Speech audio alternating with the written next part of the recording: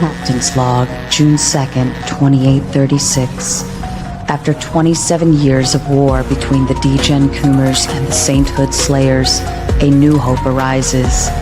As the battlefield lay weaponized, locked and loaded for destruction, negotiations for a peace treaty are in transition.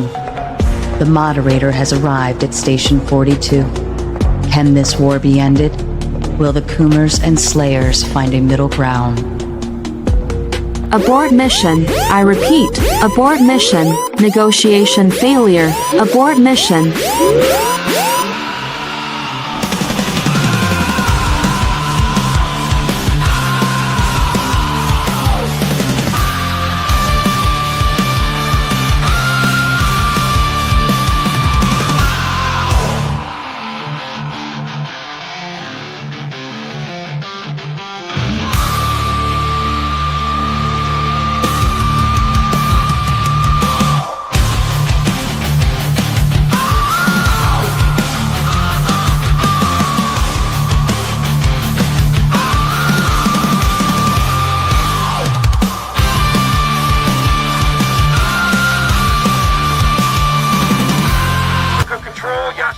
Heavy boobies, 6+, low orbit, over grid 15-2. No joy, Yashin-Man. Then go to your window and look up their biggest fracking asteroid. Copy, Yashin-Man. Still blind. Got some kind of system-wide crash in the defense grid. They're on track or something right goddamn now, because we got Boku inbound, and they're not carrying flow. Wait one, Yashin-Man. We don't have one.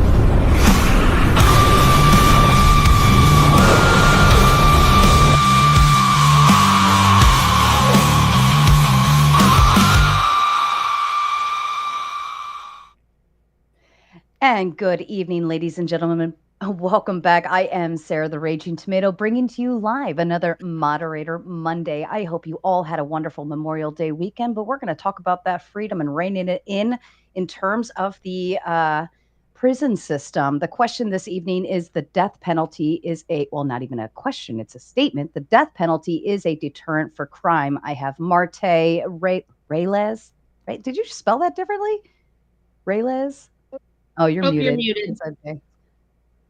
It's so that way people can say it appropriately. So. Oh, thank you. So I have Marte Reyes, Rachel Wilson, the Soy Pill, and Ryan the Radical Coder, all here to bring this wonderful debate to you.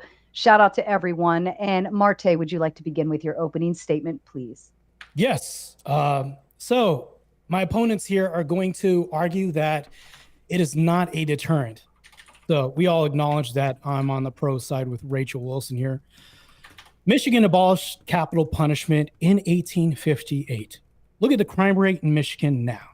Let's say I commit a crime where an individual was unalived, and then I went on to run. My face is blasted on news media outlets everywhere. The basic knowledge of a punishment for anything is baked into these laws that we have. If I shoplift, I know that there will be retribution. If I kidnap, also retribution. If I kill, the same. We can look at a deterrent of eye for an eye as a deterrent. Jesus Christ was put to the cross. In fact, this was seen as one of the worst ways to perish, not only in ways of agony, but also as a display for the public. This was such a deterrent that they used it as the last stop of a government throwing the kitchen sink at the foundation of a religion to attempt stopping it. The death penalty is a very specific deterrent in one way as well, too, and many, which me and Rachel will lay down. Ted Bundy is no longer raping and taking out children anymore. States like Michigan, which has not had the death penalty since 1858, has one of the highest murder rates. One of the problems we have is you have people in prison who also delete other people in prison. Senator Feinstein, I'll tell you a story, tells a story about her time on parole board, where she had a woman on the stand, not for murder, but for robbery, in fact. She asked, "Why did you use a gun that wasn't loaded?" The defendant said, because I know the death penalty is on the list for California, and I didn't want to do that. We have many cases of robbery in which people used items to rob which do not cause death and lead to the death penalty or capital punishment. We've seen this in movies, and example is real life, where studios borrow this idea from. So if I can be guaranteed by my opponents that somebody can be locked up for life with absolutely no possibility of release or parole, but I also need an agreement that life without parole does not constitute a violation of the Eighth Amendment, maybe you can reconcile this for me. Also, can you prove it's not cruel and unusual punishment? Killers in prison, like I was saying before, kill more in prison than they do when released. You'll have to argue for the release of killers and release of rapists to prevent more killing of staff and inmates behind bars via capital punishment. I need you to go ahead and reconcile this and pick one of those directions as well, too. I'll concede my time. Thank you, Marte. Rachel, to you. Hey, everybody. Nice to be here. Hello, Sarah. Hello, panel. Hi, chat. So when we're talking about the death penalty, when we get into like statistics and data, which normally I love, it's not cut and dry. It's not as simple as it can be with other topics, right? Because there's so many factors. It's kind of like a what causes crime debate where both sides can present all kinds of data, but there's so many factors that you can't just nail it down to one thing. So what we have to kind of do is dig a little deeper into it and look at the whole picture, right? So you could take a big, wide historical lens where throughout all of human history, many cultures, probably most, have had some form of the death penalty for most of their existence, at least for some of their existence. Might be a reason for that, but let's just say they're all wrong. They were all just silly. It was just a really misguided thing that all of humanity did for all of history. We can look at places around the world right now, and if you look at the United States versus somewhere like Singapore, it's going to be completely different how the death penalty works. Why? Because the American justice system is this super slow moving, really inefficient machine, right? When we try someone for a serious crime and we put the death penalty on the table here, you have to have a massive preponderance of evidence. That person might get more than one trial if anything goes wrong. They have many chances to appeal the decision. It's long, it's expensive. It's a really difficult thing to do. And a lot of times people sit on death row for a decade or more before they ever get executed, if they do at all. Versus somewhere like Singapore, where the justice system there has an extremely high rate of convictions, arrests. It's very efficient. Its justice is pretty swift, and it's pretty certain there. And they have something called a really, really low corruption perception index, which means the general public there does not see their government as being overly corrupt. People have a lot of faith in their system there. So in a country like Singapore, the death penalty has been an amazing deterrent. They have practically no drug trafficking anymore because they have the death penalty for major drug traffickers. And so what happens is drug traffickers go, this is a really risky market for us. The stakes are super high. There's other places that are better that we can go. We're just going to go there. So in a place like Singapore, great deterrent, has one of the lowest rates of violent crime in the whole world, one of the lowest murder rates in the whole world. Similar situation in Japan, United Arab Emirates, Qatar, Oman, places where the justice system is swift and there's pretty good certainty that there will be punishment. It's a great deterrent. In places like the United States or Scandinavian countries where we err on the side of like the rights of the accused and it's this giant, slow moving, sluggish machine, it's not as effective. And there's a lot of variables that go into that. However, I would say, what does all this mean? All this means is that, yes, the death penalty is and can be a very effective deterrent, but it needs the right conditions. It's not going to be effective in all places, in all circumstances. So we'll just have to kind of get into some of the minutiae. I'm sure that Soypil and Ryan are going to have a ton of data and stuff to talk about with us too. So that's my opening. Thank you, Rachel. Soypil, to you. Yeah, can you hear me again? I'm muted. Mm-hmm. So I'm very sympathetic to killing people. I have not not had crimes. I've had crimes committed against me where I'm like, look, I think this person should die. I think that I have seen people do things to me that I think deserve killing. So I'm not going to come out here and make some soy argument that killing people is barbaric. I think there are irredeemable people that probably deserve death, but I'm against the death penalty simply on the grounds of practicality. The first is that innocents are inevitably going to be wrapped up on this. I think 1 in 8 people on death row get exonerated only because of the super strenuous legal process. 2, because it's costly, and that super strenuous legal process, which we do to make sure we're killing the right person, which doesn't even always work out, but even when we do this, it's incredibly expensive. It is more costly to have all of these judges and trials and appeals than it is to just keep someone in prison for the rest of their life. You can say that we should get rid of these appeals. That's kind of how it is in Singapore or the Philippines, but then you have to see that even more innocents are going to get wrapped up in this. Finally, 3, this doesn't seem to be a good deterrent for crime. In America, at the very least, countries with the death penalty, or counties with the death penalty, still have a higher rate of violent crime than those without it. And intuitively, if everyone knows that by getting arrested they're going to go to jail and die, they will fight to the death with cops during these arrests. I don't want that. And I will see this. This is obvious. I mean, if this was the actual problem of the debate, like, can it deter anyone? Very much so. Of course, the death penalty can deter people.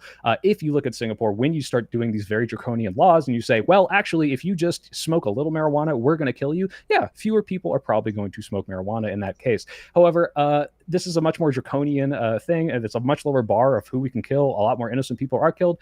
I value freedom. I value liberty. I don't trust the state to determine whether or not I get to live or die based on some arbitrary drug criteria like that. And I just don't think that's the world we want to live in. So I'm against the death penalty, not because I don't think people deserve to die, but it just doesn't seem like a practical thing to do and maintain all of our freedoms. But I'm looking forward to hearing, from the people who don't necessarily want to look at all the stats. And Marte, we can talk about the Michigan crime rate too. Thank you, Soy Pill. Ryan, to you. Right. So the question tonight is simple. Does the death penalty deter crime? Not whether people deserve punishment, not whether some crimes are horrific, just does this policy work? And based on the best data we have, it doesn't seem to. The National Research Council reviewed decades of studies and found no credible evidence that the death penalty reduces homicide. FBI data shows death penalty states consistently have higher murder rates. And when police chiefs were surveyed, less than 1% said that it helps reduce violent crime. Some say it's just used in high crime states, but when states repealed the death penalty, murder rates did not go up. If it worked, we'd see the difference, and we simply don't. Meanwhile, over half of murders in the U.S. go unsolved, so if you think you won't get caught, the punishment doesn't really matter. And many of the worst crimes, mass shootings, family killings, are committed in irrational, desperate, even suicidal states. They're not calculating their sentencing outcomes.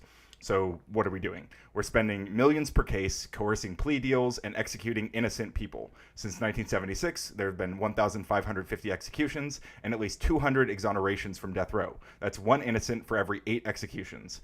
Cameron Todd Willingham, Carlos DeLuna, Troy Davis, these people were executed despite serious doubts or evidence of their innocence. Even if you want to believe this policy deters, there's no proof at the moment. And what we do have proof is that it kills the wrong people. And we know what works. Solving more crimes, funding real defense, investing in prevention.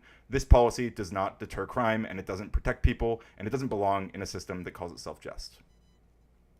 Thank you so much, Ryan. And as a kind reminder to the viewers, audience, and future panelists, we will go through our debate, and then we will read and respond to your super chats and closing statements. And then, of course, as always, we will go into open panel dumpster fire. So get ready to hop on later and voice your opinions as well. Outside of that, I leave the floor open to you. All right. Well, let's dig into some of this. So Ryan did exactly what I told Marte when we were chatting earlier that I thought he would do. I could have practically said his opening for him. I know you, Ryan. The problem is research it, right? Well, I knew you were going to do surface level research on the United States only, and that's why my opening was tailored to kind of respond to what I knew you were going to say, which is like, sure, in the United States, where we have 50 different states that all have different laws and have, you can have a state like Michigan, like Marte was referencing, where terrible high rates of violent crime and homicide, but only in one city, and the entire rest of the state is nothing like that one city, right? So the United States is a pretty complex huge place. So we have to look at more data. We have to look at longer sets of data. We have to look at extenuating circumstances and the conditions under which the death penalty is being implemented. So why do we see that when we look at the lowest rates of crime around the world, some of the top countries that have the lowest crime, the big ones. Now you can look at like Luxembourg or these tiny countries that have like 400 people in them. They're going to be the lowest crime rates overall. You'd probably statistically want to take those and throw them out because they're an anomaly. But if you look at like the next two biggest countries that have the lowest rates of murder and violent crime, it would be Singapore and Japan, which both have the death penalty. Then you look at a place like the Philippines, which is highly corrupt, very, very poor, and the death penalty there, not as effective. Why? Because there's so much corruption, because the police there are so corrupt that oftentimes they're the ones dealing the drugs and like helping the murderers and things. So under a system like that, or a system like the United States, yeah, you're probably going to have a hard time proving that the death penalty does much in the way of deterrence. But in a system that's a little swifter, where there's higher trust and there's more integrity in the system itself, people get arrested more quickly, they get convicted at a higher rate. It seems to work great. So I don't know that you just saying the United States isn't a good case, or it doesn't seem to work here under the current conditions, is an argument for whether or not the death penalty is effective overall. That's a good point, Rachel. Can I read you something from Amnesty International here? This is called Singapore, the Death Penalty, a Hidden Toll of Executions. I don't know if you came across this. It says, despite the use of the death penalty and high execution rates, drug addiction continues to be a problem, particularly among the poorly educated, impoverished, unemployed, and young people from broken homes. According to the website of the Singapore Central Narcotics Bureau, a total of 3,393 drug abusers were arrested in 2002. The number of new drug abusers increased by 16% compared to figures for 2001. The CNB announced that they had seized X amount of kilograms of heroin, X amount of kilograms of cannabis during 2002, and reported a significant increase in the use of methamphetamine. This is despite the fact that the scope of the death penalty was increased in 1998 to introduce a mandatory death sentence for importing, exporting, or trafficking in more than 250 grams of the drug. So it seems, especially in cases where addiction is a problem, people who already think they're going to die from it, it's not deterring them insofar as, let's be clear. If we wanted to say that every crime was punishable by death, it would be very hard pressed for me or Ryan to admit, like, yeah, of course people are going to maybe hesitate now about stealing a candy bar from 7-Eleven if they think they're going to die as a result of that. But if we look at what actually happens when you practically implement this, especially in the country that you use as an example, this just doesn't seem to be working to the degree that we want. And when it is working, when it's like, hey, we have fewer crime overall, we can look at the crime rate. Well, guess what? We also kill a bunch of innocent people to get that result. And I guess my question to you would be, one, like how many innocent people need to die before you're okay with the crime rate being that low? But two, also, what do you have to say about the fact that the drug rate is just going up regardless, because addiction is a sickness that people get, pulled into. It's not like they don't want to quit, but they do it anyway, knowing that they might die as a result. Well, I'd have a lot to say to all of that. So you saying that drug use is going up doesn't necessarily tell me much. Again, we need more context than that. We need to know, like, are the drug use rates there higher than other places? Are they lower than other places? They might still be really, really low, even though they're going up, right? So, but and I'm conceding, Rachel. Obviously, I think drug use in general, if you said, if you touch a gram of weed, I will kill you, some people would otherwise, who are not going to do it, are going to not do it. So that's why Sarah, I actually do have a kind of an issue with the prompt of, is it a deterrent for crime period? Yeah, I think if you death penalty every single crime, of course, that's like impossible to argue against because people don't want to die, right? The question is this effective? And this does not seem to be effective. Yeah, I don't love the prompt either, to be fair. And it's not, if I had like my druthers, I would have changed it a little bit. I would have tweaked it a little bit to make it easier for both sides to really get into this. But I mean, no system is going to be perfect. Every system is going to have wrongful convictions. And you could say, well, then, and I used to argue this when I was a young, goofy libertarian. I'd say, well, if one innocent person is being killed, I don't trust the state, blah, blah, blah. However, as I've gotten older and wiser, it's like, okay, there's going to be some people who are going to be wrongfully convicted in any system. And I don't know that like locking someone up for the rest of their life in prison is necessarily better. They're both quite terrible. It's a bad situation either way.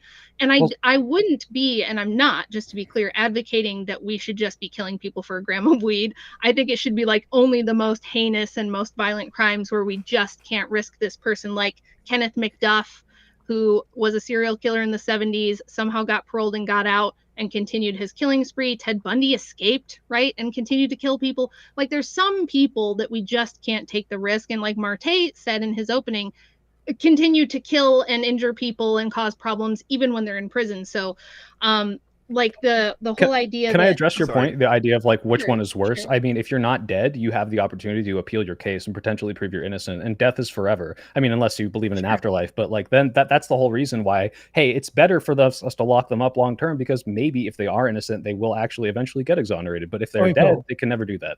I'm going to ask you a question.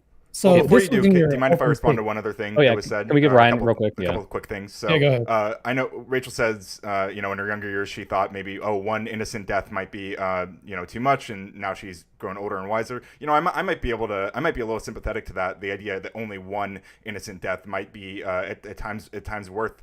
There are casualties in war, right? But we're not talking about one innocent death. We're talking about a rate of about 12%. We're talking about 1 in 8 exonerations. And second of all, to defend the prompt itself, I think even in the case and I might be maybe pushing on Soy a little bit here, but even in the countries where we do see the death penalty being used swiftly and capital punishment being used for maybe much lower level crimes, it's not necessarily you still have to demonstrate that it's the death penalty itself and not just a harsh action on crime that's actually deterring crime. Because if you're telling someone that you're going to kill them for a gram of weed, or you're going to lock them in jail for the rest of their life for a gram of weed, I think both of those are likely to deter crime. So you have Ryan, to, I got a question for you now. Sorry, I'm finishing. I'm landing the plane, I promise. The burden is, of course, on you guys to demonstrate that it is the death penalty specifically, even in those cases, that is the thing that's deterring crime.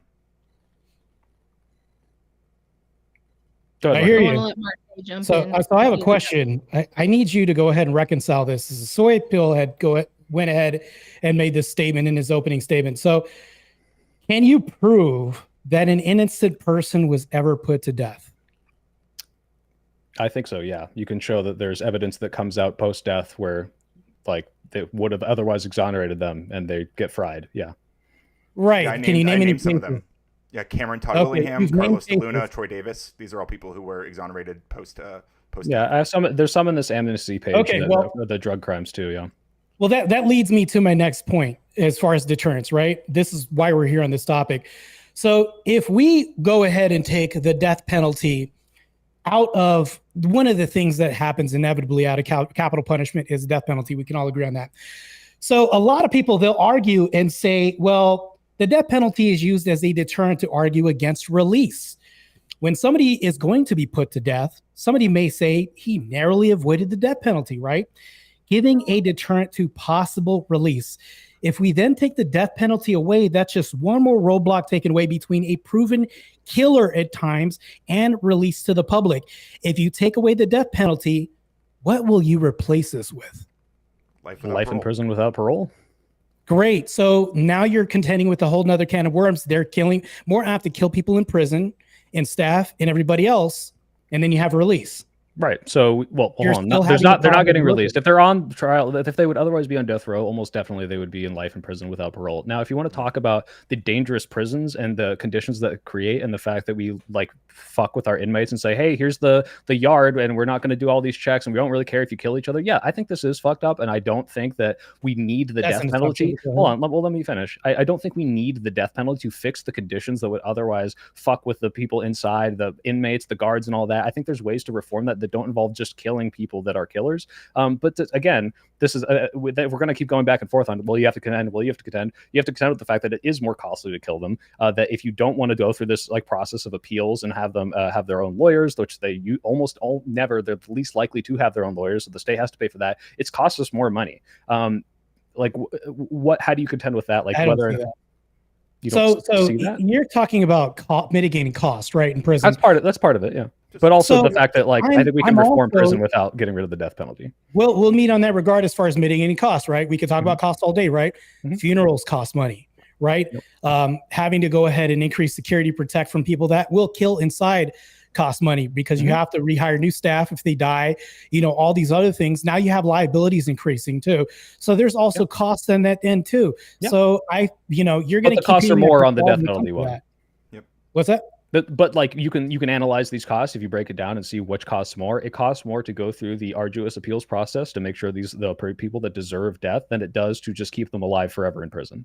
Do you So think that we should actually reduce that appeals process? that Marte? promotes my argument as expediting the death penalty. I think that Right. I can Right. agree That with you is the logical answer, Marte, which is we should get rid of some of these processes, which that is a I completely agree. logical We should argument. do that. However, Yes. then you have to contend with the fact that you're going to be killing more innocent people who do not get as much process to prove their innocence, right? And the rate is already So- 12.5%.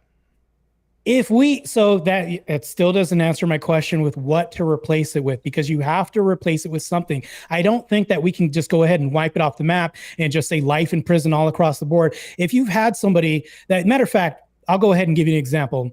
So we can all say that home invasions happen all the time, right? Mhm. Things happen. We have castle doctrine. You have to protect your life. We have stand your ground in Florida happens, right? Yep. So I need you to go ahead and follow this trail of logic. If I stand my ground and protect loved ones, or if somebody is in my home and I walk in and they're raping a minor, Yep. things like this can happen.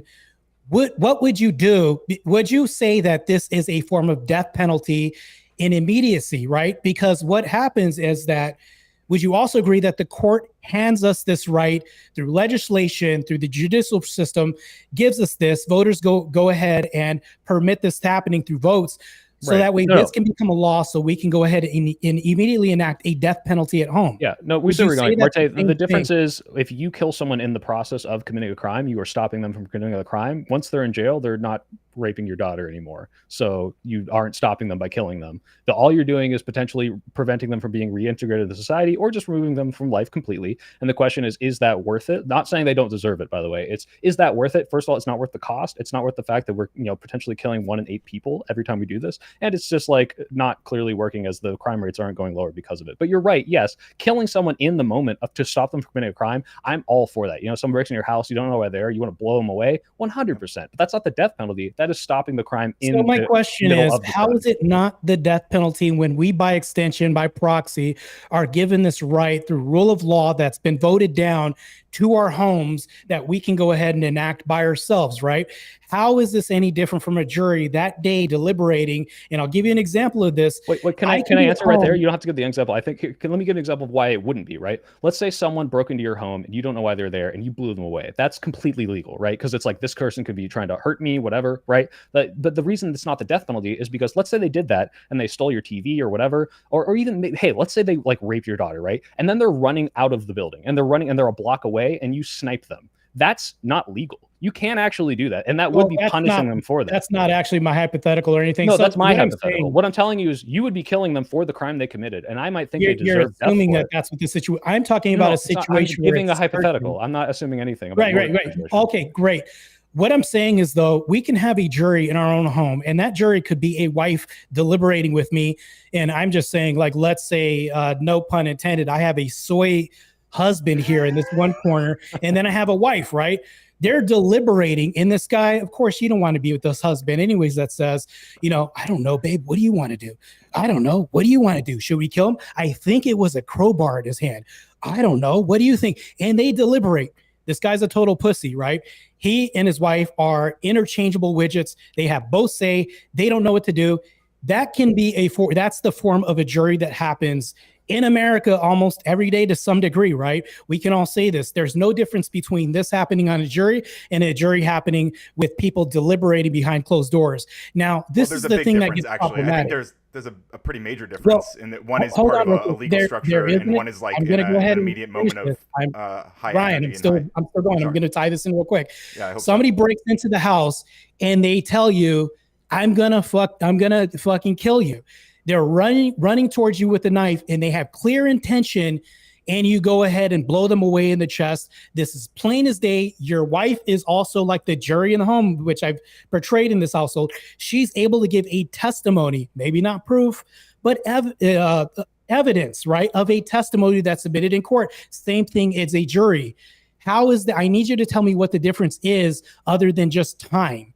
You're stopping the crime versus the person's not doing the crime anymore, right? It's not the reason that we say that you can blow some away is not because we necessarily say that someone breaking into your house deserves death, because sometimes they don't, right? I don't think necessarily like, look, I want to kill someone who comes in and tries to steal my Xbox, but I don't. If you ask me, just in a hypothetical, if someone How has is it stolen not Xbox, stopping crime? wait, hold on, on the other let me two? finish, please. Is Go ahead. like I don't think that stealing an Xbox is punishable, should be punishable by death. However, if someone broke into my house to do that and I don't know what they're doing and I blew them away, I think they deserve death for putting me in a situation where I'm at fear for my life and my family, right? But once we know why they're there, once we have that evidence, and once they are not a risk to society because they're in custody, we can't just kill them right away. We have to say, okay, what did you do? Did what you do deserve death? And then we can go on to the death penalty. But that's the difference here, is their immediate moment of you stopping a potential harm to yourself or your family, or a situation where we now are not at harm and we have to decide what to do with this person based on their crime.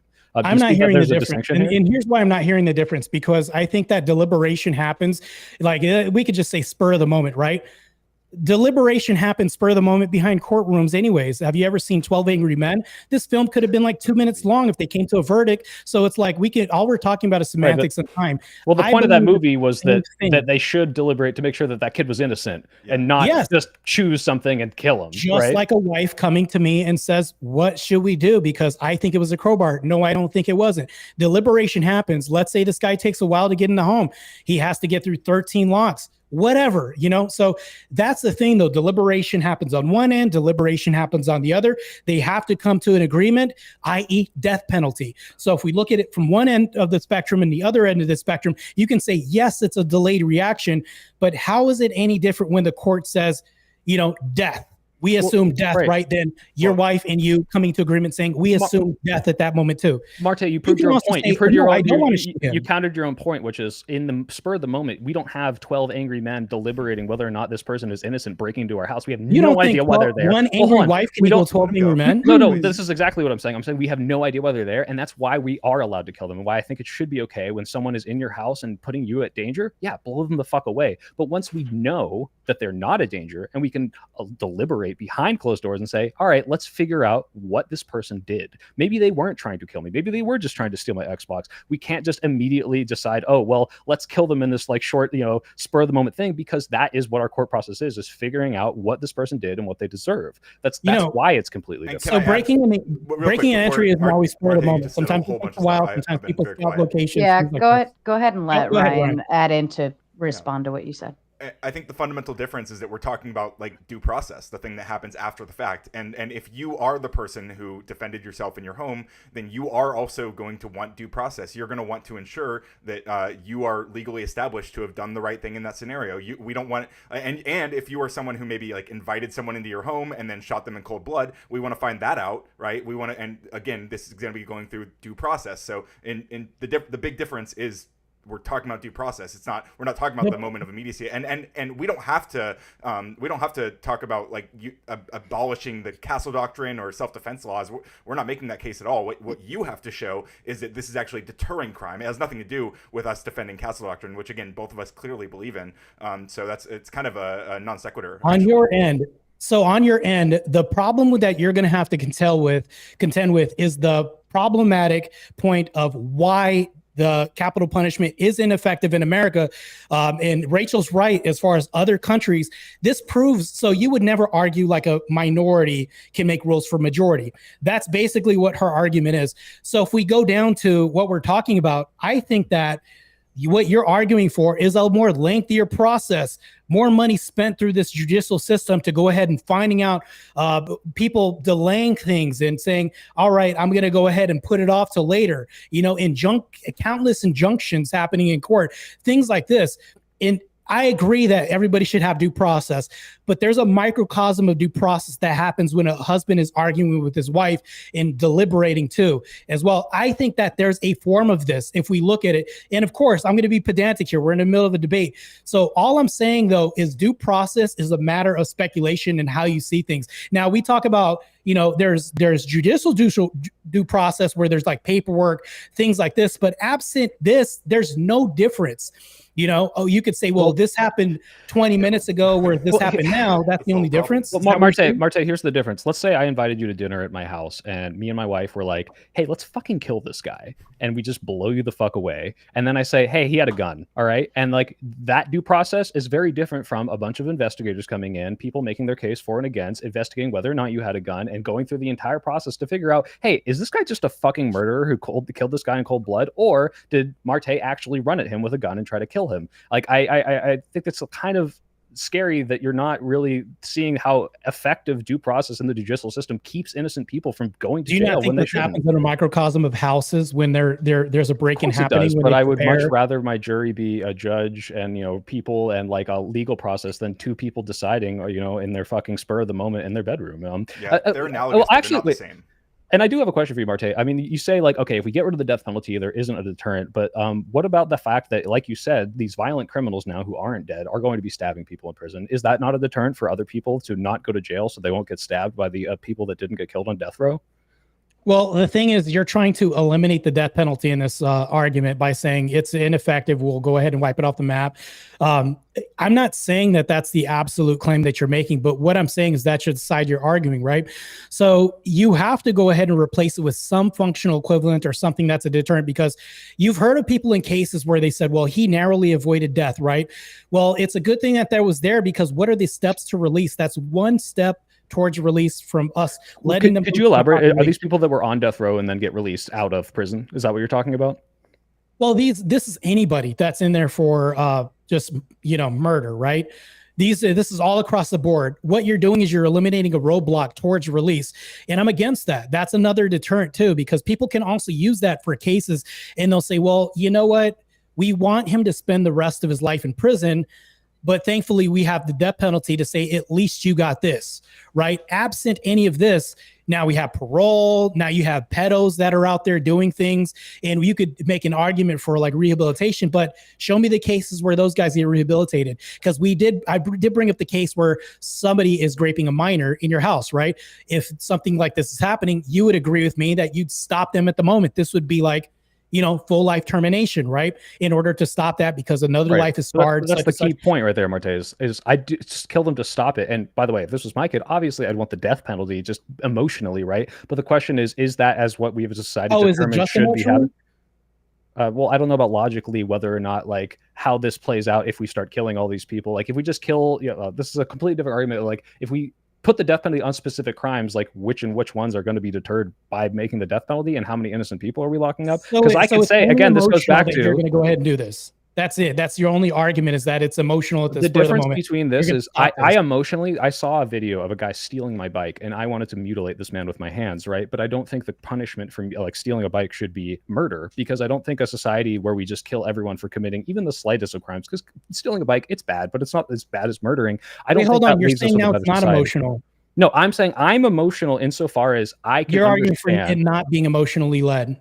Yeah, I am arguing that our legal system shouldn't be based on how I feel when someone commits a crime against me, especially if it's just like stealing. Even though I want to kill them, I don't think we should kill people who steal just because they stole. I think a society is better because those people do sometimes, are able to be rehabilitated. Now, that's why I say if you've got like a Ted Bundy or some of these examples you bring up where it's like, yeah, this is like a serial rapist, I understand and think that probably these people should die and deserve death. The question is it practical and does it deter crime? Like, and this is something we haven't contended with at all, which is if you look right now, the death penalty is very rare in America, and yet the violent crime rate has been steadily declining for a very long time. And so it seems like without the death penalty, we're going in a very good direction.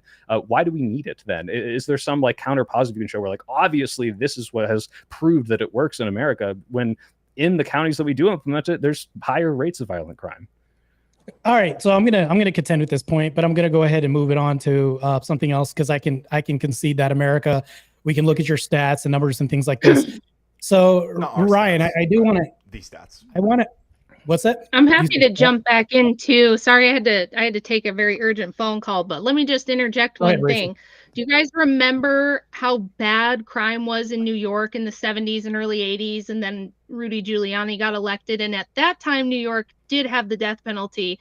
And Giuliani was super tough on crime. He basically got rid of the mob and lowered violent crime in New York, like the likes of which we haven't seen in this country in a long time. So we are bound to the prompt, which is, does the death penalty deter crime? And I would say historically, there's lots of cases where you can say yes. Another one would be post Revolution France. Wait, there was Rachel, tons Rachel, of I don't mean to chaos, interrupt. craziness. Tell me what years was he mayor? Was it 1994 to 2001? Okay, thank you.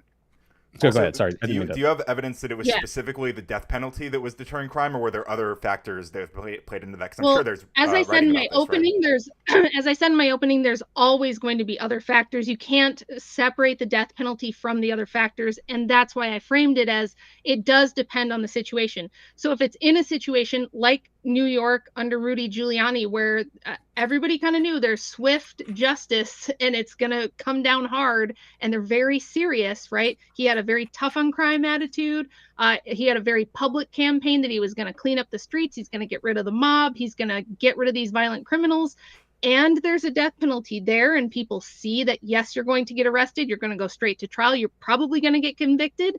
Yes, it's very effective in those cases. So another one, Rachel, like if you look at the actual crime rate in New York from about 1990 to 2005, so the death penalty came back in, I want to say 1994, but during Rudy Giuliani's tenureship, it was on a sharp decline all the way up until 1994. It continued to sharply decline as Rudy Giuliani got into mayorship, and then in 2004 they got rid of it, and it still declined. So the idea that you can somehow attribute this to the death penalty and say the death penalty is the reason why crime goes down, I just don't see that. That makes sense. Hold on. Rachel was interrupted. I want to hand it back to her. Go ahead. I'm saying that the death penalty combined with these other factors is extremely effective, and we can see it in other. It would be something if it was just one isolated case. You'd say, I don't know how you could correlate that, but like another really popular example, like I said, post-Revolution France, total chaos, craziness in the streets. They start guillotining people, and suddenly everybody starts behaving better. Vlad the Impaler, started implementing death penalties and putting people's heads on stakes around the town, and everybody stopped stealing and murdering because it's like, oh shit. The same thing with post-World War II Japan. Very, very tough penalties, swift justice, and the death penalty there too. So it has to be under certain circumstances, but yes, it can be for sure a very effective deterrent. It just isn't a good deterrent when you're kind of waffling about on it and it takes 30 years for you to get executed and you get 7 different appeals. Then no, of course it's not going to be a deterrent. So. Okay, so I don't even necessarily disagree with some of the examples you put in the end there. So I guess my question to you is two-part. One is, what is the least bad crime that you think should be punishable by death? Because I'm arguing that in the state that we currently have the death penalty, or at least the way it's kind of argued in the Overton window in America, is for like the most horrible serial murderers, right? So if you're saying we should be more like Singapore and we should start killing drug offenders, I want to hear that, if that is what you think. And then we have to contend with how many innocent people are you okay with if we're going to get rid of all these restrictions dying, insofar as this death penalty is going to reduce the crime rate if we start putting it on these very, very, very, not so heinous crimes, nonviolent drug offenders. How many innocents are you okay with dying to make this crime rate lower? Which I do. Again, we've conceded. If you start saying that every crime is punishable by death, crime will go down, obviously, because people are going to be like, I don't want to fucking steal candy. I'm going to die. But the question is, are you okay with that? Killing people who may or may not have stolen candy? And are you okay with killing innocent people who get accused of stealing candy? Like, that's where we then have to have the debate. Yeah, I get your question, and I could answer your question, but it would have absolutely no bearing on my position or my argument whatsoever. So like, me saying what things I think should be, what we ought punish by death, what the smallest crime should be, has no bearing on whether or not I'm correct about my position and whether I'm correct about the prompt, right? So, I mean, I could tell you what I think, but my personal opinion on the lowest common denominator of what should be punishable by death has no bearing on my argument, and it has no bearing on. It's more about what are you advocating for? Well, my argument. I'm not advocating for anything, so.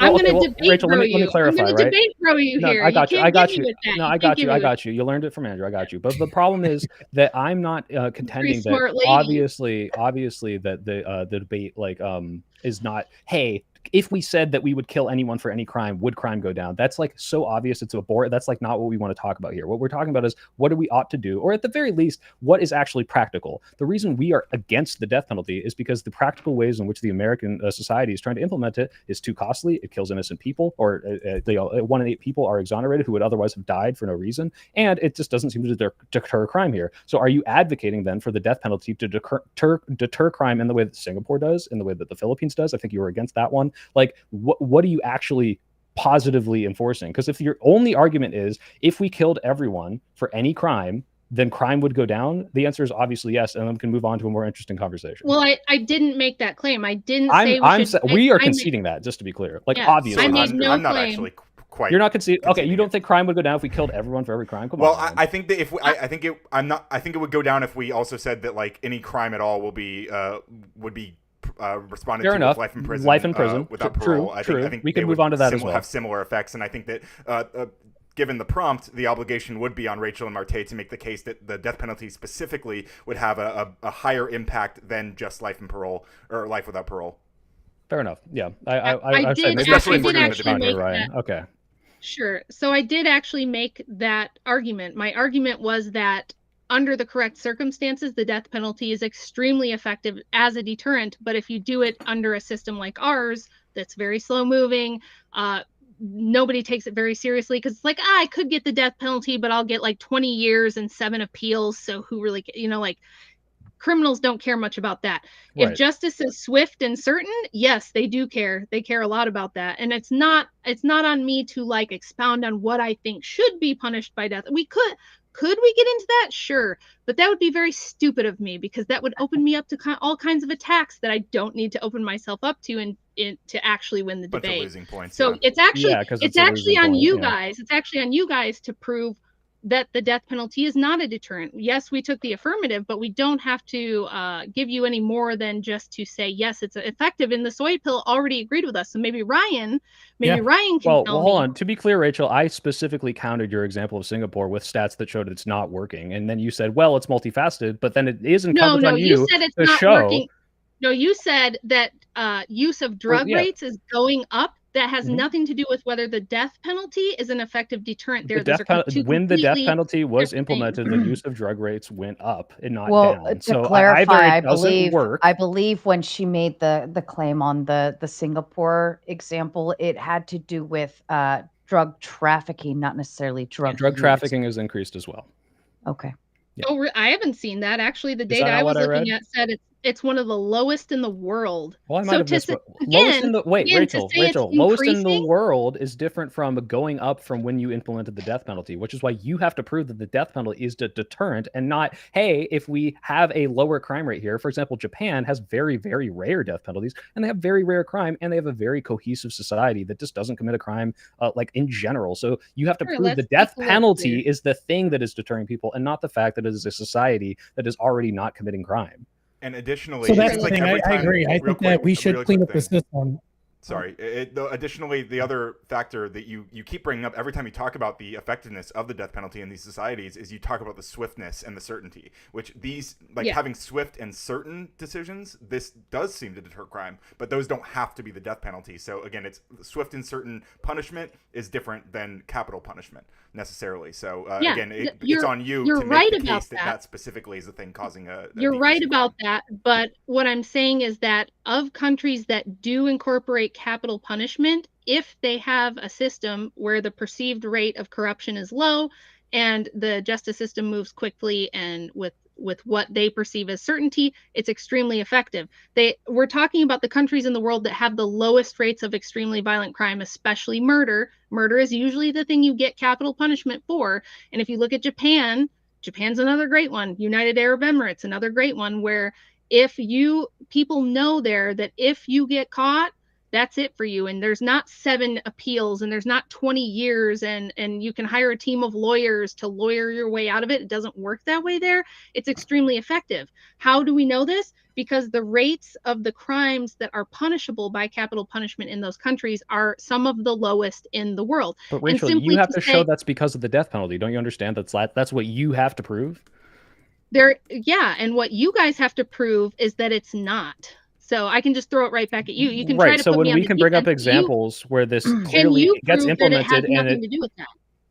no, Because that I'm telling you, can I prove God doesn't exist? Of course not. You have to prove the affirmative case of the death penalty is deterring these people from committing these crimes. If you That's can't do actually quite more simple than that. Ryan, I'm going to ask you a question. So if in Qatar, I went ahead and implemented capital punishment for sodomy, right? Do you think there would be more sodomy or less sodomy? Well, again, I think it's about the swift punishment. So I would say that whether or not you do the death penalty or life Regardless, in prison for do you think sodomy, there I would be think more or less? both of those would have less. Okay, great. I just had to ask that. So if the KKK was running around the South back then, do you think there would be more blacks or less blacks running around at night? There's probably going to be dear less, but Thank you. Got him. And I think maybe if I can offer some clarification, I believe it would be Soy and Ryan's job to cut holes into the affirmative position. So it is for Marte and Rachel to defend the stance, and then Soy and Ryan, it is your job to kind of break into that. So yeah. So We're- let's Right. start So with that's Japan. right. So Sarah, that's why I brought up the whole like, hey, Mhm. drug rate is increasing in this country. So even when they know for a fact, when I do this drug, if I get caught with this drug, they're gonna fucking kill me. They still do it, and the reason that's not deterring them, even if it was life in prison or like you killing them, both of these things are horrible deterrents. They still do it because despite the horrible punishment that will result in it, they still are addicted. They have some sort of sickness, and they so people who kill people already know like they're fucked after if they get caught. It's not a matter of, oh, I'm going to die or not. It's, hey, I'm going to have a horrible comeuppance for this. And the question is, all right, so if you are in a country where you are giving people the death penalty for this crime and it's going up, then clearly it's not working as intended as you're saying, hey, this is a deterrent, this is making people stop. It's just not. So you'd have to I'm show me looking that at it the was. But wait a second, because I'm looking at the data and you're misrepresenting it. You're acting as though all crimes are punishable by death.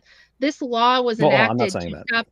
This law was enacted in Singapore to stop opium trafficking specifically. And in the 4 years after they implemented it, opium trafficking dropped by 66%. There was a 15 to 19% point reduction in the likelihood of traffickers bringing in more than 500 grams of cannabis, suggesting a deterrent effect.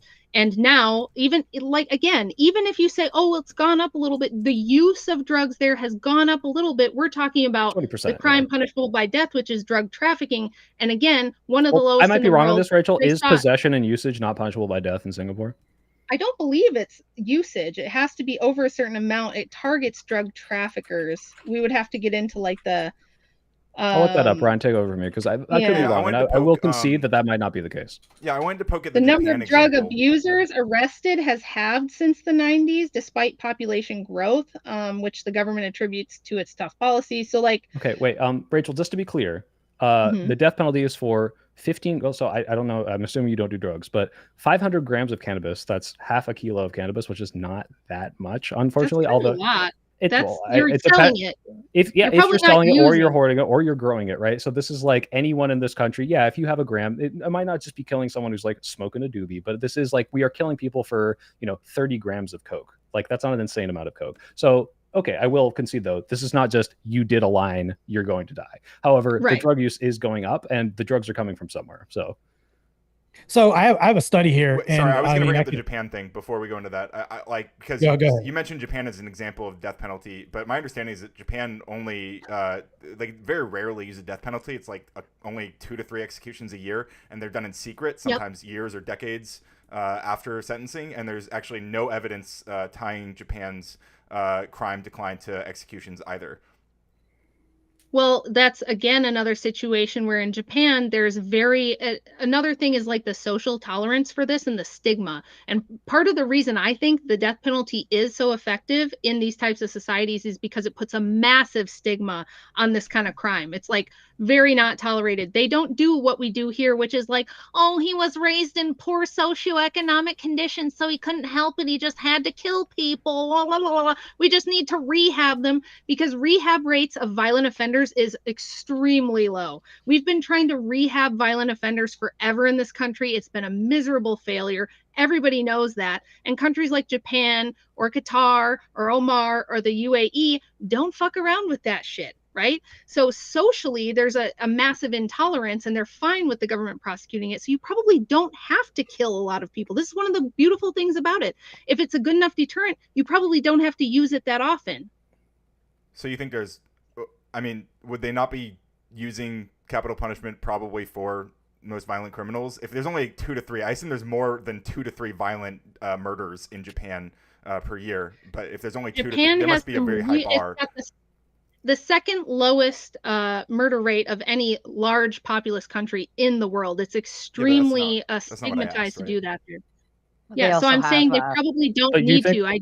Wait, I agree with you, Rachel. It is, isn't it more the social stigma though than do you think the death penalty necessarily is informing the social stigma to that degree, or can you show that that's the case? Because when I was in Japan, the social stigma of cohesion of like, hey, everyone clean up after yourself. Hey, don't do crime. Hey, don't walk around with your shirt off. Hey, don't eat while you're walking. Like, this is a very widespread cultural thing, and none of those crimes are punishable by death. And I would assume that, I mean, I can't prove this, but it's pretty obviously logically follows that also infringing on the rights of your fellow man by killing them is pretty frowned upon, not because you're going to die, but because they're just a very cohesive society that wants to treat each other like, part of a collective. You'd have to show that this death penalty is the reason why so few people are committing these crimes, which I just don't see this borne out in the data at all.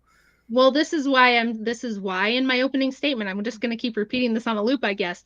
It's all a holistic thing, right? A society that takes crime seriously has the death penalty because they're saying, look, this is how serious we are. You do this kind of stuff, off with your head. We're going to hang you from the rafters. That's it for you. It's the chair. It's the gas chair. Whatever you want to do. They kill like 2 people a year, right? And they still have a lot. They probably have more violent murders than they do death penalties, right? It's probably the best proof that it's an effective deterrent to have a society where we do institute the death penalty, but we don't have to use it very often because all of you motherfuckers know that you need to stay in line and that this type of behavior is not tolerated. Whereas if you look at more tolerant societies like the United States and Northern Europe, places where the emphasis is on rights rather than duties, and everybody can kind of get away with murder and you can do all kinds of stuff and you're going to get multiple appeals and you're going to get 20 years sitting on death row and getting, your rights are going to be protected. The downside to that, you can say, well, it's because rights, rights. Rights. You can say, right. I mean, have less of them. Yeah. I'm not saying people should have less of them, but I am saying that rights without responsibilities and duties attached are extremely bad. It's a bad thing to do, to give people only rights and no responsibilities, no duties. And as Soyapil just said, lack of social cohesion, right? Look at the United States. We have riots every damn summer because some idiot, screws up and he gets pulled over and starts acting like a fool and gets shot because he's threatening cops. And we tolerate people burning down all of our cities. Why? That's stupid. You would never have that in these countries. And it's more indicative of the overall attitude of just, we don't tolerate this kind of upheaval and chaos.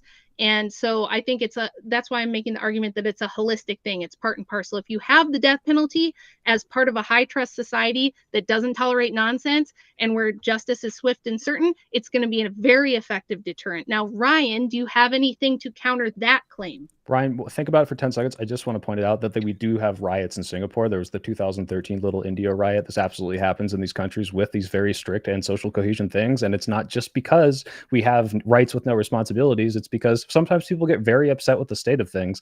And this is just going to happen in lots of societies. Well, it's kind of can you give me the context of that riot? Can you tell me what that was about? It's not like I didn't just look it up. I totally understood this before. There's a fatal accident that occurred at the junction of a race course and Hampshire Road in Little India, Singapore, causing angry mobs of migrant laborers, probably from Malaysia, to attack the bus involved in emergency vehicles, but I then had arrived at the situation. 300 migrant laborers were involved in the riot, which lasted for over 2 hours, and 64 people were injured. Oh, 2 hours! Look at that. They squash a riot there in 2 hours instead of letting it go for months, letting it go for the whole damn summer. And you're I talking want about to push back on Floyd the summer riots. Break down a law and everything else. Because you did say every summer. So we've had very question. few George Floyd riots since 2020. But go ahead, Ryan. Yeah, I just wanted to mention, this is a common tactic parts of the that country the right uses every to summer. talk about BLM quote-unquote riots. What they're actually talking about is the largest civil rights protests in American history that led to a massive police reforms, and they want to downplay it because they don't want you to protest. They don't want you to go out and protest, police violence, because they know it's effective. And they Ryan, want to deter are you people really from going to doing sit that. here and try to besides defend the Black point, Lives besides, Matter? sorry, Oh, besides, this you is can go in a crazy. minute. But Wild besides that, take. I wanted to bring up, countries like Norway who abolished the death penalty in 1979, and they have an extremely low homicide rate. Iceland abolished it over almost 100 years ago in 1928, and they have an even lower. It's one of the safest countries in the world. Oh, wait. Denmark. Okay, let's stop there, Sure. because you're shotgunning a bunch of shit. Iceland, social cohesion, yes. Massive amounts of social cohesion. First of all, a small population, ethnically homogenous. Isn't this an argument in our favor, though, Rachel? It's that No, it's if you have the interesting. social cohesion and no death penalty, it seems to be the very low rate of crime. If anything, this shows Well, that it's not a because deterrent; what- it's the social let's cohesion. go- Comprehensive wait a social minute, cohesion. Wait a minute. Yeah, Let's go back to holistic. my opening. Iceland has a very small population of ethnically homogenous. It's very interesting. You guys could use this in your defense if you wanted to, but I'll crush it for you here. Even though they're mostly secular, they're not a very religious society whatsoever, and they have a lot of egalitarianism. It's very isolated. There's not a bunch of migrants coming in. There's not a bunch of multiculturalism. There's not a bunch of leftism. And again, the emphasis is on duty and social cohesion. Yeah, you probably don't need a death penalty there. So why don't you argue for that instead of the death penalty? It seems to be working pretty well there. Well, right? I haven't argued for the death penalty. I've just argued that it can be extremely effective in the right conditions. That's Deterrent, my yes. whole. But most If of you those guys would conditions- ever just absorb my opening statement, No, my we opening understand. statement was, Yeah. We hey, understand, the Rachel. death We're not penalty saying absolutely can be a deterrent. the problem is Yes. every example that you've brought up has unfortunately been unable to prove that the death penalty is the reason that this is specifically happening. And when you look at these other countries that do not have the death penalty and achieve similar outcomes, it seems to be because of that social cohesion that you said is a good thing and But agree with. again, So what we're maybe saying I is can ask the question then, if we, because I think it's state to state, right? Currently in America, it depends on the state, but if we like maybe enforced federally and like overrid everything and said, you know what, for this crime and on, we're going to enforce the death penalty. If you do X, Y, or Z, death penalty, no ifs, ands, or buts about it. If we did that, do you think that would deter future crimes from happening going forward? yes, only if we made it so that you don't get 7 appeals, you don't get 2 mistrials, you don't get all these mistrials, you don't get 20 years to sit there, you don't have this slow moving thing where you're going to sit in jail for 3 25-year years before you process, even go to right. trial. If it was the situation where we said, okay, these are heinous crimes, you're going to get trial within 6 months. And you're not going to get an appeal unless there's an extreme circumstance, like other countries do. Yes, I definitely think that would work.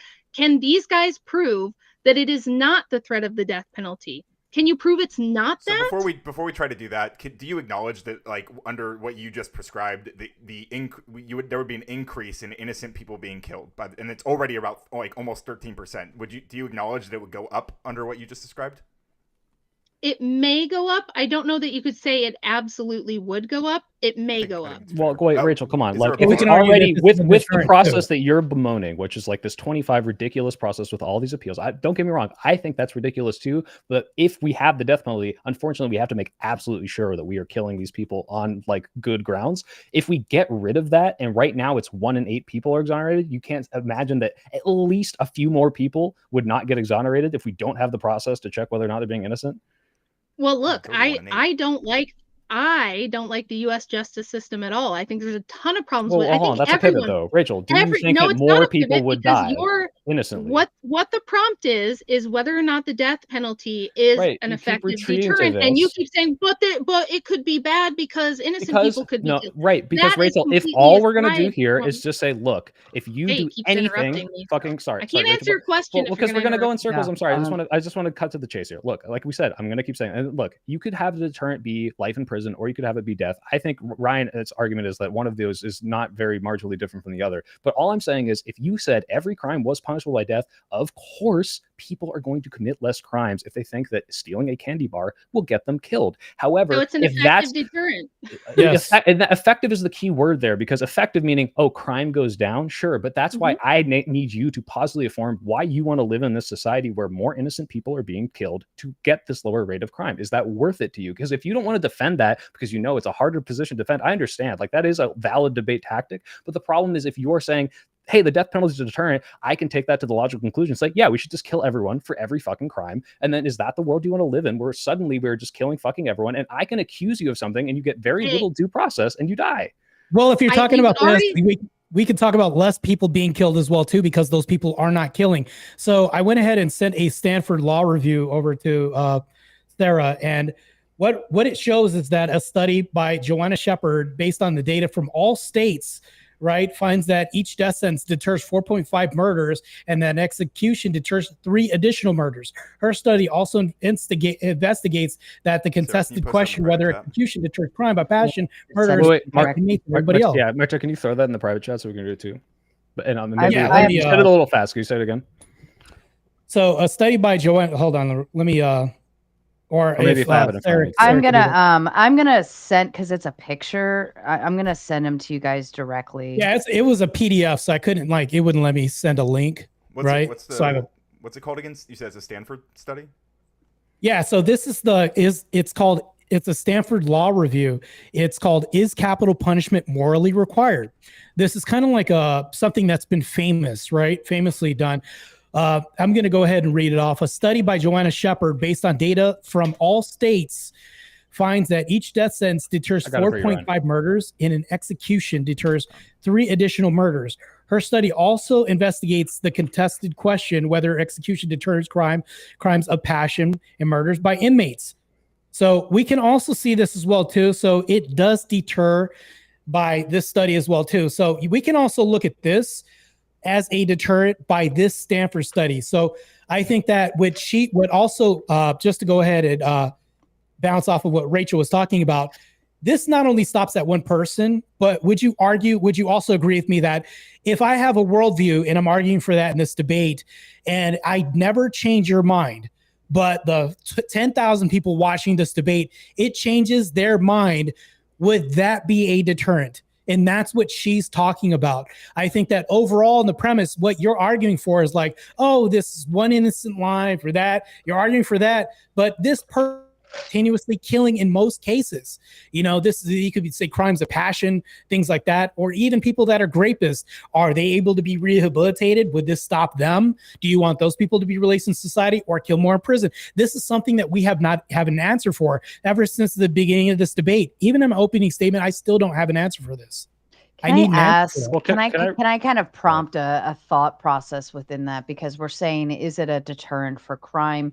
We already have sentencing and laws out there right now that would presumably deter crime to begin with, even at life in prison, or things of that nature. So if we already have laws in place to deter crime, could we conclude that those are working, or are people still committing crimes and so on and so forth with the chance or hope that they don't get caught or things of that nature?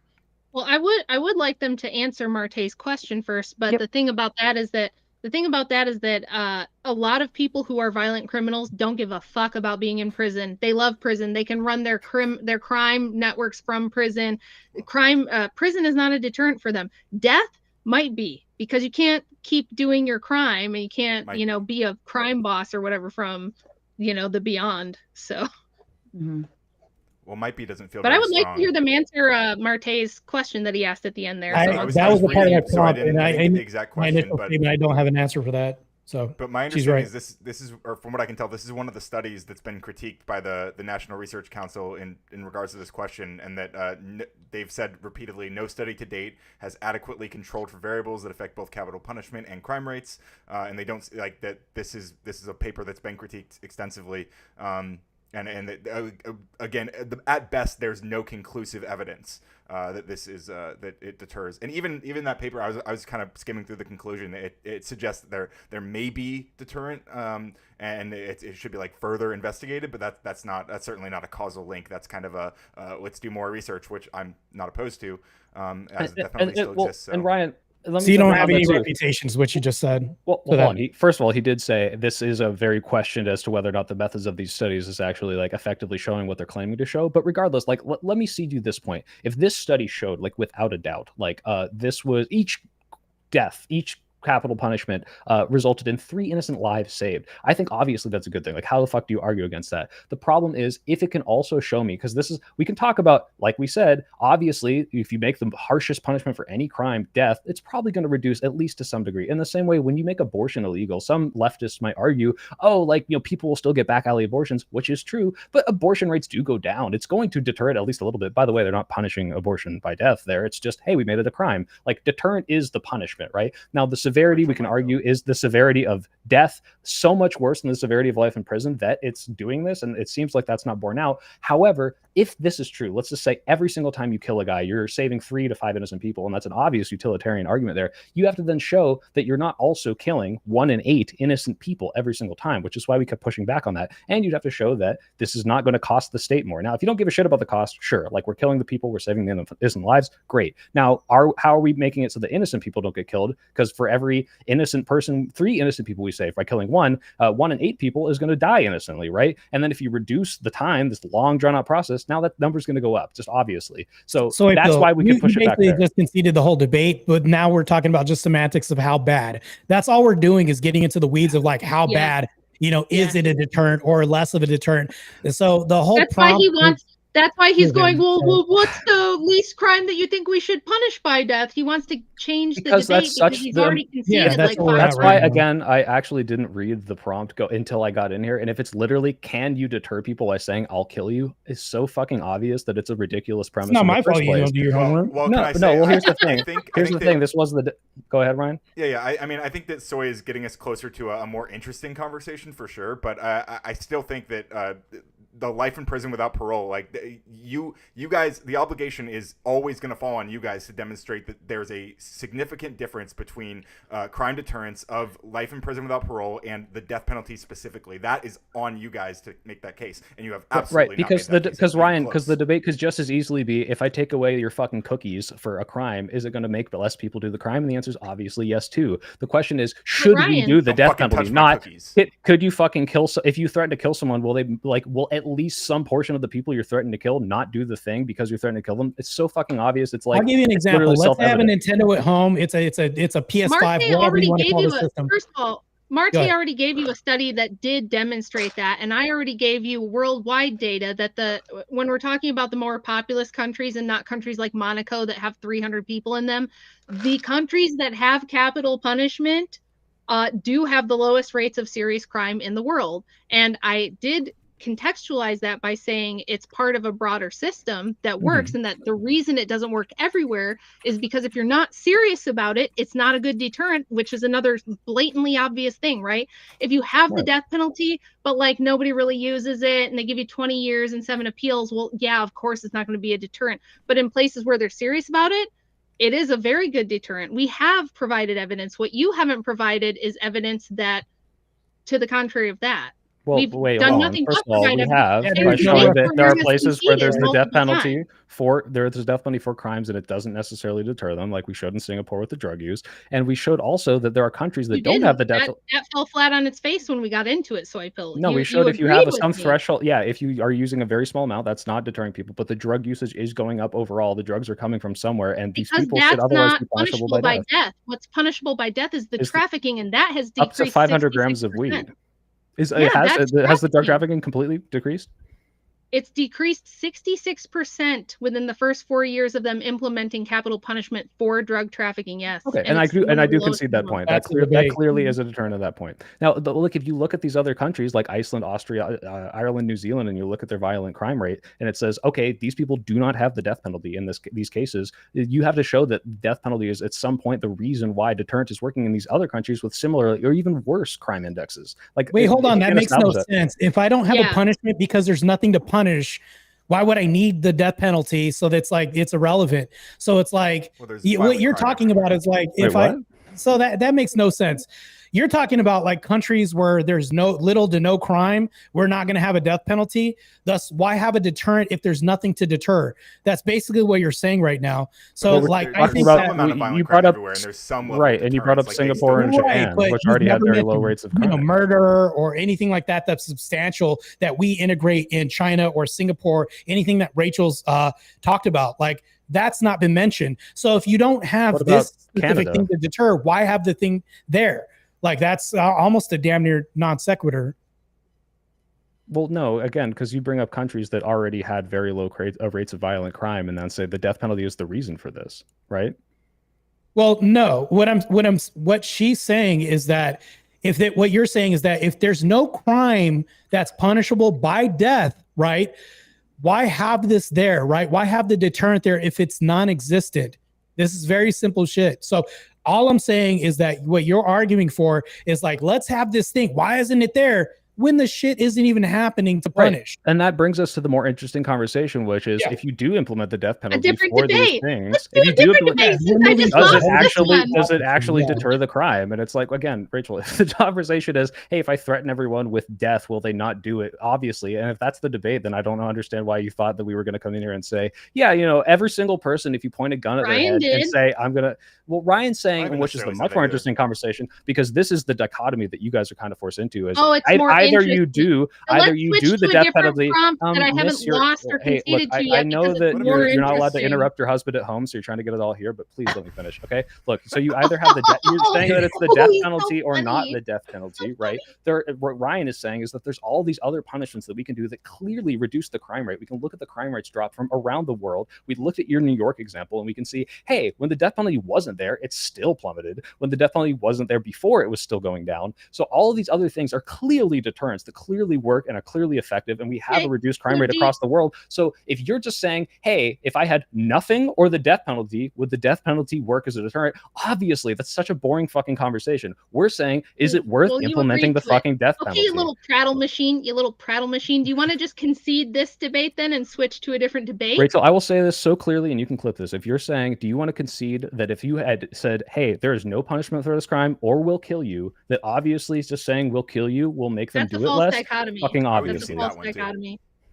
We're sticking to the prompt. It's not our fault that you literally said, concede I that. didn't see the prompt until I got in here, and when I got in here, I just conceded to the debate. Okay, well then we won the is the debate. debate Something that if you wrong. threaten to You're murder literally people, both not even on the same side in Pull it this. back.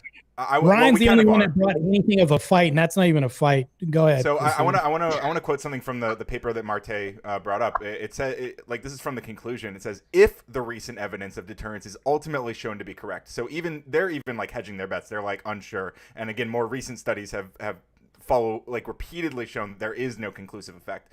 So I think that you're not making the strongest case by providing this paper specifically. You're still dancing around the subject as far as they're saying the pro that's saying it's shown to have a deterrent, and then later on you're going ahead and recanting all that was specifically stated in that article that I sent you. That's what I'm saying, is that you're saying, well, they're hedging their bets. Can you show me they're hedging their bets? How? Well, they're saying Where if in the the article recent does it say evidence that? of deterrence is ultimately shown to be correct. So they're not saying that it is correct. They're saying this recent evidence, and again, more recent studies have demonstrated over and over there is no conclusive evidence. So it seems like this from 2005 or 2006, right? So if more recent studies are saying that, hey, since this paper was published, that that evidence has not held up, and again, like when we talk about the amount of people who are quote unquote saved by the death penalty, it looks at like a national average, which is very, very abstracted and doesn't really tell us the full picture based on a lot of the things that Rachel brought up in the opening, right? That we have to look at more specific stuff. I heard this diatribe, but you still have no refutation, I hear. So just The refutation speculation. is that you haven't. This doesn't demonstrate what you're claiming to. Oh, so a paper that outright states in the beginning, and then you're saying, well, it's speculative at the end. Read me Great. what it outright That's states that you're not a saying. proper counter. Can you read me from the paper what you're specifically claiming it like how it specifically supports your point? Okay, in the beginning, it says it basically states from 1997 to 1999, it shows that each death sentence deters 4.5 murders, and that an execution deters 3 additional murders. Her study also investigates the contested question. When we go down the line of all this other stuff, there's nothing that refutes that. It sounds like you're reading an article about the paper, not the paper. This is the paper. Sometimes there's Well, I mean, usually like an abstract. They're discussing the paper. I mean, we can talk about all this, but when you open this up, is capital punishment morally required? This is the review. So, I mean, of course, it's a review, but you would have to offer refutation to that initial statement of saying the deter, right?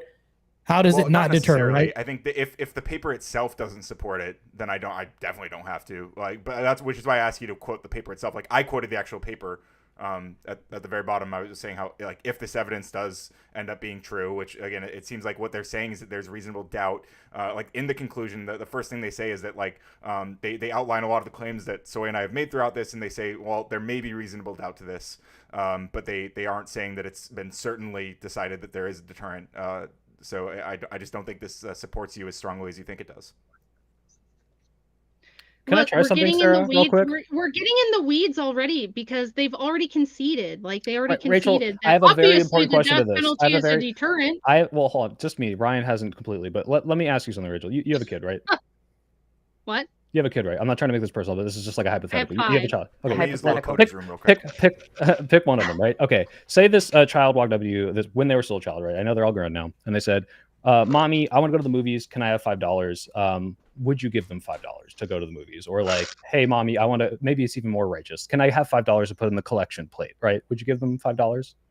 Sure. Okay. Now, if they took one of Andrew's guns and pointed at your head, his .357 Magnum, and say, "Mommy, give me fucking $5 or I'll blow your head off," would they give you $5? Or would you give them $5? Would you give them $5 if they said, "Mommy, I'm going to blow your fucking head off if you don't give me $5? Well, no, I would just rip the gun out of their hand and. No, they're standing across the room. You're not close enough. Out of them. They're about to blow your head off. I don't know what this is trying to demonstrate, Rachel. I'll just concede it. Sure. What's your point? The point is that there are ways to do this, to deter crime that we're doing across the country because the death penalty is not so common. That is making crime go down. And the death penalty, while definitely obviously going to deter crime if you did it for even the most extreme situations, like we said, like thievery, it doesn't like make the argument so interesting as to should we do it. Like I'm asking you to make the positive, like, can we do the death penalty? Not obviously, if the delineation is between nothing and the death penalty, or even like half of a life sentence and the death penalty, that the death penalty is probably going to make people question it a little more. The question is, should we even be having the death penalty? The reason I came in here with my intro and said it's more costly, it's going to get innocent people killed, and it doesn't really seem to deter crime in the places that we've implemented it, is because what's the point of just saying, yeah, okay, people who are scared of death won't do the specific thing if the otherwise punishment is practically nothing? Like, that's why it's not an interesting conversation. Just be like, yeah, hey, obviously my child, if they threaten me with a gun, I'd give them $5. We've been through this like 5 times, Soy Pill. I understand you don't like the prompt. You want to change it to a different prompt. You want to have a more interesting conversation because you've abandoned the original one. But it's up to Sarah what she wants to do here, because if you've conceded but Ryan hasn't, right? Like, where do we go here? What Ryan, do we do here? Will you double down with me and say I'm not that death is actually, bad? I have an idea. If we'd like to, and Ryan and I will hand it right back to you, but I want to throw an option out for all of you because I do feel like we're kind of coming to a standstill. And my apologies, it was a bad prompt. It was handed to me and I didn't even think twice about it. So, well, if everyone agreed to it, Sarah, that's not your fault. Yeah. True. I will still take all of the blame right here. I'm the lady of the panel that has to take the blame. So I will take it. It was on me. I should have thought twice about it. So here's what I want to offer to the 4 of you. And Ryan, you will have your opportunity to add in prior to.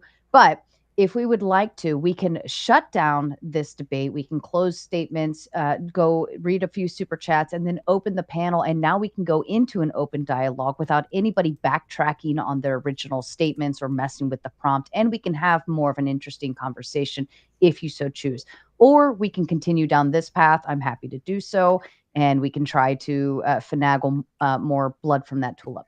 Let's do that. I can concede that Ryan can share half the L with Soy Pill if he wants to, because he's actually got a dog. Communism show the L. Ryan, did you realize that we conceded that if you hold a good. gun to someone's head, they will not want to do the thing that you otherwise threatened them not to do? Well, this If yeah, I this steers me threaten all into of you what I was going to with say the anyway. We're death still in the weeds penalty, right now.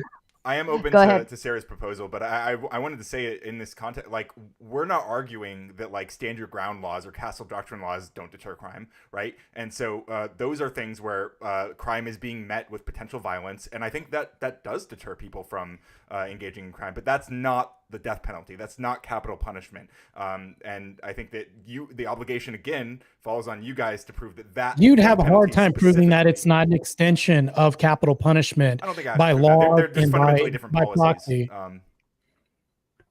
Yeah, Okay. just, Prove just anything about that. They semantics. just are. And Rachel, I believe you were the final one. Do you agree to close down and go into open panel? Yep. I'm just checking to see if there's anything else I got to do. I did have to take that personal call. My dad's in a nursing home and there's like a little bit of an issue with him and they need my permission for stuff. So I can stay, but I may have to step away for a quick minute, Yeah, to that's fine. Totally okay. Okay, so here's what we'll do if everybody's on board, correct? Okay.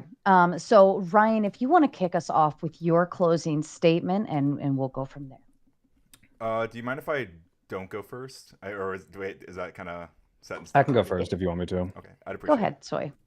Yeah, so I came in here, and this is on me. I'm sorry, chat and everyone watching. I thought we were going to be arguing a pro or affirmative stance for the death penalty. I think that the opposing side has done a very poor job of proving that the death penalty deters crime in the way that they say they do. But if we're going to have the most boring argument ever, which is, hey, if someone has no punishment or is going to be killed for the thing that they did, they were, at some degree, some people are going to be less likely to do it. Yeah, of course. This is a ridiculously, obviously, so boring thing to concede that I don't understand why anyone would try to claim victory over it, because the interesting conversation is, what do we actually fucking do in society, and not, hey, if I put a gun to your head, will you be less likely to do the thing I tell you not to do? Yeah, no shit. The question is, hey, how do we implement the death penalty? The way that we've implemented the death penalty in America seems to not be working. It's more costly, it kills innocent people, and it doesn't seem to deter crime. In the places where they have done it, and I have conceded this, that as per Rachel's source, the trafficking in the Philippines or the Singapore has gone down after the death penalty. And I would never argue against that. That seems like a stat that is just true. The question is that a good thing? How many innocent people are being killed and locked up for it?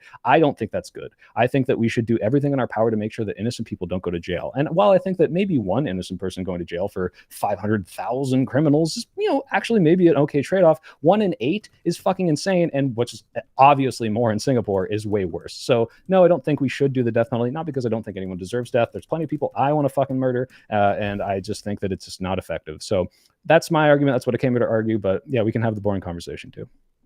Beautiful. Ryan, are you ready? Yeah, I think so.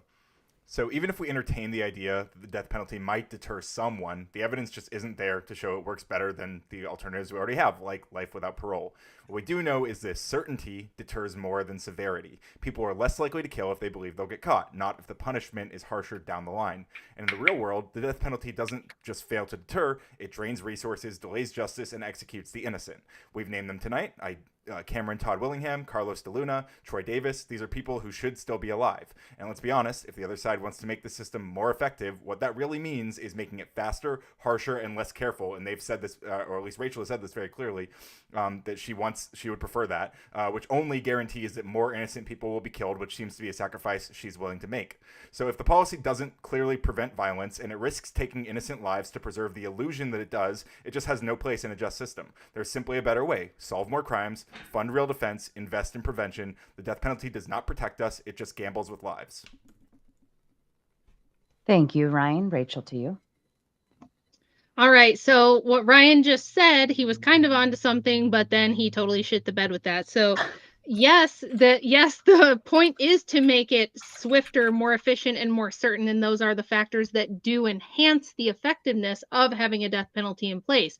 However, as I said, the problems with the American justice system and these like more libertarian, leftist leaning justice systems, why the death penalty is not as effective in those cases, has more to do with the inefficiency of the system and the political correctness that prosecutors have to deal with. So it's not baked in, and this would be a whole separate debate, but it is not baked in that you would necessarily have to have more innocent people getting, wrongfully executed under a more efficient system. You could simply have a system that is not so bogged down with political correctness and social justice that prosecutors basically have their hands tied, and you get like riots anytime a criminal gets convicted of something and gets given the death penalty, and you have protesters everywhere. You could simply make it so that you didn't have all of that political baggage with the convicting these criminals, and you could theoretically and practically improve the efficiency of the system, make the death penalty more effective. And just like they have in Japan doesn't have a bunch of people being wrongfully executed. They only have to do it two or three times a year because their system is so much more efficient. There's social cohesion. They do not tolerate protests and riots and political correctness and all of this garbage that we deal with in the United States. You don't have George Floyd riots every time a criminal in Japan gets arrested and executed, right? And they don't have endless appeals and all this nonsense that we have here. And it works, right? So if you could have a system where you have more social cohesion, you have less corruption in the system, you don't have all this garbage political correctness going on, you could have a more efficient system where the death penalty is so effective that you barely have to use it. And I think we did a good job of demonstrating that this could be the case and that it's historically been the case, and that even the soy pill kind of just conceded to the prompt there, and I think we won. So big dub for me and Marte. Everybody go follow Marte. He's going to be the next best thing on the debate panels. So you go follow him on Instagram and YouTube and everywhere else that he is. Twitter X. Thank you, Rachel. And Marte, to you. It's funny. So I'm going to go ahead and just circle all back to this debate, for example. Soy pill, if you knew you're going to take a fat ass L in this debate, would that have deterred you from doing this debate and actually doing homework? I would say yes, that might have done that, so you wouldn't say this whole thing is boring, right? So that, in a sense, is an example that I'm going to use for this. If we knew that we were going to take an L before we did a debate, we probably would have said, no, we're not going to do this because it's boring. I'm going to get life in prison with 4 people on a panel that I'm just going to have to suffer through litigation through. You went ahead and accepted this, but I would argue to say that if we knew we were going to take this L, you didn't do homework and you just said, you know what, I'm not going to do this. I'm going to avoid doing this because that is just a fat deterrent that I'm going to have to eat. Yeah, isn't that crazy? No one had to threaten to kill me. I'm showing you. Yeah, hold on. I'm still going. So that's a deterrent in itself that I'm presenting you. By admission, you went ahead and said, no, I didn't even really do research, didn't do anything. This is like the example of us not knowing that there's death at the other end of this. We're walking in doing this, and you have just a free society of just boring outcomes and things that happen, right? By allowance, right? Absent a death penalty, what you do is you have more allowance of things happening. What you've also demonstrated that is if there's death for stealing candy bars and you've never reconciled this, if there's going to be a decrease of death or increase, right? You've actually went ahead and conceded the whole point and said that, you know what, if there's death all across the board, you know what, I'm going to go ahead and throw my hands up and say, yes, there's going to be less death, right? This is something you've said throughout the debate. Going back to this, and you've agreed on this, you conceded the debate in the beginning.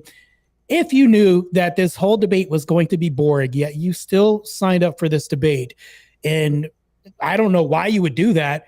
This is showing that if I went ahead and said, hey, Soy Pill, I'm going to go ahead and tell you how boring this debate is, you don't want to do this, we would argue that that's a deterrent. But absent this deterrent of you knowing you're going to take this L, you went ahead and did this. That demonstrates the fact that you're walking into something because there was no deterrent present to do, because you didn't do homework or do anything for this, right? You just walked into it. So I can see my time. Thank you, Marte. And again, I find that the fail is on me. Most of the time I read through the prompts very well and give it some thought, but Sarah, this time please don't, Sarah. It's not your fault. First of all, it's my fault for not reading the prompt. But second of all, it's also my fault because I thought there's no way we could possibly be so stupid as to hide behind the most obvious fucking question in the world, which is, if someone threatens to kill you, will you not do the thing? But yeah, I guess that's what we're doing to declare victory. I forgot to declare victory in my closing, Sarah. Yeah. While we're declaring victory, I think I've successfully defeated all 3 of my fellow panelists tonight. And simply, Rachel and Marte and Soy have all failed to demonstrate that the death penalty specifically deters crime any more than life in prison without parole or any other swift. Ryan, if I told you you'd die after this debate, would you have come? I think in my mind, though, I Perhaps. was thinking the prompt Whoa. would have gone further as well. So I like, It's I our got, fault for yeah, thinking past the words and it's reading between the okay. lines, I Sarah. It's think really so dumb. I will take the L for the evening. You can all take your W's. You mean if Firm you would have audit. had a deterrent, you wouldn't have done this, Soy? No, see, if actually you proved my point, which is if you didn't have to threaten to kill me to get me not to come because I thought it would be so boring, that would also deter me. Well, no, that would be you not doing your research or doing due diligence. That's what that is. Not me threatening to kill you. No, What the if you were point is told you'd be that locked death up was forever? not a necessary deterrent in this case to get me to not show up. That's on you Okay. still. So. So Fair if you enough. want to see the winner against all three panelists more, you should come check out Radical Coder, youtube.com/Radical Coder. Absolute W's all across the board. Sorry, Rachel. I mean, Andrew's wife. Well, whoever sorry, declares Marte, and sorry, victory Mr. last Bill. wins, all right? And I'm lastly declaring the W, all right? So Well, I'll take the L. You can all take the W's, and it works out just fine there. All Hey right. So guys, yes.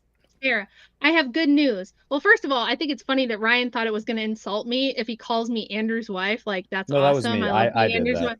I'm Yes, calling you. I Andrew. am Mrs. Andrew Wilson. You can just call me Mrs. Andrew Wilson, Andrew's wife, the Crucible's wife, whatever you want to. That's fine. It's like I love I don't that. think I it's don't take it as insulting, an insult. Rachel. I think it's playing into your ideology. Obviously, you like it. That's why I do it. I think it's interesting and kind of Yeah. funny. Yeah. Well, thank you. I appreciate it. That's so kind of you. But Yeah. Sarah, Andrew has told me to notify everyone that he has awoken from his slumber and he wishes to drink and join the panel and Hell give yeah. Soy Pill the interesting conversation that he's craving. Good. Yes, I Oh. can't wait to have a really interesting conversation with Andrew. It'll be Mr. so fun. Wilson, the link is pinned at the top of the chat. I did just drop it. You're welcome to join, or your wife has the link as well if she's willing to share it with you. Also, to anyone else who would like to join the panel, the link is now pinned. You're welcome to start scuttling backstage while we read through super chats. Now is the time to do so. It does fill up back there, so hurry. Oh, can I All say really right. quick, Sarah? I just hit Yeah, 666 subs, which is the mark of the beast. So I think that's absolutely beautiful for this moment in time. But I would love to get that much higher. So please send all Wait, the I'm gonna- over. go unsub. Wait, are you opening just- the panel right now? Can I use the restroom? Is that a thing? Yeah, you. No, I'm not bringing the panel on yet. We're gonna read through super chat. So if you got to pee, you got to tinkle, Okay, just go in tinkle. case. Save the ones for me. Do you need mommy's permission? Okay, we'll read a few of these. And the backstage is already filling up. All right. Firm Audits with the Big Five says first, I agree with Mrs. Wilson. Come on, everyone, and donate. Thank you, Firm. I appreciate that. The J Man with the Big 10, shout out to Marte and Rachel. Christ is risen. Kick these soy boy betas to the curb. Also, my first son will be born on Wednesday. Glory to God. You guys rule. Congratulations, Congrats, J J-Man. Man. Yes. Glory to Tomatoes in God. the chat. Congrats, J-Man. May Christ He's keep you. doing his part. That's beautiful. I love that. I love baby Me too. conversations. Mike Ball with a Big Five. Good evening, Sarah and family, and hello to you, Mike Ball. And shout out to my mods. Thank you for cleaning out the trash earlier. I appreciate you kindly. That is very important to us. I can never say this.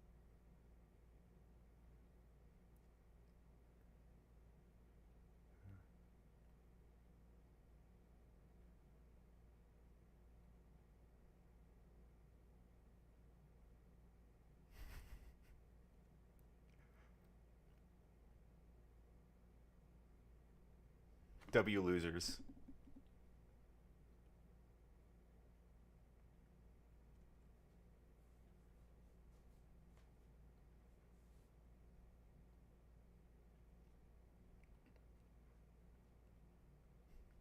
Well, she said it, not me.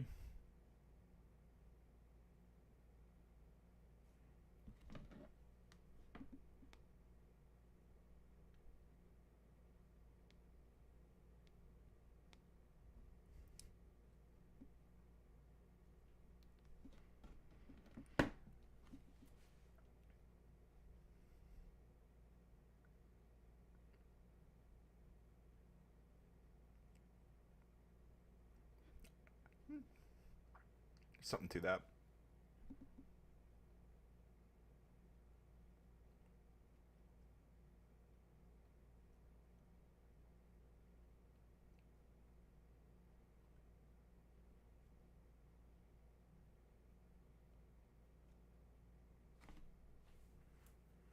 I think you might be smarter than Andrew.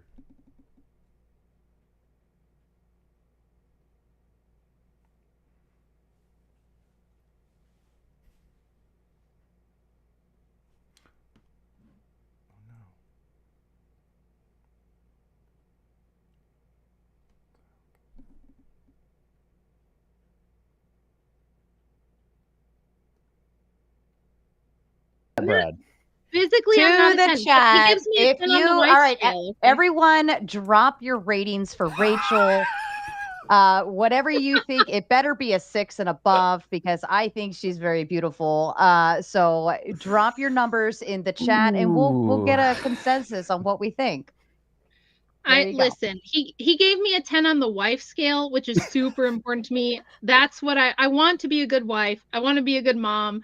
I have a best-selling book. People seem to think I'm kind of smart. That's more than enough for me. I do not need the world to tell me I'm the most pretty and the most smartest and I'm super special. I'm just more realistic than that. So I don't need That's all the fair. smoke blown up my ass, you know? That's fair. Well, and I think also who it's coming from is what is meaningful as well. Like to me, if some random person on the street telling you you're hot or beautiful or whatever is kind of like doesn't really mean much. But coming from your spouse or significant other, and the things that are important to me, that makes more sense. So I think generally telling people average is an insult is leading to some decay and delusion in society, and that's preposterous.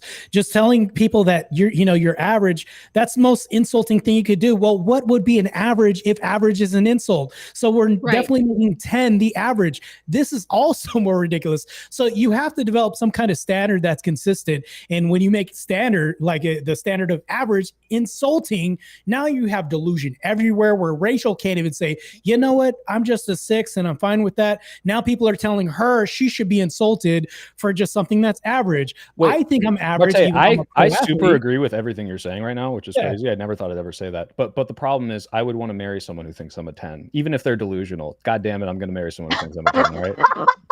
But you don't want somebody lying to you every single day. No, they're not lying. Either I am a 10 in their eyes, or at the very least, they're so delusional that no matter how ugly I ever am, they think I'm a 10. That's what I want, right? They're just constantly. I'm changing the debate prompt. It's official. Is Rachel Wilson a 10, or is it justified to say that Rachel is a 10? Hold on, I don't think any of us agree with that. No offense, Rachel.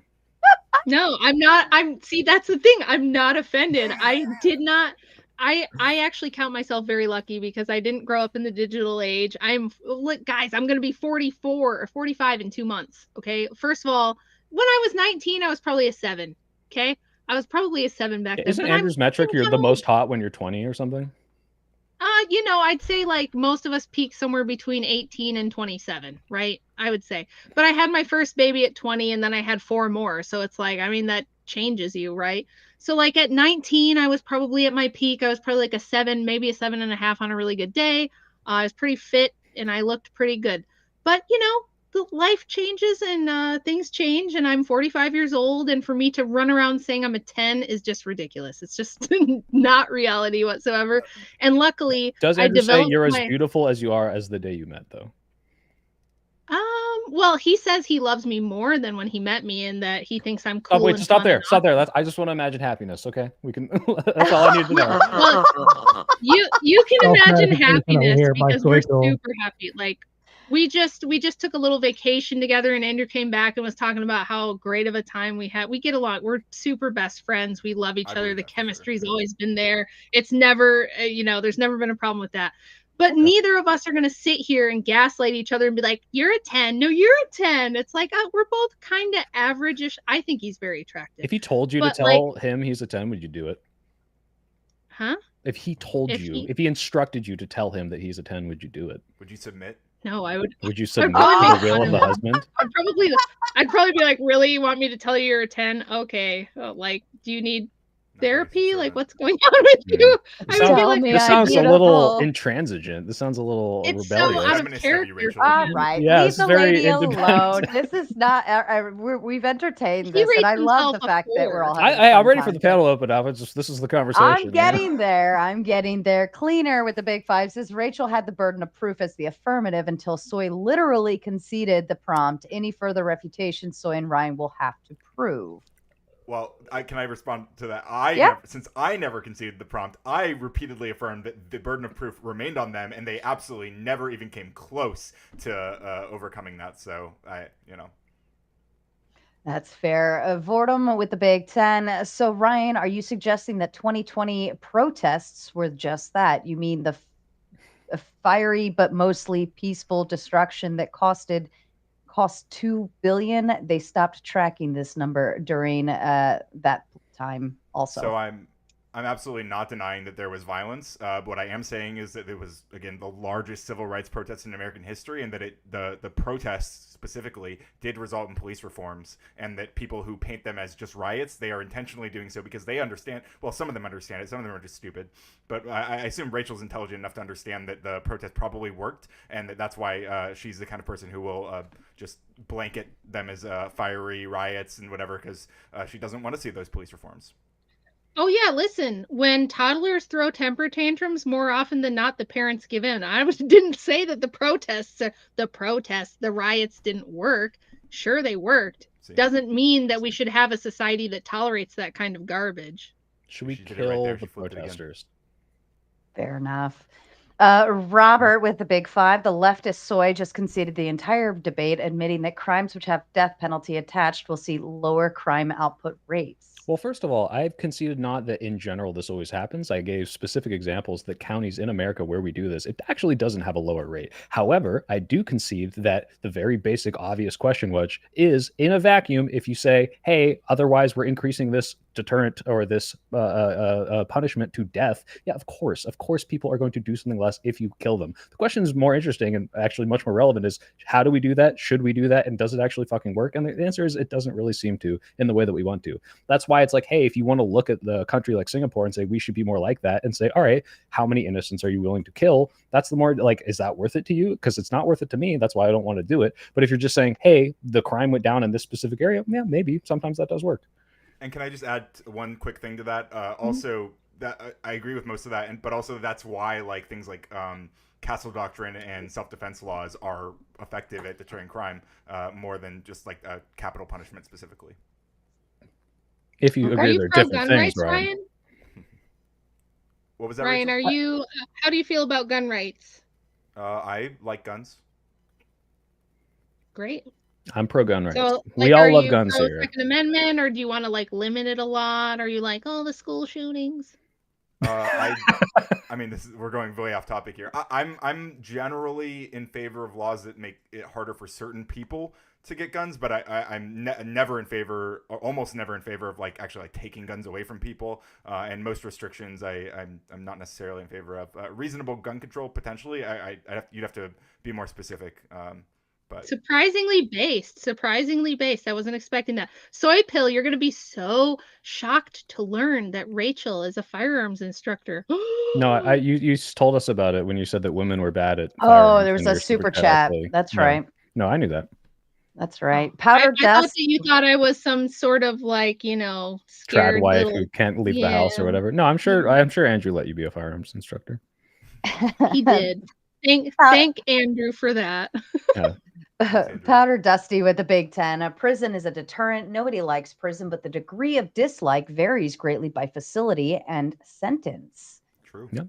That's like a kind of to Ryan's point, which I'll say, Ryan, I apologize because I didn't fight as hard in this area. I think there's a very strong argument to show that, like, yeah, life in prison is a pretty big fucking deal. Some people don't care, and that's true. You can give examples of people that just say, well, whatever, I can run my mafia business outside of here. But most people don't want to go to crime for prison. It's a very, really good deterrent. And if you did that, the same reason I say, hey, if you would kill everyone for every crime, if you said, hey, you get life in prison for every single crime, if you get life in prison for speeding, you're going to see it go down.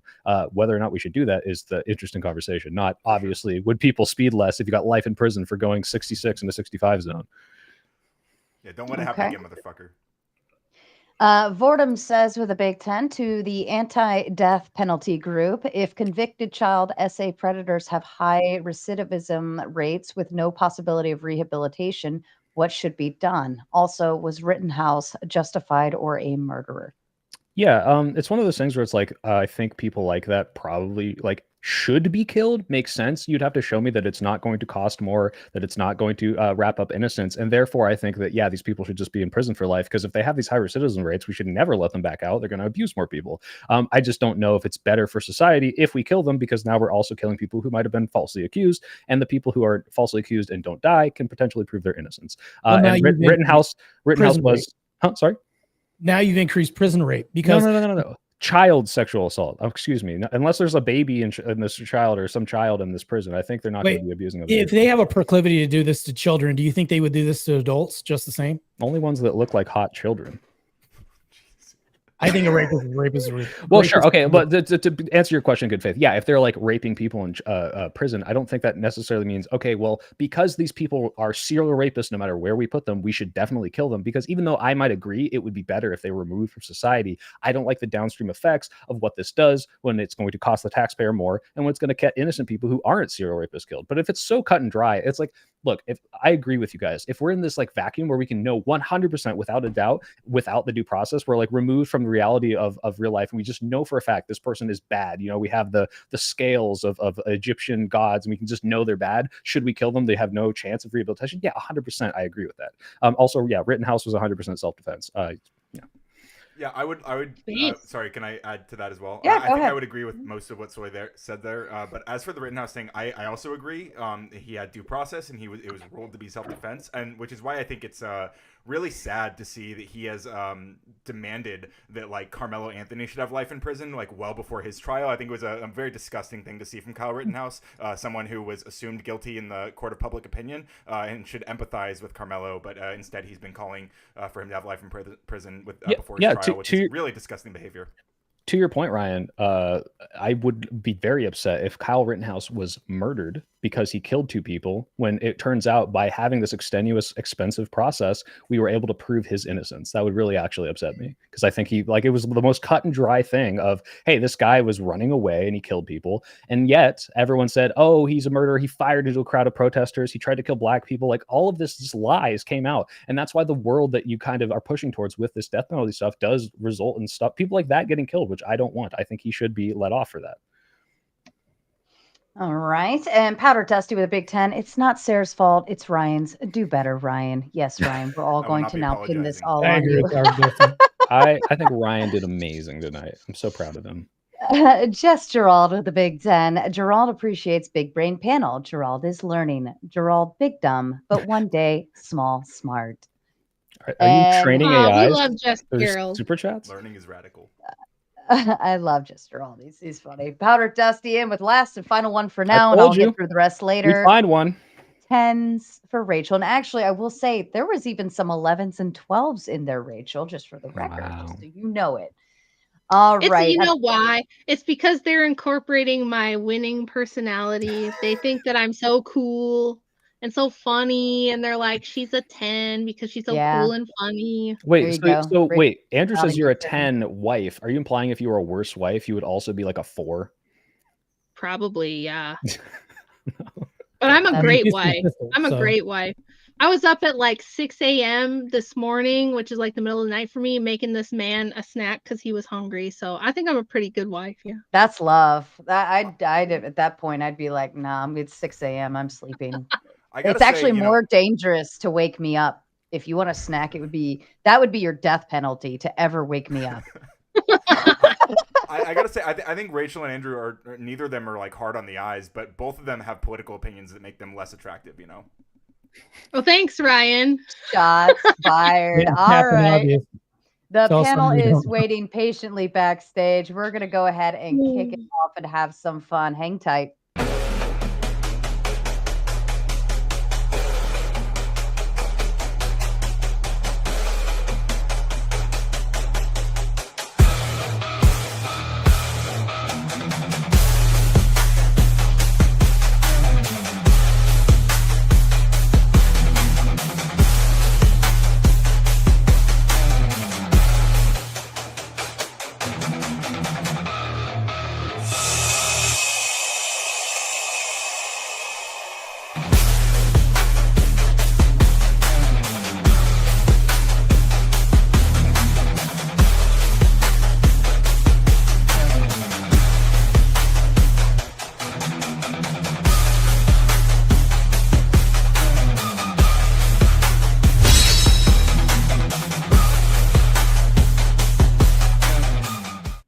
terrible theme, but okay. All right. Got the whole panel. All right. Rally round guests, ladies and gentlemen, everyone. And I still have a few hanging backstage as well as people drop off panel or get booted from panel.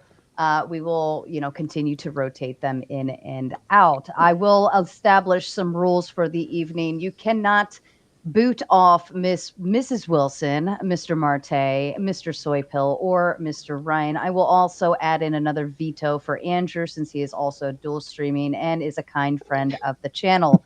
Anyone else, shots can be fired. You can boot, do all you want. Otherwise, I leave the floor open if somebody wants to start with a question. Cool. Hey, can we start by asking how much is a panel kick? It's per minute. So starts at $5, 5 minutes. Okay, cool. 100 is a full boot for the night. Oh, 100? Okay, I'll send 200 to you right now. Kick, soy pill, and radical coder. You can't. Yes! Okay, 300. I'll send you 300 right now. Kick them both. It's their show, though. They're here for the show. Oh.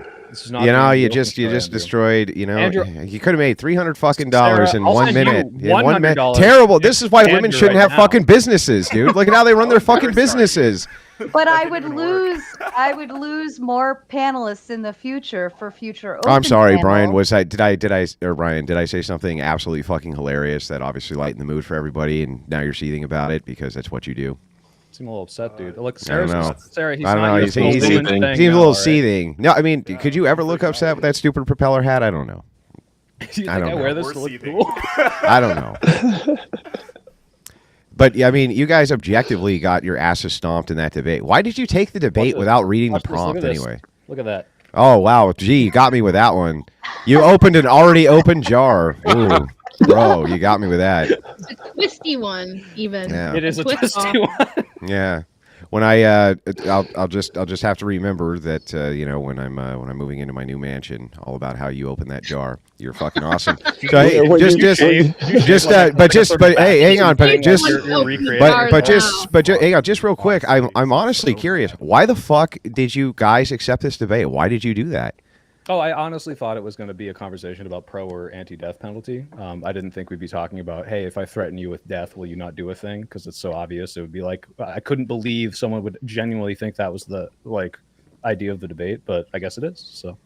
Yeah, and I took it because all the research I did seems to affirm my position that there's no evidence that it is an effective deterrent for crime, and I think that's been shown over and over, and no one made a case that it was, or no, not a convincing one at least. So maybe Andrew's here to do that, to back them up. But I just don't understand. Like it was obvious that they demonstrated it's a deterrent over and over again. You guys conceded that. It's just bizarre to me that you even can you took walk it. us through how exactly?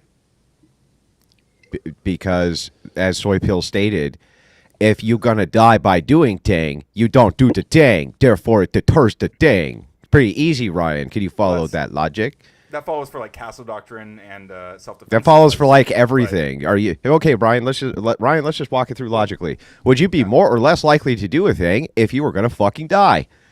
I think I'd be equally less likely to do it if I was gonna die or be locked in prison for the rest of my life. Oh, really? So you think that if it was the case that, you'll have a lightning bolt hit you in 20 years, or you'll have a lightning bolt hit you right this second, that you would be just as likely to do the thing as not do the thing.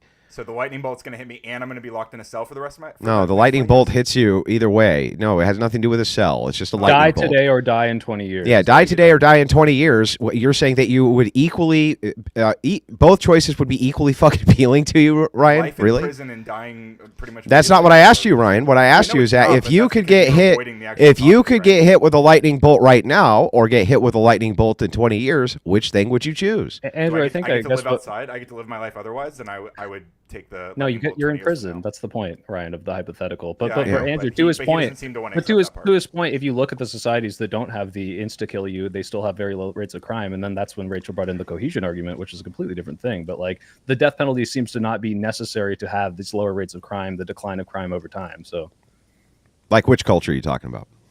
Like any of the ones I mentioned, like Canada, like Norway, like Ireland, like Denmark. So you're saying that that Canadian crime doesn't decrease due to the fact that there's a death penalty? Well, Canada, I don't think has a death penalty since what 70 something, 76? Sure. But if the but crime, they still have decreasing crime.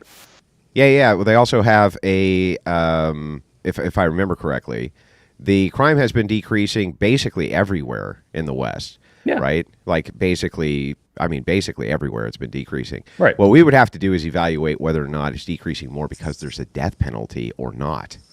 And that seems to be that seems to be the trend that we would be following, and it would appear the evidence on our side there.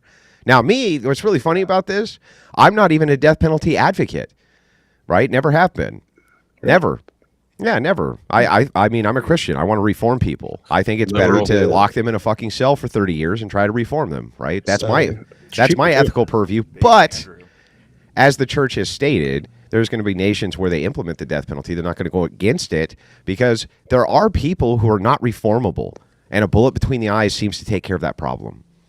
In fact, there's some people that are so depraved that allowing them to live and continue to descend further into the depravity and commit more and more sin is actually like worse for their soul, according to the church. So we try to reform people, but there's a line there. I'm a pro-reformers too, and I honestly do agree that there are people that are so depraved that, like, again, I would argue probably deserve to die. The question is, does this materially help, and does this make society better? And that's what I came here to talk about. You know what?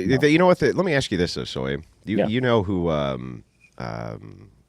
Not Jeffrey Dahmer. Who was the other fucking Ted Bundy? Ted Bundy. Yeah. He was pulled over by a cop. I was reading a book where they got the cop's account, and the cop let him go because he was charismatic and this and that. Mm-hmm. And he went on the next week. He broke into a little co-ed house and he beat 4 of them to death. Right.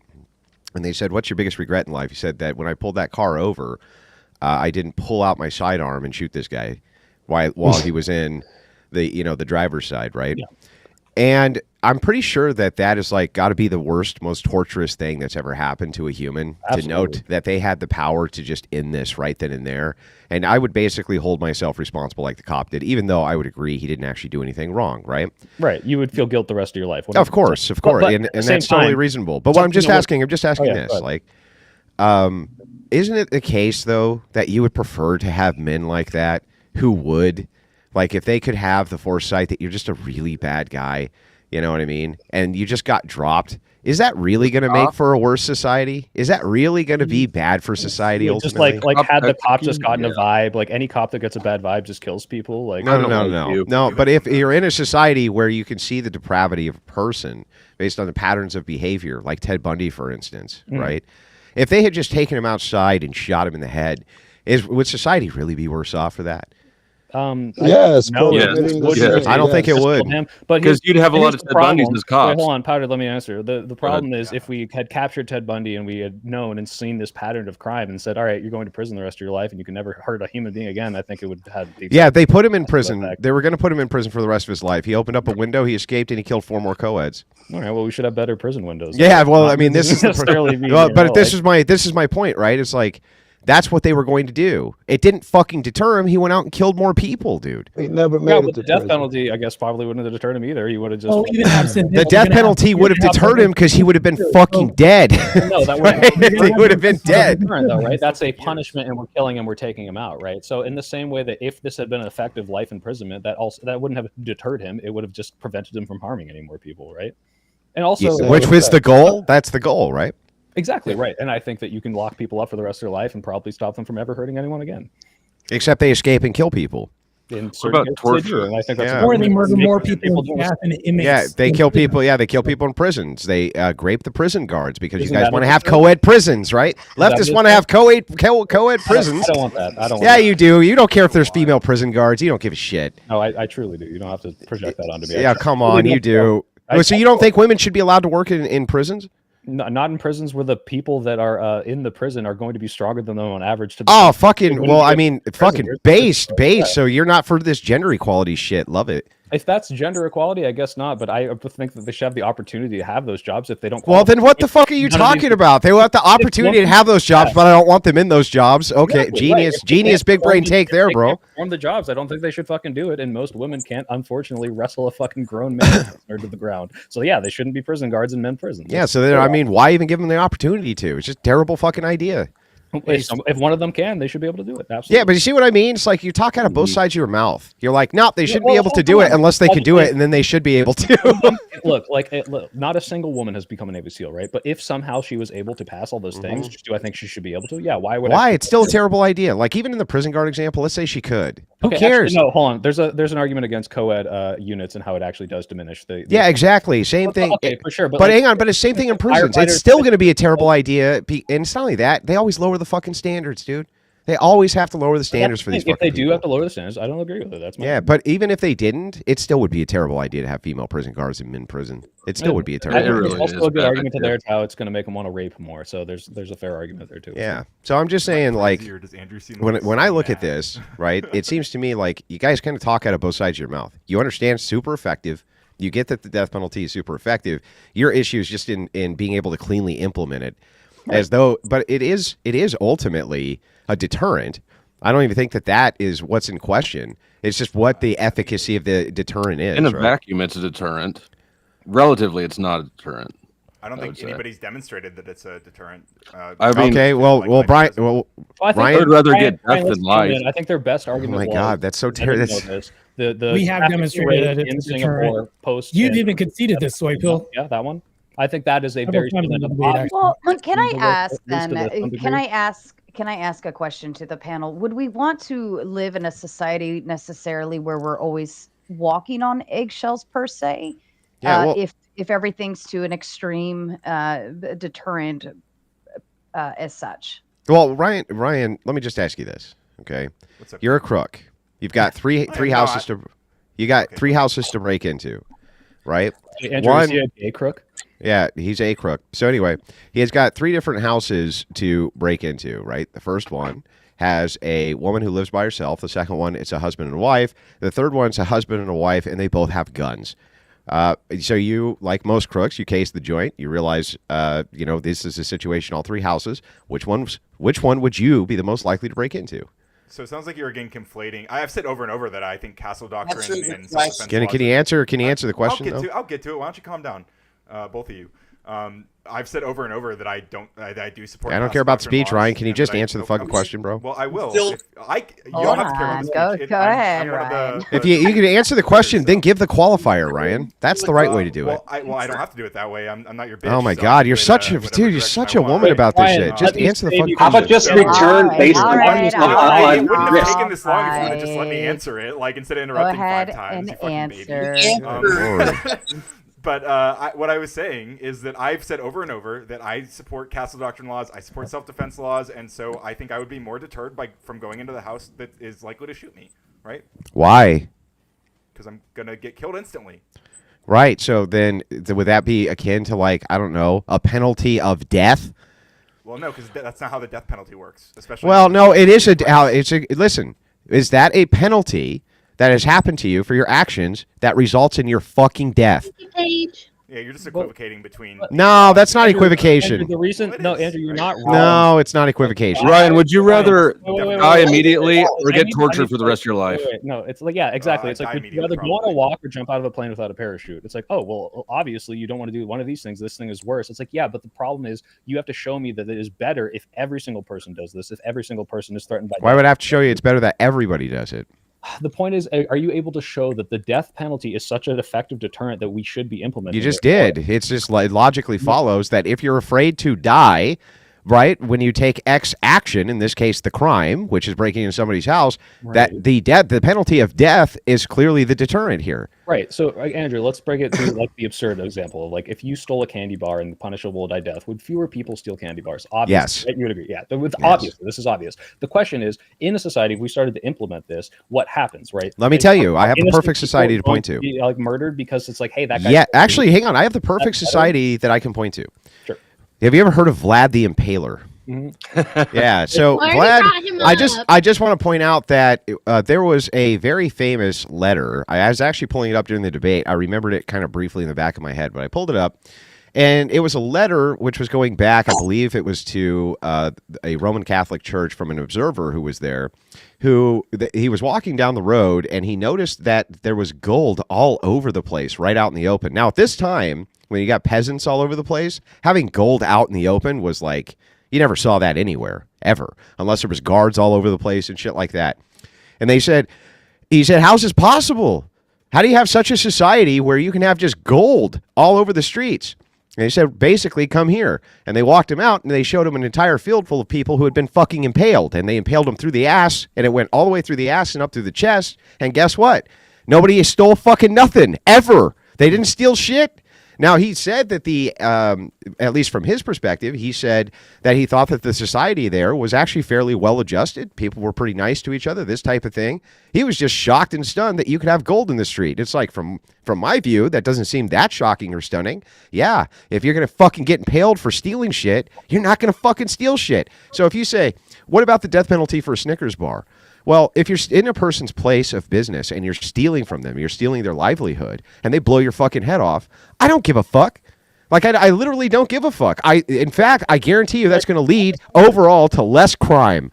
No, And, I agree. If everyone got shot Yeah. for stealing a Snickers bar, crime would go down. My question is, first of all, I don't think the punishment for stealing a Snickers bar. Oh, come on, dude. What about all these like flash robberies? You can make the same argument, right? Wait. Like, I know people who were like very good people that when they were 12 were like, damn, I want a Snickers bar, I don't have money, and they stole. And that's bad, right? I don't like that. I don't think they should be gunned down in the store, right? And I think that you would agree that these people can at the very least become better people, and I don't want to like be killing everything. Yeah. So this would be the same thing if like a 10-year-old breaks into your house, right? You make the contention of agency, and I think that that's fine, right? I would even be willing to do that. But if you take a look at what happened in California with flash mobs, I was talking to a gun store owner when I was in California. Now, this is anecdotal, but it follows, okay?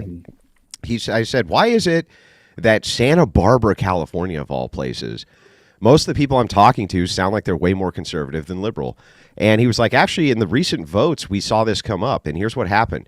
Store owners were just sick of having to fucking lock everything up. They were sick of having to lock up fucking everything because these flash mobs would come in, clean them out. They weren't even allowed to do a thing about it. Now, let me ask you this. Is it preferable to have the society where flash mobs can come in and clean your entire business out? Or is it preferable to have a society where they try to do that, you open fire, a couple of them die, and it never fucking happens again? So in that dichotomy, obviously the second one. However, the reason that's happening now is because of the stupid California laws that say, hey, you can't even pursue someone unless they steal up to X amount of money, which is ridiculous and I think is stupid. And the easy answer is, what's the threshold we put a person's life at if it's not 50 cents? Well, $10, $200? We don't have to threaten them with death to have these things go away. The reason they spiked during that time was because they got rid of those restrictions and cops weren't pursuing them. And as soon as cops start enforcing the law, Well, I mean, I actually answer my question. It should, if somebody steals a $1,000 TV from your business, should you be able to open fire? If they're in the process of it, I could see a very good argument for it. Okay, so then the only difference between my view of the Snickers bar and your view of the TV is that you think a person's life is worth $1,000 and I think it's worth 50 cents. So what? Like, so fucking what then? So what? Someone broke into my house and I don't know what they're going to steal. And I don't really have a lot of things worth money. They could steal like a 10-cent cat toy. I'd probably blow them away just because I'm scared for my fucking life. I'm like, get the fuck out of my house. You violated my sanctity. And I said early in this debate, someone stole my bike. I watched it on video. That bike, it was the bike tire even, probably worth $15. I wanted to fucking murder that guy, right? Yeah, but why is it? Why live in a society where we kill people? But bro, here's the thing. Yeah. I mean, you kind of do. Like, if a person breaks into your house and he's going to steal things, and you don't actually feel like your life is threatened, he's just in there cleaning your shit out. He's going to steal your life savings. Maybe you have it in a jar on top of your fridge. Right. Even so what? I'd probably blow them away. Yeah, of course, of course. And how is that going to make for a worse society? Why stop there? Why not get in front of it and just tap them all first? I would disagree that might actually make people better. However, if you can't, you would have to prove that your life was in danger in our current legal system. And I think, unfortunately, there could be some cases, and this might lead to an increase of this, where if you could just kill someone for whatever reason, you could now kill innocent people by saying, oh, actually, he was just in my house and I didn't invite him in, which is why you're not allowed to invite someone in. Yeah, but what about the fact that, honestly, since most of this stuff is based around that I felt like my life was in danger, right? Come on, like in stand your ground states, they're fucking killing people over property, getting stolen, and then they say, I felt like my life was in danger when it wasn't. It's an ultimate cop-out. You could just remove that. You could just remove that whole stage of it and be like, look, you're trying to jack somebody's shit, and you got your ass shot off.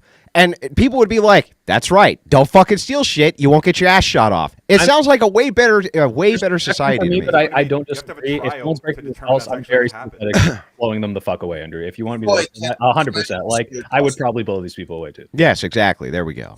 And allow Death me penalty. to interrupt for just a moment, gentlemen, if you don't mind. Vordon with the Big Ten says soy pill due process is innocent until proven guilty, not guilty until proven innocent. You dolt. Did I say something to the contrary of that? I think maybe with the example earlier of if they're in your house and so on and so forth. This was right before closing statements. So I think it may be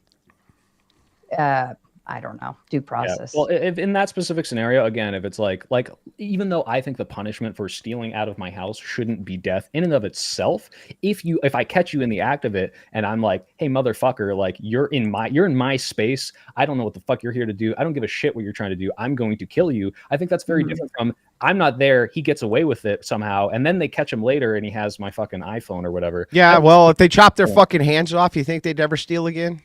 No, probably not. Yeah, no, probably not. However, I don't want to live in a world where people who get accused of I do. You know what, though? I kind of do. I want to live in a society where I know you're a fucking thief because I could just look at you and see that you don't have one of your fucking hands. Right, and be like, well, you're probably not very trustworthy, are you? Yeah. Or I would think, if they were like 50, I would think now maybe... You're accused of being a thief, that you would lose your hands. That sounds a lot more like the society you're arguing for, just being accused of it. No. You could be tried, convicted, and then have your fucking hand cut off. And then after your fucking hand is cut off, we can just be like, hey, look, now you're marked for all of society. We know. We're like, don't do business with that guy. You know why? Because he's a convicted thief, and we know this because he got his fucking hand cut off. Or alternatively... otherwise become better people, right? Like they would become better people. Well, yeah, I would feel bad for those who are actual amputees. Won't be able to amputees. participate in the same way you or I would, and they're now completely debilitated. Like, I think that someone who steals doesn't deserve to have the rest of their life ruined for it. I think they should be. All right, how about a couple of fingers? You'll be all right. You'll be all right with a couple of fingers. Right now for thievery is actually pretty good, except for in No, California. it's not good, dude. It's not good. We concede. In California, it is fucking bullshit the way they let people get away with it. I actually really am upset today. I went to go buy some fucking skincare bullshit, and they had to fucking press a button and wait for some. Yeah, and it was all locked up, wasn't it? Yeah, exactly. Now let me tell you something. One fucking soy jack like you, if you just opened up a business, and then when they came in and they tried to flash mob you out, if you just fucking opened up, you know what I mean, and just did away with these fucks, you know how much you would actually save people in anguish and heartache and everything else because one guy wouldn't put up with it. In fact, there used to be a guy who was there. I think he did watches, and I think he's killed like 6 different people during six different, I don't remember. What's this guy's name? Chat can remind me. But they'd come in to rob him, right? He'd blow their ass away. And then 2 years later, another one coming to rob him, blow their fucking ass away, right? And he was totally unapologetic about it. He'd go on the news and they'd be like, "So what?" Was from India that beat the shit out of the guy that was trying to steal from him. Those 2 guys with the brooms. Is that what you're talking about? That is exactly what we need to do. Well, that would bring commerce to a screeching and I know, halt. by the way, I know exactly whoever they wanted in their store. I know exactly how much a finger is worth. A finger is worth $10,000, and here's how I know that: because the industry standard in every factory you work in, if you lose a fucking finger, they give you $10,000, right? That seems to be the agreed upon price. So it's like, okay, fucker, you stolen up to $10,000. We're cutting one of your fucking fingers off. That seems totally reasonable to me. See, that's more reasonable than killing someone for taking his the pinky is worth $10,000. The thumb is worth 25. Yeah, the thumb is worth 25. That's true. You do need your thumb to do manual labor. This one worth. I want to ask the soy pill, how many steps in your skincare regimen, sir? How many steps? Oh man, they're very bad. I just got into it. I need to date a beautiful skinned woman because right now I like put some lotion on my face. Maybe sometimes I'll do like a hydrating thing. It's nothing. It's 1 or 2 steps. Well, it's awful. If you have one, Rachel, I'll take it.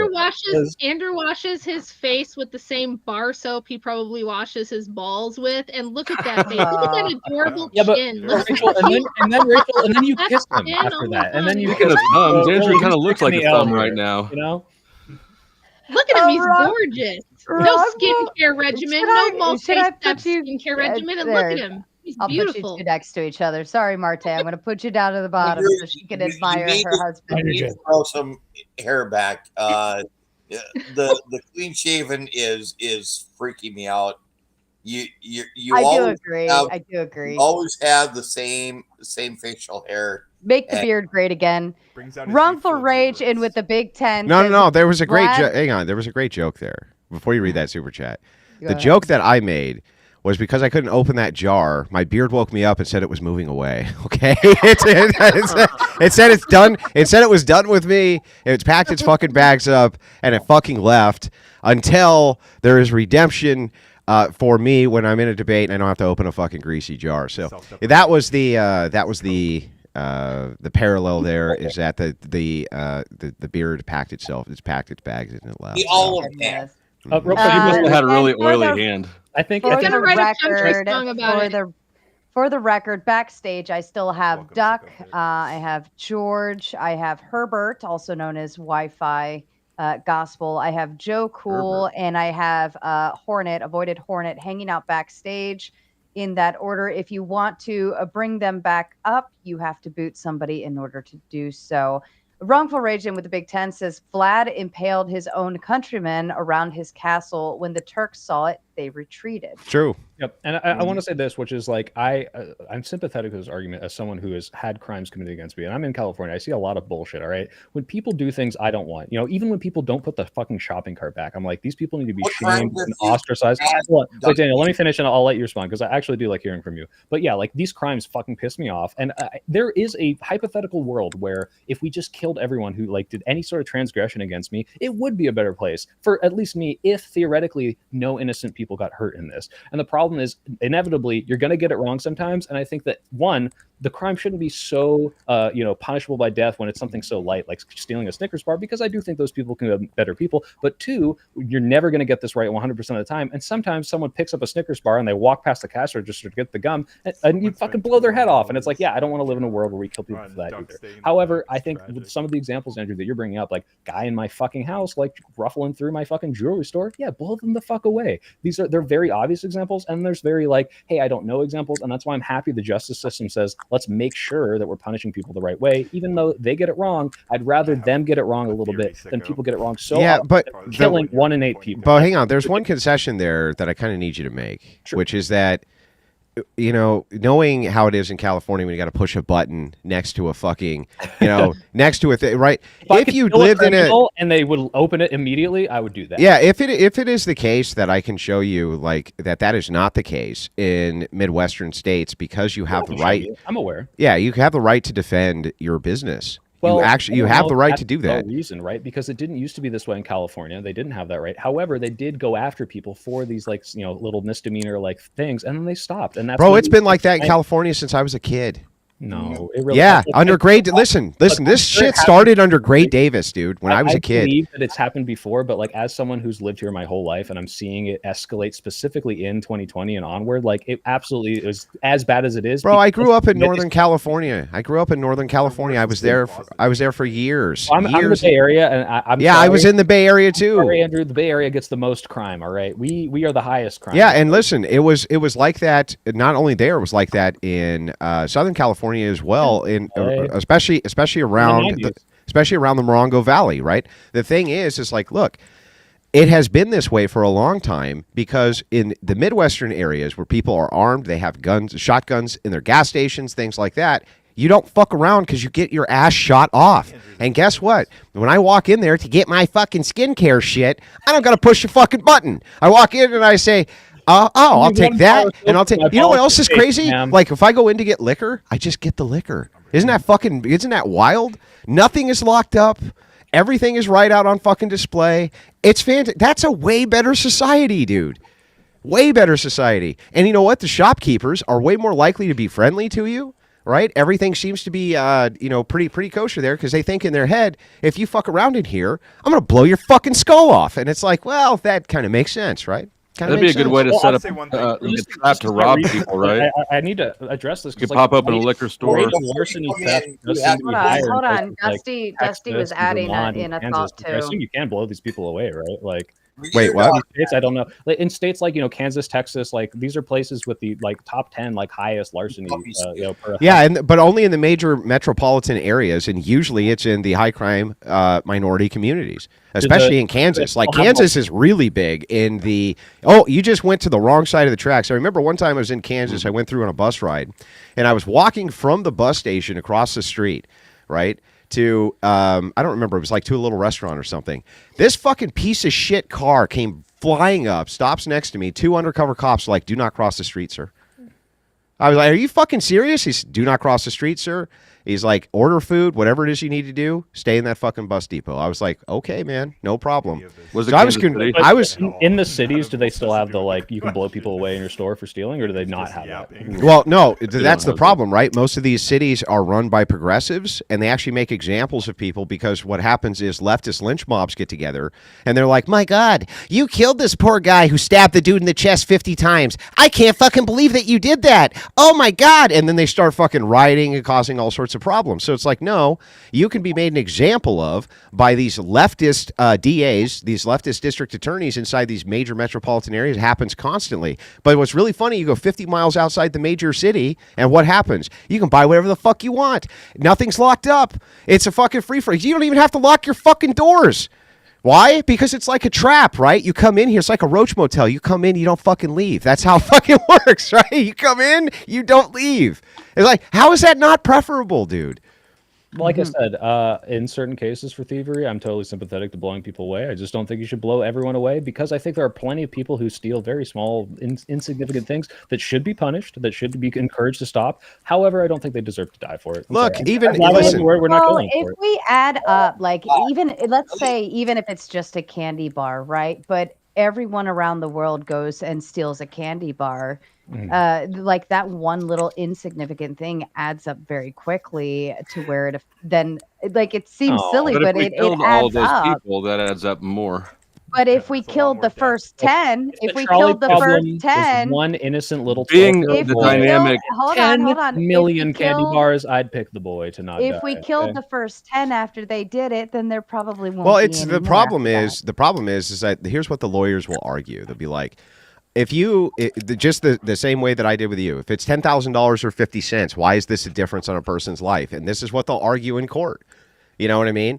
So what happens is you take away people's ability to defend themselves and their businesses, and that's the problem. That's why if you go into a major metropolitan area, right, you walk in and it's fucking everything's behind glass. You can't touch anything, nothing. You will literally 30 miles west, and now you can do whatever you want. It's not just because of the death, right? Because in California, you'll see this. What they stopped or that they implemented this law, which I think is bullshit, is that the people, the security guards there, or the employees aren't allowed to stop them, and that's sometimes actually because of the private institution that says you're going to cost us more, like liability in a lawsuit than we will from the like 10 cents of the shit. And wait, hold on, let me finish. I think that's fucking stupid.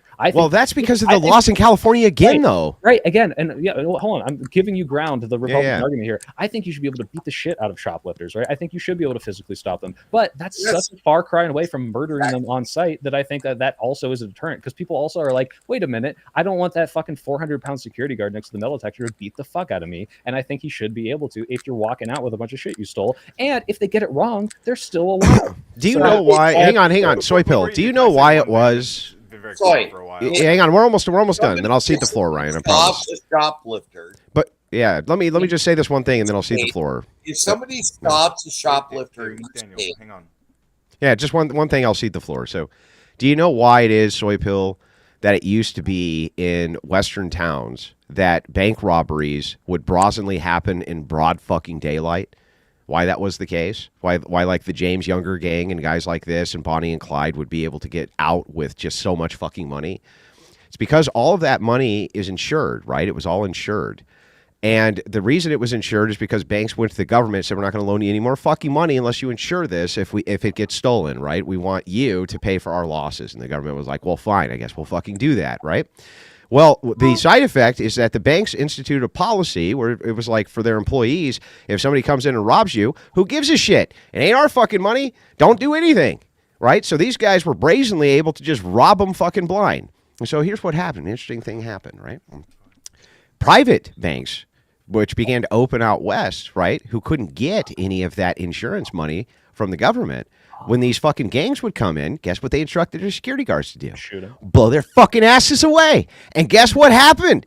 All of these fucking criminal gangs that were running around, right, started getting their fucking asses shot off, and bank robberies started to go out by the wayside, right? Same thing you'll see when the FBI started going after Bonnie and Clyde and things like this. You started to see a shift in policy for defense, which used to be retreat first, fight later. Then it became stand your ground. Every place stand your ground's put in place, every place where people are allowed to defend their property seems to be a much better fucking place.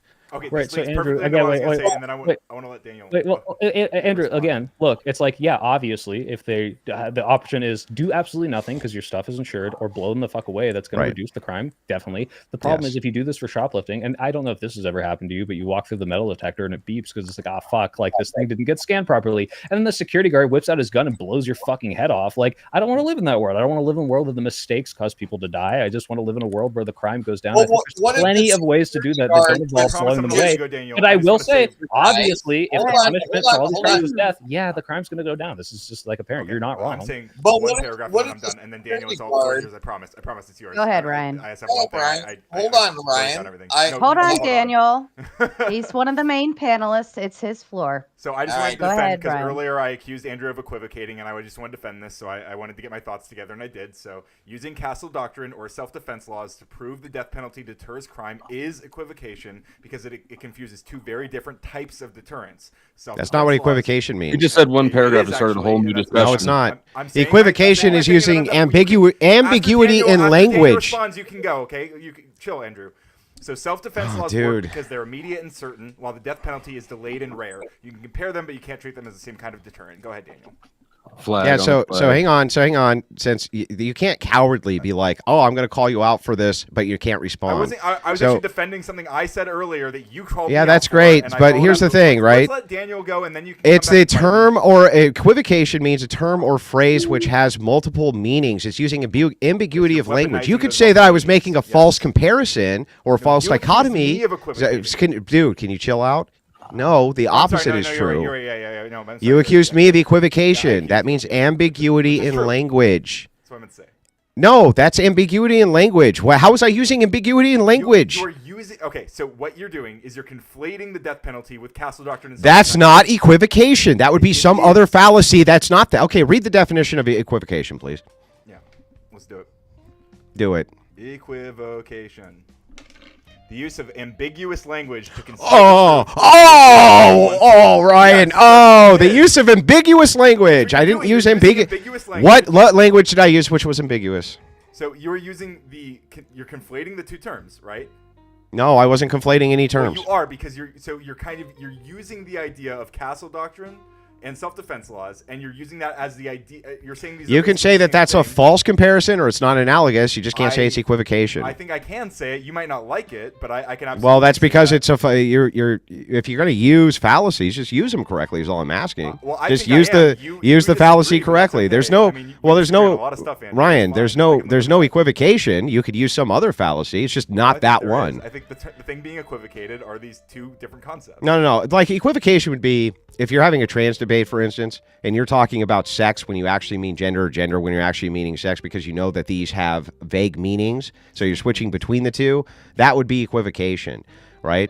Me saying that a deterrent of death, right, tends to work, whether it's by the state or not by the state, you could say that that's not analogous, but I'm not equivocating about terms. We know what death means here. Right? I still think we both know what death means, right? Trying to use the argument that self-defense and castle doctrine laws do deter crime, which I agree with. They do. You're equivocating on the death penalty term, right? No. What I was doing was drawing an analogy on deterrence itself and death.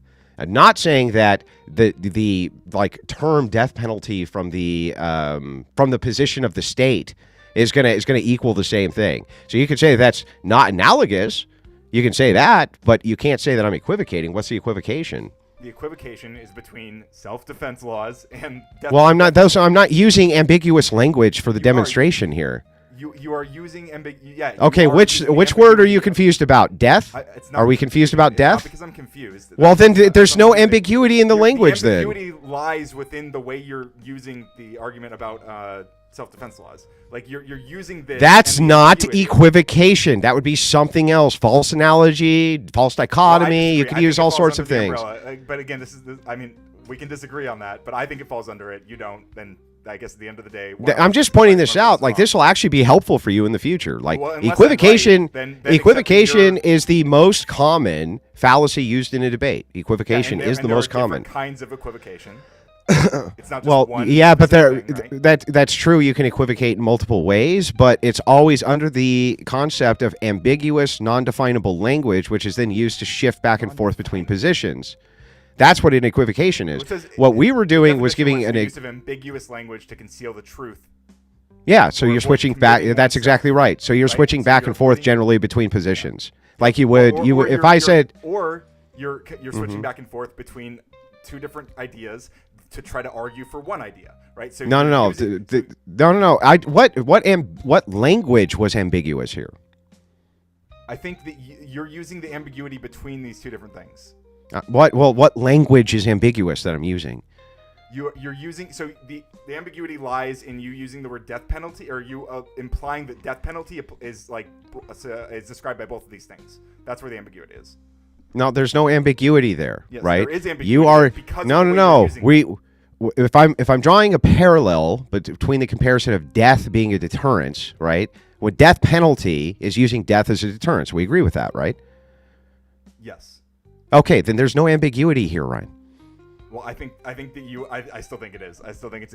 You still think it is anyway, even though I just demonstrated it's not, bro. Well, you didn't. You don't have to use. You don't have to use fallacious. You don't have to use fallacies you don't understand. You don't need to do that. Andrew, it's the way Ryan. I think the reason it's ambiguous is not just the way it's the way you're describing and saying, look, it is the exact same to punish someone by death when they're in your house and you shoot them, as it is to punish someone by death by putting them through the legal system. These things are very not. That wouldn't be equivocation, though. You could argue that there's some other like false analogy or something, but that's not equivocating.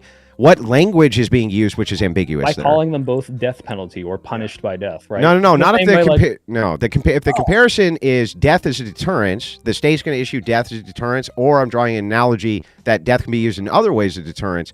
If you can show me where I'm ambiguous with death, deterrence, anything like that, or using that language ambiguously, that would be equivocation. One of them is stopping a crime, and the other is a punishable thing after 30 years of going through. That's not no, but the language is not ambiguous there. You would just have an issue with the comparison. Okay, I guess it's semantics, but I really do think semantics are super important. That's what equivocation is trying to do away with is semantic understandings, right? So the idea that if you're in a trans debate, for instance, this happens often, where people will equivocate in the ambiguity of the word sex or the ambiguity of the word gender in order to move between sex and gender to make their points. That would be equivocation. But like vaguely describing killing someone in your house as the death penalty, do you not think that is ambiguous as to what you mean by that when these things are very No, not if we're talking about it in the context of deterrence of death. It's deterrence of death from you, the person. By the way, we fleshed that entire idea out, and both of you agreed. You both agreed with these ideas that death can be a deterrence inside of the house. Death can be a deterrence from the state. That's the analogy that's being used. If I was using death ambiguously, So again, this is or where something I like think this that, is where that would the be equivocation equivocation. Like you're implying that means that the death penalty itself is also a deterrent, but it doesn't follow. Well, that may not follow, but that still wouldn't be fucking equivocation, bro. I still think it is. Like, don't you get it? Yeah, that's still not equivocation. I think there's just different kinds of equivocation, and you're focused on one particular. I know. There's the kind that is actually true, and then there's the kind that you fucking make up. I know. Well, I mean, there's two different types. The kind that there actually is, and then the kind that you fucking make up because you used it and you don't want to double down for reasons nobody understands. Or you can assert that you have the one true definition of equivocation. There's no other examples. Gentlemen. Andrew's doing just fine. I want my to. help. This is true. I think you both stand your ground pretty well on your own. I want to go ahead and remind the chat over on my end that I am going to shut down the tomato side and we're moving over to the gauntlet. I've dropped the link in the chat several times. If you don't go ahead and just follow over through the link, the raid will send you regardless. So just stay tuned. I will be shutting that down here momentarily. Evan, I know you're a panel squatter, so I want to give you the opportunity to ask your question, and then we can bring somebody else up in your place since you're usually pretty quick. And Flow State, you're going to the back for 5. All right. I think with like the problem with the death penalty itself is there's a lot of places where there's a lot of people that don't believe in the state killing people or killing people in general. So they'll go and they'll willingly make a guilty person be innocent just so that they don't get that punishment. And I feel like the problem with that is it still like too low compared to them? With these cases where they're so few in number, more. and they're more willing to let them go because of personal beliefs, I feel like it'd be better to just hit them with like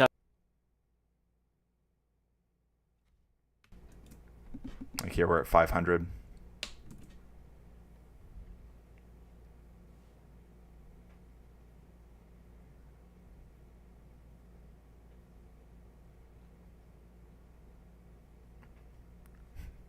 We're working on it.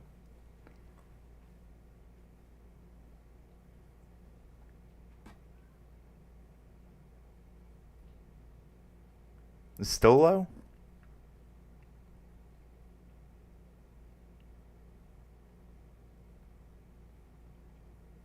Oh, they're paused? I'm sorry.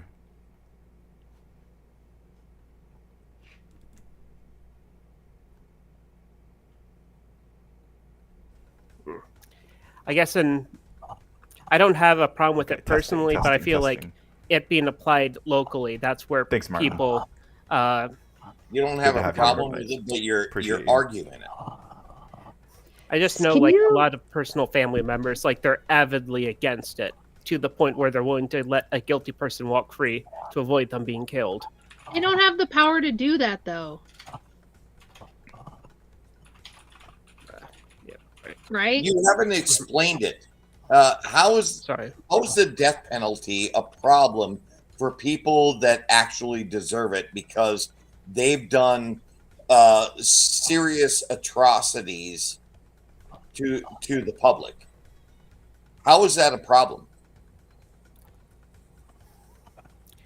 I guess I would say it causes like some societal dissent because of it. What the fuck, Rachel? Because sorry. Sorry. I couldn't help myself. Rachel got me giggling. I'm lost as well, Evan. Can we start it over again? For like the case of a serial killer, there can be a lot of fear, and killing people is bad. And when they're getting put on trial and killed because hold on, Daniel. I just told him to start over. What the fuck is wrong with you? I'm sorry, Sarah. Thank you. Sorry. An awesome panel. This has been a great night. I may be a little polite when it comes to if I hear someone talk, I stop. But when it comes to like a problem that do you guys think I'm off base on the equivocation thing? I feel like I'm just showing a different method of equivocation than Andrew was.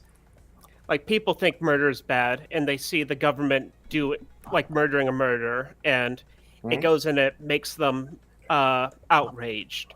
And I think that the outrage against like the government is a problem, and that problem could be mitigated for punishments that are still severe. That's what I hear. I hear. Well, he's saying words. You're saying it has to do with like how we handle it with the government, like our outreach to the government in terms of how the fuck am I the mean one? How am I the mean one? How is it fucking Andrew Wilson so mean? He's so fucking mean. It's like, fuck you people. Like, I'm the nicest person fucking ever, dude. But you fucking people. Well, how am I the fucking mean one? Common. All right, I'm getting another drink. This is ridiculous. And a drink. Thank you, so, Andrew. Evan, I want to make sure so you're saying like that the outreach to the government is it not enough, or is it too much, or is it helping? Is it hurting?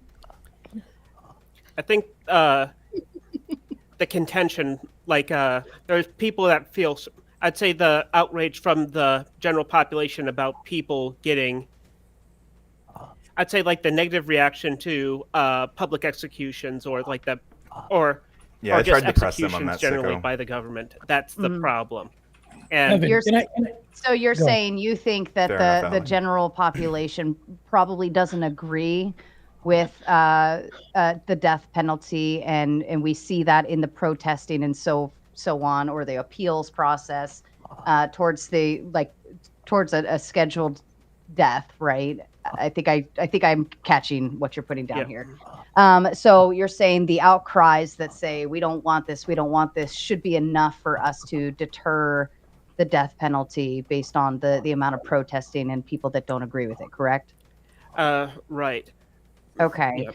So, I think that, obviously it varies state to state, but I think in essence, those states have voted in whether they want it or not. And that's what we've seen happen. That's why it's regulated to the states and allowed to the states, because we as an entire nation couldn't necessarily come to an agreement on that overall. It might be me. And I think that if you put it back to the states and let them figure it out, then that general population has voted something in, or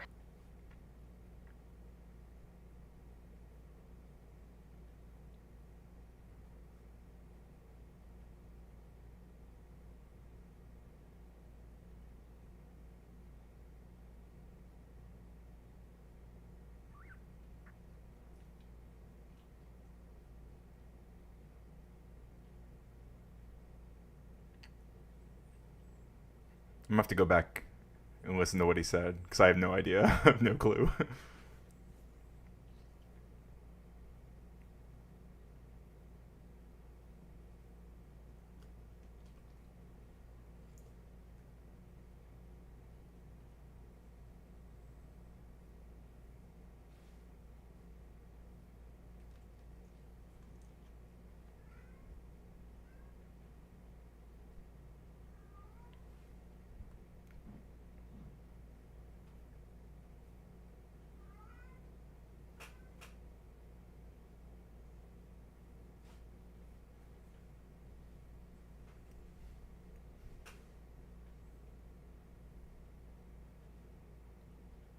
Bye, Evan. Yeah, that's what I was saying. Less formally, though. That was good.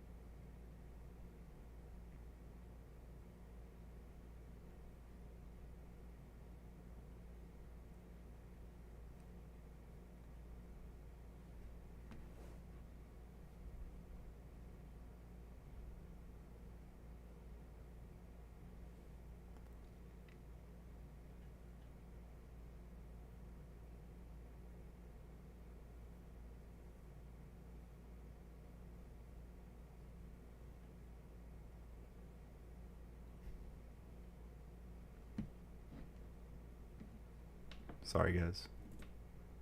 Sorry, guys.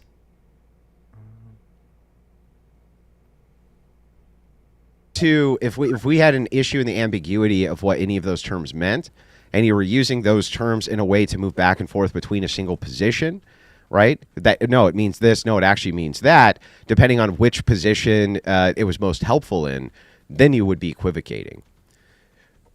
Okay, well, that's just what I was reading online. Maybe I have the complete wrong source, but it was just. I wanted it made sense. I wanted to hand it over to our darling Herbert, also known as Wi-Fi Gospel, who has another question. Well, I don't know who this Wi-Fi Gospel fella is you keep talking about, Sarah. My name is Herbert. I just wanted to say I love those soy boys up in the corner. I really like your hat.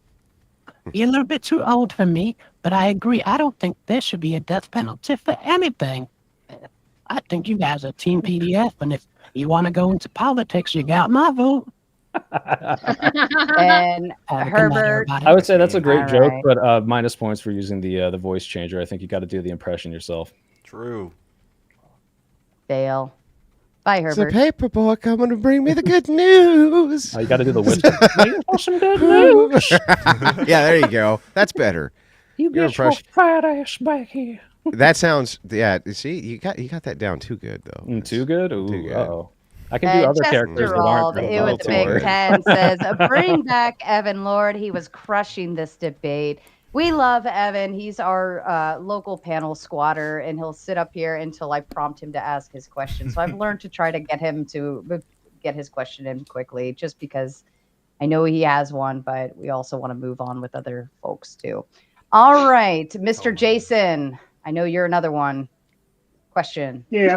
It's the infamous Castle Doctrine, Jason Castle. Thank you for joining us. It was named after me. It's very clever. Very He's killed clever. 17 thieves. Ryan, what about if we had the death penalty? What about the if you let it up to the victim's family? Let them decide. So actually, we didn't really get to this, but it's an interesting thing.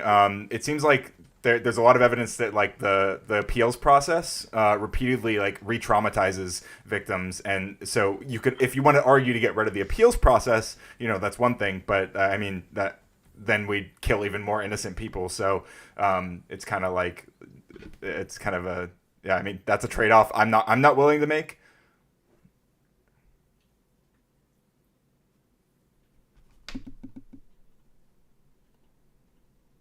If somebody's boy, convicted, like and let they him get out of the the death penalty. That's probably not a good idea. Let the family decide if they want the person to die or send them to prison for the rest of their But what lives. family member is going to be like, I was going to say the Carmelo. I Anthony, would. I think he was the one guy I've heard recently who was like, you know what, I forgive this guy who stabbed my son to death. But I think most people probably aren't like that. They're probably like, this guy should fucking die for doing whatever they did. And that could include something so simple as like stealing a candy bar. And I just don't think that The courts usually already take this into account as well. They usually do ask for like the opinions of the victim's family and stuff. Yeah. So Before they launch sentencing, correct? Well, what about that like, is if they get- discretionary with the judge. Andrew, I think you brought this up one time. Like, what happened if you actually let it to a family member to actually do the actual execution itself? Yeah, well, so there was a case that I read. This is why I don't ever give out my reading.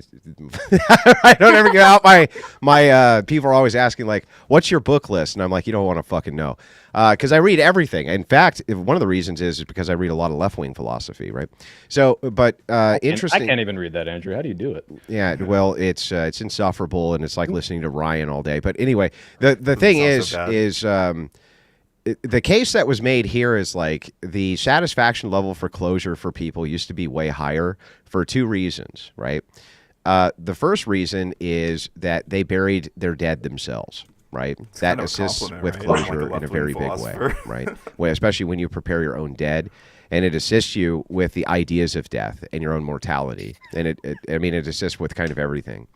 The second is that when people killed, they usually didn't outsource their killing; they had to kill themselves, and it would bring like a kind of greater idea to society of closure. So one thing that has been suggested in the past is, if it is a case the death penalty is implemented, the victim's family should be the one who are able to actually implement that. If they so choose, right? They either throw the switch or they're part of the firing squad or whatever.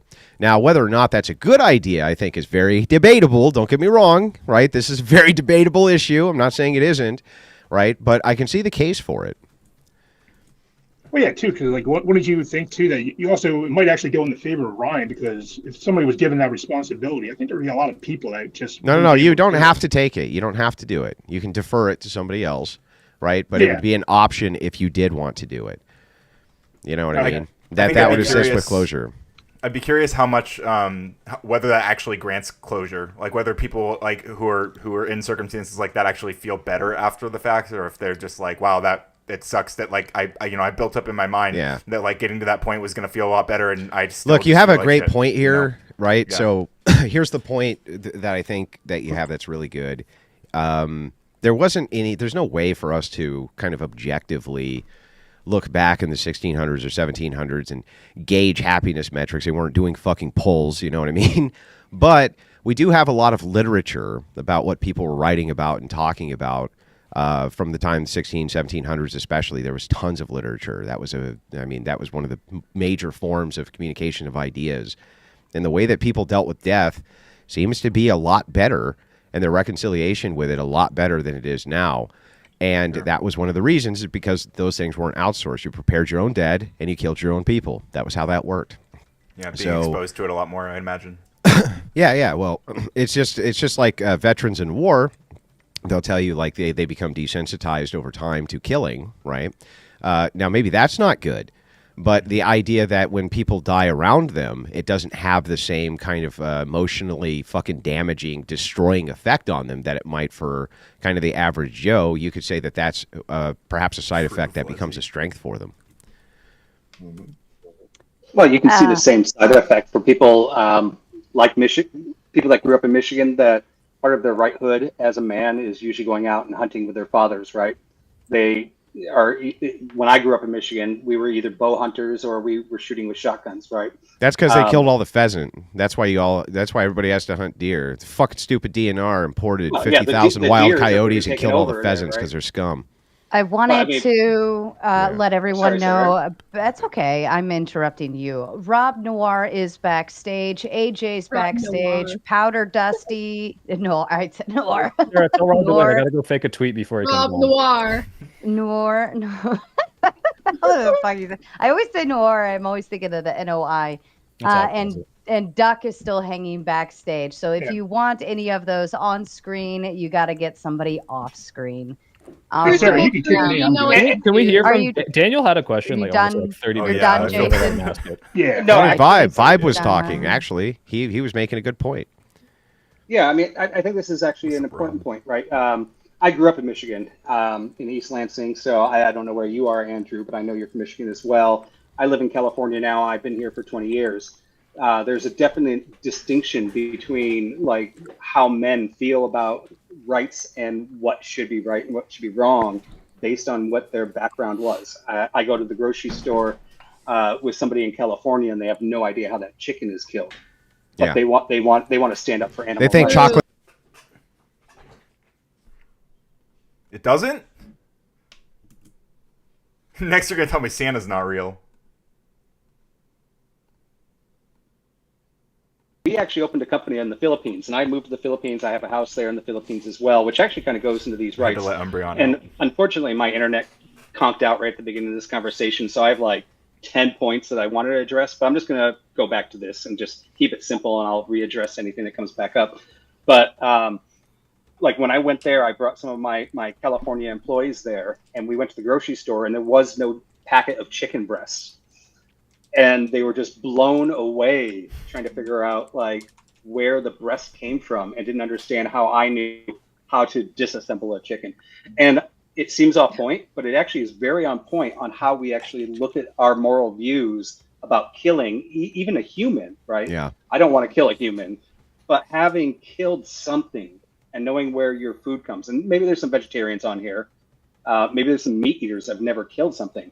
I almost would love to say that, you know what, let's not allow anybody to eat meat unless you've actually killed something once. Yeah. Yeah, well, I understand what you're saying. You're talking about the idea of how it is that people actually deal with death when they're completely displaced from it. That's the case with hunters, right? There is definitely a distinction that I would see at funerals from guys who are hunters or guys who are veterans and how they would deal with it than people who were just completely displaced from it. And it's like, but it's such a part of the world. I don't even think it's healthy that people are as displaced from death as they are. I don't even think that that's fucking good for society, ultimately. I think it's terrible for society. I would agree with you there, and I would even argue that struggle means in general, going overseas and having to kill people probably are the ones that weren't hunters in the first place. Andrew, I have a question. I don't know. That might be a claim too far. that might be a claim too far, bro. Shut up, I don't know. Go ahead, Rachel. Did Ryan get the death penalty for his hairdo? Only on Wednesday. Mean. I I told you she's the fucking mean one, dude. I told you. I never disagreed with that. The Big Ten. I think he's following up from his brief appearance here. Says, I was just trying to argue from utilitarianism. Lobotomization is more accepted socially than executions, and both punishments stop criminals from reoffending. The death penalty isn't always necessary. I mean, I could agree. I want a lobotomization after every panel, but, you know.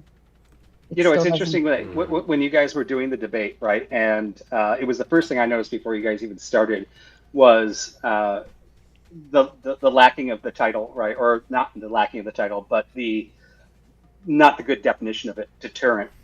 And that was the first thing I was going to come in on when the open panel came on. However, you guys pretty much all conceded, yeah, we don't like the title. We should be actually talking about other things. But I think there's actually a good debate here, and I put it in chat.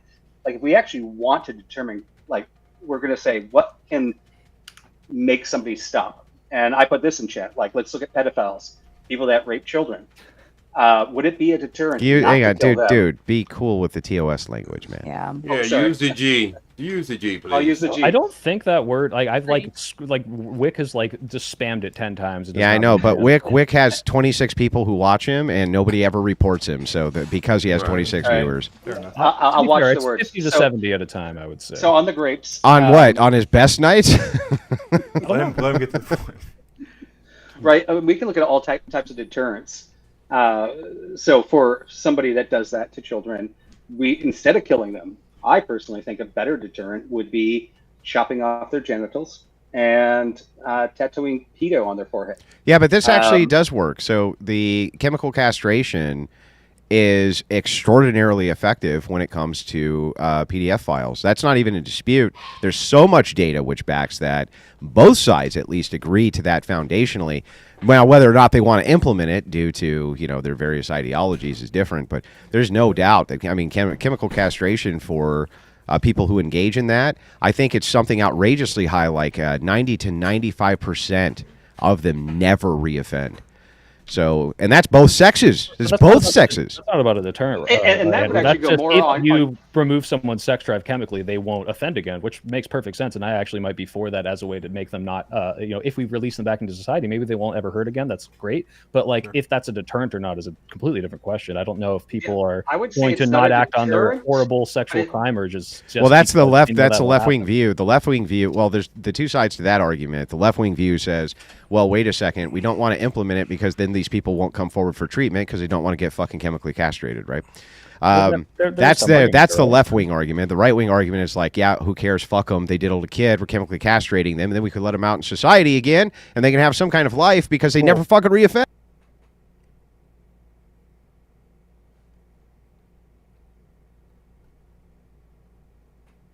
To be chemically castrated, can you help me? And they chemically castrate you. What that's going to do is drive all these people who would otherwise come and try to get help but to hide and then hurt people eventually. See, right? here's So the wouldn't we want less people to be hurt. Yeah, but here's the problem with that left-wing argument, right? Is that you implement the idea of have not done thing acts. So chemical castration has never been proposed for non-offending. Right, so if somebody says, if somebody says that they're attracted to, people in that age demographic, right, that chemical castration has never been proposed anywhere I've ever looked for those people. It's only proposed for offenders. Then I'm fine with that. And here's the thing: is the problem with I think a lot of people like to virtue signal on this, right? Because it's like one of the worst things you can be as a pedophile, right? If you're going to say like, hey, what Good do I Lord, want can to you just do say someone? PDF, dude, please? Yeah, in terms of PDF, whatever. I hate using that stupid self-censor. I do too, dude, but I don't make the fucking rules on these stupid-ass platforms. But the problem is everyone's like, kill your local PDF, like do all this thing. And it's like, look, yeah, everyone thinks these people are bad. Although obviously we're going to find some fringe awful people who are like, yeah, maps or whatever. But the point is, would it be better if we just killed these people if they're one, offending, or two, just like you said, they're not offending and they're coming forward like I want help. The problem is this rhetoric is like not necessarily causing fewer children to get harmed, as far as I can tell, and that's why people are against that. Not because it's like, oh, like those poor people. Yeah, like, look, and on this we have like common ground, right? So there are men and women. One of the most common fantasies for both are grape fantasies, right?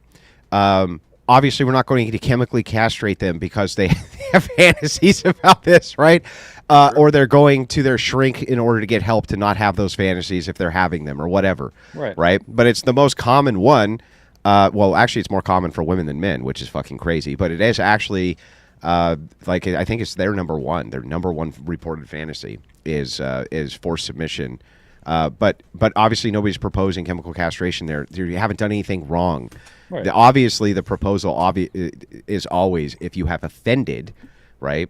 Yeah. And we want to actually move you back into society where you can, like, I don't know, lift heavy things so that I don't have to.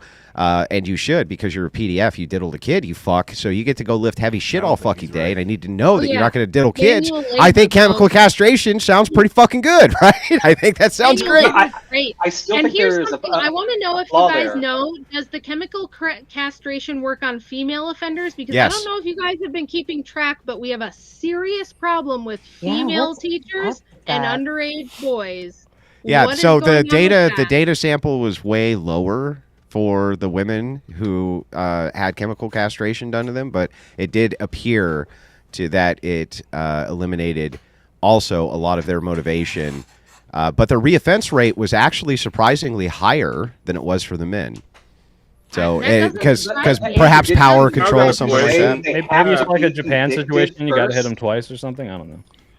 Well, let me like to get it back to the topic. Because that's not a Yeah, I just want to ask a question. Then Then I'll leave.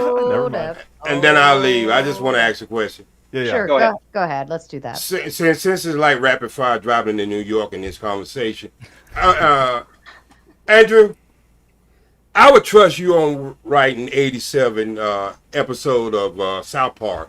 I wouldn't want your ass nowhere around the law book. Reason why, and I'm just being serious. Reason why is because you forget about the other part of the story. When I came up, stealing the car was called joyriding. You know what happened once they made it a felony? Carjacking. You act as if when people do things and you make a deterrent, or you think you're making a deterrent, everybody who breaks in your house don't want to become a killer. That means you could kill them and they could kill you, but you'll just make badder criminals come in your house to kill you. Just like you used the example as the person who killed 8 people who came in his store. Now that 9th person go come in and just blow his damn brains out, take what he want to take anyway. So what I'm trying to say is, you got to understand there's 2 sides of that sword that you. Yeah, here's the So let me respond. Right, I listened to what you said. If you don't want to get shot, don't steal fucking cars. It's pretty simple. So the thing is that here's what I will tell you: 100%. This is the case, right? If inside of communities where people steal a lot of fucking cars, if they started getting shot by the average civilian in public for stealing their car, they would steal way less fucking cars. How do I know this? Because when that happens in areas where that does happen, right, you see the carjackings stop. Let me give you a great example of this. In South Africa. In South Africa, it's legal to equip your fucking vehicle with a flamethrower.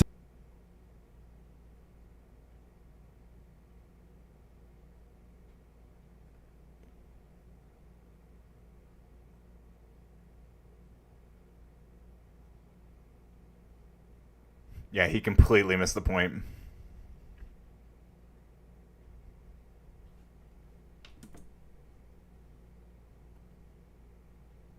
To deter you from stealing it, right? What are you going to do? You're going to wear a flame retardant suit to steal the fucking car, right? It's just silly, dude. Again, you didn't answer. Well, again, you didn't answer my question. As crime, as you deterrent on one level of crime, you just make a different type of criminal. That's what you didn't answer. How are you making a different type of criminal? Your example, they would have people who carjack maybe with now flame retardant suits, or maybe you're going to have more. Oh, the criminals are going to get flame retardant suits so that they can carjack. No. Let's don't make a joke. Let's don't make a joke of it because I gave you a good. I gave you a good example. Okay. Well, give me the example again. Let me make sure I respond directly to it. Okay, in the 60s and 70s, when you stole a car, it was called joyriding. All right. You think that's accurate? No. Listen. Oh, well, you wasn't even around, so I can't even take. You wasn't even around. Come on. Oh, you probably read about it, but you wasn't around. You wasn't even around. Please, you wasn't even around. Oh, I see. Okay. Were you around during the days of slavery? Because if not, then you can't talk about it. Then don't talk about it. Don't talk about it. Then she don't need your assistance. You weren't around, bro, so you can't talk about it, bro. Easy. Don't get your underwears all tight, please. I'm not the one. I'm just pointing. You are the one. I'm just pointing. You are the one. You are the one. You're fucking Neo, bro. You're fucking Neo, bro. You can't answer my question. You can't answer my question. Put him up. Okay, that's the problem. Ask the question. Okay, I'm saying is when they were joyriding and it was a misdemeanor, all right, and they decided to make it a felony. And when they did make it a felony, you stopped so much of the breaking in your car and stealing it at your home. But what you did open the door for is carjacking. Now you're talking about a more serious criminal now who has a gun on you. You understand what I'm saying? Sure. And so it's more it's more easy for you to get killed now than it is for the person that you're trying to kill. Why? Can I ask you a question? If it's joyriding, right? Why would it's criminals who wanted to steal your car, who were hardened criminals, be deterred from stealing your car because it was a lesser penalty? That makes no sense. No, you're not listening. No, what you're not listening. I said when it was like that, the average person would do that. All right. Once they made it a felony. Yeah, but why would those people? Why would those? No, we're not talking about them people. No, we're not talking about them people anymore. We're talking about once you made it a felony. Yeah. Now you're bringing in hardened criminals now. Who would take your why life. Would those criminals not have done it before, though? No, but I'm saying because it was a sneak thing. What? You understand? It was a sneak. No, it was a sneak thing. Most people stole cars. They hotwired your car and stole your car and joyride.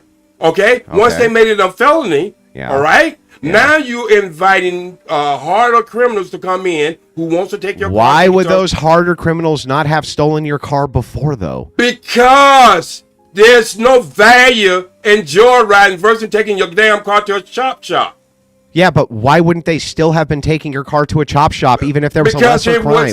No, listen, what I'm trying to say is that what you're opening the door to. Now you brought more value to the car.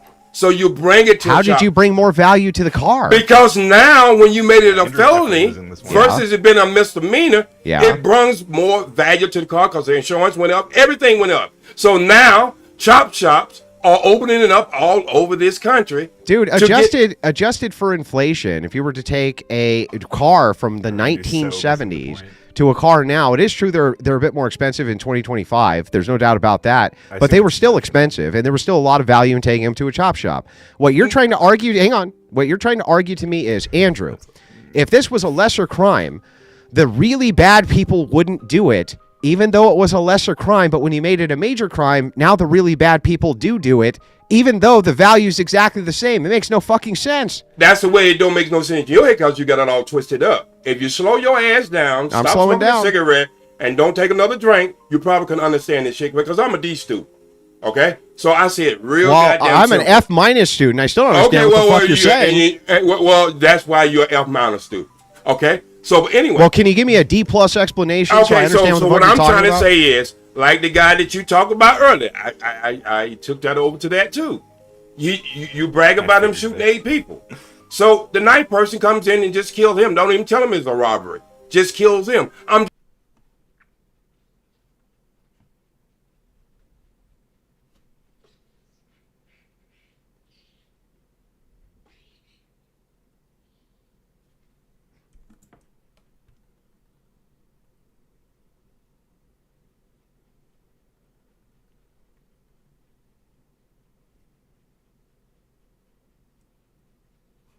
Oh shit.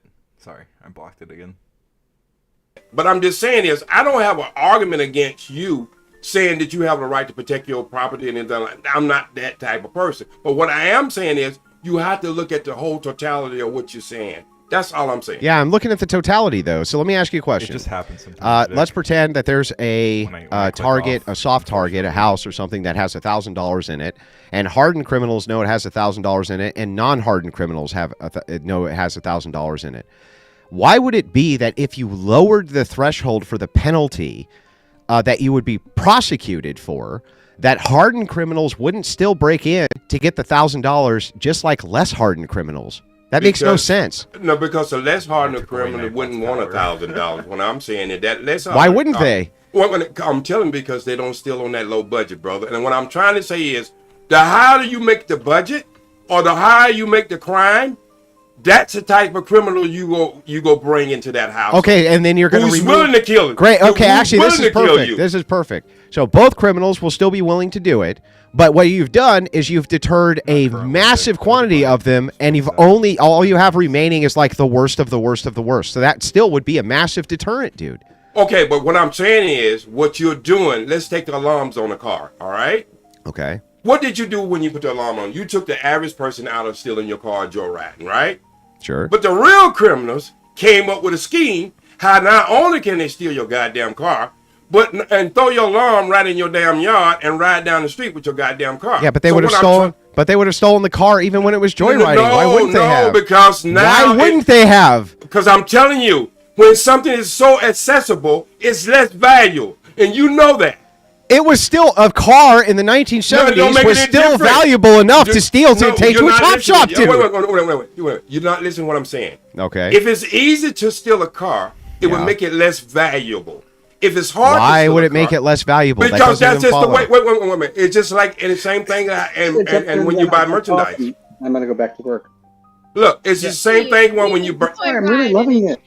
Andrew, I think he's trying to make an argument about escalation, and like you're right to say, like, yeah, if we make it like, you know, everyone, if you stepped in my doorway, will blow you away. No. No, you don't get to reframe. You don't get to reframe this. Wait, because I'm going to, because I think the thing. You're reframing this shit, and you know it. Stop it, you fuck. Stop it. Hey, wait. He don't have to reframe. Go ahead. You go ahead. Bro, can you? I just want you to. I just want one answer to the question before you reframe it, Soy. Right. Okay. Go ahead.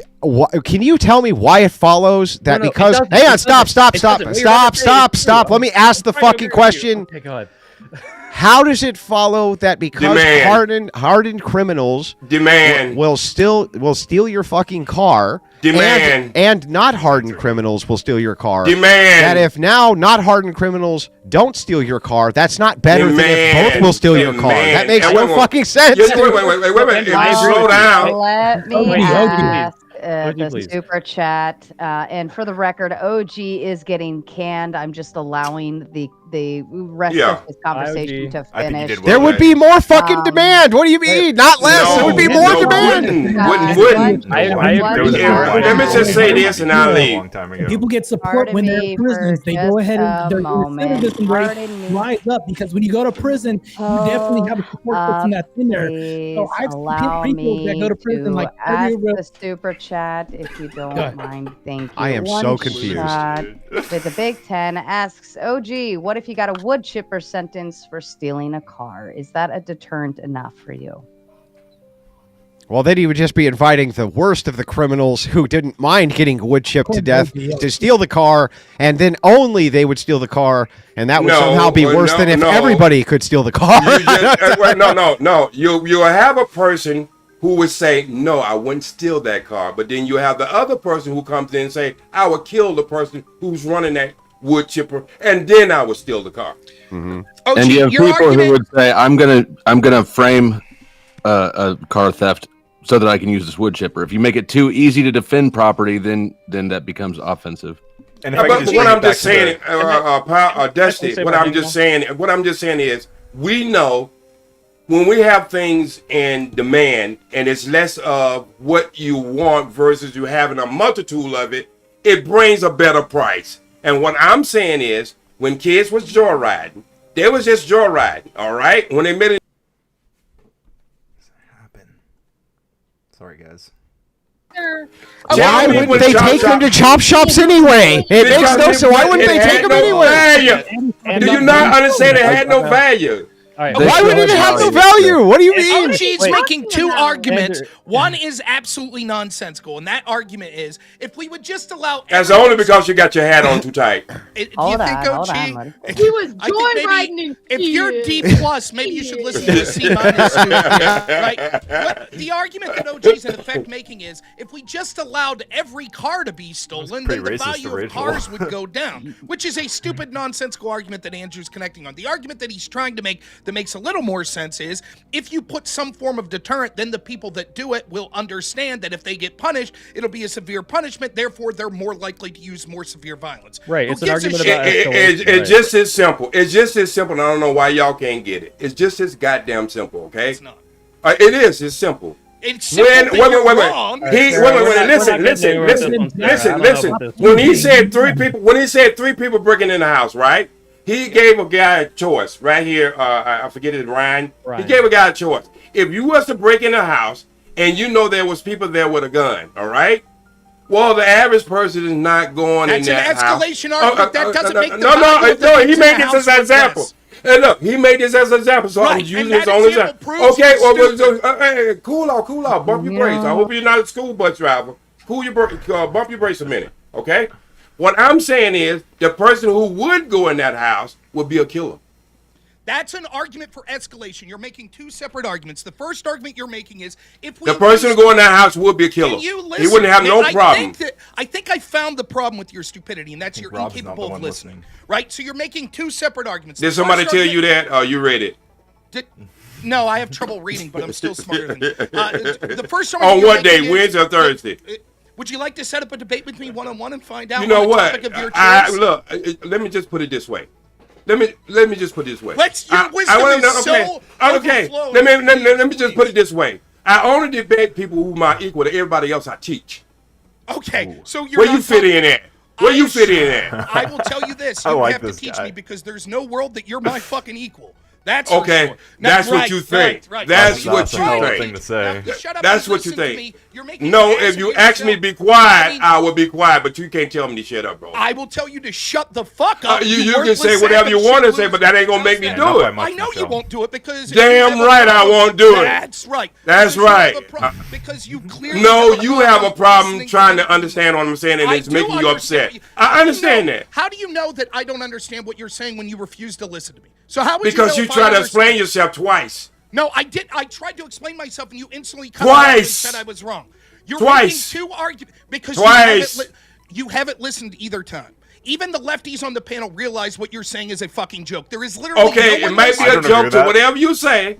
Whatever you say, it might be a joke. Reasonable. But I live in the reality of it in California. No, you don't. Yes, I do. I live in the reality of it. Here's the example you just said. I said you're making breaking into the house. You're making two arguments. The first argument is an argument. I only use the example. Please. The first argument is an argument of escalation. You're saying if you increase the punishment, then the people that do these actions will be more hardened. Because before, if you got a slap on the wrist for breaking into someone's house, then you're not going to pull a gun to do it because you take your slap on the wrist, you go back to another house the next day. But if you say that it's like the death penalty to break into someone's house, now you're going to take a gun and make sure there's no witnesses, right? That's part of your argument. That part of the argument at least logically follows through. The other part of the argument you're making, if we take this example, is the shit you would steal from that house. Diamonds, TVs, computers, firearms. Now it's worth less money because more people are breaking in, stealing the shit so that the demand is lower. But if you stop people from breaking into houses, now the values of diamonds, televisions, computers, firearms, whatever you would steal from a house shoots through the roof. That's fucking stupid. Okay, so that's the way you explain it. And what I tried to explain, now I didn't interrupt you.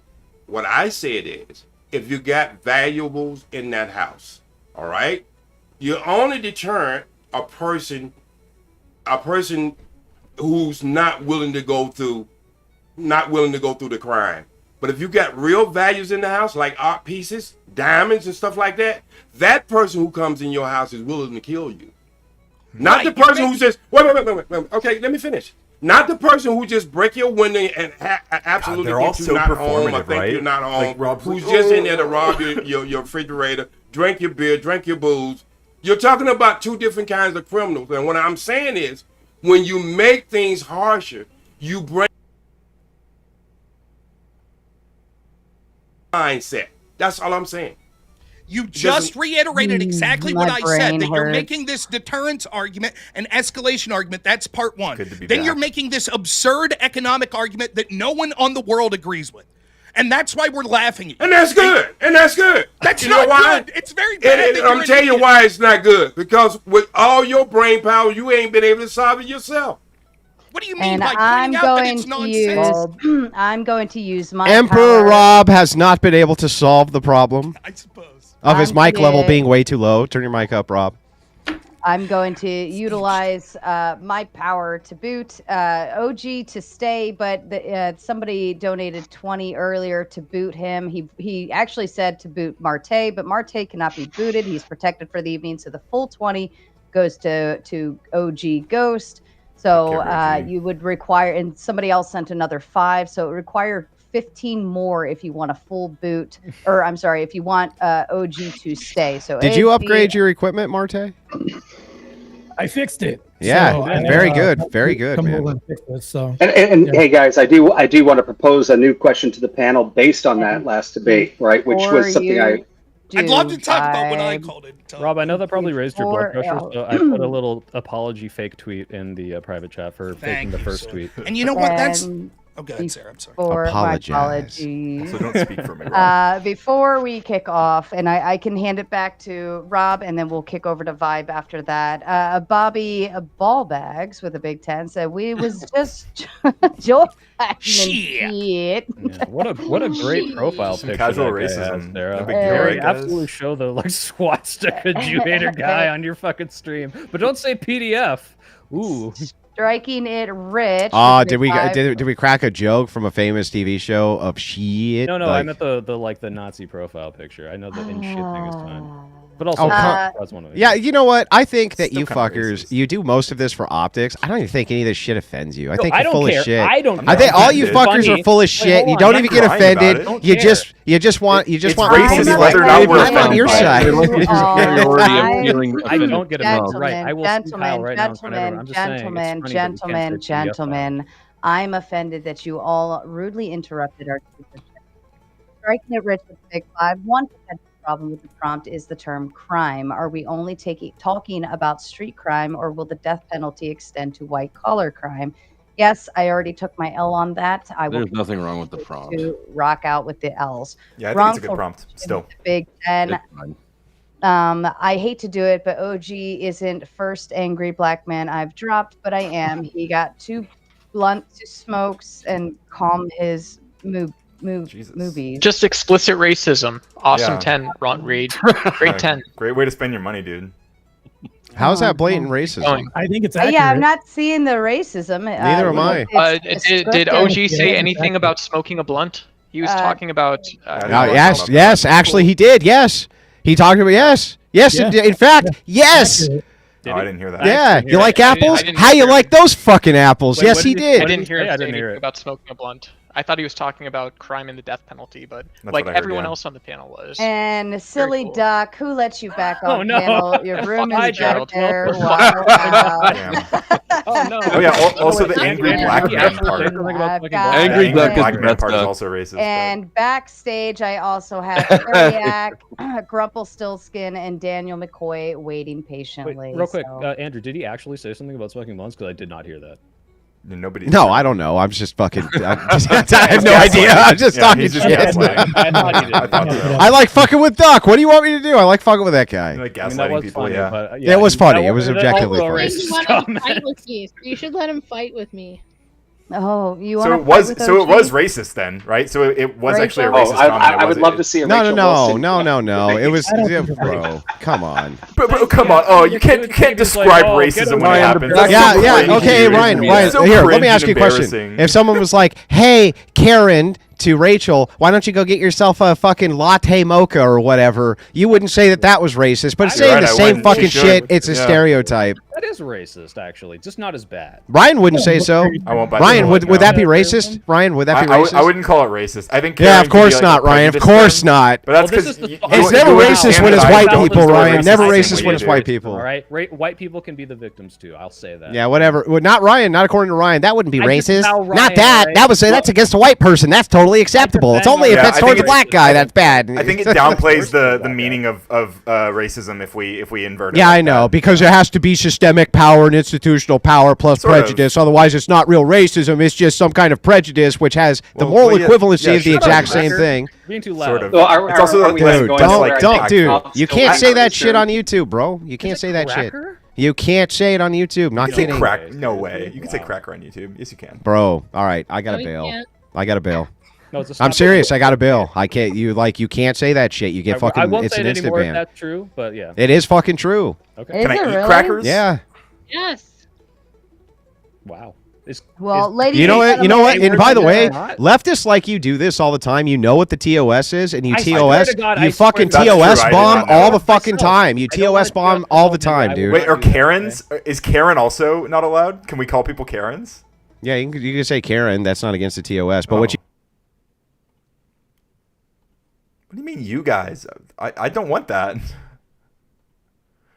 I don't also my fucking believe any of you. Half of my content is arguing Hassan with you, Piker got motherfuckers. Why would I fucking want you banned. It was a banned? famous ban for saying that fucking word. Dude. Yeah, on Twitch. It was a famous ban, and suddenly it's like, oh, really? You can? I didn't know about it. I bet you fucking tweeted about it. Twitch I has bet that I rule could go back specifically. and find you Is anybody here tweeting streaming on about the Twitch? Hassan Piker fucking C-word controversy, but suddenly you didn't fucking know, right? You didn't know. I didn't ban know. Hassan for that Dude, word. I've been Twitch saying did. PDF file, but saying grape on these shows Yeah, all the whatever, time because I dude. thought it was okay. I wouldn't try to fucking bond you for your monetary value. I Was actually care about that was shit, the so. tooth fund? Was the tooth fund handed We're working over? on it. Andrew was. I messaged Andrew about it, and he asked me how much the tooth would cost. I don't have a good answer yet because I would have to go to the dentist and find out. Oh, like, so what you mean dental fits and Andrew kept his word?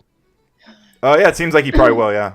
Yeah. Well, isn't that crazy? Which is, I've been saying that every time people have asked me about it since I messaged you. I've been saying that. So yeah, nice try, Daniel. That's not how it works. Daniel, seriously, But thanks for giving Sarah I don't money. know how much more I have to say. How come the there. left wingers Any- didn't fix your tooth anyway? How come it's the Christian right that ends up fixing your tooth because they don't want to see you all fucked up on these panels and making a fool out of yourself? You know, that's a good question. And you know what I think we should say to that point is, hey, leftists, if you're out there, if you're watching on Soy Pill's channel or whatever, you should come subscribe to my channel, help me out. I'm a small creator starting to get into the game, and I think I have a lot of potential. So There is- come give do me you your agree money. with me Andrew, that Andrew, the- hang on, I was some almost of the done with mo- my shill. I was almost done with my grift, okay? Ryan, So come to my channel, there's give me major money. left wing streamers everywhere. How come they won't help you with your fucking tooth? You're on their panels all the time. I'm not on their panels all the time. It's pretty easy, How right? much Because truth Christians are out there without government trying to help everybody. Everybody. The leftists messing everything up. Yeah, so I'm not on their panels. Just I go on suck Sarah's off panels. Destiny and he'll pay for that too. Yeah, I'm good. I don't really. You could probably fit it right between the gaps, homie.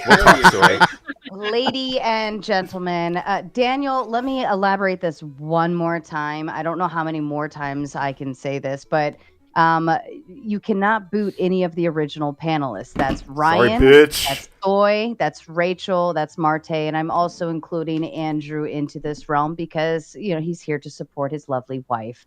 So please Hilarious, pick someone- somebody else to boot. And No, it's then because also- we bring in major numbers and you make a bunch of money. Let's be real. Like, let's just be real. Well, the grift needs to pick up. Yeah, then. the grift has to pick up. do You the know, grift. that's fair. And Wow, they're nice trying dropping the to slur. bring.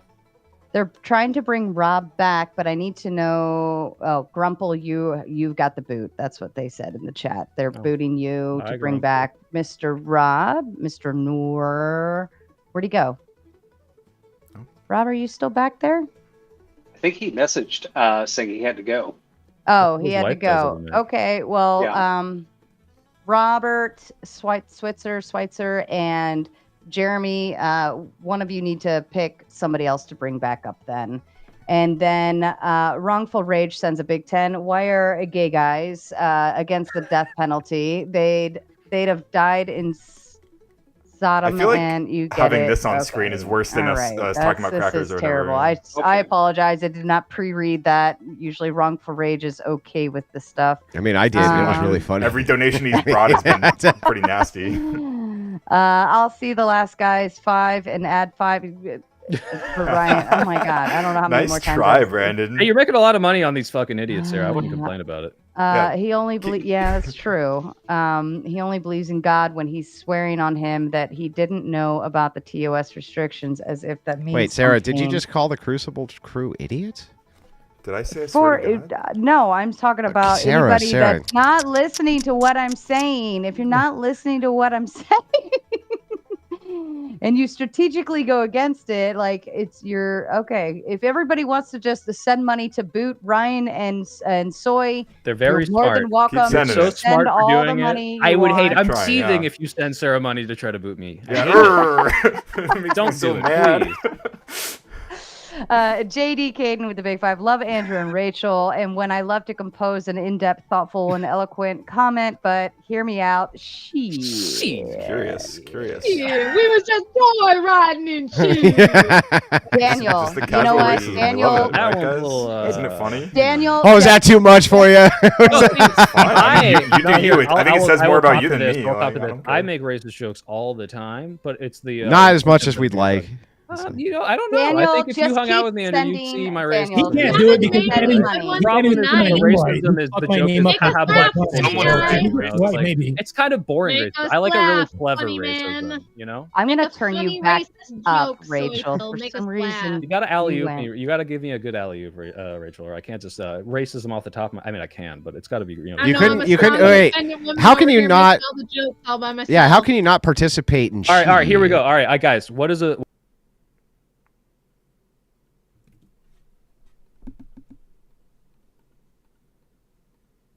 Sorry, I'm fixing it, guys. Guys, Yeah, you didn't like my. Hang on, I thought that was great. I had the greatest answer. It was the machine gun noise. That was the sound of a Vietnamese ghost. It's a machine gun noise. I did right? the accent. I said boo. Oh, I thought the machine gun noise was better because there was 1.5 million Vietnamese ghosts by the time we were done with them. Just pointing that out. I still want to open this up to the panel after the last 2v2 debate there, right? Based on Andrew's original assessment of the three houses, right? And which one would you rob? And one of the things that started spinning in my mind there, the first thing was, well, I'd go after the one of most high value with the least amount of risk. So if there was $5 million with a guy with a gun and $1,000 with a guy without the gun, depending on my criminal mind, I might go after the one with the gun. But that's actually not my point. My point that I started thinking about over that whole thing was, let's look at it this way. We've got the government that has a gun, which is the death penalty, and you've got a resident that has a gun. Which one is actually more effective? So I'm a criminal. I'm going to break into your house. I don't know if you have a gun or not, but if I get away with it and if I get caught, I've got 10, 20, 30 years before I actually ever get prosecuted with the death penalty versus when you're actually stepping in. And this kind of goes back to what you were saying, Andrew, with like South Africa and, flame guns coming out of cars. When we're talking, because the discussion of this conversation is a deterrent. So is the government the better deterrent, or is giving individuals the right a better deterrent? And I mean, Soyfill and Radical, actually, I don't think Radical or Ryan, you actually said this. But I know, Soy, you said it'd be great. Like, you hate somebody doesn't put their cart back in the parking lot, right? Like, it'd be great to get rid of these people. What if we didn't rely on the government anymore and we just gave the people the rights? And I'm just opening that up to the panel. I would just I would just say that there would be a hierarchy here. Is a better deterrent than the death penalty. I think you can literally look at stats on this and say, yeah, this works much better. So I said this over and over. Yeah, in the debate, but hang on. Right, I would just say that there would be a hierarchy of deterrence. So I'll give you the olive branch. I'd say, that the armed citizen would probably be a much better immediate deterrent than consequence of government intervention.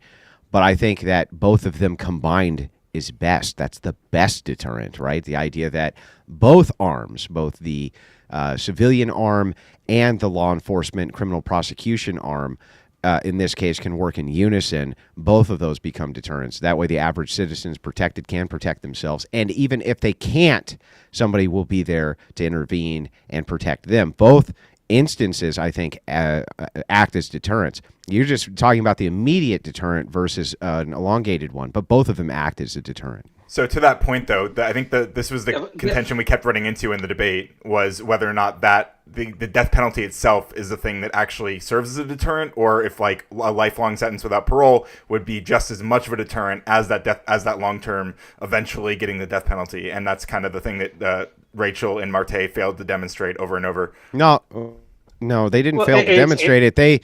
Hang on. They actually gave you a very specific demonstration, which you had no argument for, so you just swapped it around. But they showed you in Singapore, when it was the case that the death penalty was implemented for trafficking, that the trafficking reduced by 60+%.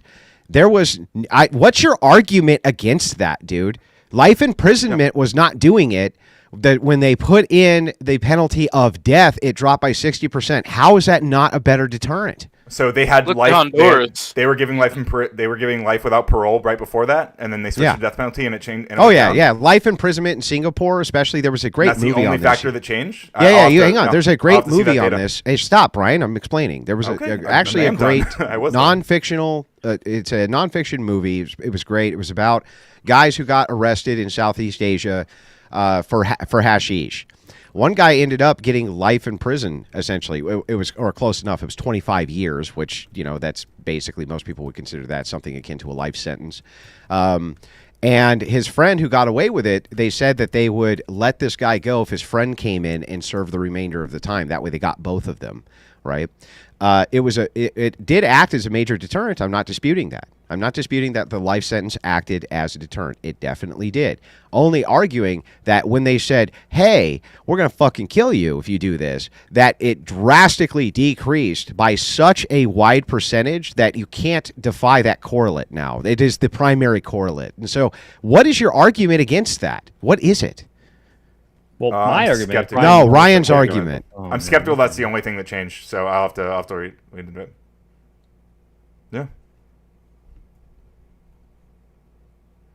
Give me According any to other you, I don't factor even know you if can that's think true. of, I bro. don't know if Any that's other true at one. all. Any other factor that you think argument contributed What to that. if they had? It is. It is an better argument from incredulity, an drug actual in there? fallacy, by the way. What if they put more money into drug trafficking enforcement, where they're like, hey, like there's They more put less money into it because they implemented the death penalty. No, I'm just saying, are there not? What Ryan is asking is this the only thing insofar as is he able to look at the? Big It is picture and the say, are primary people- are they correlate. doing- Why don't you send me That's some very reading on it to possible. prove me wrong? That's why he Like, wants to read it. Bro, she cited it for you multiple times. She mentioned it, but she didn't cite anything. Let's just ask this. Let us assume for a second that she's actually telling you the truth because she is. Just assume it for a second. That would be Give the me best any example, other. yeah. Give me any other thing you can even think of that if it correlates right on spot with this law passes, people start to die, decreases exponentially immediately upon this law passing. What else could you even, to the category of 60%, even say was close to that? What? Didn't Soy just bring up a specific example, like if they're doing What more if they literally enforcement? shut down some ports? Like this is a thing that could. I'm not saying this happened, by the way. I'm just saying the reason he wants to look at this. Andrew, is that the there are issue is potentially the other market You guys people- want me doesn't to want to read it solve to you? problems. They Yeah, go make ahead, chaos. Rachel. Please just read it and let them. Okay, so Singapore introduced the mandatory death penalty for certain drug trafficking offenses in 1975 under the Misuse of Drugs Act, with further amendments in 1990 setting specific thresholds for drugs like opium and cannabis. According to the Singapore Ministry of Home Affairs, there was a significant reduction in the amount of drugs trafficked following these laws. Specifically, in the 4 years after 1990, the average net weight of opium traffic dropped by 66%, and there was a 15 to 19 percentage point reduction in the likelihood of traffickers bringing in more than 500 grams of cannabis, suggesting some deterrent effect. A former trafficker also noted that they deliberately kept drug amounts below the capital threshold to avoid the death penalty, indicating behavioral changes due to the law. Duh. Now, what's the refutation here, Ryan? Can you That's send me that? what was I'm just asked. curious. Is like, I mean, you hang might on, be hang right on. about When you that say, happening in Ryan, let me Singapore. just ask the question, then answer it. What is actually the argument when you say, no, life imprisonment has a better effect? Those laws for life imprisonment, especially all over Southeast Asia, were a big deal, especially because a lot of them were trying to work within the paradigm of a brand new type of United Nations when various foreign affairs nations were really putting the microscope on Southeast Asia. What else could you possibly say to this when you had the parallel of life imprisonment to actual death and you see that kind of percentage drop? Doesn't that refute your entire position here? Not really. I'm just I just want to read more about it. That's all. I'm not going to take a hard stand. Like Rachel could be right about this point, but I think she should have hammered down on this way more in the Here's the debate counter. if she felt so Remember the strongly way about the it. Democrats went after the J6ers like very harshly, and they basically manipulated the words of the law just to get the harshest sentence possible. Okay. Would you want the That's government to hilarious. then have the power of the death penalty to then pursue that path? I'm not a death penalty advocate. See? I'd love to. That's I'd the love to counter. take in That's the counter, on Ryan. Ryan on this one here, right? But by the way, hang on. Even if it's the case that you're saying that people in power can abuse, what the death penalty is because they're unfair and biased fucks because they're leftist scumbags, that wouldn't actually still make a great argument for why the death penalty is bad, only why leftists are fucking bad and should never be in power. That's all that But would it's be an argument actually why the arguing. government shouldn't have power. The government shouldn't have power to execute citizens. It will be manipulated, and there will be innocence that will. Yeah, but I mean, but hang on. That's going to be the case with any law enforcement activity. No matter what it is, there's going to be innocent people who get caught up, and no matter what it is that you're prosecuting, you're going to lock innocent people up. In fact, I can probably give you an example almost everybody has dealt with. Has anybody ever gotten an unjust speeding ticket? Where the cop was just a fucking dick? Yes, of course. Almost probably everybody here, or gotten some sort of unjust treatment from a government official at some capacity. Speed, Andrew?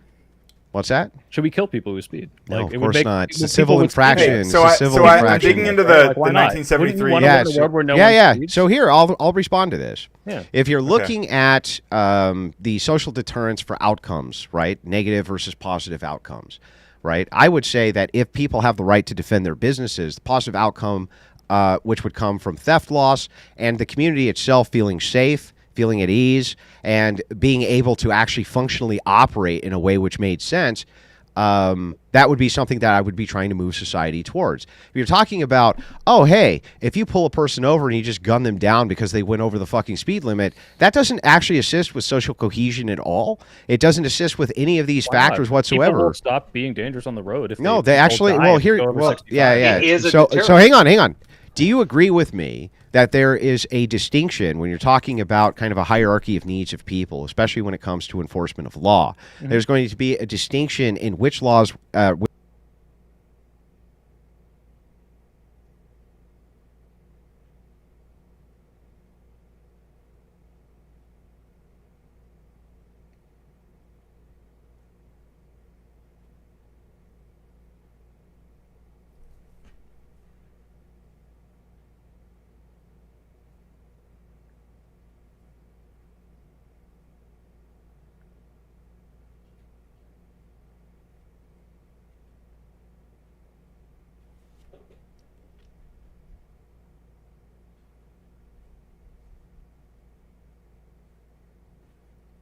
Sorry, guys.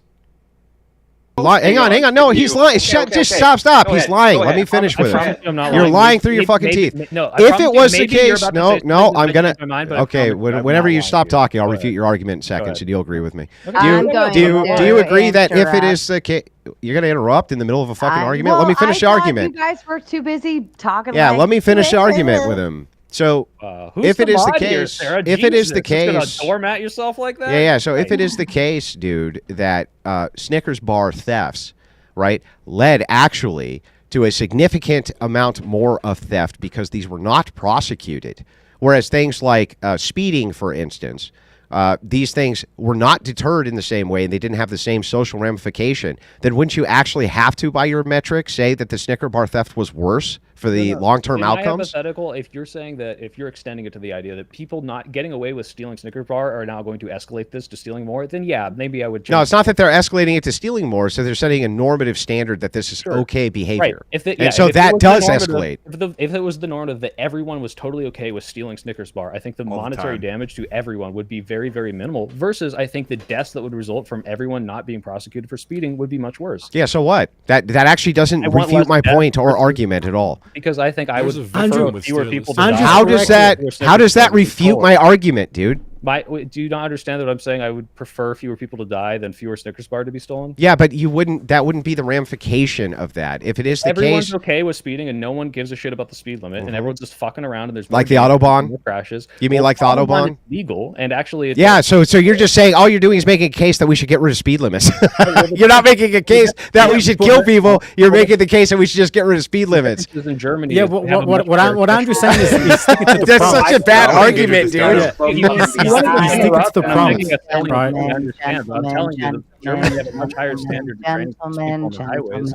Gentlemen. Yeah, you're just making an argument to get rid of speed limits, just like you're making the I'm argument going to get rid of laws for make Snicker a- bars. It's silly. Read the super chat. If none of you mind, I would very much like to read them. Airborne with the Big Ten, it is very annoying when liberals who cannot seem to control their emotions are constantly spurging out. We actually want to hear the arguments, or do you not actually have any? I think it's very well. to- Can I respond to that? I think it's very Yeah, curious because sure. I don't think I've done that like almost at all. I've been very patient. I've been very quiet throughout many segments of the debate, just waiting patiently for a moment to speak and said my piece. I don't think that applies to me at all, even a little bit. Airborne, maybe. Andrew, however, has been interrupting constantly and talking over everyone throughout like since he got here. But I mean, whatever, you do, you boo. Some residuals from the jar thing. You know, he's trying to get it all out. And Josh says to remove Teriak, and also Brandon waved his credits over to you as well, Teriak. And then making his comeback to the stage, we've got Duck. Hopefully, Duck What up? will last. So maybe Duck can take over after I make a quick point. When you were interrupting me, I was actually trying to make a point where I kind of felt like you and Soypill were kind of talking in circles, and I was kind of making the same point when it comes down to the topic of this, right? Death penalty, deterrent, right? And I agree. So before you interrupt, that we can say we can do all these deterrents that actually will deter somebody. And Soypill was making that point. However, I think what you were adding on top of that was, but we can't just blanket do deterrents. We have to have a hierarchy of what deterrents are proper. And correct me if I'm wrong. I don't mean to strongman you on that, but I think you guys were kind of circling on that one. No, we weren't. We Andrew and I would actually. No, we Are you didn't. a fucking moderator, bro? Yeah, we're not. What kind of question is that, dude? Wait, well, I'm trying to understand because I actually have arguments we're not, too that we're I not, want to insert, but I want to understand. Well, then yeah, ask we're not. both of We're their not arguments actually and where they're circling. Yeah. So I don't know what you just asked anyone. Like these guys just spent 2 hours debating. Be clear when you ask a question. It's a fine question. He's yeah. trying to Yeah, I thought it was fine. He and I would go on circles. You're And being listen. too I think nice. Andrew. No, I promise that was fine. Look, it's like if he's arguing that there is a hierarchy of like how severe crime should be. I agree. It's just that we vastly disagree on what that is. I think.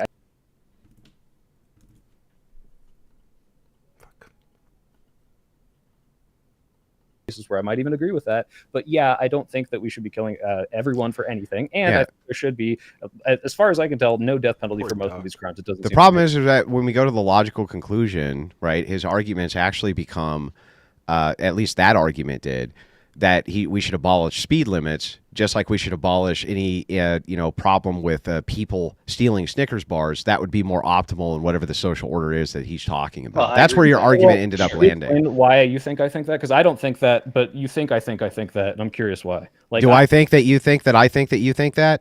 What I'm confused. Do we both think that you think that I think that you think that? What I'm saying is, I don't think this is a lie, is that I would prefer a world where we heavily enforce speed limits than we heavily enforce very petty theft on Snickers bars. I think that would be a better social cohesion. Yeah, and we're just going to end up going back to the same argument here, and That's I'm all happy I'm to do saying. it, I but think it's I don't ridiculous. believe Can I ask that. a question? This is a legit question. If you're Mhm. saying that the social cohesion and like the consequences of speeding is not nearly so bad as the social cohesion of people think it's okay to get away with stealing, even if it is, No, they're both bad. Right, but the but- reason that then both are enforced, yeah, Oh, if both are enforced, yeah, but why would you say aren't both enforced? They aren't both. So enforced they are both enforced, yeah. in our current society. Yeah, so both things bad, both things enforced because both things bad. Got it.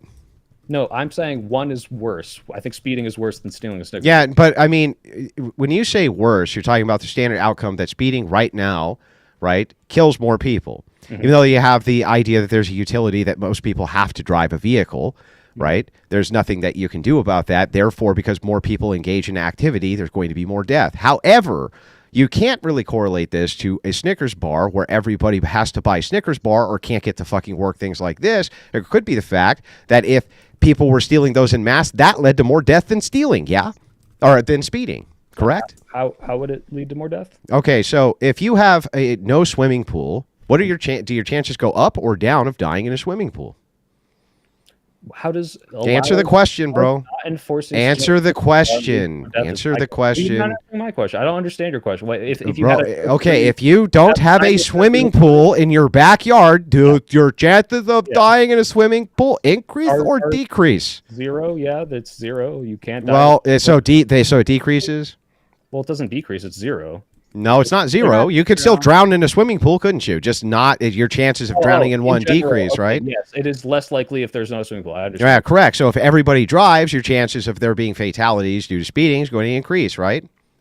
Okay. But if everybody stole Snickers bars, there's a good chance that that would lead to an overwhelming amount of death too. It's just that everybody doesn't have to steal Snickers bars because everybody doesn't have to eat Snickers bars, but almost everybody has to drive. You see how that The works? idea that because there are more thefts of Snickers bar, this is going to lead to more conflict, which will lead to more death because people might try to. Yeah, that would logically follow, wouldn't it? Well, that's what I was trying to ask you. You just wouldn't say it. I'm just curious. It wasn't a guy. Doesn't that logically follow? I guess. Yeah. That's Yeah.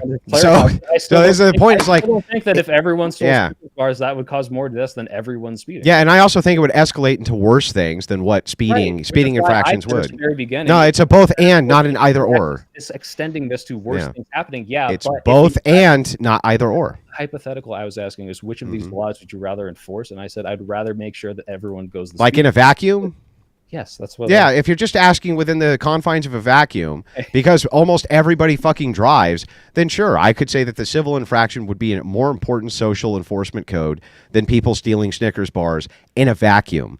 Yeah. But when we take it outside, when we take it outside, hang on, but when we take it outside of a vacuum, that's obviously and clearly not the case when we're talking about the escalation of social cohesion. It becomes a problem of you being in California and you can't get your fucking face care, bro.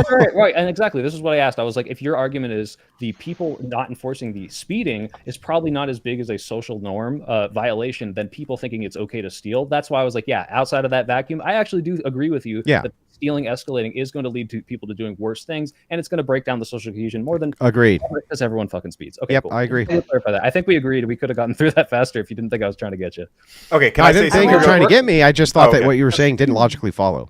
Since you guys are done, I just want to say one thing real quick, if that's okay. I've waited patiently, right? At this point, you know what? Spurgeon over here, Mr. Spurgley. Thanks, Sarah. So yeah, I know I can't stop spurging, but I just wanted to read something from a UN report that talks about the Singapore stuff. This direct quote, so you can look into this if you don't believe it. But despite the executions in Asia, there is no clear evidence of a decline in drug trafficking that could be attributed to the threat or use of the death penalty. There is no credible evidence that the death penalty deters serious crime in general more effectively than other punishments. But maybe the UN's lying. I assume Asia. Why did that say Asia and not Singapore? Because it brought up Singapore, Malaysia, Thailand, Indonesia as well, and it's following that explanation with despite all of this, there's still no evidence. You're gonna have to send me. I will. No. I know that's what you think. Yeah. Hang on. So hang on. I just pulled this up. I want the report. Is it the case that you're looking up right now, Ryan? Sorry. Is it the case that you're looking up the stakeholder report for the United Nations Universal Periodic Review that's going over the Singapore report? Is that what you're looking at? Let's see. I don't think because the primary funder of that is Amnesty International public statement. Yeah. Okay. So yeah, literally the primary funders for that, the Advocate for Human Rights Group, World Coalition Against the Death Penalty, Think Center, Anti-Death Asia Network.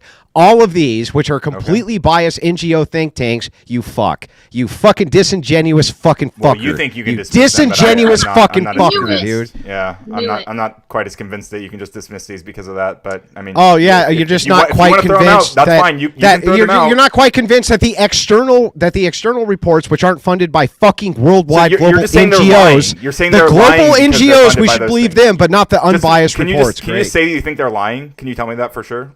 I have good evidence to believe that global NGOs would have great reason to be very biased in how they report data when we look at independent sources, including the countries themselves, which talk about the efficacy of these programs.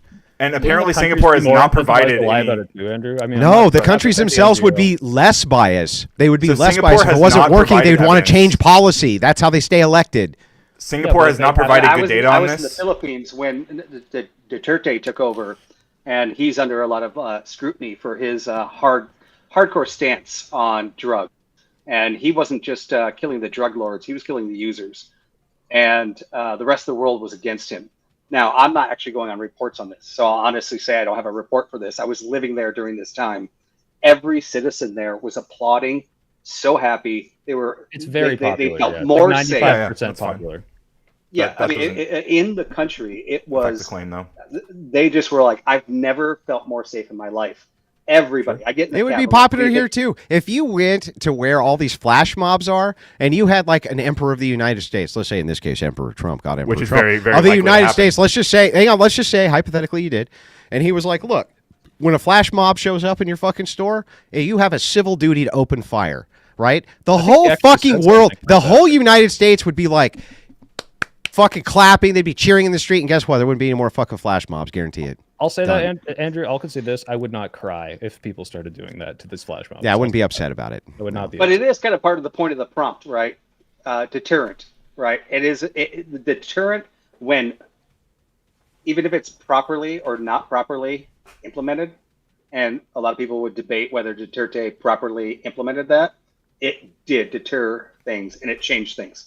So yes, is the death penalty? That's what's and this contested. Goes back to it. Vibe. That's the thing that's Yeah. contested by the UN report specifically. Well, that's where I mean, whether or that's not a whole other the death debate, penalty right? itself That's is the what thing that's you- deterring. There's other things such as increased border security and other cooperation with nearby nations. Like there's other stuff that the data suggests might be a stronger correlate or a more causal. Yeah, Ryan, that was what I was Singapore saying hasn't earlier. provided They data were for this. talking about the immediate Right? drop It off. was a and the deterrent. reason- It proves that it was a deterrent. No, Vibe, it doesn't 100%. necessarily prove it. There's You can no look at the correlate, disputing and it. it's probably likely that it definitely helps. And I would say in most cases, it's probably at least to some degree does it. But I think the advocates against it would say this is very minimal for the damage and the innocents that might be killed. And the reason Ryan questioned it, Vibe, was because, and I don't know if this is true, but yeah, it could be maybe they had tighter border security, so drugs just weren't coming over as much. They weren't necessarily having to threaten all these people with death because They it's like, lost hey, we their stopped. drug dealers. I understand. I'm not saying that's not true. I'm just saying the reason Ryan asked because there could be other factors that potentially did this, and he'd want to look and say,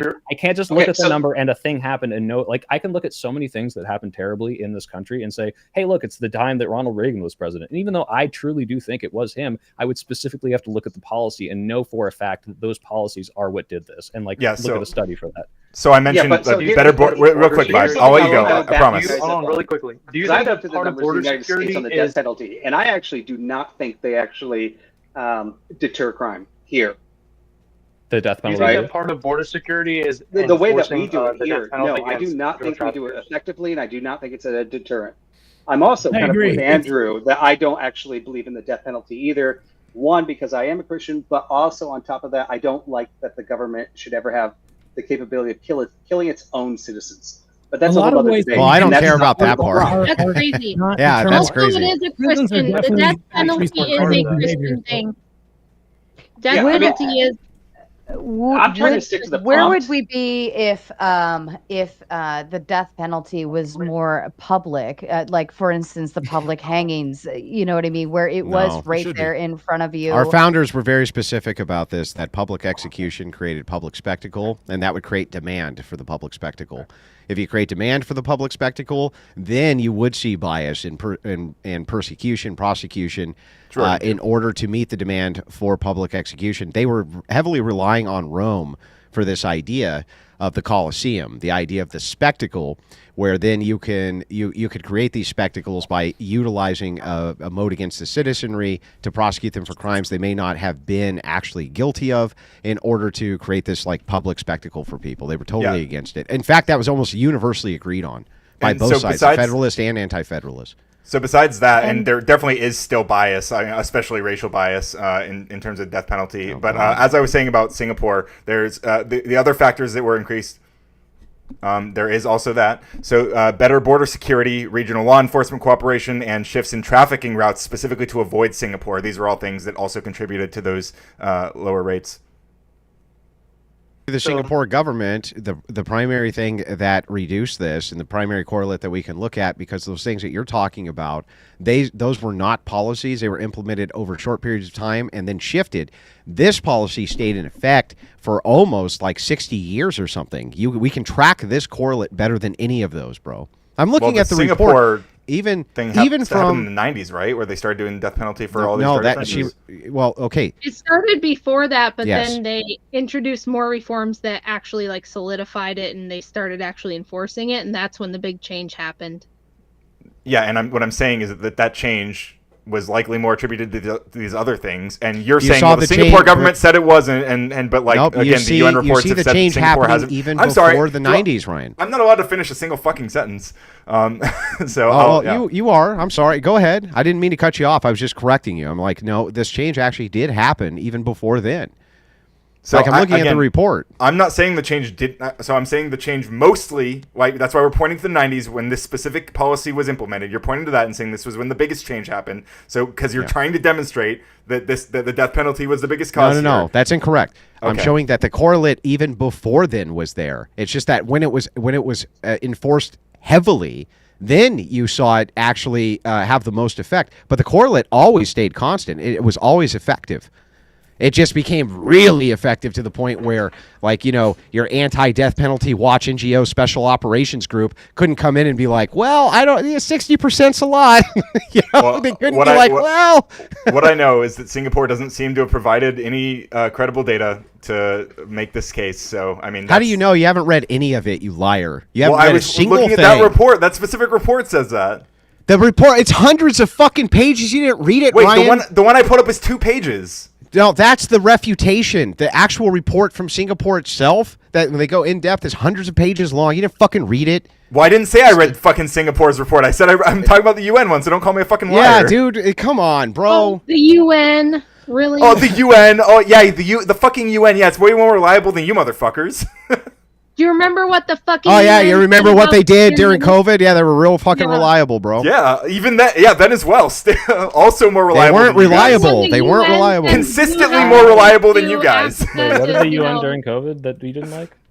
I would like to invite either Brandon, Paige, or They used paid fucking NGOs to come up with somebody false can take data? my What do you mean? spot Like they did here. with this? Shut up, Sarah. What are you Somebody talking can take about? my spot because I'm gonna dip out now. I've been on for like 5.5 hours, so I'm gonna give Andrew and everybody else a chance. But thank you guys for having me. Bye, Glad to Thank be you, back. It was Rachel. fun. Have a wonderful care until next evening. time. What's for dinner, It was by great the way? meeting you, See you, Rachel.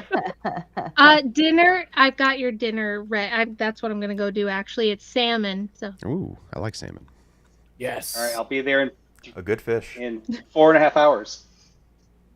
Well, I have this personal trainer. He's kind of annoying, right? But this personal trainer that I have, this fucking piece of shit, right? He's always riding my ass. He gave me this diet, and it's fucking rigorous, and it pisses me off, and I hate him a they little don't bit have more one, every sicko. day. But that's neither here nor there. I'm gonna go to the bathroom. I'll be back, guys. That's Did he tell you fair. to stop smoking too, or is that not part of his regiment? What's that? Did he tell you to stop smoking, or is that not part of his regiment? Well, I mean, as most bodybuilders know, that nicotine's very good for people. What do you mean? Believe it or not, smoking doesn't actually. affect body change or body composition as much as alcohol does. So you'd have a stronger argument for alcohol than I just meant for cigarettes. the lung capacity and like getting good cardio. And I have great lung capacity, though. We've had marathon runners Cardio doesn't chain really smoke matter that and much. run. In fact, some of the best boxers I can point to were heavy 2-pack-a-day smokers. The truth is most smokers don't even die from lung cancer. Almost none of them do. They die from like heart attacks and shit like that. And then they just attribute the heart attack to smoking because if you smoked you died of any internal organ failure, it's a smoking related illness.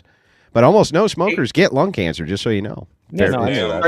Sorry to interrupt, Andrew. I just want to jump in really quick on you guys. I got to take off, so thank you very much. Have a nice day, Pleasure bud. talking to all of you guys. Bye. Thanks. See you around. Yeah, look, I have great lung capacity. There. Does that make you feel better, In fact, You know, inactivity. I want to have a wrestling contest. I want to ask, I want to kind of bring us back on track. Brandon, did you have some thoughts to add to the panel? Yeah, I wanted to ask Ryan specifically. 1965 approximately is when Singapore instituted the death penalty. Do you see, given the statistics, a major decline after the institution of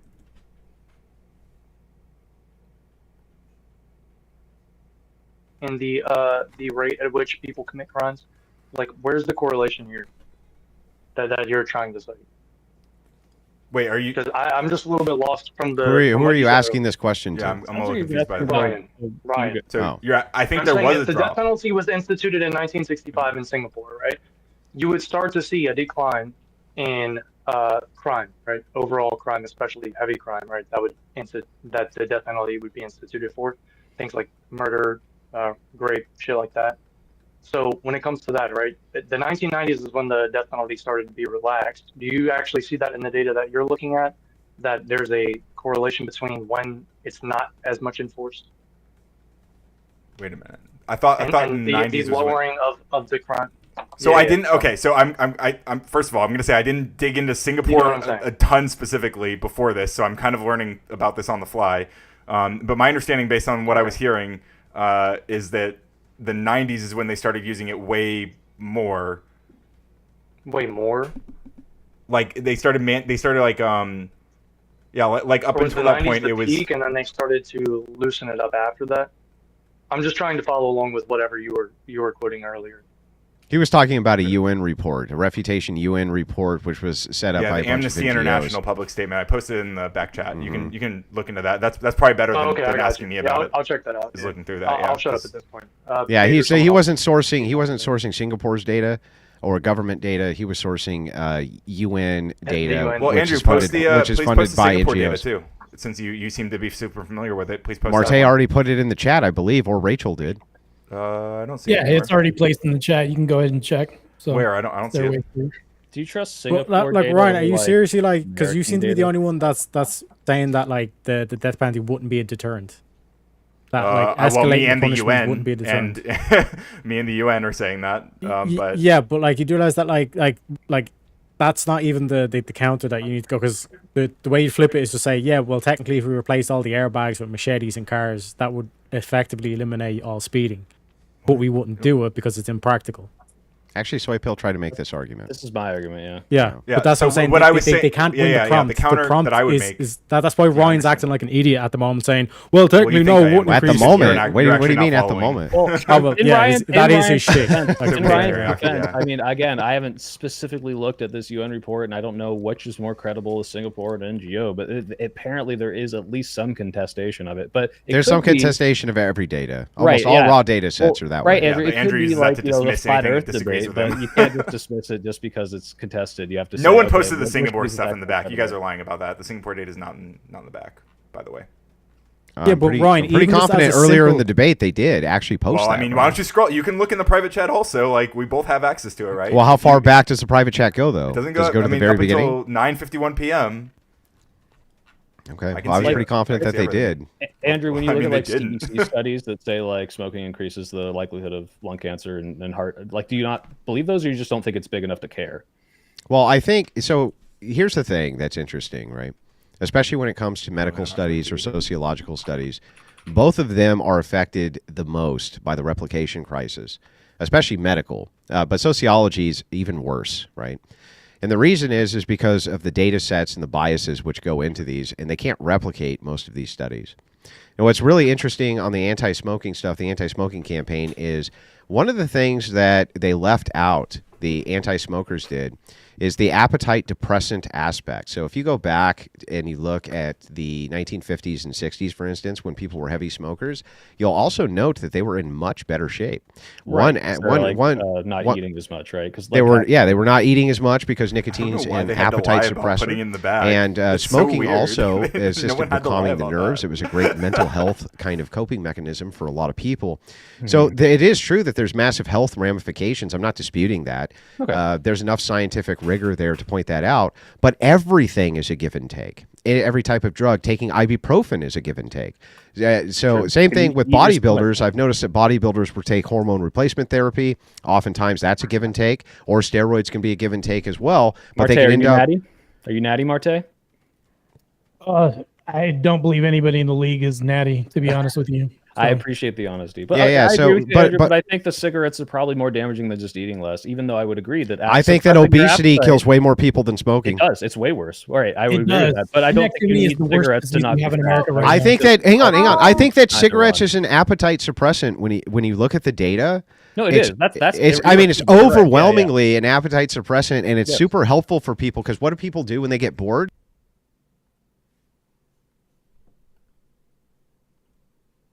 Smoke. They don't eat, and so what happens is, Well, wouldn't families especially just when think, well, women and men both heavily smoked, you actually saw that the body composition of people was way better. So it's a give and take. I'm Right, not right, saying but I that would people say- should go smoke, bro. I'm just saying that hey.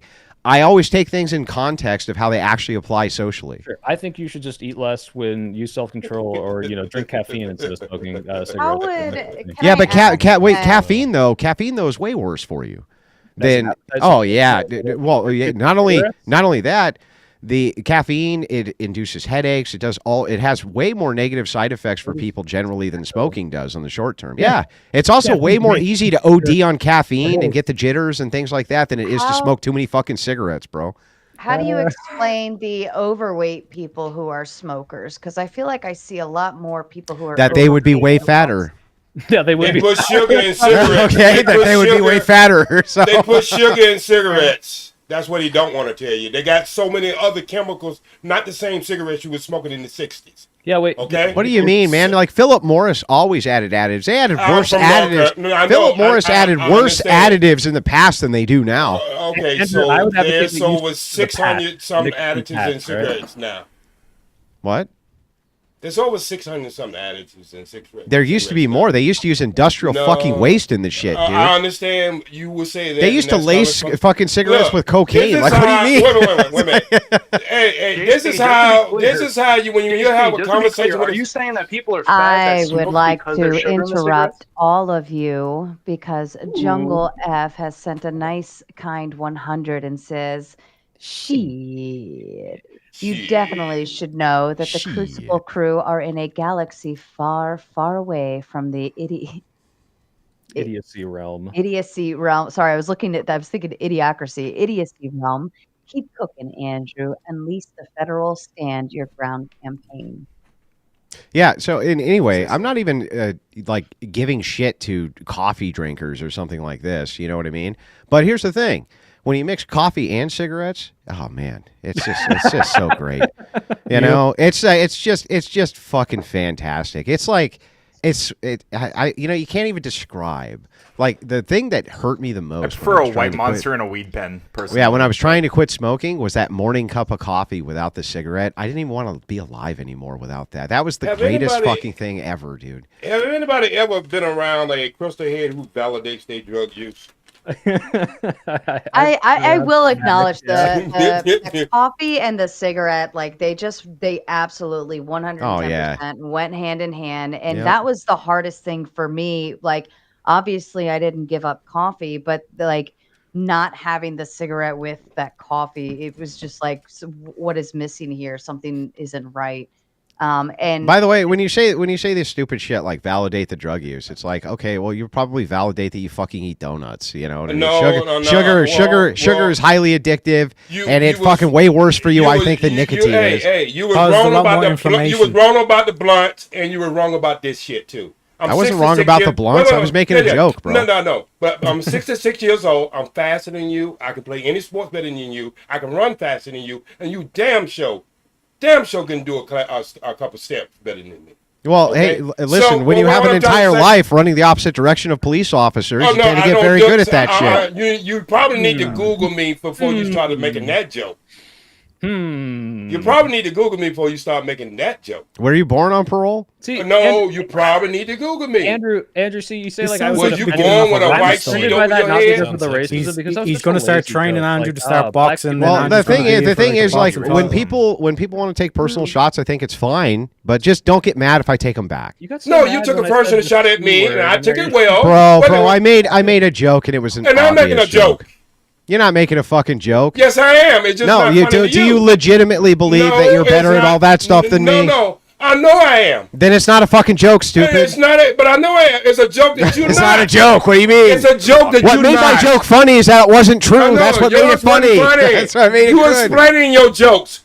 It's never a joke when you have to explain it. Everyone was laughing except you. No, I'm saying when you was making your joke, you explained your joke.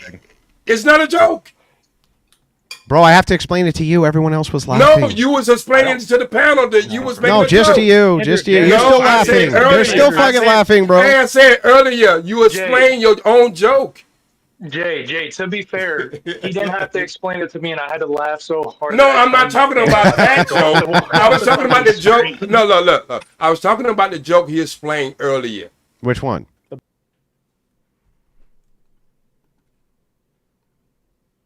was the explaining it joke? right now to Oh, us. you're talking Yeah. about the Vietnamese. No, I'm joke just telling you joke. it wasn't funny. You're talking. Oh no, the about Vietnamese joke was fucking And hilarious. why I always get the guys with the tight hats want to come at me?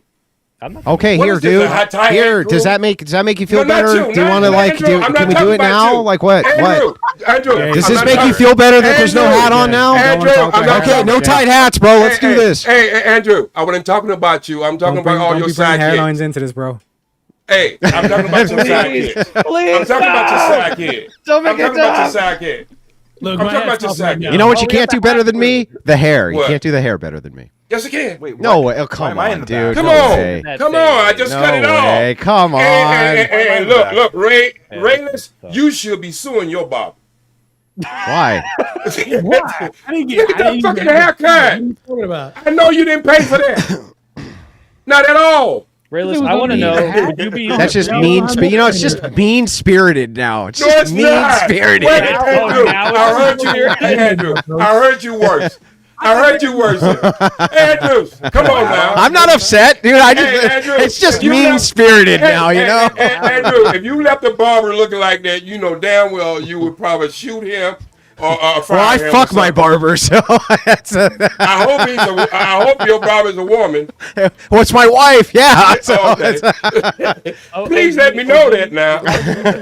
He admitted he's on, testosterone or HGH or something. It fucks with your hairline a little bit. He's got to look good for his career. And some people, they make a sacrifice here to make the sacrifice here. Line go down here, line go up here. Well, I'm a retired stuntman actor, so Oh shit. I wouldn't let nobody fuck my hair up like that. Even if it was a movie role, I wouldn't let nobody fuck my hair up like that. Right on. He's got a good grade of hair. He's just not. You need to find another Fucking barber. super chats are so gross, man. I don't think you could. Everybody's got one good hat except for you, Soy. You're. By the way, you wanna- can I you wanna just see all point my out? hats? Can I just point out how great it is when your woman's cutting your hair, right? And I can actually do what almost no guy can. I can literally reach over and pinch the fucking chick's ass. You know what I mean? Who's cutting my hair? I can actually do that. It's totally okay to do. That's fucking they do. fantastic. Hey, Andrew, That's reach fantastic, right? Hey, Andrew, reach arounds are still going on in the barbershop. Oh my god! Maybe in the black barber shops. I don't know. Those are the undercover brothers, bro. Hey, I seen this done in salon.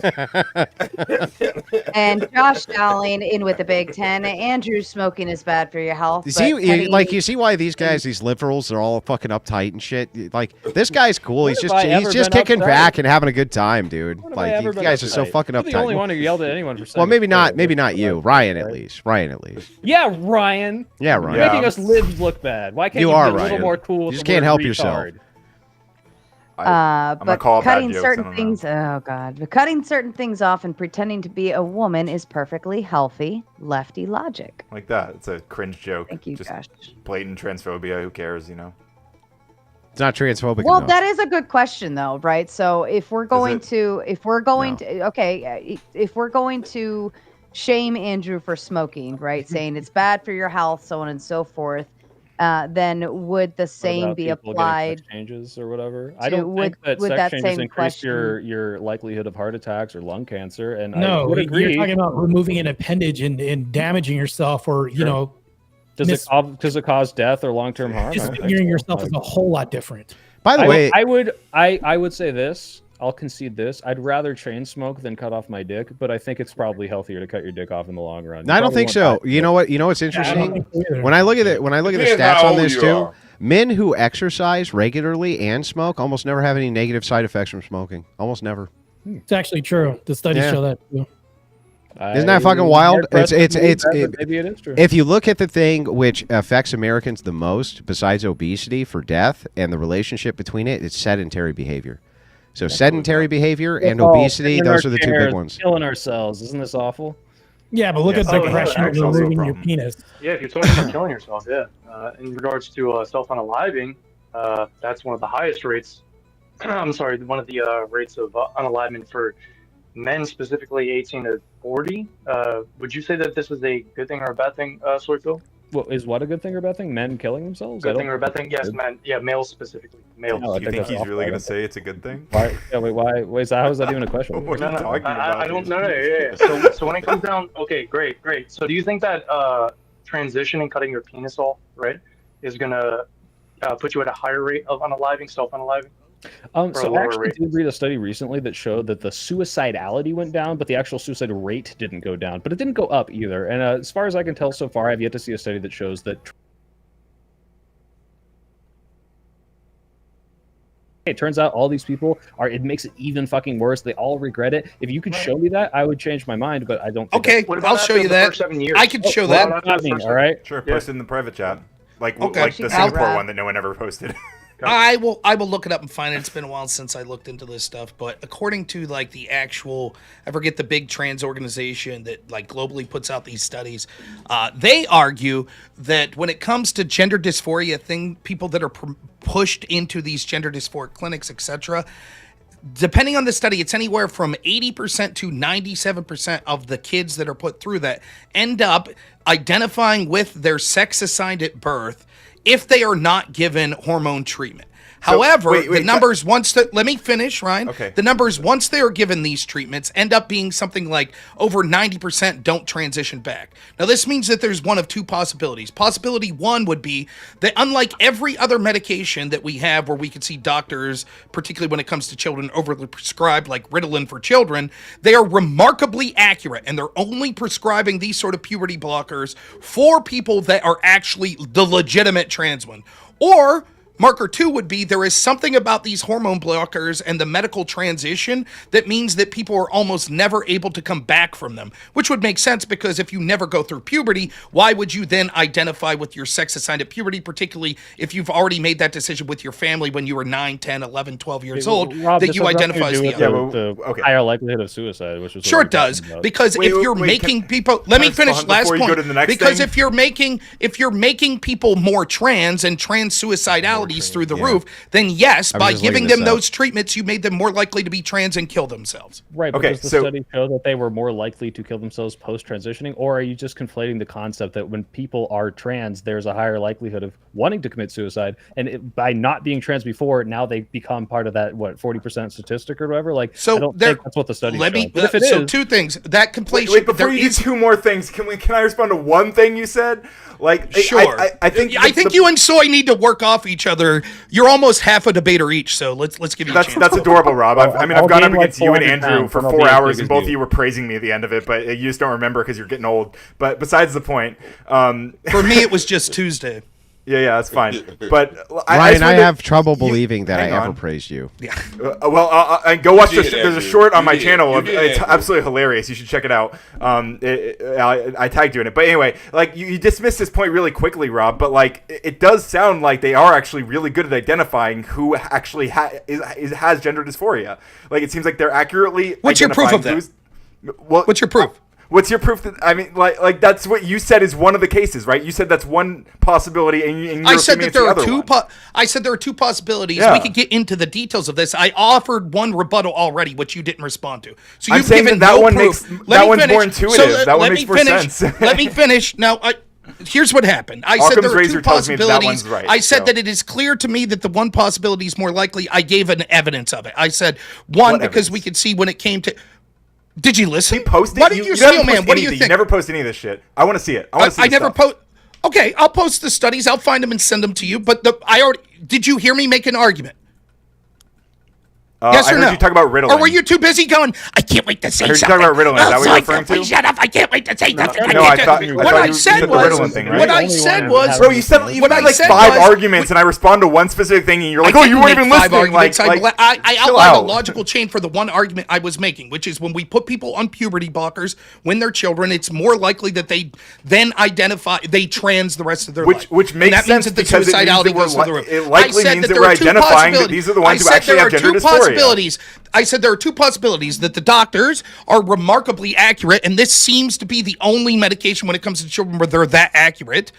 or that they're doing, once you get on these drugs, it's more likely that you don't transition back. I made two arguments. I said the argument for my position was, if you're not going through puberty and you've already made the decision because you as a child or your family sort of glorified and pushed you into this decision, that you are not your sex assigned at birth. Primary way people become trans, right? According that to you're not your sex assigned at birth, then if you never go through puberty, you would never change that.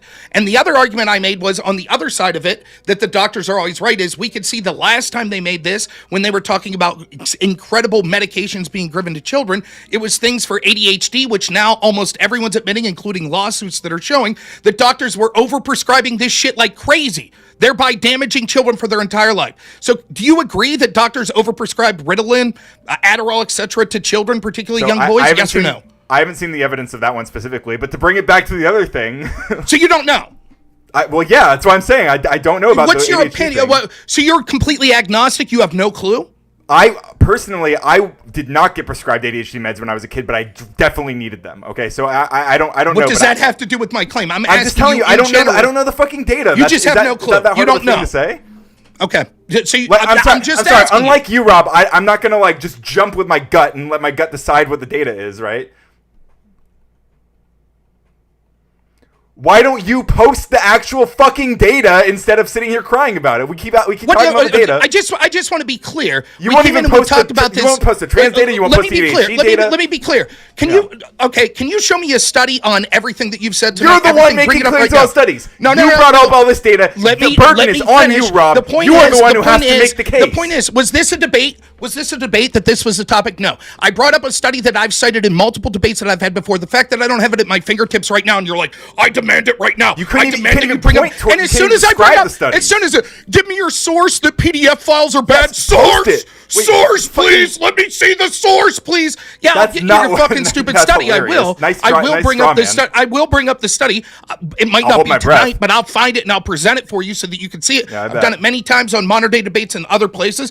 Just because you advocate for the chopping off a boy's penis and the puberty blockage and shit, and you haven't done the research yourself, that you get pissed off when people like me who are against this mutilation of children have done the research, doesn't mean that because you demand you show me that right now when this wasn't the predefined debate, and I am not able to bring it up at your request right there, doesn't mean that I'm fucking wrong.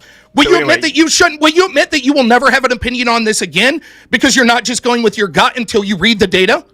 I would want to read at least a cursory glance into the data rather than just taking Rob cursory Noah's glance? word for it, who constantly misrepresents shit. Almost every time I Google something that you talk about, it's like slightly misleading. So you don't lead with your gut. That's right. That's right. You don't lead with your gut. You at least do a cursory look into the data. Can you tell me the data? You've done a cursory look, right? What I'm telling you is about the ADHD thing. I haven't. That's why I just told you over and over. No, it's not just the ADHD. You're talking about the trans issue, so you've done a cursory look. Okay. Yeah, so what's the cursory look sound? Yeah, I think they are more accurate. I think they are more accurately. Where's your data that shows that? You took a cursory look at the data. Let's see it. Let's find it. You're right. Okay. You can bring other people up while I pull this up. Since Rob's never going to post any of this shit. Rob will never post any of this shit, but I will. I'll find the shit and I'll post it. Sure. Go ahead and Google furiously a study that you've never read. Go for it. I will. When did you read this study? Yeah. You did this cursory look. Can you tell me when you read this study that you're about to pull up? I'm not saying I've read an entire study or whatever. Are you trying to tell me and the rest of the audience right now that you're not just Googling something that you've never read and trying to find something Googling that to find out matches the your truth. I could be wrong, but I want to find studies that show whether or not I'm right or wrong. Wait. You don't care, which is why you're not going to post that shit. You said you've already looked into this. You're just trying to overpower. You said that you wouldn't just lead with your gut. You said that you already looked at all of this. That's what you said. You wouldn't just say an argument from your gut. I never said I looked over everything and I figured it out and I know for a fact. But you said you don't just lead from your gut, Rob. You said that you would at least do a quote cursory look. So the data you looked at, the cursory look, tell us what it was without just trying to Google something that meets your predefined notion from your gut. My understanding, from what I recall, is that they are actually, and it also makes sense that they are actually taking a longer and more accurate assessment before they give people things like puberty blockers, which makes sense. What does that have to do with any of the arguments we just talked about? That was the okay. So we were talking. You were saying that 90% of children who go into these clinics end up not going onto puberty blockers, right? And then you said that most of the ones who do go onto puberty blockers end up staying trans, right? Correct. Is that not the conversation? Okay, so what I'm saying is that it's from what I recall, and I want to look this up because I could be fucking wrong, but you don't care about whether you're wrong, right? That's not true. That's not true. Your argument was, you're never going to change your mind when I show you the data. What do you mean you could be wrong? So what you're trying to tell us is your gut says that you're right. That's what you're trying to say? Yeah, and I want to find out. That's the difference. So wait a minute. So what you're admitting here is we both have we both have the same amount of information, but you're asserting you're right, and I'm saying I'm open to being wrong. Let's finish the argument, Ryan. So the argument is you have a gut feeling that you haven't researched yet, and now you're going to research to see if that gut feeling. Being wrong, unlike you. So then, when you said, "Unlike you, I don't just have gut feelings and talk about things until I do the research," don't have any gut feelings. Will you admit that you lied? Will you admit that you lied? I never said I don't have gut feelings. What I said is I'm not using my gut feelings as an absolute like you've been doing. No, that's not what you said. You said I don't use my gut feeling without having done at least cursory looks. Yeah, and I'm telling you that before I remember reading about this thing. Okay, so where's the cursory look? I'm trying to do it, but you keep yelling at me. I told you to bring everyone back so I can find it. You said I want to before, find not I want to find the data. Rob wants to filibuster. Rob doesn't care about the facts. Rob hates you, and he wants you to be stupid. I want you to be smart. I think learning is radical, and I'm going to help you all learn. You lied. You did have a gut feeling, and now you're trying to post hoc justify it like almost everyone does. And you tried to make it a big deal that, oh my God, if Rob doesn't have the data in front of him right now, how could you make these fucking claims? When you're worse than me, because I no point where I pressured you to have it right immediately. You could have said, "Oh, I'll take a step back and I'll find the data." Like I'm about to do right now. Like that's the thing you could have done 10 minutes ago, and we wouldn't have had to scream at each other. Ryan, we've linked like three links in the back one. Here's a quote from the one that I linked. From 107,583 patients, match cohorts demonstrated that.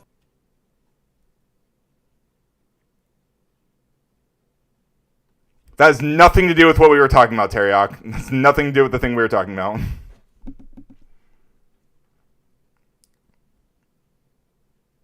No, Teriak, you're not equipped for this, dude. I'm sorry.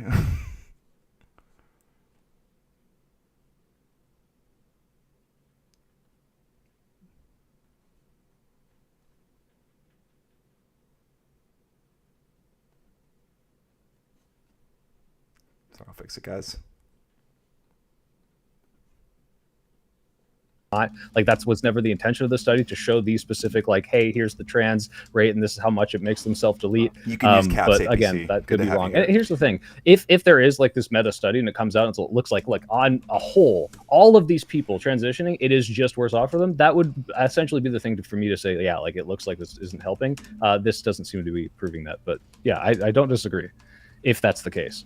I have a question. I have an honest question. If somebody has what we deem to be a mental illness, and we believe that the fix, right, the cure for this is to like acknowledge their mental illness and kind of give them what they want. For instance, in this case, if I believe that I'm a guy and the cure is to turn me into a guy, and does that fix the mental illness though? Like I feel like if it's something Sarah, that is, I understandably, obviously, I think people on the left are very reluctant to say, because like mental illness does have a very big stigma. But hey guys, I got to get out of here. You have a wonderful evening. Wait, Andrew, before you go, can I ask you one thing? Because last time he shouted out my friend, it meant a lot to him, like more than I could have possibly imagined. And now he's rebranded to the Meat Pill. I think it's a little derivative, but he is currently going through something that is like really fucking awful, like one of the worst things in his life. And if you could just say like, hey, I'll pray for you or something, like I think that would literally mean the world to him. But yeah, if you could, you don't have. I have a couple of qualifiers I want to ask you before I do this. Yes. Is your friend a homosexual? The Meat Pill is not homosexual. He's happily married. He has one kid, and he's he's very conservative. He's got guns. He lives on a farm. Has he ever done any gay stuff with men? This is a funny question, because when he is able to overpower me, he's only able to overpower me if he like tries to do gay shit to me. He's like, oh, I'm gonna grab your fucking nipple. That's he's smaller than me. That's not fucking gay. Those are legitimate fighting tactics. He calls it gay strength. That's all I'm saying. All right. Okay. But no, he is not gay. He's not. Yes. Well, then to your friend, absolutely, you need to turn soy pill into not such a fucking soy pill. He's not even. The thing is, he's LARPing anyway. He's not even a fucking real leftist. He's really not even a leftist. It's just that like. That's how they all want to capture the Twitch audience. You should just come to the dark side. Just come to the dark side. Do it. Cuckside. Dude, like you don't even like this shit, like all the trans shit and stuff. You don't even fucking like any of this shit. You don't like any of this fucking bullshit. You hate it all. Every time I talk to you, you end up being like, "Yeah, Andrew's pretty much right about this." So I don't even know why you were on that side. It depends. If we're talking about the small minutiae, I promise you, I don't want to repeal the 19th and take us back to the Vlad the Impaler days for our crime and Yeah, stuff. but I mean, is that like you understand the difference between something which is rhetorical and something which is actually factual? Like when you say, Andrew wants to take us back to the 50s or he wants to take us back to Vlad the Impaler, using those things, using things of examples in history, which we then move forward and we can understand, hey, when we talk about tradition, those are experiments that worked. We can look through history for all sorts of experiments that worked and bring them forward. It doesn't mean I'm trying to take you back to the 50s. And that's like all rhetorically stupid, really, right? The problem is like your ideology is so far outside the Overton window that you can just kind of blame every societal problem that exists now on the lack of not doing what you do and never actually have to prove that your thing works. And I just don't agree with like 99% of what you actually I think that I think the fact of the matter is that I'm a great advocate for my worldview and why it does work, using good, solid historical examples and logic and reason. And I got to tell you this, too. This is what drives me fucking crazy. You leftists, progressives, your way has been the way for like a blink of an eye. It's brand new. It's totally modern. It's never really been done before. And it fucking sucks, dude. Like the societies that you guys produce, they fucking suck. They're all a mass migrated fucking nightmare of intersectional fucking nonsense filled with people who don't get along, absolutely fucking loathe each other. The conflict is overwhelming. Like you just create such shit societies, and we've been doing this for literally a heartbeat. Bro hates America. And somehow that's good because my GDP, as though we didn't have my GDP when it was an all-white nation. We did. We still fucking did. We were still the #1 GDP, and it's like you guys just cope and lie, and it's like it just drives me fucking crazy because your societies suck. They suck. Literally suck. Take for granted a lot of the stuff the progressive movement has gotten you today, and then you would actually have a lot less if you didn't have Look, it. there's not. It's not that everything progressives do. Yeah, your friend's great. Time. I'm just Thank pointing you. out. Yeah. It's not the case that everything progressives have ever done is bad, right? That would be stupid to say, right? There's all sorts of.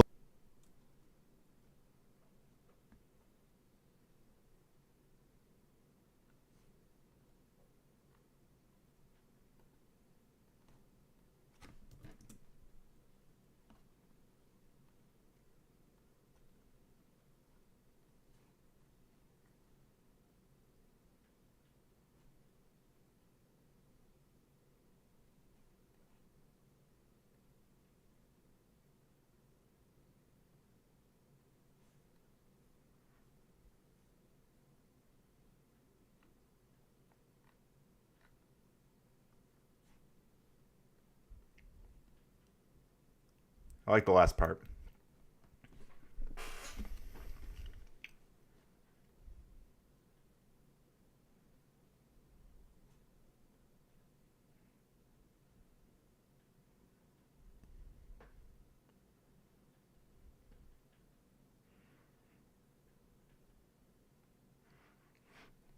I can't. I'm going to be mean to Paige. Oh, hang on. Hurting Sorry, I me, fixed it, Paige. guys. That was him, not me. Sarah, to It's answer always your question. Andrew. It's got to be the Andrew's the bad man. Okay, Can I just whatever. say, last time I talked To answer your question, Sarah, that, to answer your question, because she's a woman, she has higher SMV value. I'm part of that Me untouchable and, fatty just crew. let that And sit. they know me. I'm retired. I run a house with people with mental challenges and drug addiction. And so on the macro level, when you have a person have mental problems, sometimes I have to dig in that world. It helps them along, and it keeps me from, I would say, tranquilizing them with drugs where they can be at a level, they can be at a sweet spot. So as far as cutting off, I ain't cutting off shit, so I wouldn't know anything about that. Well, you guys don't provide trans surgeries in your recovery house? No, we don't because it's co-ed. Reason why it's co-ed. I know that's supposed to be a joke over my shoulder, but we're co-ed, and it's kind of hard. You have a real reason not to. That's No. Reason why I say that is it's hard for women. It's really when you start putting in people in mix. That's when you start having that problem. When you have enough mental problem and drug addiction problem in the first place, So it's not recommended. And if somebody came to my house, I would find them a placement. I would find them a placement. But what I'm saying is, I know that when you start dealing with mental challenges, and you know they changed that way back in the 70s when it comes to what we're talking about, they changed it, you know. So, but what I'm saying is, sometimes you have to dive into that world when I'm dealing with mental people around here, and it's more easy on the medication, it's more easy on the stability of the house, and you know how far to take it. So I wouldn't know about as far as going to that extreme, you know, going to that extreme, but you know, there's different levels to everything we look at when we start talking about mental health. I think I look at it as, you know, typically we would prescribe medication or even more conservative avenues of things. And I'm not saying that, you know, for the transgenders and that we don't touch into the conservative solutions first, but I'm asking the question based on the unalive ratings that they were talking about. If you go into it with a mental disorder of some sort and you do a dramatic change and then you come out of it still with a mental disorder, then is that not the cure then? Right. So again, Sarah, the reason I hold the position I hold is based on the most of the evidence I've read that affirming people does seem to make them more likely to be happy and live happy lives. And if there was a bunch of like an overwhelming totality of evidence to show me the exact opposite, I would support the other position. I've yet to see that. I have seen some studies. It seems like Does they're not affirming nearly so credible. schizophrenics But make them? Does affirming schizophrenics delusions make them live a happier, more productive life? So you know what? Definitely. If it showed, wait, hold on, Ryan. If it showed, by the way, if the overwhelming studies showed that they would have a happier life if you affirmed them, I would say we should do it. I don't think that's the case. I think Right. So should we affirm all delusions? If the studies show that this is the better way to do it, then I would say that it is better to do That's it. nonsensical. Here's the thing. If it makes them live happy lives and they're not causing material harm, I'd say that's Can better. I engage with the question before we move on to There's the a next lot 10 of things? nonsense. Sorry, Marte, you can go in a minute. Yeah. Okay, I just want to respond to that specific thing, right? Well, that's all right. No problem. Okay. No, yeah, Like, first of all, it's not delusional. For like trans people aren't delusional about what their body is, right? They like the dysphoria comes from recognizing what the body they're in, and that's where the distress comes from. So it's not a delusion, right? They're not like looking in the mirror and not seeing what's there. They're very clearly in touch with reality. That's where the distress comes from. Well, you can say it's a delusion. But what they're telling you is that they're very unhappy with what's there. They're not. It's not. You're using the word delusion very loosely. Like if we talk about schizophrenics, they are actually like seeing things that aren't there, right? They're imagining. They're hearing things and seeing things that are not there in front of them. Trans people are not doing that. They are seeing what's in front of them, and that's what the distress comes from. It's a very different phenomenon. Yes.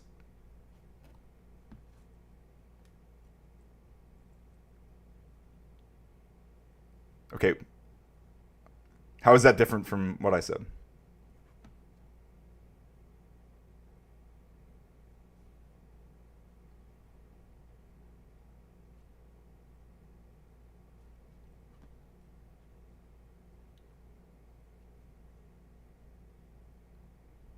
It is strawman.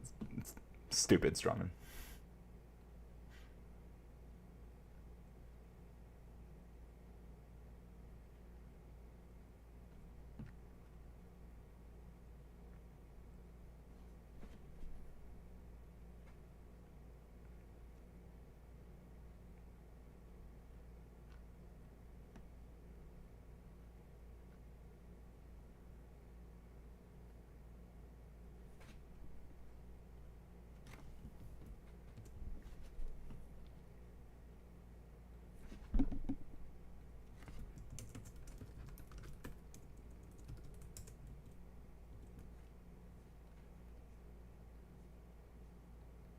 Reality as it is, but they're not necessarily feeling as though reality matches up with how they feel on the inside, right?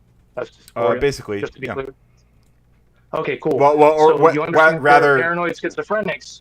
You understand? Okay, so you understand that there are paranoid schizophrenics who don't hear or see anything that is not actually there. They see reality as it is. However, they have Oh, it was my Did he bad. I mute was it trying for to fix everyone his else? mic. What's going on? Yeah, you're back in. I was trying to fix your mic. I don't know if Oh, is maybe it? it's your Is it? your Am I Wi-Fi or crackling your again? Bluetooth. Yeah, you're crackling a It little was bit, really but I bad. was Yeah. But I was trying to make No, I can try to engage. I think it's think just something with StreamYard and my phone. I don't know what it is. It yeah, happened last it's your time phone too. for sure. But like I can try to engage anyway. Like, like the delusion for that schizophrenic person, right? You're saying it comes from them believing that like people are out to get them, right? And that what they're doing is they're assuming things based on the reality they perceive. They're jumping to conclusions, and you're comparing this to trans people No. by saying.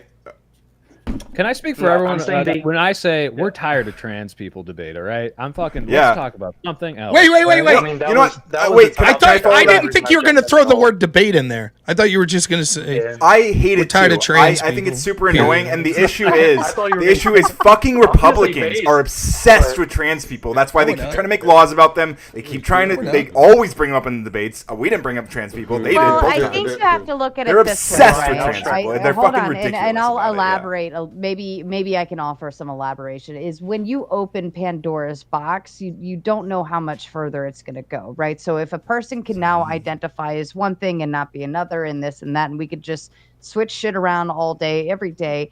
How much further can that go, right? Because then now I can identify as just about anything, and I can try to utilize that as an argument. And so then you have your case law in your precedents and that all of these other things that are going to trickle down. And now we're seeing it override into the female sports arena because, well, I identify as this, and so now I should be able to There's do like that and all 100 of these trans things. athletes. So Let's how go. much Let's common how ground. much Everyone on this further panel. how No much one cares further about can that women's go? sports, right? Not a single person here. True. Can we all Yeah, agree? no one Raise here your watches hand if you women's don't give a shit. right? But where you would give a shit, Soy, is if you had a daughter No, I playing know. in high school sports and they We suddenly could litigate this. I don't like this throw debate, a but boy yes, we into could talk that. about Yeah. this. So that's why it's becoming it's expanding because Pandora's box does exactly that. It overflows and then people start utilizing one thing that was meant to not be harmful, and then they start creating it into harmful features after the fact. They take Right. advantage of the situation. Well, let me build a bridge to everyone on the other side of this. I believe everyone hopefully would agree with this. I don't think that we should just say, well, you said whatever you want to say, you identified it however you want, and we cannot question the implications of what that means for different sex segregated spaces, and we should look at this with a more critical lens, just on that surface level. Can you all agree with that? I think we can all agree with that, right? No?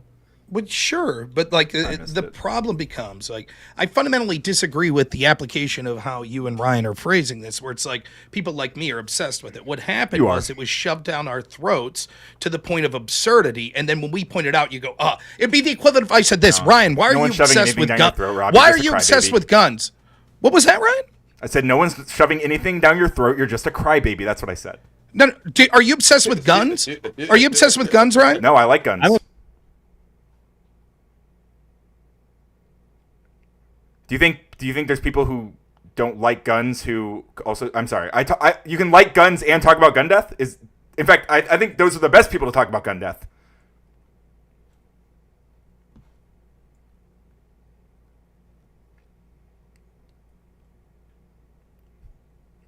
Anyway, that doesn't change the fact that you are a crybaby. You are crying about trans people. You are an absolute baby, a giant baby.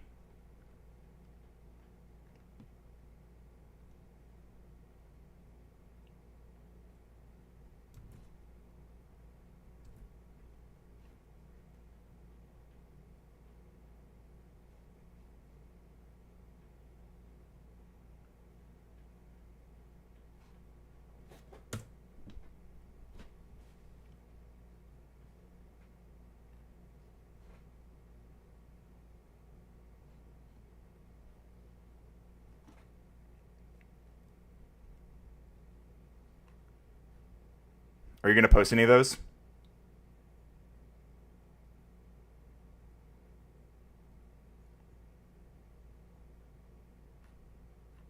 So he's not going to post any of those, by the way.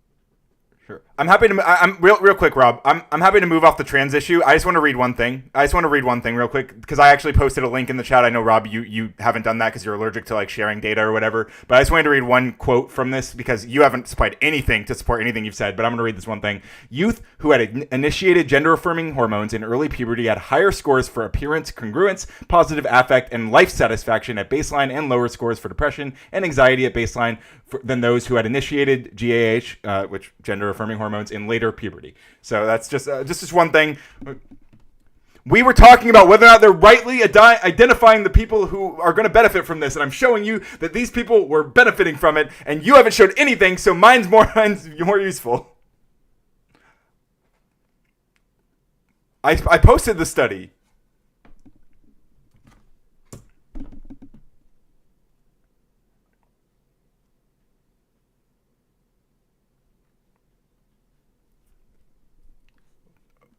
What else?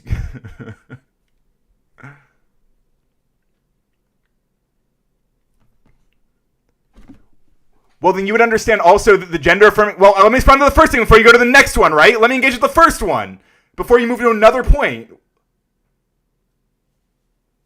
Yeah, it's annoying as fuck. Well, you should. He's my debate partner, and he's here with me. Okay, Rob?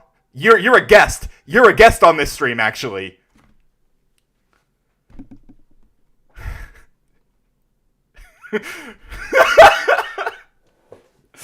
That's racist, apparently.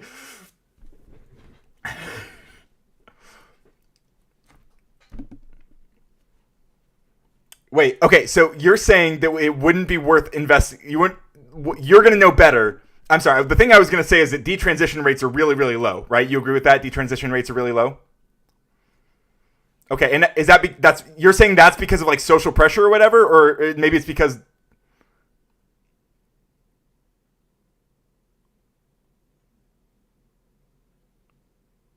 what was the first point you made then? Maybe I misunderstood. That's not the thing I was trying to respond to, but yeah. What was the thing you said after that?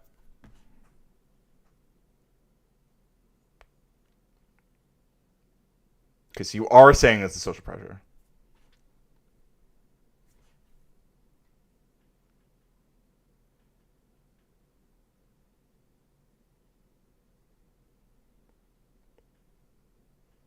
Are you going to post that?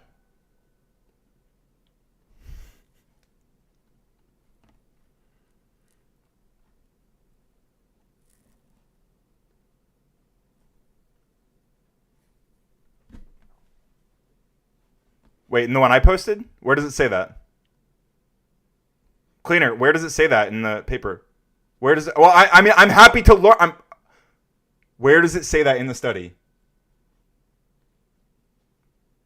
Wait, so you're talking about a different one?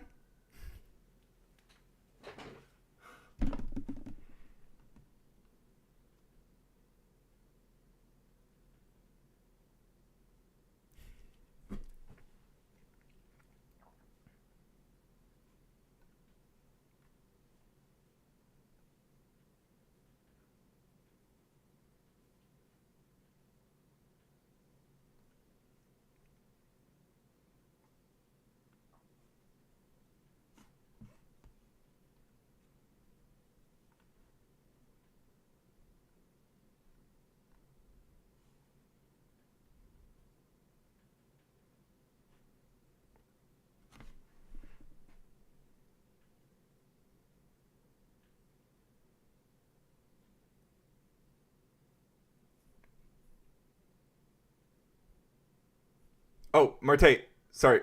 You got picked up by the Crucible? Are you working with them now?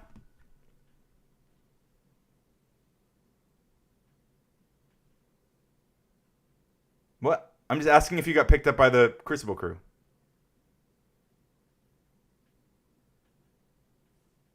Okay, so you're trying to get picked up. I see.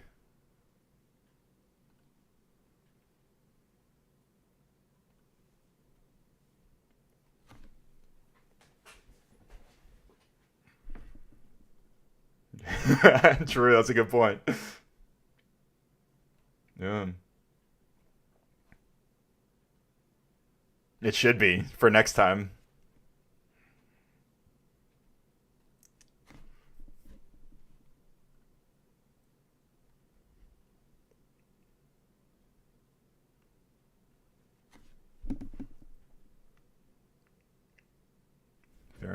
Well, the reason I was gonna ask, I mean, yeah, you're good. I was just asking because I was gonna use that as a bridge to go into. Oh, sorry. Go ahead, OG. Yeah.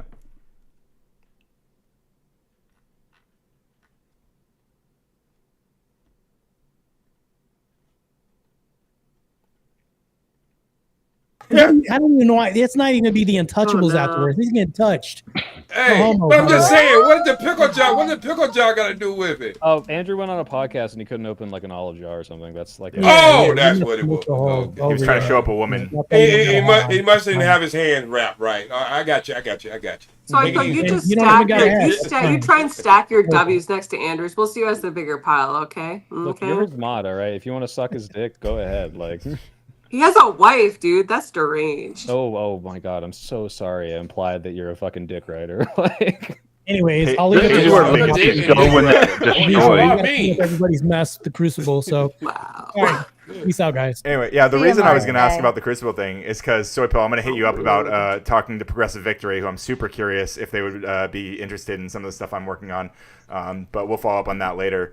And also, someone in the chat asked if I was jealous about the Crucible, but Andrew offered me a position on Comfy way back in the day when he was trying to start his own streaming service, like 4 years ago. So I would have taken it up then if I wanted to work under Andrew. You really should take him up on the tooth thing, though. I'm Yes, open for to sure. that. I'm trying to take him up on that. Yeah. How much is Yeah, it? right, I'll pay for it. If they want to pay for it, I don't know. know. I don't have dental insurance right now, so it's going to be way more than it would be once I have dental I'm insurance. gonna right? I'm gonna head Maybe out. not. I'll just say put a study in there, the WPATH study that says what I said, in addition to the Lancet study that Can came you be out more a couple specific? years What ago. does it say that you said? It says that about 80, like it depends, like 75 to 80% or higher of children that start puberty blockers end up not transitioning back, right? It also says, I believe in there, you can look through it there, pal. It also says in there, I believe, let me find it. Rob, The while you're data's looking like for it's that, I something wanna like say between you're- 5 to 20% transition back if they're not putting puberty blockers. Then the numbers become like 80 to 90% or something like that. I don't have the exact data in front of me. I posted it there. Was So reading it earlier. So you're saying it doesn't support your whole social pressure forcing? No, them it to stay absolutely trans or whatever? supports the argument because what it shows is that almost every kid grows out of this naturally, but once we start giving them medications, almost none of them end up going back to their sex assigned at birth. Given the fact that we know that trans increases your rates for depression, suicidality, etc., it seems monstrous to sort of chemically alter these kids to make them basically a sentence to be trans for the rest of their life. That seems terrible to do. In addition to that, if you want to go further, right, when it comes to detransitioners, although the percentage of detransitioners may be low, some studies have suggested that as high as 76% of detransitioners said that they were not significantly tested for mental illness before they were given puberty blockers. In fact, there have been many clinics that have gone against WPATH's own studies or own recommendations, saying that there should be a lengthy process. Many people are actually given puberty blockers within their first visit. So the idea that this is a long, arduous, drawn-out process, you would admit that there's only two likely scenarios. Either one, that the doctors are remarkably accurate at giving these, which is why almost every kid that takes them sticks with transing, or that they're being overprescribed. You would agree that's the only two and I would say solutions. that first one is bolstered by the fact that the detransitioners are saying what you're saying, right? Where they're saying that they did not go through those processes as rigorously. Those are the ones who are detransitioning. So again, it makes even more sense, actually.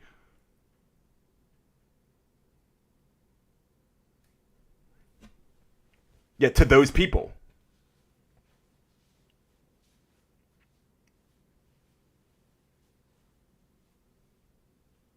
Most likely.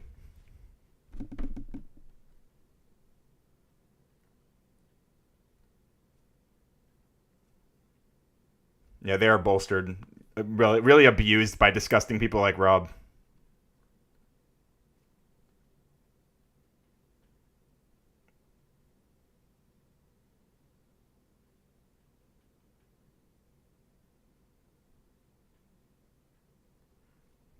Me too, King.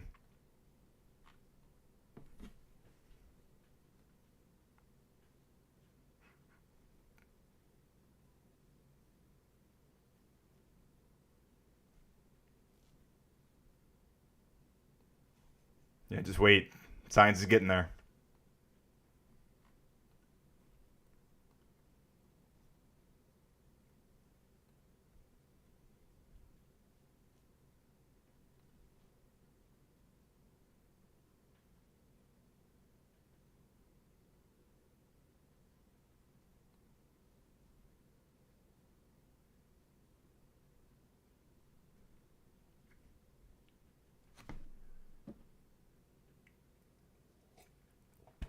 I'd feel terrible.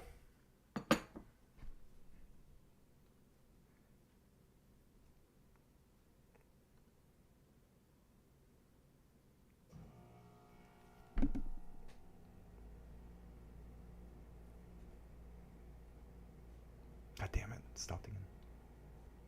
Admit, because as a parent, you will never want to look your kid in the face and say, the reason you've gone through all of these troubles in your life was because I allowed doctors to mutilate you. There will be so much pressure to prevent that. And there's already pressure on the trans community and the detransitioners. Sorry, There's guys, all I sorts of fixed it. hate. You could read the detransitioners that talk all the time. I was on these transition boards and everyone was so loving to me. And as soon as I said, wait a minute, this was wrong for me, they get vitriol and hate that they can't believe from the very people that were their friends the day before. So your argument that we shouldn't trust the detransitioners because of right-wing pressure, I would argue that it's 10 times worse on the other side. Rob, I would have a conversation with you, but I ain't going hunting with your ass. I'm Rob, gonna tell you that for right you? now. I'm a bad I gotta go, but Sarah, Soy, Ryan, quick, everyone. before you go, real quick. So what he's saying if he saw that these studies were fallacious, right? Look into a methodology called a Pfaffian methodology. This is a methodology they're using that's based on a mathematical principle of only giving you the perfect correlate for data for your outcome, which necessarily means you will only see data that supports your view.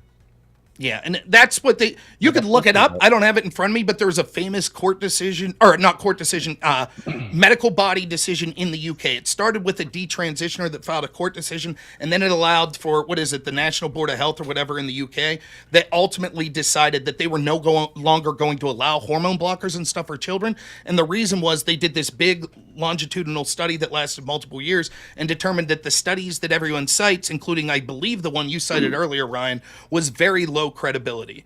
And in fact, in some cases, it said that when you looked at the details of the study, like Cleaner did there earlier, that it'll say things like actually depression rates went up. And it does things like rely on surveys and other sorts of things that basically the UK Medical Board was like, this isn't good data, because you're just what you said there, Cleaner, in language that a redneck like me can't understand, that like these sorts of surveys are giving you the results you want, right? There is an agenda that they have. I could also provide you data if you want, Ryan, about like Ritalin and the overprescription of Ritalin, how it went up like 500%. And it was a huge cash cow for the pharmaceutical industry, right? So like that data exists as well. So it seems, I don't have it in front of me, I'm leaving now, but it seems, I put the WPATH data out there. There's a bunch of other data that suggests, even the WPATH data, you have to understand, WPATH is the group that's advocating for trans issues. Right, so their data is the one. That's why I picked that data that talks about how, well, most kids grow out of it. They grow out of it, but then once we send them to the clinics and start providing purity blockers, all of a sudden they almost all stay with it. And that should raise a red flag that's like, wait a minute, we chemically alter these kids. Normally we know these kids almost all go back to normal, but the ones we chemically alter don't. But wouldn't you not attribute that to the people who finally do the chemical alterations, the ones who really fucking want it, and they've gone through all the checks to be like, hey, psychologically, I think I really They don't go through all the checks. They don't, and that's what the detrans. When I provide you evidence that shows that the people that finally break out of the bubble and are detransitioner, please let me finish. Those that break out, they say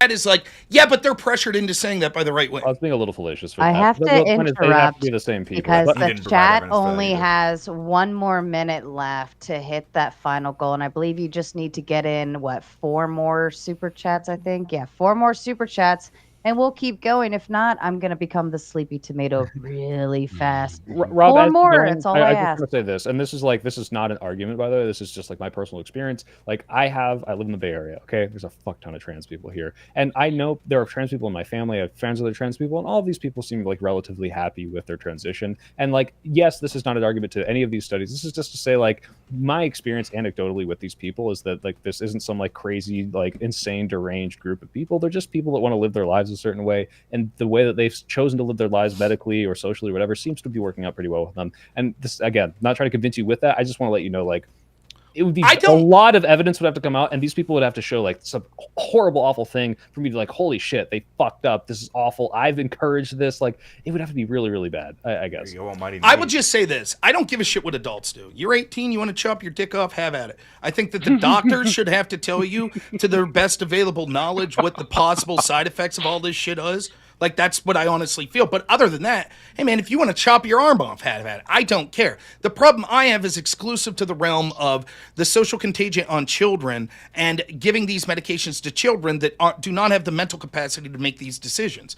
That's the problem that I have. So I will not disagree that there could be certain people out there that say I transitioned and I felt better. Maybe. There's all sorts of reasons that could be the case. For example, just as anecdotally as well, I knew a person in the debate community in college that was a white guy who was a very bad debater. And he went to a program where it was super like activist, like Black Panther-esque, like fucking militant black woman, like white people suck, blah, blah, blah. He felt super left out. You know what he did? All of a sudden he became the biggest person on the team, the most popular. He transed.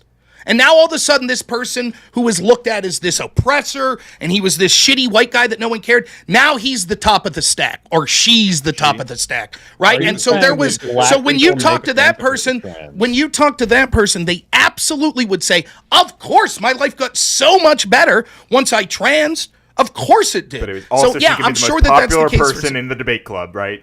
That's the only reason she became trans. Hey, Sarah. Yes, that is what I'm saying. So, Sarah, we'll I think your question. Hi, Rob. Sarah, I think take it easy, Rob. Yep. Sarah, I think your question Tight, goes buddy. deeper. Stay safe, Rob. Thank you. I think your question go deeper than just the assignment. All right. We just in our community, I guess about 15 years ago, we had a lady called Rachel, who was in charge of the NAACP, who proclaimed herself to be black. And everybody thought she was. Oh, black. Rachel Dolezal. Right. So this is why I think your question goes into that line. It covers everything. Duck.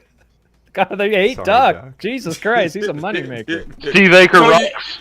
Can I step back from this whole conversation just for a second? Just 1 second here, right? And this is going to go back to Ryan's article that he posted, and it has results in it, which I think are really interesting. And I can land this plane in 20 seconds. I personally think that sex is binary. There's male and female. I also think that gender is binary. However, it's statistical. Males behave this way. Women. Now you're structuring these things. I could have done it. TikTok. Almost done. I'm sorry. Males fit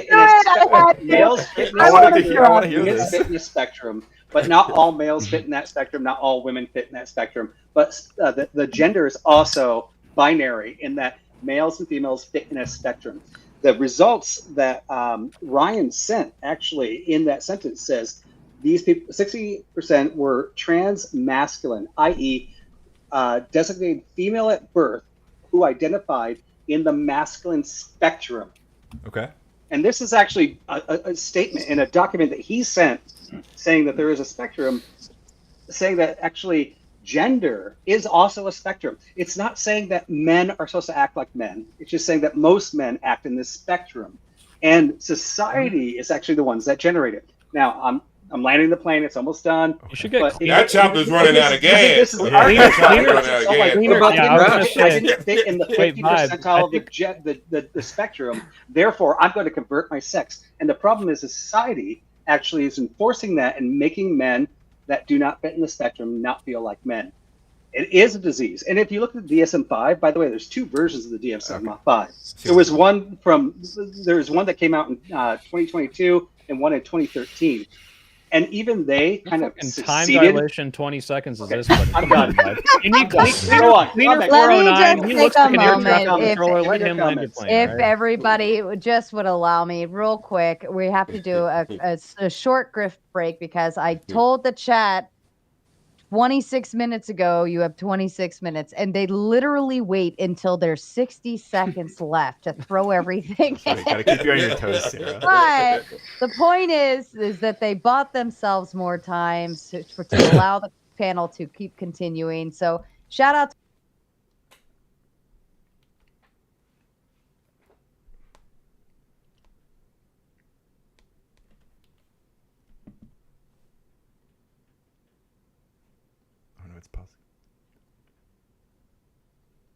he was very caught up in his moment.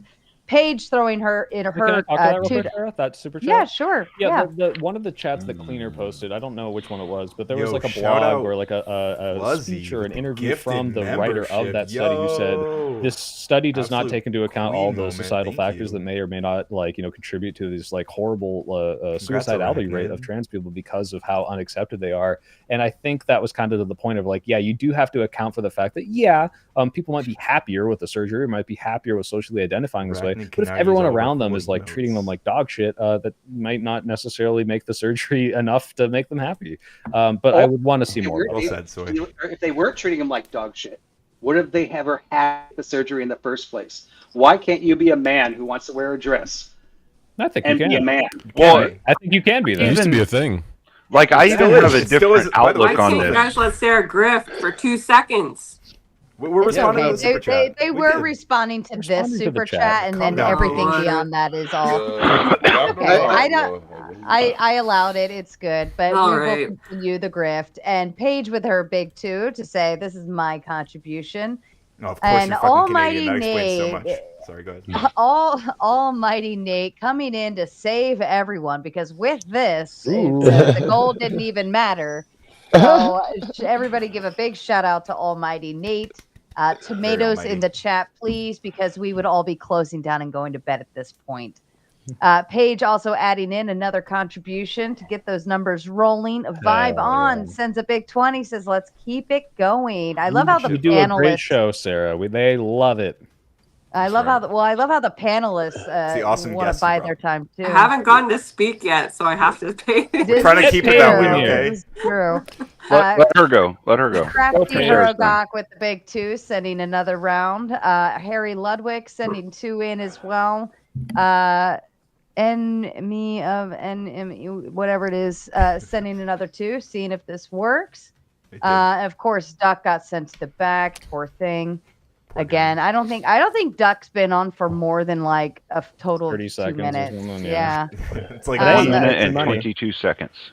And Finkel sends a big 10. Oh man, Dr. Rob ran off without answering my question that was up for 10 minutes. I just don't think he watches them or something. Yeah. And Finkel says, Rob, next time, 1 word decaf. I will say, Rob has a way of going and going and going, and I don't know if he breathes or not during the time of talking. He's very informative, but damn, I don't know where the breaking point is. Well, his head is close to his lungs. He don't have a neck, so he gets a lot of oxygen to his head. He has developed the skill to speak while breathing in and out. All right, Terryok's here to educate us. Natural ventriloquist. He's very adamant in what he believes. All right, let's actually shift over. Let's let Paige, because she has been here for quite a while and really hasn't been able to throw anything into the group. So, Paige, the floor's open to you. We can make her wait a little bit longer. Go ahead, Paige. I'm Go gonna ahead, murder you in the 2v2. Anyway, going on with the panel. So I think there's been a lot of generalities in terms of the argument in terms of the unalive penalty as a deterrence this evening, particularly in the fact that it's only jurisdictionally helpful. It's not an all-size-fits-all solution. There's also been the argument in terms of, and this might not necessarily be on the panel, but it has been in the chat, that there might be certain mental applicabilities that pertain to individuals who are faced with this, specifically individuals who don't lack the mental competency to commit the act, i.e. individuals who would be mentally declared insane. They would plead insanity at trial, and therefore they wouldn't even be subject to the death penalty in most jurisdictions. I think that the key point here, and this is what a lot of liberalistic ideology seems to argue, is that whether or not an idea is effective does not hinge on its exception. It hinges on the general applicability, and I think it is generally effective. So that's my I position think on that's top. a bad argument anyway, whether or not it's effective. I think we could all grant that it's effective.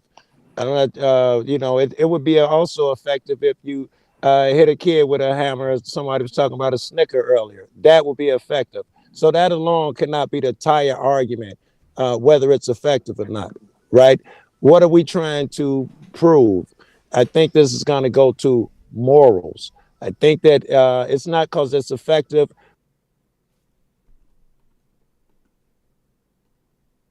Real argument is. Yeah, it's Why is it effective? Society, right? It's just as effective to lock a motherfucker away in a small room for himself. If it's to save people, just as effective. Yep. It's just as effective and arbitrary to beat someone every time he steals a candy bar. The kid who tipped a cow, beat him to death. It's very effective. It'll stop him from doing it. So mere effectivity For cow cannot be the tipping? argument here. Cow tipping. I It don't wouldn't- know. Joe, can Apparently I it's a cla- day. Don't knock over my Can I- cows. It's fun. No. Can I clarify your argument, Joe? You think that the unalive penalty, the penalty which would force an individual to basically fight against their core instinct to survive, to live, would Yeah. be the same efficacy as a life term imprisonment? No, that was not my argument. Okay, I said okay. if it was protecting people on the streets, imprisonment is just as effective.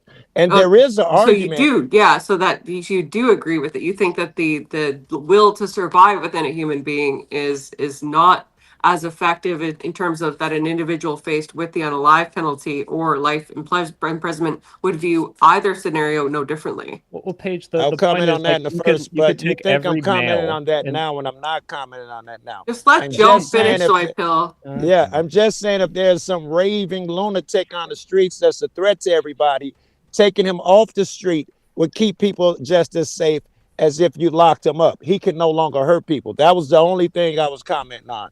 And if you want to comment on the other thing, I have a comment on that too. I would like to comment on the other thing, sir. So there's a secondary implication. So once the individual is imprisoned and they are institutionalized, there is a concern that a particularly barbaric individual might risk other lives. So you put them in solitary if you're that concerned. Yeah. So he never How is sees that anything. better than letting them just unalive? Who is saying it's better? It's just as effective. If someone thinks he has to spend the next 60 years or however old he is in one room and never see anything but his plate being slid through a chuck hole, there's some effectiveness there too. Thank Efficacy there, you too. for raising that. I'll tell you exactly why it's not as effective, Joe Cool. Because the solitary confinement option is available after incarceration, after an individual has exhibited behaviors which warrant it. It's not applicable at the stage of offense or sentencing, which would be the deterrent stage, which would be the stage in the criminal process by which this would be effective. I don't That's understand. exactly Isn't why. if you're telling me the penalty for doing this is death, and I'm telling you the penalty for this is in a small room, aren't we back on equal playing field? What is the difference? Because for certain sentences, the criminal code or the penal code applicable to your jurisdiction outlines the fact that unaliving is a potential outcome. They do not outline that, for instance, you might be imprisoned and put in solitary confinement. That's up to the specific correctional institution. So it's not something that's instantly obvious to the offender. The applicability of deterrence is something that is obvious to the offender, which means it needs to be prior to the institutional phase of the correctional system. Does So that you're make just sense? telling me Paige, you're just telling me what go ahead. existing laws are. I thought we were talking about a hypothetical here. I'm saying if we could change a thing, we could lock She a wants to motherfucker in a debate. small room all she's his setting up a life. I don't 2v2 even with think that's me a and thing. who? If you could grant me that, then you can And grant me cleaner. that someone could strike a piece of paper saying the jurisdictional shit is passed and make it federal. That would Paige, require they a want the legislative hands. overhaul. Sorry. Yes. I want to ask you a question. Thank you. Let's sir. Yes. take this to another step. Okay. The common person will be more scared of torture or death. Torture, I think. Death. Well, it depends on the torture. I think that's highly so like for instance, if the torture is just waterboarding or death, I think most people would prefer waterboarding. Why? Obviously you never been waterboarded. Yeah, I actually have once. But what I'm trying to say is, what I'm trying to say, We're what I'm trying to crazy, wait a Frank. minute, It was wait a pretty minute. bad. All right, go What ahead. I'm trying to Yeah. say is, if you look at the crime itself, when you torture somebody, you get twice as much time versus when you kill somebody. So what I'm trying to say is, there's a reason for that. And what he was saying was, you put that person in solitary or in solitude, whatever they call it. I'm a D student, so I get messed up on inner words past 2 syllables. But what I'm trying to say is, if you understand that, to me, you at even playing field again. If It I may know, be.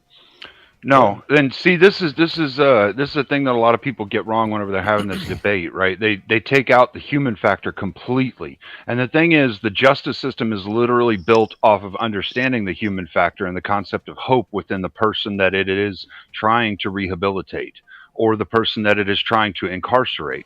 So giving them the hope that they can rehabilitate and go back out into society and be a productive member of society is a net positive for them in their mind. And so they will strive for that. The same thing you can say to people who are on death row or people who are in jail for murder. All right. They have that hope that they can get an appeal so that they can get out of jail, whether or not they did the murder. And so if you have someone in there who has committed multiple atrocities throughout time and continues to do this, and you keep them in there, they're going to have that appeal process available to them at all times, just like they always should because of the law. And so they will always have hope, and it will always give other criminals that are doing this action hope that they could appeal and get out of jail. But now we're talking about something legal versus you don't know the numbers of the people who just say get this shit over. True, don't know them. True. And there are some. I'm not saying there aren't. No, what I'm saying, we have a protocol how we go about doing things. These, regardless of the person requested or not, it's just the way our laws are made. So we don't know for the people who just say, shit, it's a torture just being and thinking about me having to die every fucking day. Get this shit over with. So what I'm saying is, there are some, what I'm saying is, human behavior and laws are made for communities, whatever, for community standards, better for the community. We got to understand this. Torture is, believe it or not, when I was coming up and I got a spanking, instant spanking, I know right after that spanking, after I dry my tears up and stuff, I can go right back outside it and do what the hell I wanted to do. But when I started being a parent myself, I didn't spank my kids. I took away things that they wanted to have. And so what that did is set a totally different mindset than I had. I gave them weeks. I gave them days. So what I'm trying to say is there's no black and white in none of this. But we have to think this thing through. I do like for the people that laugh at Paige when she asked about waterboarding and they were like, oh, waterboarding, nobody, you haven't felt it. Would you have preferred, if you were waterboarded, to just die? Any of you got waterboarded and would just prefer to be dead right now? No. I think there's a certain amount of waterboarding that I would wish for death to release me from one of the worst things you could feel. Yes. Did you get waterboarded? I've never been, but it's been described to me as one of the most painful things. I don't need to experience that to believe that it is one of the worst forms of torture. But you would prefer. It's not painful. It's mental. It makes you think you're drowning, and that same one of the most distressing, awful ways to torture someone. It's not maybe not most painful. Painful necessarily. Yeah. No. Grumpy, did you get waterboarded by any chance? I've done a few things. I got a feeling you got a waterboarding story you wanted to tell us really bad. Just a quick question. And it's Memorial Day. I'm not talking nothing about that. We can't. Oh, you disagree with torture? Name every torture, Emmett. Real quick question. Would you prefer removal of fingernails worse than death? No. Let me think. Removal of teeth worse than death? No. What else? Once they're cutting stuff off. Insertion of an object in an unfamiliar canal. Worse than death? Well, here's the thing. You can think of some that are worse than death while you're over there playing, torn apart with fish hooks, filleted, left in the sun to bake under ants. Worse than death, probably so. What kind of Buffalo Bill crap is that? This is not something that is. But you understand that you could think of something modern torture that is preferable to death. You understand the concept. I don't know why you. But sir, so let me just refocus, Joe, because you got confused there. So the component about deterrence is awareness, okay? And this is what me and Cleaner were both trying to emphasize to you, is that there's an awareness about certain penalties, right? there's nowhere, and I That's mean, correct- obvious. You ain't saying nothing heavy while you say I slept that. You ain't saying nothing heavy. Obviously, a deterrent don't work if don't nobody know it's down the line. Exactly. So please tell me where there is a knowledge about a law that guarantees that you will be fish hooked and splayed if you commit a certain crime. And like, It I will will be believe, the- I will give you the W. I am not telling you that such a law exists. You're telling me the fucking laws on the book. That cannot be the argument. We're talking about transforming shit here. Me and you, that's what we were talking about. That locking a person in a small room, being tortured. You could, you tell a person beforehand that the same way you told them the death penalty if you do wrong, small room for the rest of your life if you do wrong. You understand Solitary that? confinement, sir, not splaying. Do and you understand hooking. though that now it is on par? They know the threat is. To you, it's not the same. But Yeah. there's I'm a not place saying in it's the Texas. same now. shit. There's They a might- place in Texas. There's a place in Texas and Arizona where the sheriff makes the person wear pink drawers. And I'm telling you, some of the Arizona. hardest criminals don't want to go to that goddamn jail. So there's an exception Paige, in Texas, Paige, and we should Paige, base Paige, our Paige, internal No, penal I'm just system. saying. I'm just saying he I have came a up with question for something. Paige. My chat is asking, what is Margarita Island? What is this?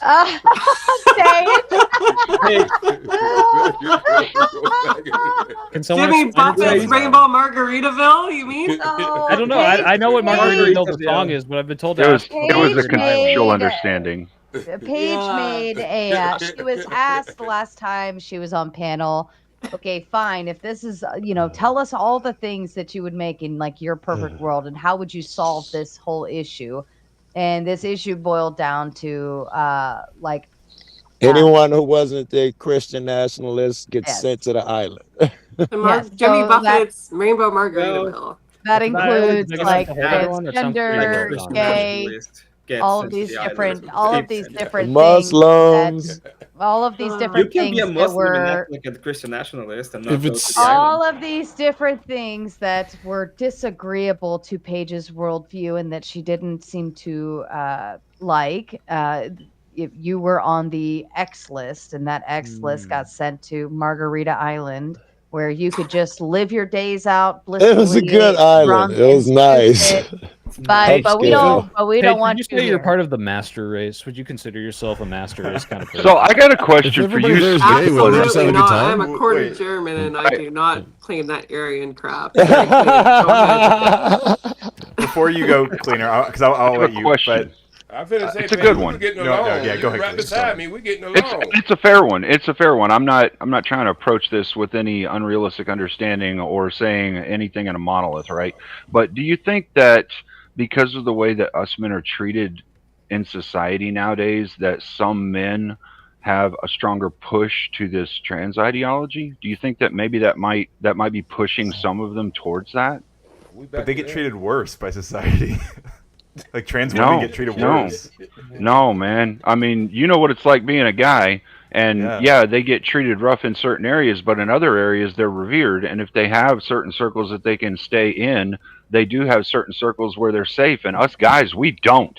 We literally do not have any place that Cleaner, we're this safe anymore. is a safe space for you. I want to let you Yeah, know. this No, is more of a safe space for men than it is for trans people. No, it's not. Safe space. No, it's not This is safe. definitely not a safe space. This is a safe I'm not space for fucking you. stupid. This is not a safe space. not stupid. You Safer are all here- enemy combatants. Dude, it's Every safer one here of for you. men than it is We're for trans friends. people. Like, have you read any of the That's donos true. tonight? Like, half of them have been about how trans people are evil.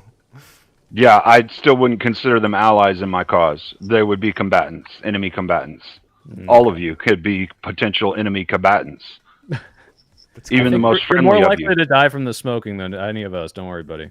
Then we No, could potentially What the heck be is your your best What the friend. heck is your problem with smoking? You realize that people can smoke and be perfectly fine health wise, right? Yeah, they can be, but it's more likely to cause you to death. What is your vice? Do you do anything that's bad for you? So I pill. Do you I do go on these anything? debates Do you to listen to your sugar? take. Yeah, unfortunately, it's probably bad for my you blood didn't pressure. like you guys didn't really answer my question though. I mean, do you think that the way that we're treated does, and I'm not saying that after the transition surgery happens, like, you know, Well, I want to answer his I want to question. give you some credence because I actually Before do you actually ask him a understand. different Look, question. I am one of the most accepting places for trans people, and I would say there's probably a non-zero amount of trans people that are around me that are not gender dysphoric. They genuinely just want to express themselves in a different yeah, way. that's fine.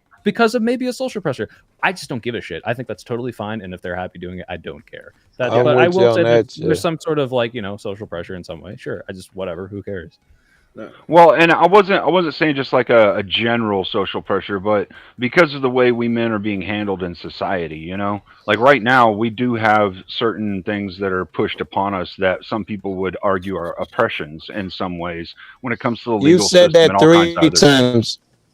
Yeah. Okay, I was about to cut you off premature. You said that three times because of the way men are handled in society. I want you to specify. I think you were about to do that shit. What do you mean by that? The way men are handled in society. I was just giving some specifications, right? So, like, I mean, the judiciary process is harder on men than women. We see this all over the place. The way that women in general in social media treat men, they demonize us. They call us assholes for no reason. All men assholes for what one man does wrong. And in you a think lot of that places, pushes they us say to kill a all trans men. behavior? Was Yeah, that your point? Like, is this really letting us point get to you? was- Honestly, it's kind of pussy behavior to let. I'm asking you a question. Have you ever considered estrogen to solve this I'm asking problem? you a question, right? And Ryan, you probably know. Like I actually approach these questions in good faith. I'm actually just asking a question. Sure.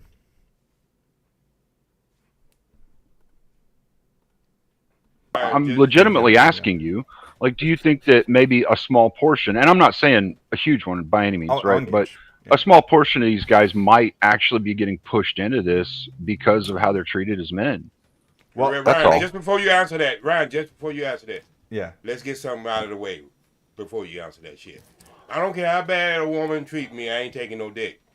Okay, go ahead. True. That's a good point. Same. I agree with you, Joe. Good point. Yeah, true. I didn't lose my I agree with you job and 100%, suddenly Joe. think I want to put on a skirt. That doesn't happen. Yeah. Well, for sure, I would have to ask the Well, I would- question back, right? So, and I'll turn it back over to you, Ryan. But I want to ask the question back. If you're saying if a man feels pressured into switching over to a woman because, oh, well, I'm oppressed and I can't get ahead, XYZ. Well, my question back to that, is that a real man who's manly and doing To manly begin with. you know what I mean, to begin with? My answer Well- to that would be that's a man who has been emasculated and had his manhood removed by society. But then you're here's how I look at it. Like, my worth and value and abilities in this world as a woman are not determined by the people around me, right? Like, I know who I am. I am mentally stable and strong and capable of pushing through, especially You I sure mean, are, Sarah. considering my YouTube career, I think I'm okay with dealing with a lot of the crazy shit I hear in the men. I would definitely say I would be oppressed in this man's world, but look, I'm making it work, right? Very good. I harnessed what was actually against me, and I'm utilizing it to my advantage, right? So No argument there. and cleaner, I'm just a girl doing that. So You're also not mentally ill. You're also not mentally ill, Sarah, from what I can see. But you're saying a man who feels so oppressed by society and is utilizing that as a crutch in order to want to switch sides per se and Right. try to be Well, men do this. Men actually self-delete because of this reason. So if they're willing to self-delete, why would they not be willing to do something like gender dysphoria or gender swap or whatever they want to call the whole thing, right? So I do want to try to engage with this. 'cause I And got- hold Yeah. on, and hold on, Some hold on. people And I prefer to still live in think, torture than die. I still think that sounds, number one, that sounds like a mental illness or something that's Right. already in I place agree. and established, Like gender right? So, dysphoria. I agree, but yeah. second to that, I also would say that you are the weakest link, and and I think it's sad, but Yeah, I think would agree there if too. you're the weakest link, then if you're going to let Goodbye. people around you push and pressure you into these situations, I don't think you were a strong person to stand on anything anyways. Okay, What a well, convoluted way of wait, saying we don't care Wait, about I have men. a real quick Wait, question. This is completely irrelevant. Jay. Hold on. Oh, you better let were you the- Ryan. I were you wanted the- to wait, let Jay, Ryan. I wanted to let Ryan. because I he have did- to ask. Yeah, Ryan, go. Go ahead, Soy, and then I'll take Soy. it. Yeah, no, Jay, it's okay. Jay, I'll let Soy Jay, go were first. you the No, stuntman I on really Rock don't Dynamite? think. I really don't think what you had to say was any Cleaner, more I'm asking entertaining or Jay if relevant he was or the any of that. stuntman on Ryan Black had something Dynamite. to Jay, were you say, the stuntman on Black which was Dynamite? paramount to what I'm Sarah was yielding. talking Are you about. online? So calm down. Jay Speed, were you the stuntman on Black Dynamite? No, but I was Samuel Jackson and Sidney Poitier's stuntman for about 10 years. Okay, I found the wrong website, but that's Cool. awesome, dude. All right, go ahead, Ryan.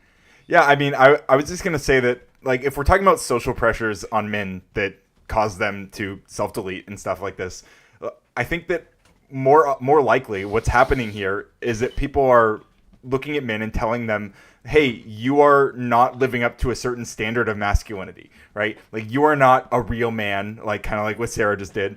Like, and Sure. and sometimes that might be for wearing a skirt or wearing a dress or whatever. And in that case, that I'd yield there might be people who don't actually have gender dysphoria, but like prefer to dress in these ways and are told that like they can't be men by society, for doing that. But it's they're not being told that by like LGBTQ people or like trans folks aren't saying like, no, you have to be a trans woman. Like it's people on your side of the aisle who are saying people that you're like not a real man me if you who do are these saying, things. yeah, you're a chick. The Dresses thing are is, for men. Yeah, they're calling them a thing is, I cross-dresser. don't even care what side of the aisle the people are that are saying that to them. I understand you don't. But I'm I just think it's curious relevant, about, right? like you get what I'm saying though, right? Like I'm just curious about whether or not you think that is like something that is actually affecting them. This is something that I've been real curious about that I don't really see us talking about or trying to reach an understanding about. And with all the things that are going on in the world and the way that we're changing society, to keep in mind that those guys that are near putting lead in their own head and changing their gender and things like this because of social pressures, they're weak right now. Yes, that's true. And maybe they're not the strongest link, but you know what? We've all had moments of weakness of some kind or another, and we need to help those guys, not just let them go I through with dig it. I insanity. think we'd even agree with you on that. Yeah, On that 100%. part, but the problem I have with that is I'm sitting up here and thinking about me in my best moments going at it. Right. All right. And all of a sudden, things ain't going so well for me in the court system, Yeah. and I end up on a park bench. I ain't sitting down there imagining nobody going that behind my door while I was going in front of somebody else's door. You understand what I'm saying? Sarah, That is not even going through my mind. Bye. Can you hear me? I gotta go, guys. I appreciate all your time. Hey, you take it Thank you easy, so much. Soap Hill. That's Nice what to you meet call you, Jay yourself? Speed. It was really cool. Nice to meet you all. Am I still It's getting been that raid? So cool. You have like Stay the safe, coolest Soy. setup. Stay safe, you, man. You stay safe as well. Stay Make sure soy those safe. planes don't crash. All right. Appreciate you, look Soy Pill. like This the was a air lot of traffic fun. controller. Thank you for being my It's partner been on great, this. and I guess I'll see you next week, Sarah. I am coming down again. I'm like, you know what? I've been streaming for 9 hours, by the way, so I apparently my did not God. disturb me. Appreciate you Okay. popping up And, there. Thanks, great. guys. Good Appreciate it. Have a good one. Send your soy pillars Bye, over to me. Soy. Okay? Have a great night. We'll see you next week. I hope he actually does. Queen of I don't know 49, about you that understand what I'm saying? I do. I get what you you're being a- saying, you and being a I man. agree with you. Like I've never Yeah. thought that way myself. But Yeah. I have been around other guys that have had weak moments, and man, I know like a buddy of mine, like he almost ate lead himself one time, and like my wife passed away a year and a half ago, and I myself went through this where I almost ate lead a couple of times, and I mean it's like I get this, but that's for we have to different have reasons. brothers Wait a minute. to help us when we're in that moment, right? I got that. I got people in my house like that, but I'm like this. Right. In 2015, I made up in my mind. Any man who's willing to take a dick, I ain't fighting him. Right. Because that's I know, one of the yeah. hardest. You understand what I'm saying? That's one do, of the yeah. hardest things you can do in life. Yeah. I'm not trying to get in the ring with him, no kind of way.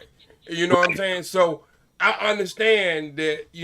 I don't have no imagination. Like I'm in California, right? So are you saying you shouldn't help these people? Because I think this is a rebuttal to what he said. Are you saying that because that guy takes it up the ass, you don't have any sympathy for him? No. That is what I'm saying is you didn't get the joke. I say I'm not fighting that person. That person have shown me he's much stronger. No, I got the joke. No. What I'm saying is why you was how you were addressing him. Okay, so I'm addressing how I'm addressing. I said there's different reason why people who want to commit self-deletion. What I'm saying is I have people come through my house who have totally had the operation, men and women.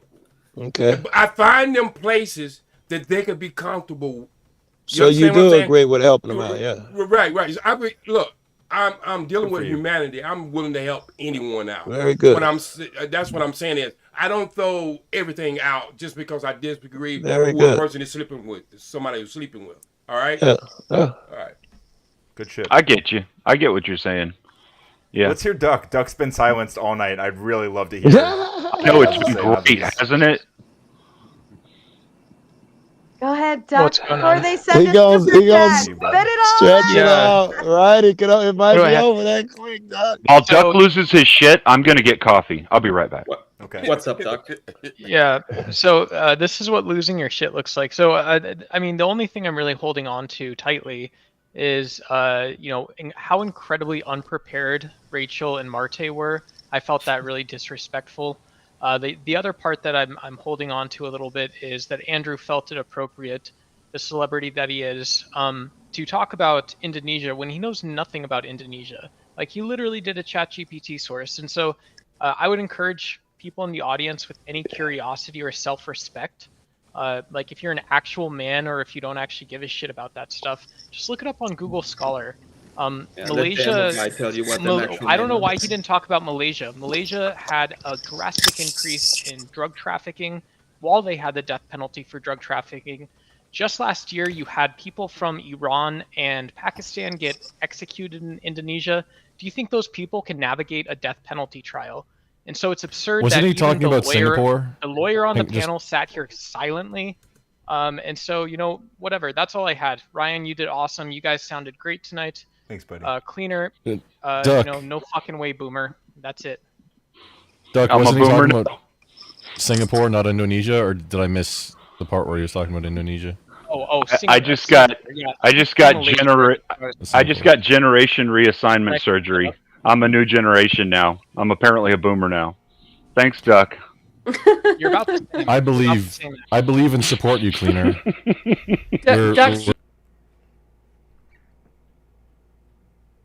You agree that the statistics were generation beneficial?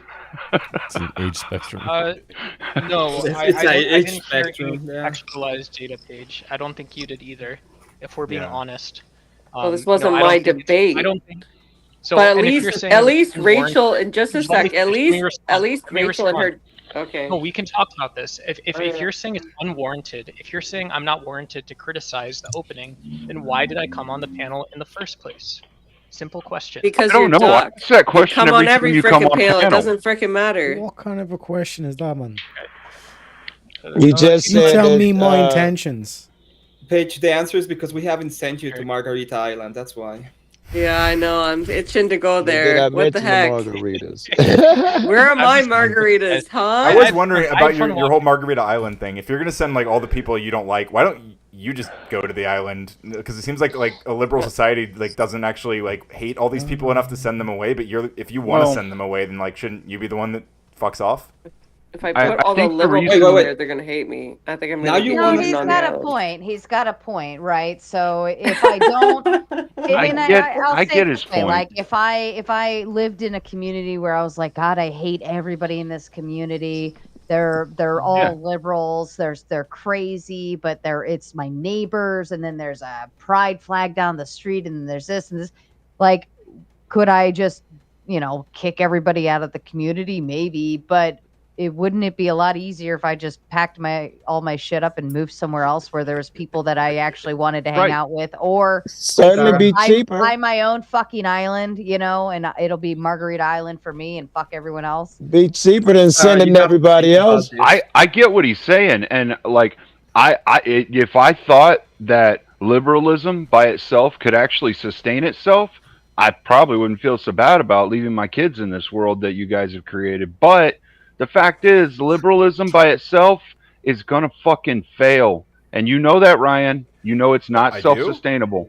Well, I know it's- Liberalism is not right- well, self-sustainable. Can I engage with this? Just So one right now, second. capital L liberalism is at threat. I agree, by people who don't respect it, by people who are trying to break our laws. But I think we actually have a pretty strong system that's going to resist it and will outlive the bad orange man, thankfully. I'm not saying outlive.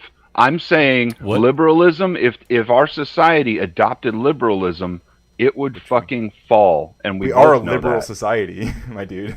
Yeah, We are not. America We was are not. America. No. America was built as a liberal What society. is this head shake? It's a vocal just minority. denying You're that talking, we're- Terry. You're talking about like a classical liberal liberal. constitution. Like, Are the words But it's liberal still more liberalism. complicated. I agree. It has shifted dramatically throughout the years, not shit. But like, if you were to look fundamentally, better. America was built on individual liberty. Yeah. Because you were I breaking get that. away from. That's from not England. what we're talking about, Terriac. That's what I'm That's talking not about. The, That's that's different not than the the current. liberalism we're talking about. That's Yeah, I no, don't know that's what you're because you talking have about, like you have fuckers like Ryan here, who's like the easy win on the trans issue was like, tell me a reason why an adult man shouldn't be able to cut off his wiener in the hopes of becoming a woman. Yeah, I'm not Right. looking for an easy win, Terriac. I'm not Yeah, you. but I don't that's operate what I'm that saying. way. That I'm was actually Ryan's trying to ECW, but engage he in a doesn't go conversation. there. What he does is he then bites the bullet and justifies and says, yeah, there's no issue of like these kids, like these 7-year-olds taking like these permanently like altering like hormones that So, I mean, I completely don't think any fucks their system. 7-years up. are taking puberty blockers. Yeah, like he bites the bullet and tries to defend that shit, and that's why the Democrats lost the last election. So when you're talking about like liberalism, I wouldn't shit on liberalism as a whole cleaner.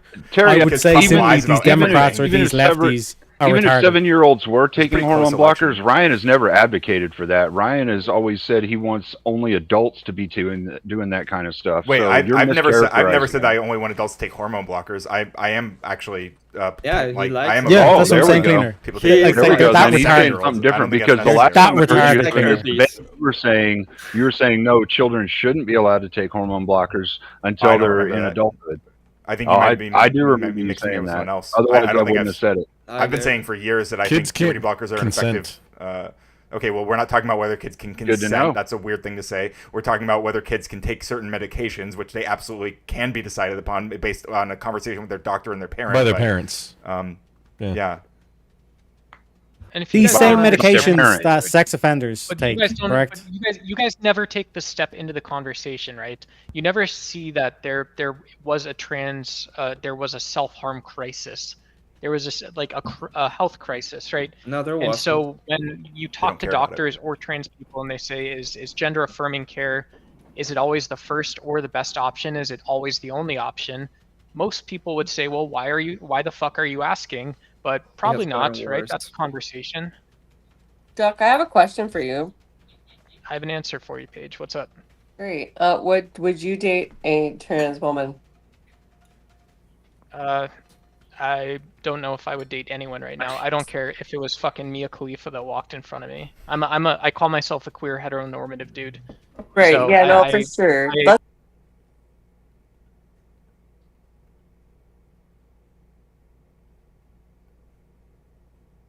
You meet an amazing person. You don't know at the Right. time of meeting them on the first date that they're trans, but you meet an amazing trans woman, and after the first Should I date, date Neve?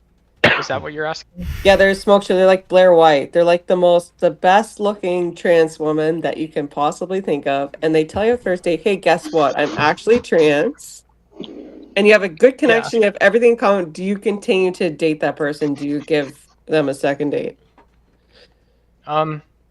Yeah, maybe. Sure. Okay. Like I probably I wouldn't. think that would be something that any person could consider. I mean, if you don't want think that way, kids, then don't think that right. way. But like, if you're asking me personally, like Neve seems fucking cool. She's kind of sexy when she's up here talking. All you know, right. But I So you guys think personally it's like a don't also gotcha? think that. Just a Paige, different voice of me. Let me just correct this a little bit. I disagree with all of the internet dating culture because I'm a millennial, right? So millennials had that one person from high school they really wanted to date. My Obviously mute you wasn't have on there. people above and below that. But it's just like if you meet someone and you have a connection and it seems like it's romantic, it seems like it is that sort of interpersonal thing. Then do that instead of getting a cat or dog, right? Like, cool, no problem. But if you don't have that, then why would you go date someone? Just go fuck someone, Oh boy. right? Oh my God, I don't even know how to unwrap that. So first off, Cleaner, I love you, and you're not a boomer, right? You're Gen X, right?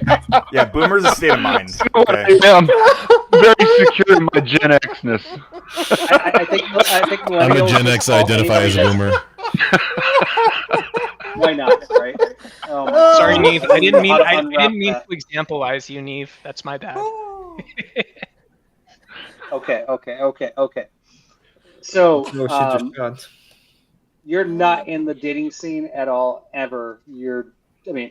Because you're just like, I don't even know where you came from on that. It's just Why are we talking it's so about impossible to who Duck understand. would or wouldn't date? Like, what's the point of this? What are we getting to? Is there like a thing? Well, Paige, what was I your think concern? someone was trying to Paige get asked, right? I think she clickbait was- with that she was damn trying to go on question.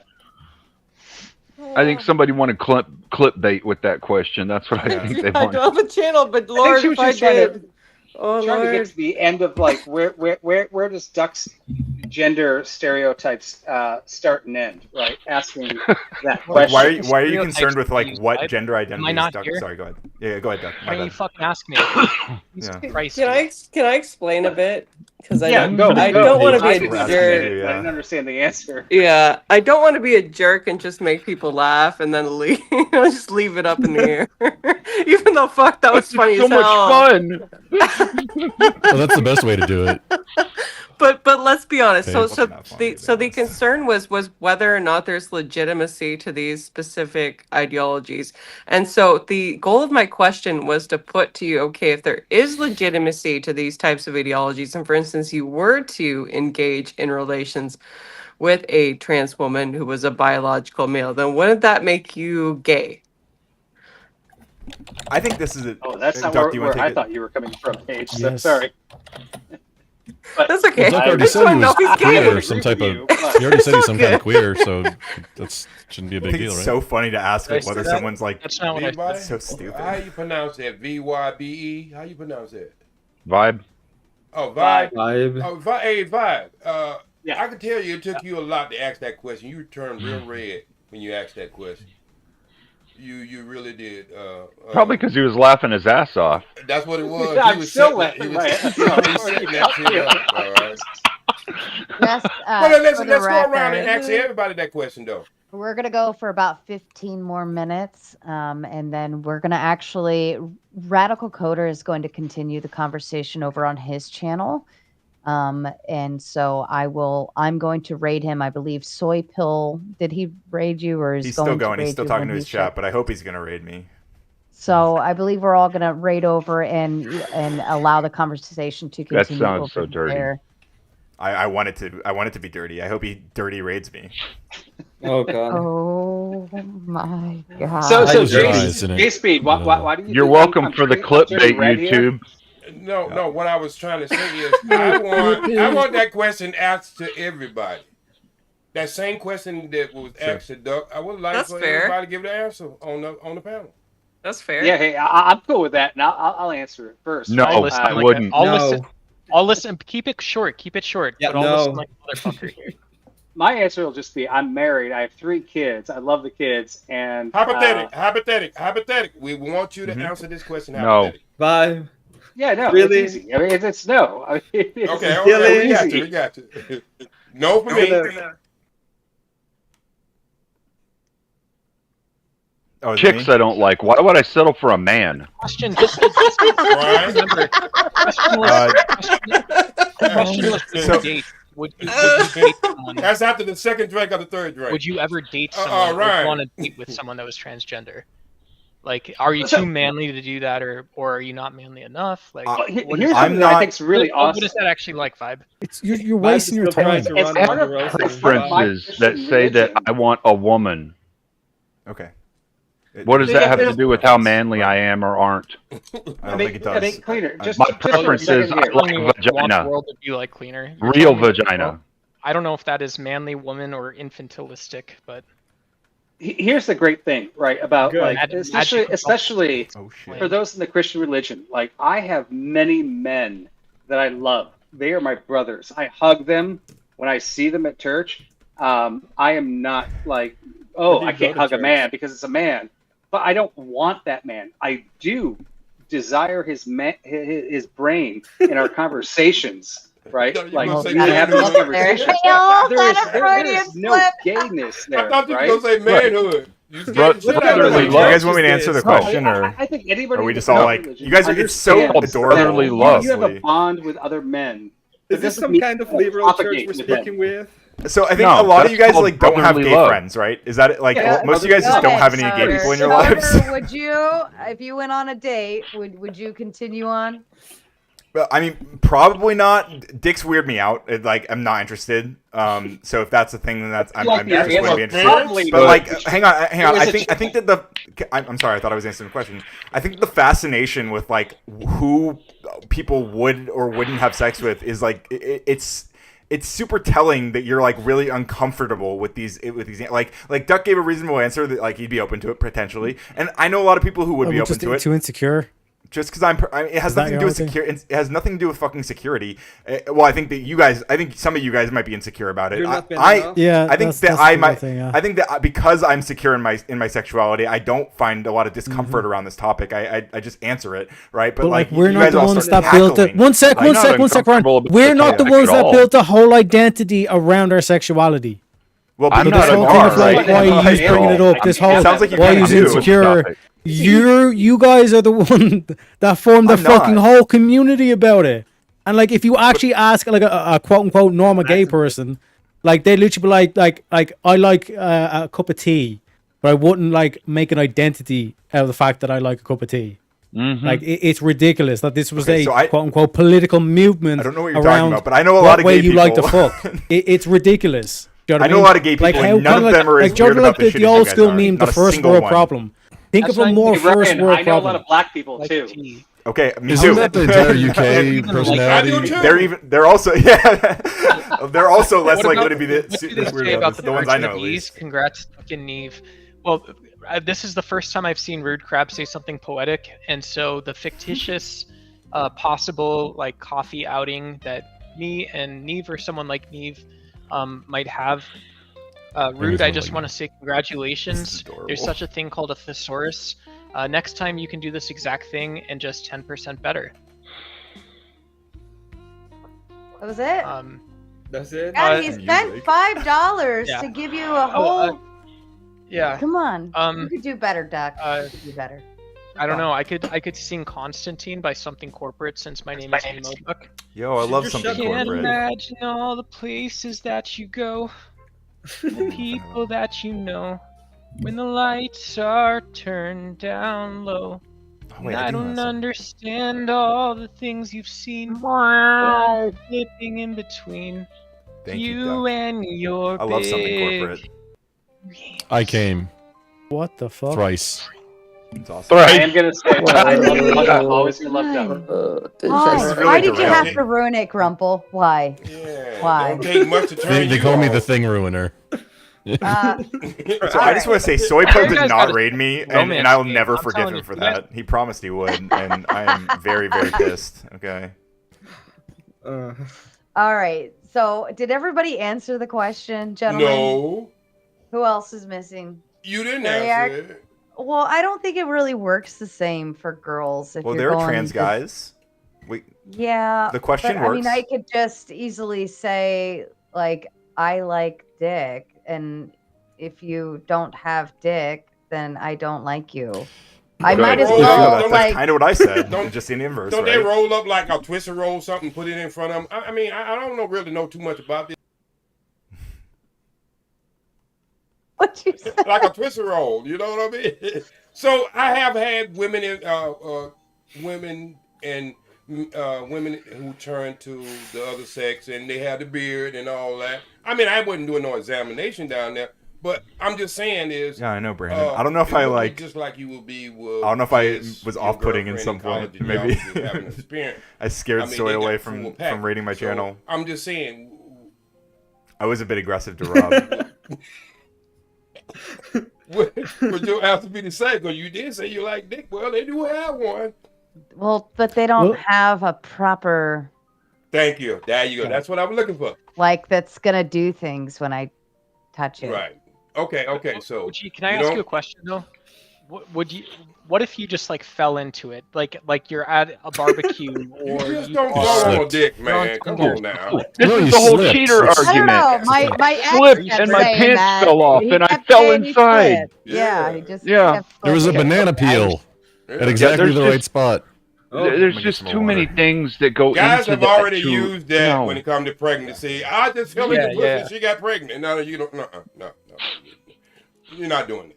Yeah, it was pretty ridiculous when men made it the other way. It's pretty ridiculous when you're making it now, Duck. Right. So I'm All just right. saying. All right, we On got one that more person note- left. Oh, who's the last person? Did I just see? I think Did I just see Paige, Ryan Dana. get up and walk away in girl shorts? I'm not sure. Quite possibly. Man, No, that's come what I'm on. saying. You And know like he Sarah, does that's why you say like, that. oh, like Tarek, you sound like a liberal or a lefty. It's because like people like Ryan, it's like their arguments are dog shit, man. You know what I'm saying? Like he just does not do himself any favors. Vibe, I'm glad you had to have that traumatized a moment. No. Is he drinking tea though? He rolled them back down.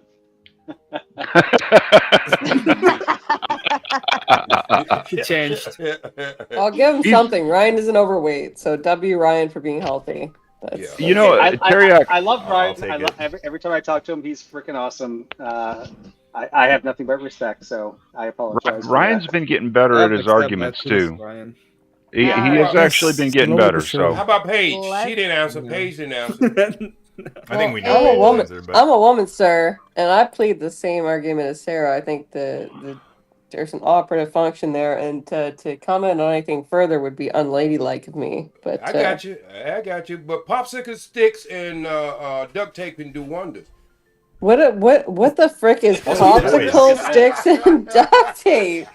Use your imagination. I think people What underestimate the power of toys. What kind of Nobody ditty use your parties are you going to, imagination. sir? That's not okay. Do not follow any of those thoughts. Stop it right now. All right, let's go into closing statements.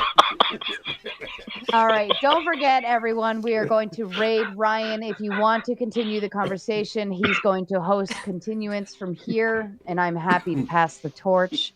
I'll open a new stream Teriak, give us your closing statement, please. Yeah, like I said, great show tonight, Sarah. Appreciate you having me on, and looking forward to the upcoming debates. I think the next one's the first, so appreciate you having me as always. Thank you, Teriak. And Teriak has a few debates of his own coming up. If you guys want to tune in and check out the following Mod Mondays that are already up and I agree, listed Brandon. and ready to rock and roll. Teriak always has a good time when he comes here to debate, so make sure you hit that notification bell, please. Vibe, closing statements from you. Thank you so much for letting me come on and off and on and off. Sorry for all the problems here. Ryan, if you'll have me, I'd love to jump in with you for another hour or so. Just send me the link. And Cleaner, I'm getting to know you guys, a bunch of people here. So thank you. That's it. I'm not going to go long tonight. Thank you, Vibe. Mr. Emo Duck, your poetic closing statement. I'll be brief. I'm gonna try not mess this up.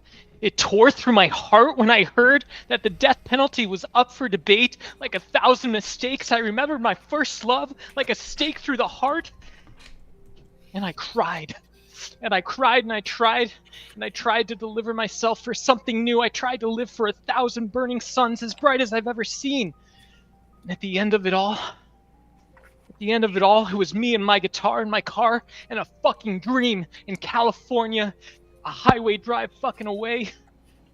That's it. I'm too old for this shit. I can't quit. Come at me without statistics. I'll Is save that and it? prepare. And that's the That's end of why that I bitch. love Duck. Fuck you. Let's Fair go. enough, Doc. Duck Mr.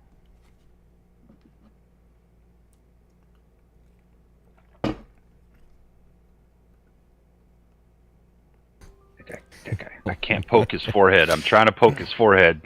I appreciate that. Sarah, thanks for having me on, and also, yeah, off and on a few times too. That was got a little money for you. I appreciate hanging out with y'all. Ryan, if you're into it, I can hang out for a little bit too later for you too. I'm not live right now. I do live sometimes. I wanted to talk about the death penalty, but I don't know. I can say death penalty. But we kind of migrated away from there after I got on No Yeah, we have Biggie. to talk about trans people. Yeah, I mean, it like almost every panel devolves into that. It's kind of weird. It's not us. It's not funny, the leftists. But good times. Everybody's I mean- everybody's looking very sexy tonight. Y'all keep it classy. You too, King. Thank you. Even the leprechaun? Especially the him. leprechaun. We can't tell what he What do looks you mean, like. you people? He's on This a- is why I don't share my pot of gold. All I know is he can't get enough of the Lucky Charms. That's all I know. I can't see them. They're after me, Lucky Charms. Paige, would you like to give your closing thoughts, please? Yes, ma'am. I love to be on this panel. I'm so happy to be back. As you know, I had a bit of a hiatus. Look out in the future for a 2v2 featuring myself and the legendary but new on the market debater Cleaner 409. We're likely going against Ryan and Ghosty, or I Killed Earl. Depends on whoever agrees on the topic, but it's looking like Ghosty and Ryan. The topics will likely be social ethics based on promiscuity or feminism. Love to do it. I just do this for fun, just like Cleaner does. It's not a game or anything. I don't have a YouTube channel or anything like that, so you can't follow me. But keep an eye out. We'll be here in. That should be awesome, Paige. I want to hear the good stuff come out. I'm excited to see you in Ghosty. That'll be cool. What do you mean? So everything that I've delivered so far is crap, sir? That's so insulting. I don't know how. You're gonna have nothing else to stand on. You're gonna have nothing else to stand on. Just you and the other debaters. So that'll be cool to see not the panel format. Yes, we are. That one is coming down the pipeline. Ryan, I don't know if they reached out to you, but I was going to reach out to you tomorrow, actually. Yeah, I've got a perfect. Discord chat with everyone in it now. Okay, is Ghosty added into that one too? Yes, ma'am. We've got all four of us. Wonderful. Well, that just It was great meeting you, spared Paige. me a whole lot of work. I love it when you guys are self-sufficient. Maybe I'll just host it. I'm just kidding. I got you. No, we claim Sarah. We claim Sarah. At least Sarah's nice. She doesn't say bad things. Nice. I'm not going to be nice to you, Paige. So that's a good point. I don't That's think okay. I don't In think the I'm arena, all that anything's nice. fair, Ryan. She's not always nice. I'm not always nice. But she's not nice in a good way. I think she's fair. Ryan just uses his dog and his missing tooth as sympathy pleas. So Which, to be fair, his dog gets him a lot of good sympathy. it's all he has. Look, dog. I Yeah. understand. I understand. If that's all you have, you've got. His dog gets, that's his all I dog got. gets me a lot of sympathy. They pay to see Ryan's dog. They love to I show did the make a wiener. note that I'm always going to make a mental note here at the end of every one of Sarah's podcasts to say that she has the most beautiful mind on all the panel debates. Besides know, me, right? Andrew Is just- what you meant to say? Andrew just called me a dumb blonde the other day, so I'll take it. I'll take that as a compliment. Andrew Wilson Sims for no one, even his own wife. Come on, let's telling be you, honest. watch the short on my called you a channel. Andrew blonde, Simpson right? for me. So That's fair. That's fair. a positive. What? He called you a blonde, right? I mean, so that's a positive. Yeah, that's. Sandy Look on the bright Would you side. believe I'm a natural blonde? I dye my hair, but I have hair the exact same color as Sarah's naturally. But I Do dye you my hair. really? Yeah, I do. It's the exact same color, actually. So weird. So My then the hair question used is, to be- is her hair natural? We're gonna put everybody on that Is island. mine? My Oh, hair yeah, was no, white. definitely. Mine was white when I was a baby. This is like the darkest I got. It was a dirty blonde. So I'll take it as a win. I'm not complaining. Emmett, your final thoughts, please. Well, this panel once again agrees with me that liberalism is like herpes, here to stay, and it fucking sucks. It's interesting looking at everybody. I wish someday we'll get to the joke about Hogwarts and why I made it. It's mostly because they call me Harry Potter, but it's fine, Doc. Someday I'll explain that to you. And thank you, Sarah, for having me, and good to see you all. Wonderful. Is that a safety vest? That is. I've Yeah. been wondering about that all night. Like, why is he wearing that? Like, that Because made I'm me- Mexican and I come from Home Depot. That was the whole point. I was going to be quiet Oh, and man. just not say it. I saw the funniest meme the other day. It showed a whole bunch of white dudes outside of Buc-ee's, and it said the new Home Depot selection. Cleaner, your final thoughts, please. Oh, I had a lot of fun. Thanks for having me up here. That's easy. Short and sweet. OG to you. All right. This is like my second time being up here. I'm part of the fatty.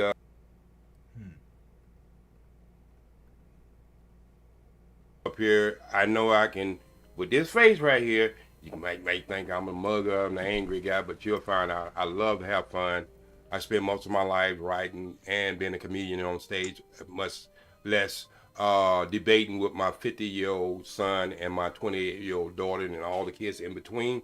So I'm very prepared when I come up here, and you pretty much have to have a PhD, because y'all white people can be mean sometimes. You just like tattoos, get on your skin. So, but anyway, I enjoy each and every time I come up here, and I just like to have fun. Thank you, OG. Yeah, great to have you. I feel like you had a whirlwind of an evening tonight, huh? Most certainly. Every time I come up, I mean, when you get my age, 66, all that other stuff is nothing, and it's just really not even important. You just want to enjoy life and make light of all conversation, because when one of these days everybody gonna wake up and say we all was wrong. You know what I mean? So I just like to have the light conversation. Yeah, that's fair. That's fair. Love talking Although to you today. I'm not in old age, and I already don't give a fuck. Yeah. It's lovely. But you didn't play the horse. The lady getting off the horse, I was a little disappointed in that. Oh, you were disappointed you didn't Yeah, get to because see Like clockwork. This message is sponsored in part by. I never thought We were about doing taking so well. I- We were doing so well. You just had to look, fucking look. mention OG. Yeah, I never thought To of be talking fair, I mean, nobody paid to see the horse tonight, and the panel was pretty mild this evening. So I It was didn't $100 feel though, wasn't it? There was a horse? Lady off the horse. he didn't pay to see the horse video. and grumble. I thought $100 could get that girl off that horse. But they didn't request the video. They requested Oh. to extend. You got to pick and choose wisely, my friend. Oh, okay. Well, you know, Yeah. I'm just gonna put it this way. I never thought about taking a bite out of crime, but you don't show that to me twice. You don't? You don't? You have.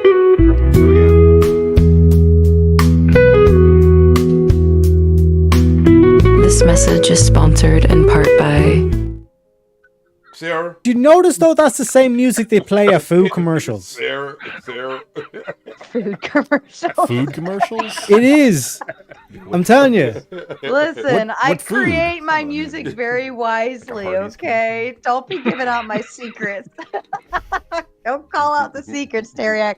Radical Coder. Final thoughts from you, sir.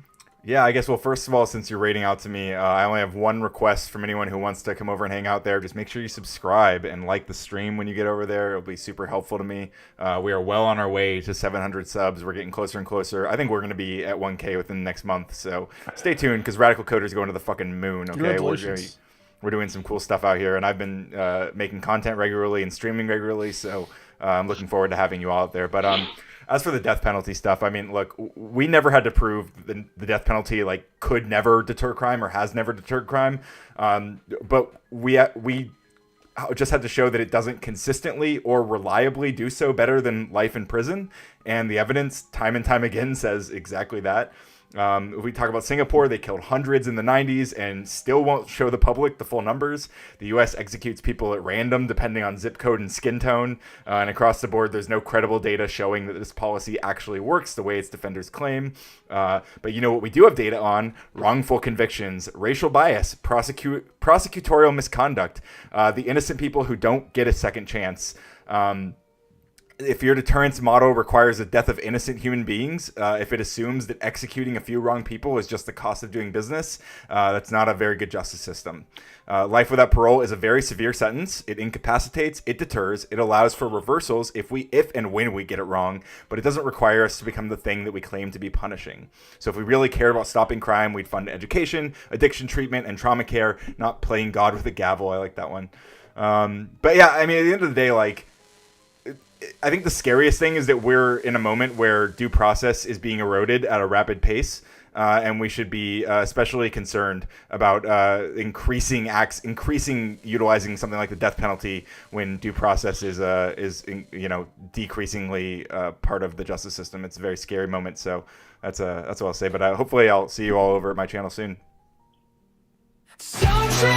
Tomato, fierce and red, juicy.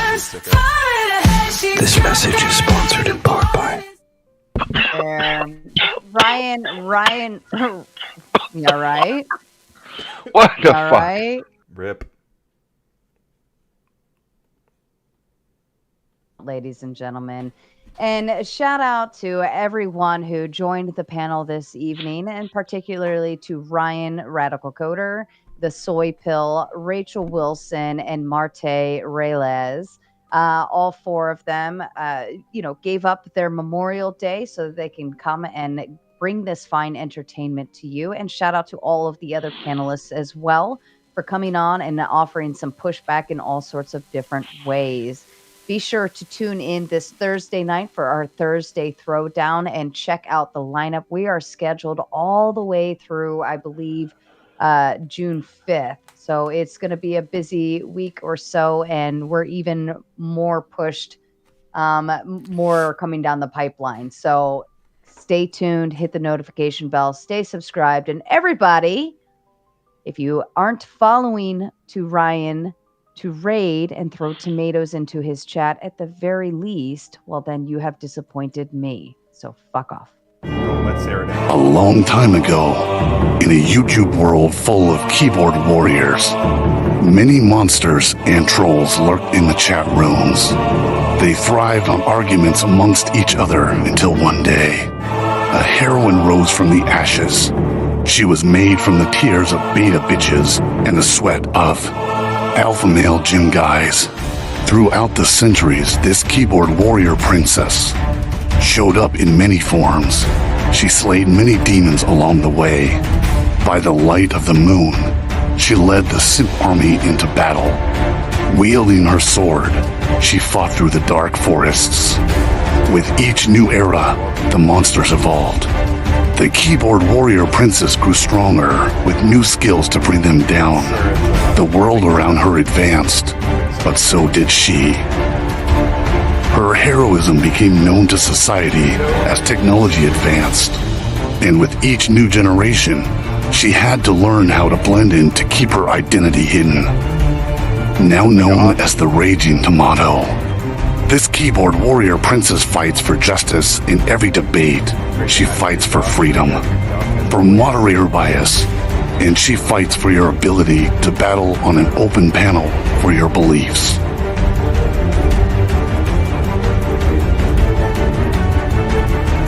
She protects the simp troopers from destruction.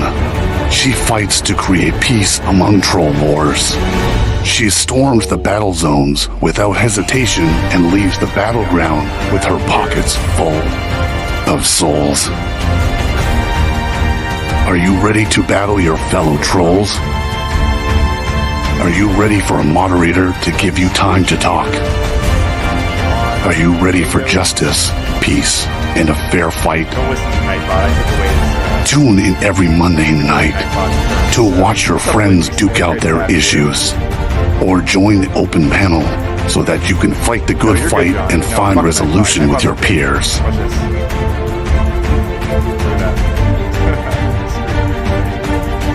Said Vibon. I will. I'll make up a stream. I'll make a StreamYard in a second.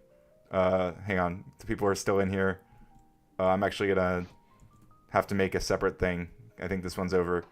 But over on my channel, I'll drop a link in the chat. So if anyone wants to hop on there, I'll be doing that. But appreciate you all. OG, you were great. Doc, great as always.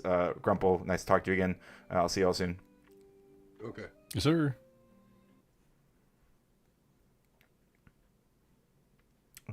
I guess, what do I do? Do I just like do an on-air webinar? Is this it? Because I don't want to start a new stream. So I guess I would just do like a recording.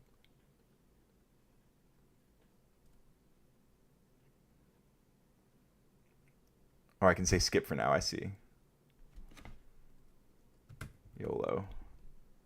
Welcome, welcome, welcome. Welcome, Tomatoes. Welcome, Long Live Liberty. Welcome, No Chaser. Welcome, Neve. Great to have you all here. Great to have you all here. Don't listen to Nightbot. Nightbot doesn't care. But hey, just so you know, we have some fantastic emotes, okay? We have the Angry Jiggles emote. We have the Squirtle Sippin' emote. We have a Care React, very similar to the Facebook Care React, but quite different. Turn the gain up and scoop the mid a bit. Turn the gain up a little bit.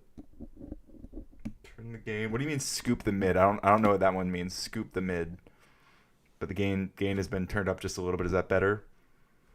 What's up, Avoided Hornet? Screaming Beagle. Super happy to have you all here. Look at that, 83 watching. I don't know if we've ever had that many people on this stream. Maybe like once a long time ago when I was streaming. I think when Tom rated me once, Tom Foolery. It's crazy. Here, I'm going to post a link, so if anyone wants to hop in, you can do so. But yeah, super happy to have you all here. So for those who only know me from Sarah's stream, I guess, I do a bit more than just talk about how Trump is failing the United States and being a terrible president, you know? I'm also an educator, or I've been an educator by trade for a long time. So I teach people how to code. I teach a lot about AI, which I think has been unfairly demonized recently. All right, we got Duck, we got Vibe. Here, let me change this a little bit. Great to have you both here. How are we doing tonight?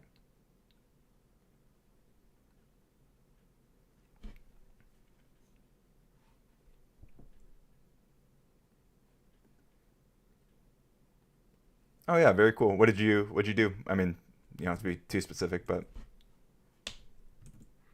Well, I guess while we get the people online here, I started at Michigan State University when my dad is a mechanical engineer, and they had 3 computers. They were 3 VAX computers that were called Huey, Dewey, and Louie. And my first computer in 1978, so I'm pretty old, was it had a thermal printer, didn't have a screen, and I would type commands to the VAX machines and it would print up on the thermal paper those commands, and I fell in love with programming.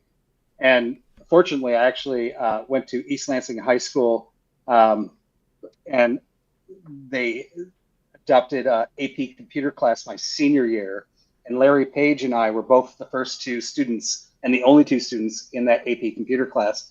And Larry Page actually went on to found Google. yeah, okay. I was like, I know that name. Okay, yeah. Yeah.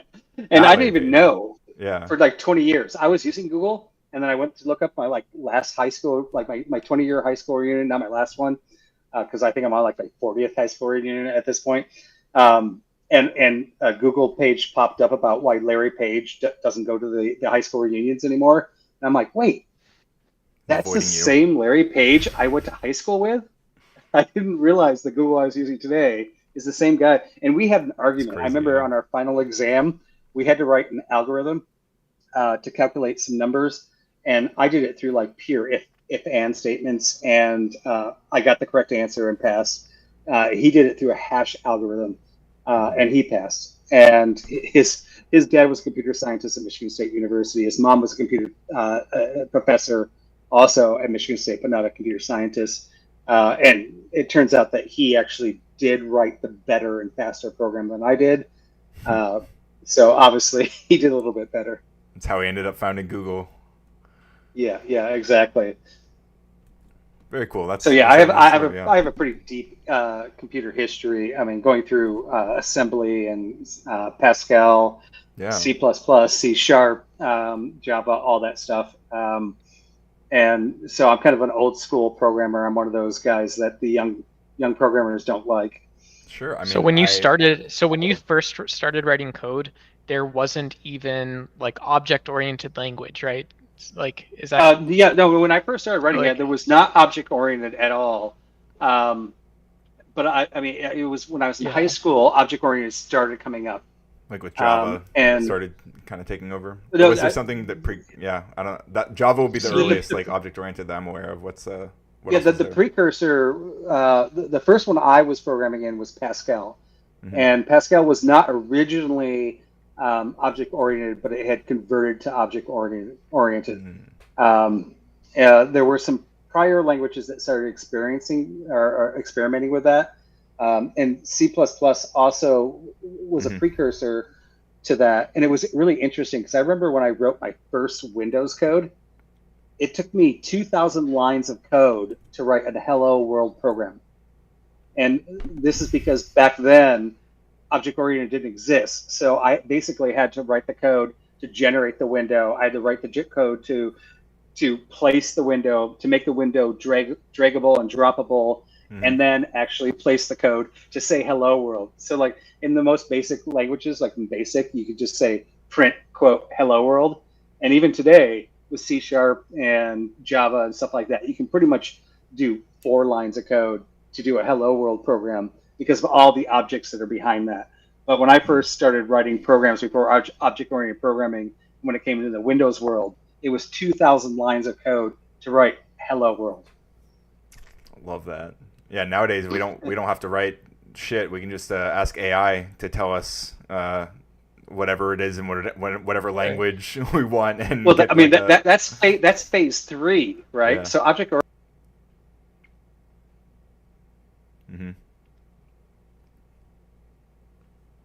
I worked at a payments company that was based out of Silicon Valley.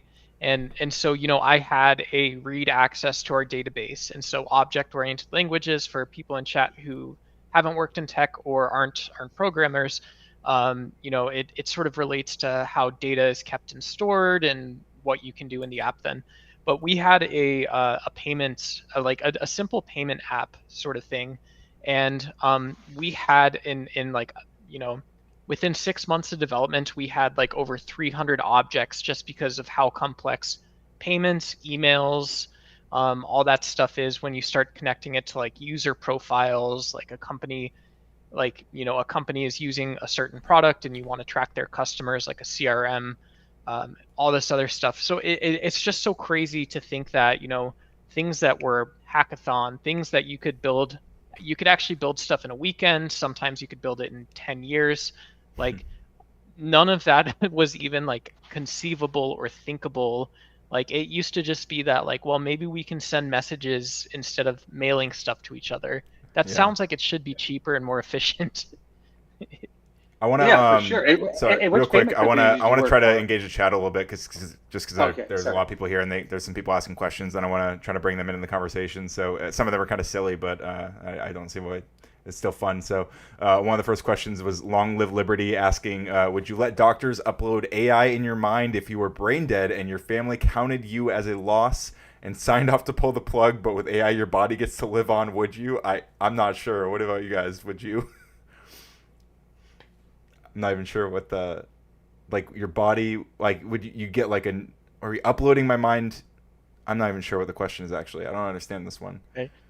So I mean, this is really interesting, and I mean, my answer to it is a little on topic and off topic, in the sense that we're not at the stage where we can upload our minds to AI. However, certainly not. Our phone right now is a snapshot of our memories, right? Mm-hmm. And we are slowly going into that cybertechnic atmosphere where I don't think anybody wants the internet connected to their mind and their mind communicating to the internet, but we can get there very slowly by going, okay, so we almost have a chip or a contact lens, a contact lens that can do LCD images in that contact lens. So I can get a contact lens and I can Bluetooth it to my phone, and now my text messages can come right up here in my eye. Now I'm not connected yet. However, all my memories and all my photos are still my phone. Now all of a sudden my phone becomes an inconvenience. So I don't want to have that phone that I have to carry around anymore, but I don't want to implant it in my brain yet. So what I do is I take the phone chip and I just implant it under my skin. Now it's not actually a part of my brain or anything like that. It just happens to be something I don't have to carry around anymore. I just put it under my skin. Now that's under my skin and it's Bluetooth to this contact lens I have. I am now self-dependent of a device, even though the devices are in my body, still not implanted in my brain. Next step, right? This can take a photograph. Now we're starting to build the personal persona of our being, right? And even that chip is probably now monitoring our heart rate, still not integrating the brain. We're still not cybernetic, but we keep on taking these steps further and further and further. That gets us to that point where now, and even now with even ChatGPT, if I could take all the data off my phone, all the photos, all the conversations, all the chats, it can emulate me. Sure. It can 100% emulate me now. It Right. might not do the best job, but it can approximate, yeah, for sure. Like I often when I'm preparing for these debates and stuff, I actually didn't do it this time. I wanted to, but I was gonna get like I pass a lot of transcripts from like YouTube videos. Like I have a little tool to let me download transcripts, and what I like to do is I'll pass in a YouTube transcript into ChatGPT and have it like break it down for me and give a summary, or maybe like basically make like a short podcast of the information. So if I don't feel like watching whatever that whole video is, or I can paste like 6 transcripts from 6 different videos that I have either watched or want to watch, but I don't want to like sit through them all. I can just say like, oh, weave all of these together into a long, meandering, personalized reflection for me, and I'll go like do the dishes and like listen to some customized thing that like gives me a personalized insights based on all these different all the different content that I'm trying to consume. So I have a lot of fun with AI stuff. It's very, very useful to me. Yeah, it's really cool. And I'm just going to pause for a second here too, Ryan, because thank you for allowing me to come on to your channel here. Because I'm awesome, Vic. And I do know this is a continuation of our last topic, right? And you are the leader of this channel, so I don't. That's right. I love these conversations, and I'll keep on going down it. But if you wanted to continue on the topic, I'm going to let you take that ground. Vibe, let me. If you guys want to keep on talking about this stuff, I want to. I have one quick answer. Yeah, I actually thought about this one, so I just want to spurg it out really quickly. It's a really interesting question and stuff. Just my perspective. You know, the idea that stuck is that I thought of after thinking about this for a couple minutes was The Extended Mind by David Chalmers. So David Chalmers, we're not doing deep philosophy, but like he founded he was the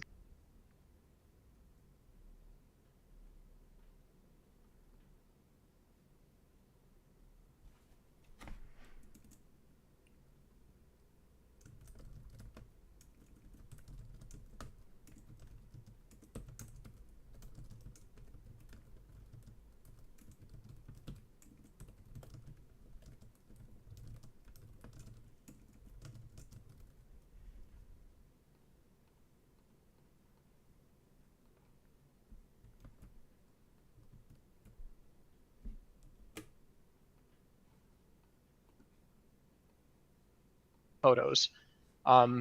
You know, and so I don't need to have a memory of this to have knowledge of this necessarily, because I can just go look at it whenever I want.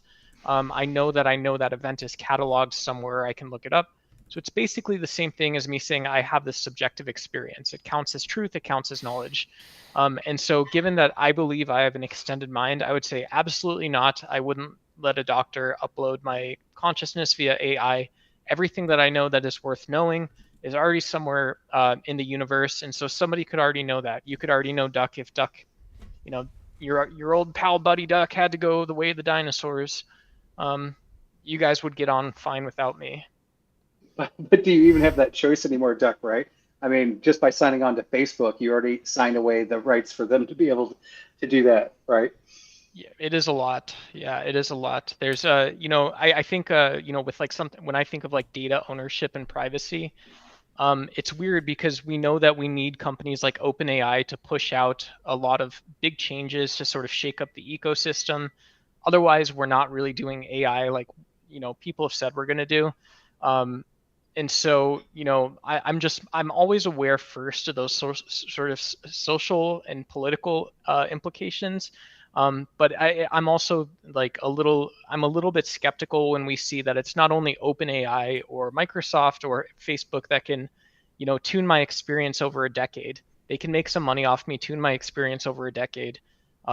You know, but it's also, you know, some of the snake oil salesmen that, you know, we all know, like those types of people exist, you know, Cambridge Analytica, right? That's like a perfect example of people who had bad actors who ended up accessing data. You know, through an open marketplace, right? Through an open API. That stuff is completely crazy. Yeah, I mean, and even I love that you actually were at a payments company. Which payments company were you at? You don't have to say either. Yeah, I don't want to totally dox myself, but it was a company. I mean, if you're like that big of a sleuth and you care, it was a company that eventually got bought out by Square Payments. Okay. And so it was a smallish MarTech marketing company with integrated payments, meaning in tech jargon, that means if you send emails but you collect payments, you're a payments company. Yeah. So, yeah, it was cool. That was one of I've worked in supply. I've worked in supply chain. I've integration platforms, iPaaS and stuff like that. I've done a bunch of crap. Bunch of bullshit. I only ask because I'm actually in payments too, and I started a company 8 years ago, and we were the founders of what's called payment orchestration. So orchestration. Payment Payments orchestration. orchestration. Yeah, which basically gateways are dumb. And obviously, if you're in payments, you know what payment gateways are, like Authorize.net and Stripe and all those guys. They just do a payment or whatever. We added a bunch of basically intelligence to that, actually determine whether we should take the payment or not. Yeah. So I know payments inside out. I invented that technology. We were the first ones out with the market. But once again, I want to back up a little bit here because we were all invited here. Yeah, I was going to say, and this is Ryan. We've got OG but I and also Grumpy. would love to say to Ryan, there are some great debates that we already came up with. So if we ever wanted to make some other panels on this, I would love to have some like hardcore debates on these topics at another time. Sure. Yeah. I mean, I was going to let OG and Grumple. So OG, if you want to give yourself a new introduction here. I mean, it's mostly the same audience watching, but good to have you here. All right, it's good to be here, and I did find your page, so I did subscribe. Appreciate it. And I enjoyed the conversation on the other side of the river. So now we over the pond now. So is it gonna be the same topic, or we just throwing up everything, throwing up something against the wall and see where it stick? Yeah, for now, I mean it's 4 a.m. for me, so I don't know how late I'm gonna go. I figured I'll just capitalize on having all the people thrown over from Sarah's, so well, hopefully we can give them a little bit of entertainment. But oh, hang on, I got you guys frozen. I gotta fix it. Okay, well, I will say, Grumple didn't talk much on the last panel, and I've seen him talk a lot on other panels, so he's probably got a lot of ideas on what wasn't addressed in the last conversation. But maybe I'm wrong. Oh, there was a lot of stuff. Which also, yes, good evening. I'm a Grumple, and been around a little bit. I'm not live right now. I'm just hanging out. Memorial Day is usually pretty rough for me, but we got through it. Yeah, Singapore is a wild place. It's hardcore there. I don't know if maybe it's just, maybe the audience is young or something, but does anybody not remember that American kid that was caned for spitting out gum? Yeah. And that now caning as a punishment in Singapore is they got this wooden stick. They soak it in water first, and I think he got like 10 lashes with it. That's significant. Like you might not be walking ever after that. Yeah, Singapore. I mean, Singapore is a weird place, right? Because you do have like any developing nation. I'm sure we can find tons of stories. One thing I'd call out is that I posted this in Backchat. Singapore since 1990, which is when Rachel Wilson specifically cited the death penalty, has grown on average 9% GDP year over year. That's compounding interest. And so just the two sides of it is when you have a weak state, you have a poor state, that very top-down view of what happens to a person, who's the person that does it, good or bad. To me, I always get a little confused. I think what is morally justifiable or maybe what makes common sense is sort of trying to untangle some of the sort of like the political and social context But yeah, it's weird because, like you mentioned, it's not just Indonesia. We see British You and mean American Singapore? citizens getting executed in yeah. We see British and American citizens getting executed in Thailand, or you get arrested in India and you wait 9 months to go to trial in India, right? Like that's just all like super difficult to do. I think I'm glad you said it, because I think when we start talking about different geographical areas and countries and stuff, there's a lot of stuff comes with that. Because I did go back and read some of the stuff that y'all was posting in the back, and it was just when you start breaking it down, there was an increase of medical that was happening to people who was on drugs or this and that. And so what I'm saying is, when you start, and that's why I did say that there's nothing really black and white. Yeah. When you go into these studies, you got to understand a lot of these studies are micro in the first place. That's number one. And so when you really go into studies and you break them down, and then you start to see all the ingredients it took to make that cake, you can't come out with one absolute. Just because the crime got tough, it made things go down. There's a lot of fashions and things come behind that. And so I've been living long enough to know that, you know what I mean? And it's easy to talk and say these things, but this is where people make a great error, is understanding that other people in other countries have a different mindset than we have in this mindset. Like when I think about, Slovakia, when I think about Europe, about some of the things they are able to get away in TV and stuff like that, I think it's crazy. You understand what I'm saying? Somebody else in Europe might think, look, man, y'all too uptight. You know what I mean? So what I'm saying is you got to bring all that stuff in together when you start talking about what really changed something. Yeah, I totally agree. I mean, it's frustrating that that was like the way that they would bring up the Singapore data as just they're kind of just using it as a like a cudgel, or I guess, or like they're like it feels like frustrating. I mean, I think it's dishonest the way they use it. Like they just kind of want to assert that like the death penalty is this thing that does what they intuit it to do, and so they will use whatever the closest thing that they can, whatever country they can grab that kind of looks like maybe it worked there, and then refuse like any nuance. It's kind of frustrating, but I understand what's happening, I guess. An example of something. I think that's where they were going, but I didn't see the beginning, so I don't know what happened before then. But it sounded like they were trying to use it as an example of something that already has happened, not from what I saw from the whole debate there, it was I wouldn't give the win to either side, to be honest. And I am pretty much always on the Wilson side. But I actually came into this debate and I said a couple times, I'm like, can I back Ryan on this one? Because this was the one where I was like, I was not backing them. And that is more in the sense that all the data that I reviewed, and I dug deep, is that there are so many studies saying that, like in the United States, Texas is the best example of having a swift justice for killing people. And even then, they're wrong. And on top of that, if you look at the amount of deaths in Texas, like in all countries, matter of fact, in all countries, you'll see in 1 year, right? Like, so Singapore, for example, there were 10,000 deaths, and there are 23 people on death row.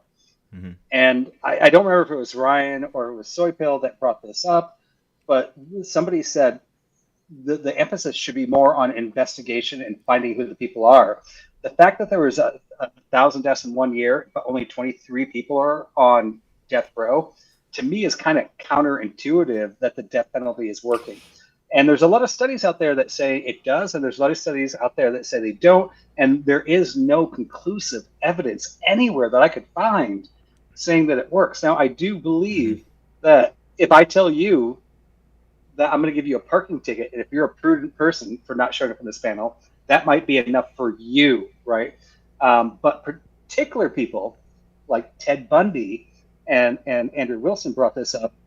well, Ted Bundy broke out the window and killed more people. If we would have killed him right there, he would have never done that. However, that was not necessarily the case, because we would have put him in the United States. We would have put him in jail and tried to get him the death penalty for 20 years, and he probably still would have sneaked out the window and killed people. Yeah. Right. So right. I mean, that was kind of the thing.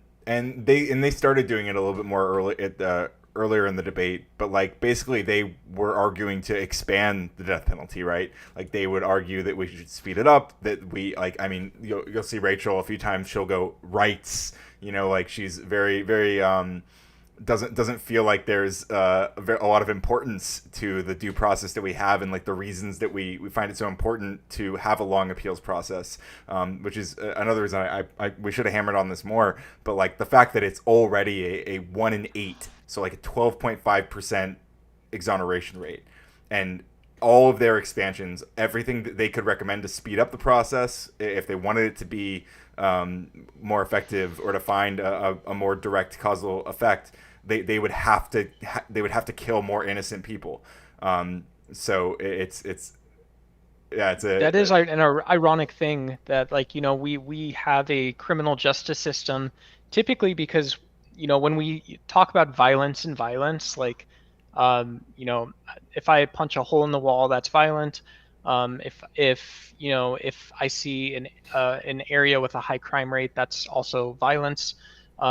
We typically have laws that don't involve death because we don't like violence in society. We don't like any of the violence in society, and so like Except by it the just state, made me. right?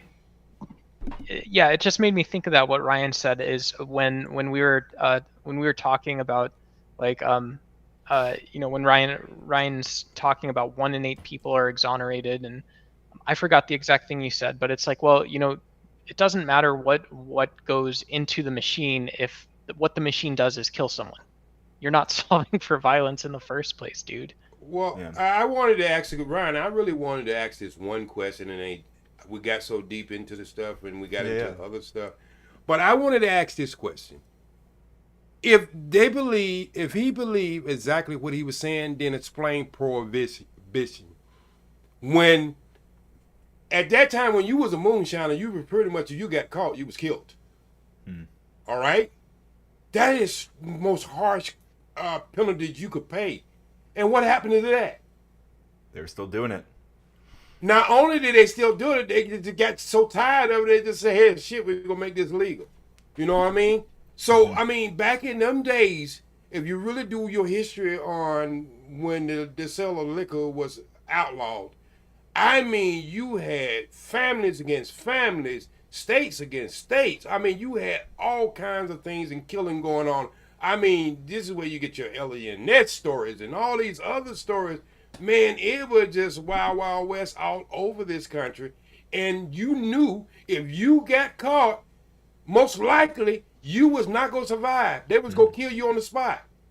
And but this goes back to the thing I was originally saying: risk sorry, versus reward. I want to, because I'll Go lose ahead, it, Ryan. and my mind races really fast. So, I just want to say, like, to another point you were bringing up, I think this speaks to it, like what you just said about the prohibition stuff. Like, it seems likely that in that case, that the people who are going to be the primary moonshiners and stuff are going to be the more dangerous people, right? You're going to create organizations of crime that are actually a lot more powerful and causing a lot more harm, and more willing to do extreme violence to make sure that they keep it going, right? The average person who might just want to do some distilling over the weekend for a couple of friends. Now you have made it so priceless that you go get the most ruthless criminals invested in this type of crime. That's what was my whole point. It's a difference stealing $1 million piece of art versus $1,000 and drinking your booze up in your house and just hanging out for the weekend. So, do you really want? Because criminals, they do adjust to what your laws is. Yeah, well, this was your original argument when you guys had the 2-on-2 with Andrew, right? Right. And it was basically saying that if we escalate, they escalate, right? Most certainly. Okay, so I'm gonna go to the bathroom. Don't make me regret it, guys. Go ahead, Vi. I'm listening. So, what's everybody's favorite slur? Kidding. So I'm gonna go two directions here, and also bring it back to the original debate, right? Dirty, Yes, rotten stiltskin. So Andrew You Andrew had rotten made a comment stiltskin. about the cop that Andrew arrested Ted Bundy, right? He's like, I wish I would have just shot him there in the car, right? Yeah. And I think all of us on this panel can agree that would have been the right move because 3 more people wouldn't have gotten killed. However, we can also all admit that would have been the worst move because that was only that cop's intuition, right? Right. So this kind of backs up to the point that we can't put that decision into the cop's hands, right? There has to go through a judicial process. And then as Ryan, and I think Duck also was saying that there are people that are prosecuted incorrectly. And if we have a speedy trial, we're going to kill people that are not there. So it's almost an impossible situation. And at the same time, going back to the second part of this, is that you're saying when we escalate, they escalate. But if we escalate immediately, they can't escalate. Right? Yeah, but vibe. Hold up. Go ahead. Because the reason a person has a right to, like, okay, so this is something that is really relevant. Is a person has a right to defend themselves at trial because they have the right to aid in their own defense. I'm not disagreeing. And so when we're talking, you said like the word intuition, right? So someone who is guilty of a capital offense, which in Singapore is drug trafficking, in the United States it's some places it's various, it's specific murder charges or homicide charges. You know, like when we talk about like even that, I think is, you know, if we're talking about a speedy trial, a fair trial, getting the correct result without like casting a ton of doubt on what the justice system is, it's very strange when someone has to defend themselves from dying in a courtroom setting. Like, to me, that's the moral intuition that is loudest in this debate. Like, you know, and that's why I didn't hear anything from Andrew or Rachel about like, well, isn't this just sort of all a little bit batshit crazy? Like, am I allowed to think that way? I would agree with you. So, like I said, I'm usually a Wilson's fan. This is the only one that I was not a Wilson's fan on. In that, like, I mean, it'd be great if we could have that intuition. The only reason we know that what Andrew said, if that guy would have done that, even though Andrew didn't say he should have or did anything, so you don't want to put words in his mouth. We all know that would have been the right thing to do, but only because of hindsight. Only because of hindsight, right? Mm-hmm. That's the only reason. And in all these cases, I mean, and if we expedite it, right, and that was one of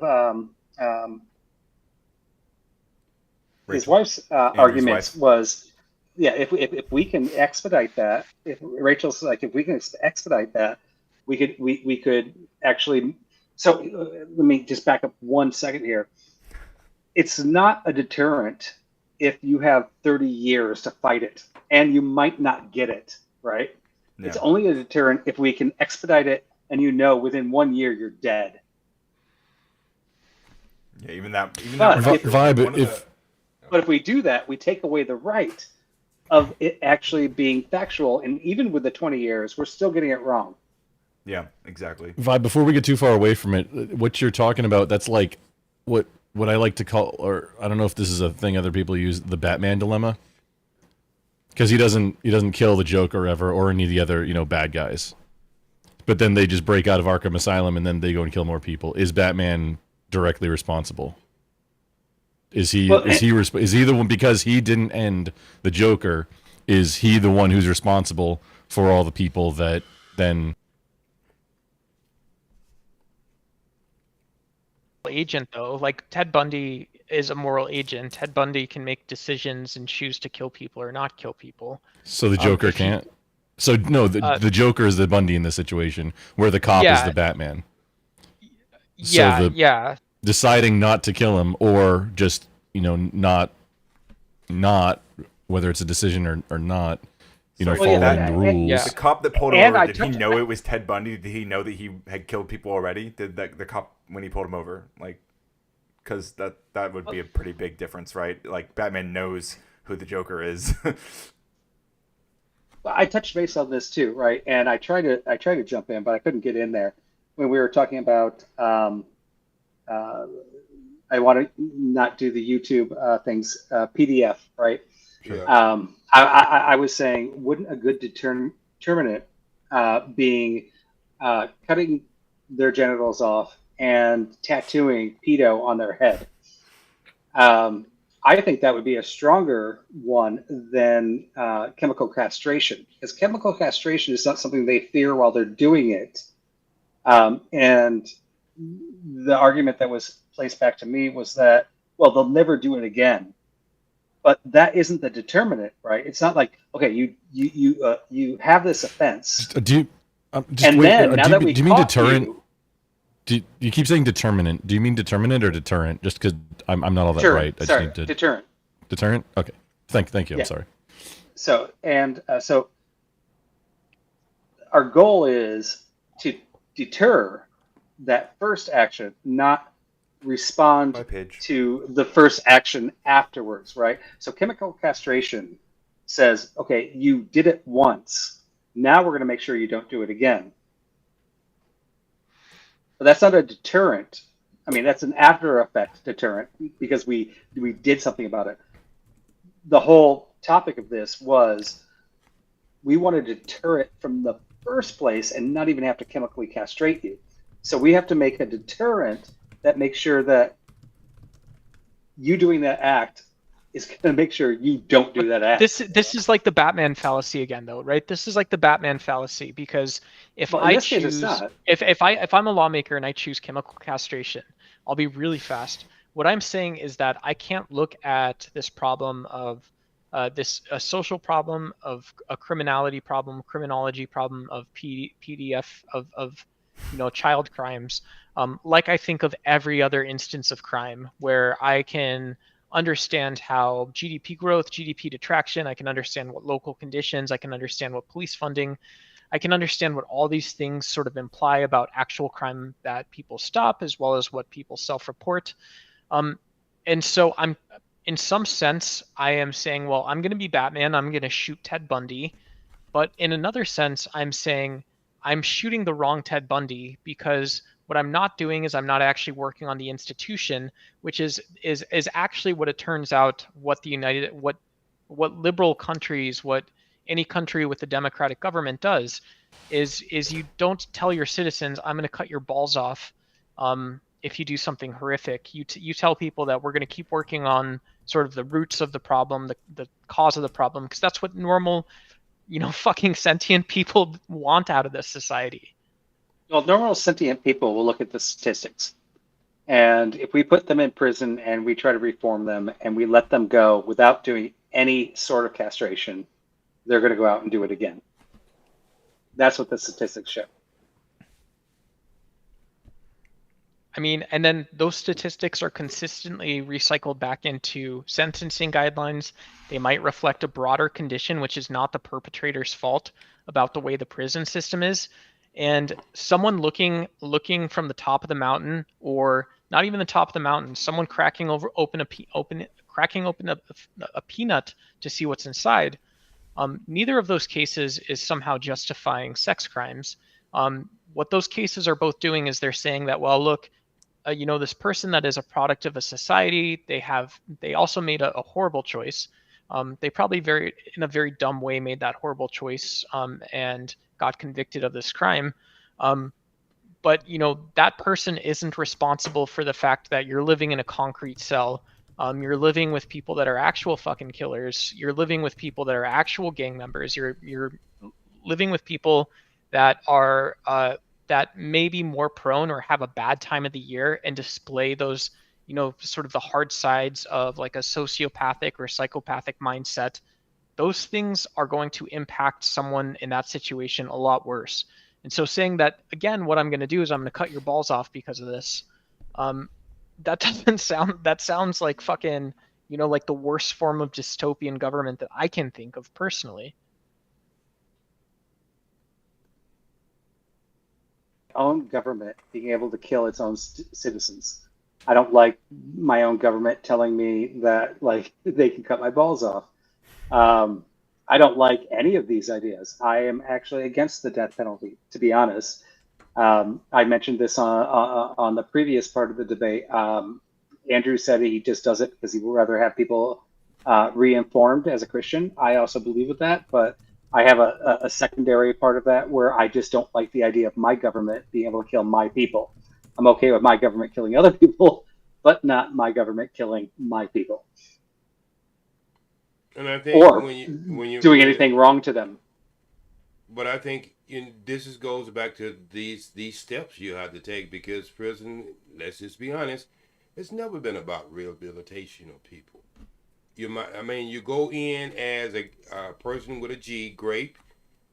That person most likely to go get the same thing in jail that he was doing out in the free world.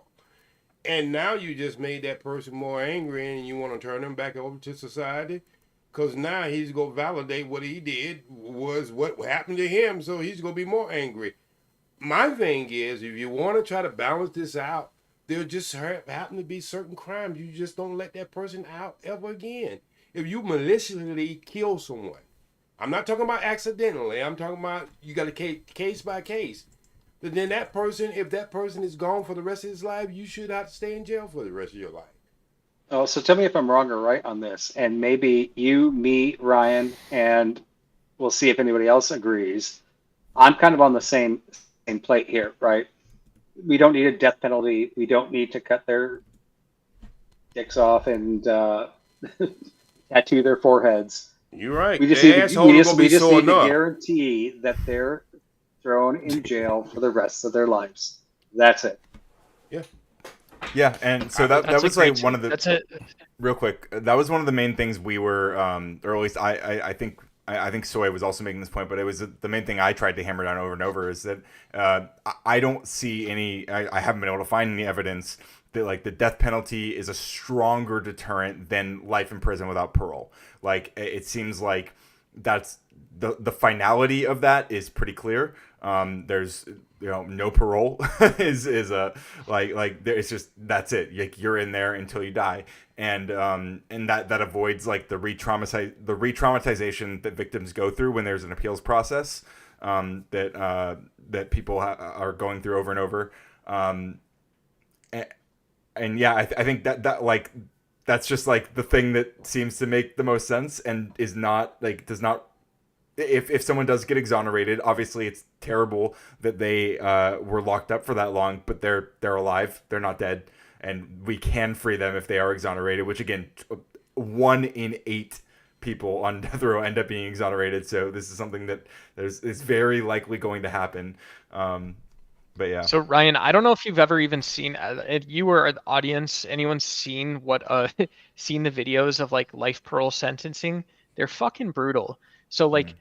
Not only so the judge first they'll open the little envelope from the jury and say, yeah, this person, you've been found guilty, and we already talked about that. The sentence that was handed down in the sentencing hearing is a life without the possibility of parole.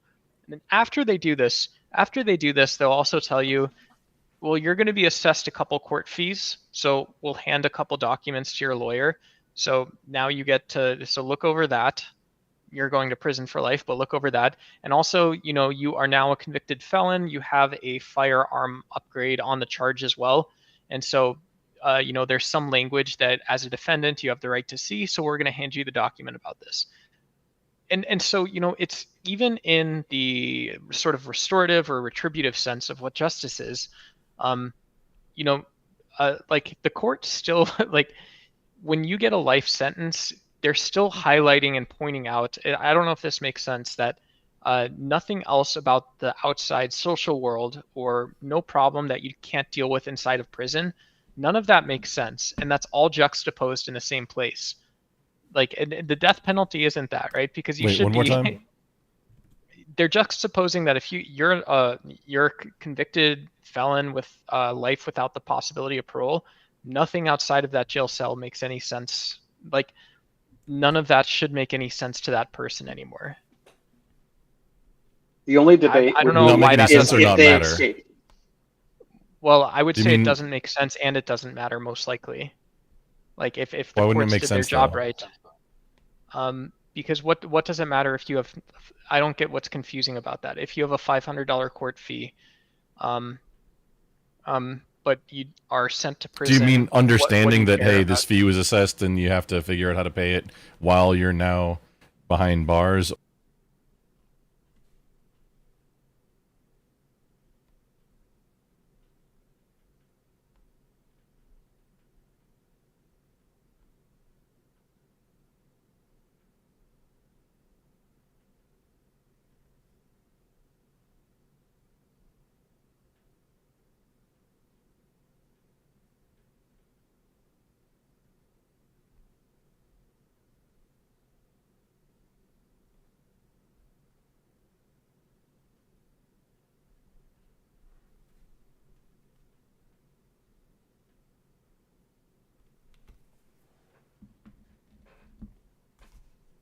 Oh shit, we froze again. Sorry, hang on one second. If you're imprisoned for life without parole, and you're also charged with $20,000, let's just make that number up, right? You do have to pay that $20,000 back.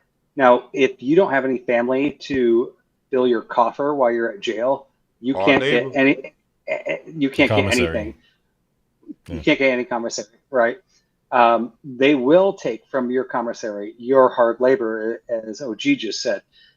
So you could spend 10 years not being able to freaking get a bag of Cheetos to make your ramen noodle, spicy ramen noodles in jail, right? You do still have to pay that back. And even though you're not actually paying it back, you are doing some type of labor and it is still being deducted from you. And even while you're in jail, some states even charge you rent for being in jail. And if you do get paroled, by the way, let's just say you didn't do that crime, when you leave jail with a deficit that you have to pay back. And I don't think, I don't think a lot of people that have never been to jail understand this stuff. That even if you're in jail not making money, you're still paying money and you're still doing something. So if you're in there for life, right, you're basically, until whatever age you go at, you're still paying something back, and it hurts you in jail. Like you don't get the benefits of having that commissary or your own self-commissary for your own labor within jail. Basically, all your assets are being taken away within jail for the work you're doing. That's if you're there for life. exhausting. We shouldn't have driven Paige off the panel because maybe she is a fucking Canadian, but I think she's at least a Canadian lawyer. Well, I think it's a good thing. Personally, I like that system, right? So, I mean, if you did grade a child and you did get a civil penalty of $50,000 or $100,000 or $10,000, I don't care what it is, right? And you're in there for life and you're doing some hard labor and you're trying to make it up.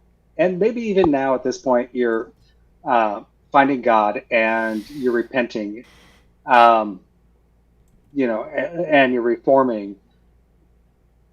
It's a good thing that you're still losing these things because you still have to pay the penalty. Sure. You don't just get to live in jail and get commissary because you're there for life, right? Yeah, I don't understand, but I don't. Does that have a tie-in back to death penalty or? I know I was kind of off on the same tangent. Yeah, I mean, it does in the sense that, I mean, I'm one of the ones that are arguing against the death penalty. I have not seen it work that great, right? If you want to talk about deterrence on not to do something, I have not seen a political system, and I do agree that, I mean, I do it with my children. I get them to stop doing something with a deterrent, but I've not seen it on a global system actually work against crime. Therefore, this is probably the only time that Ryan and Soypill and I will ever agree on a debate. Well, stay if we tuned. do again, many such cases, This is the one time where I'm like, I'm looking at all the statistics, I'm looking at all the numbers, and I think one of the biggest numbers that everybody missed is that, like, let's just look at Singapore, right? In 1 year, they had like 10,000 deaths. and they have like they had 20 people on death row for that. So how many deaths happened where nobody's on death row? I mean, can anybody explain that number to me? 20 people are on death row for 10,000 deaths. Did 20 people commit 10,000 deaths? Did they catch all 20 of them? Or it is a one-to-many ratio because it's never going to be one-to-one. Talking about drugs. If there's any time where it's one assailant gets multiple victims, it's a one-to-many ratio. Just so you got to keep that in mind. Are you talking about a mass shooting or one-to-many? What are you talking about exactly? Well, a mass shooting is any number greater than 4, other than the assailant who. But isn't that a alive? Excuse me. But if you're an Indonesian or a Singaporean lawmaker,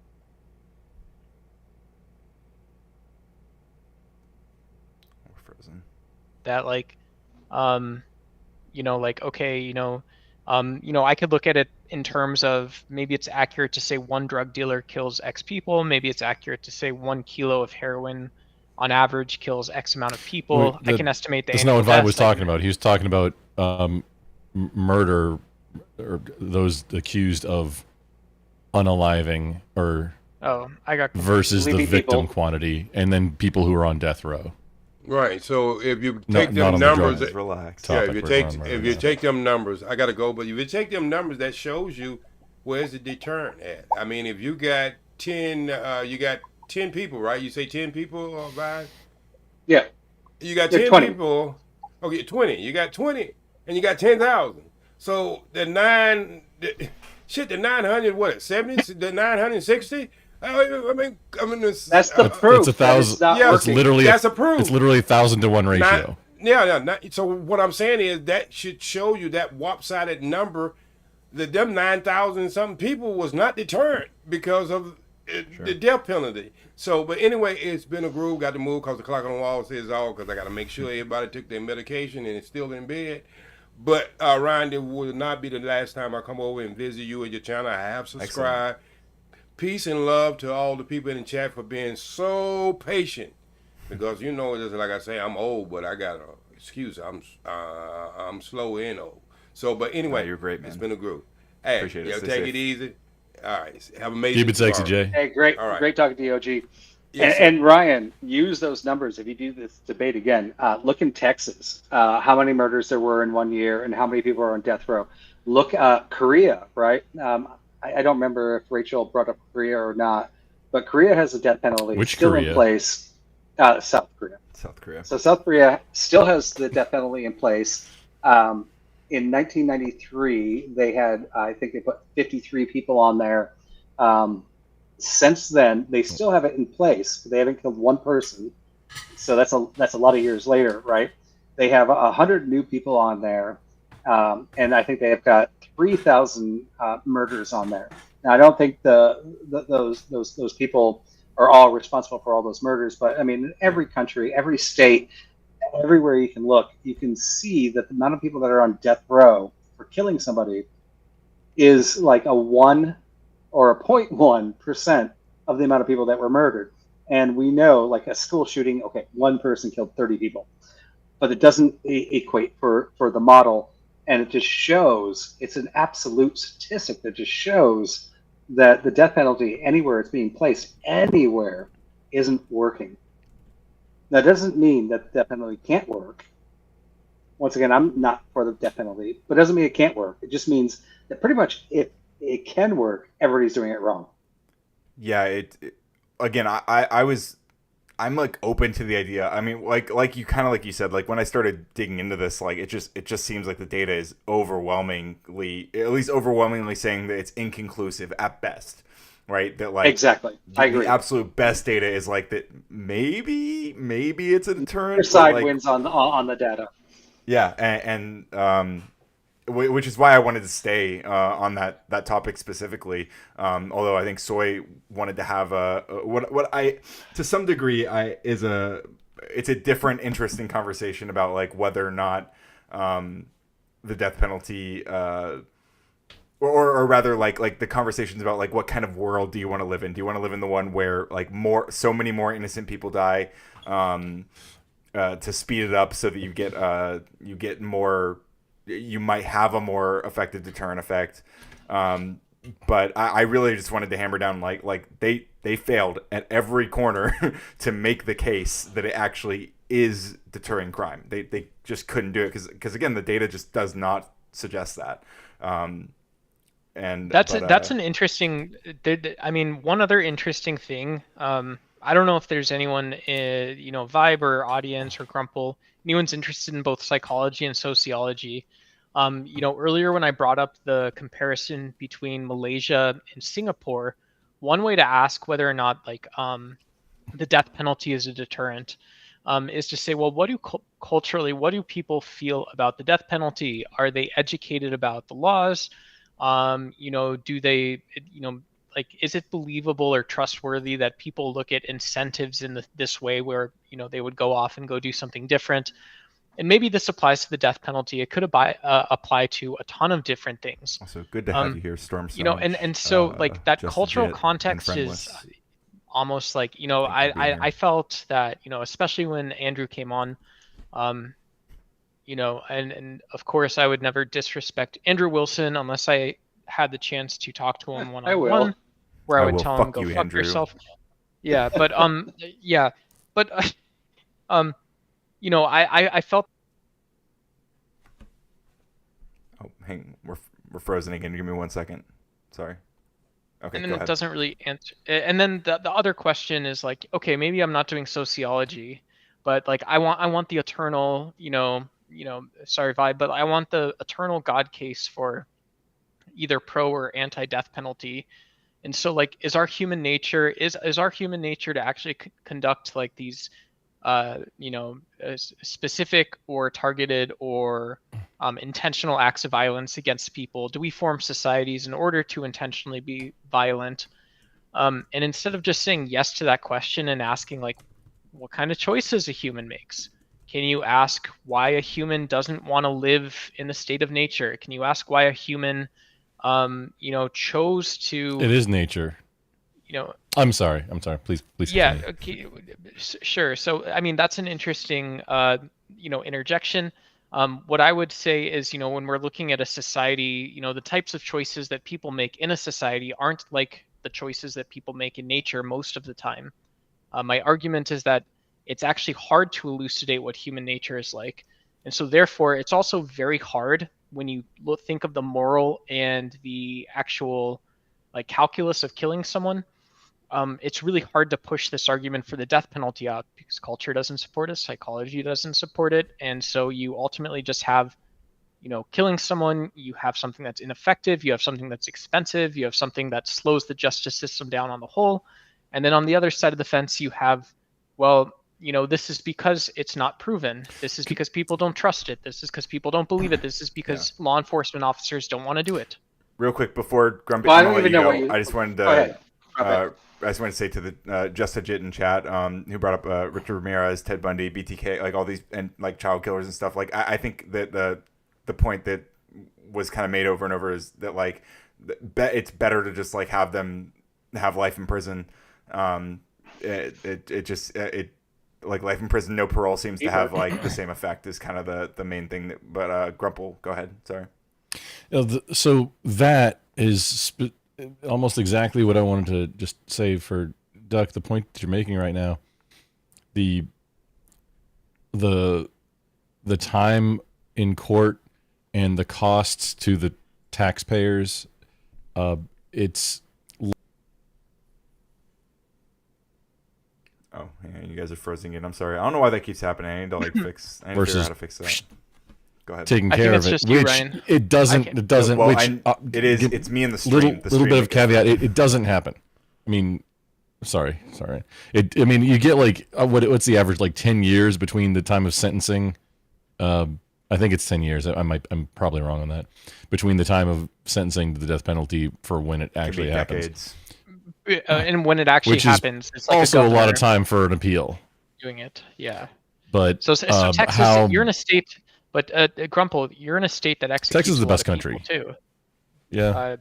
Texas is a state. You guys benefit almost more than anyone from living in the United States. So that's right. That's another No, way to say that. net positive for the United States. Not our budget is runs a surplus, sir. We put in more to the federal government than we take out. Yeah, you guys are definitely doing better than my state. Everything. And the Texas Army too, right? I'm just saying. Yeah, got our own branches of military too that aren't the National Guard. Yeah, just a lot of people don't know that. It's fun. So who would win between the Texas militia and the Michigan militia? I mean, where is this happening? So also Texas. I don't think Texas actually really has a well organized militia. I know Michigan has a very well organized militia. Military. No, Right. there are sanctioned militias under the governor, but then there's also the Texas State Guard, which is actual branches of military in Texas. And then you just got a hell of a lot of guys running around with guns, right? Yeah, I mean yeah. It's like 120 per 100 people in the United States, and I'd imagine a lot of that. I don't know what the statistics is, but that was. I mean, I'm doing my part. Anyways, sorry. That's another. Sorry, go ahead. Ryan. Yeah, another thing that came up a lot was like the and this was the whole like detour about equivocating, which I think I still think that I was correct to identify what was happening there, but what the debate about whether or not like stand your ground laws or castle doctrine laws are equivalent to the death penalty, but I don't think they are, and those are certainly deterrents for crime. Like if I see you, if I know you have a gun, and I wanted to rob you, I'm probably way less likely to rob you, or I'm going to rob you with I'm going to hope that I can shoot you first, right?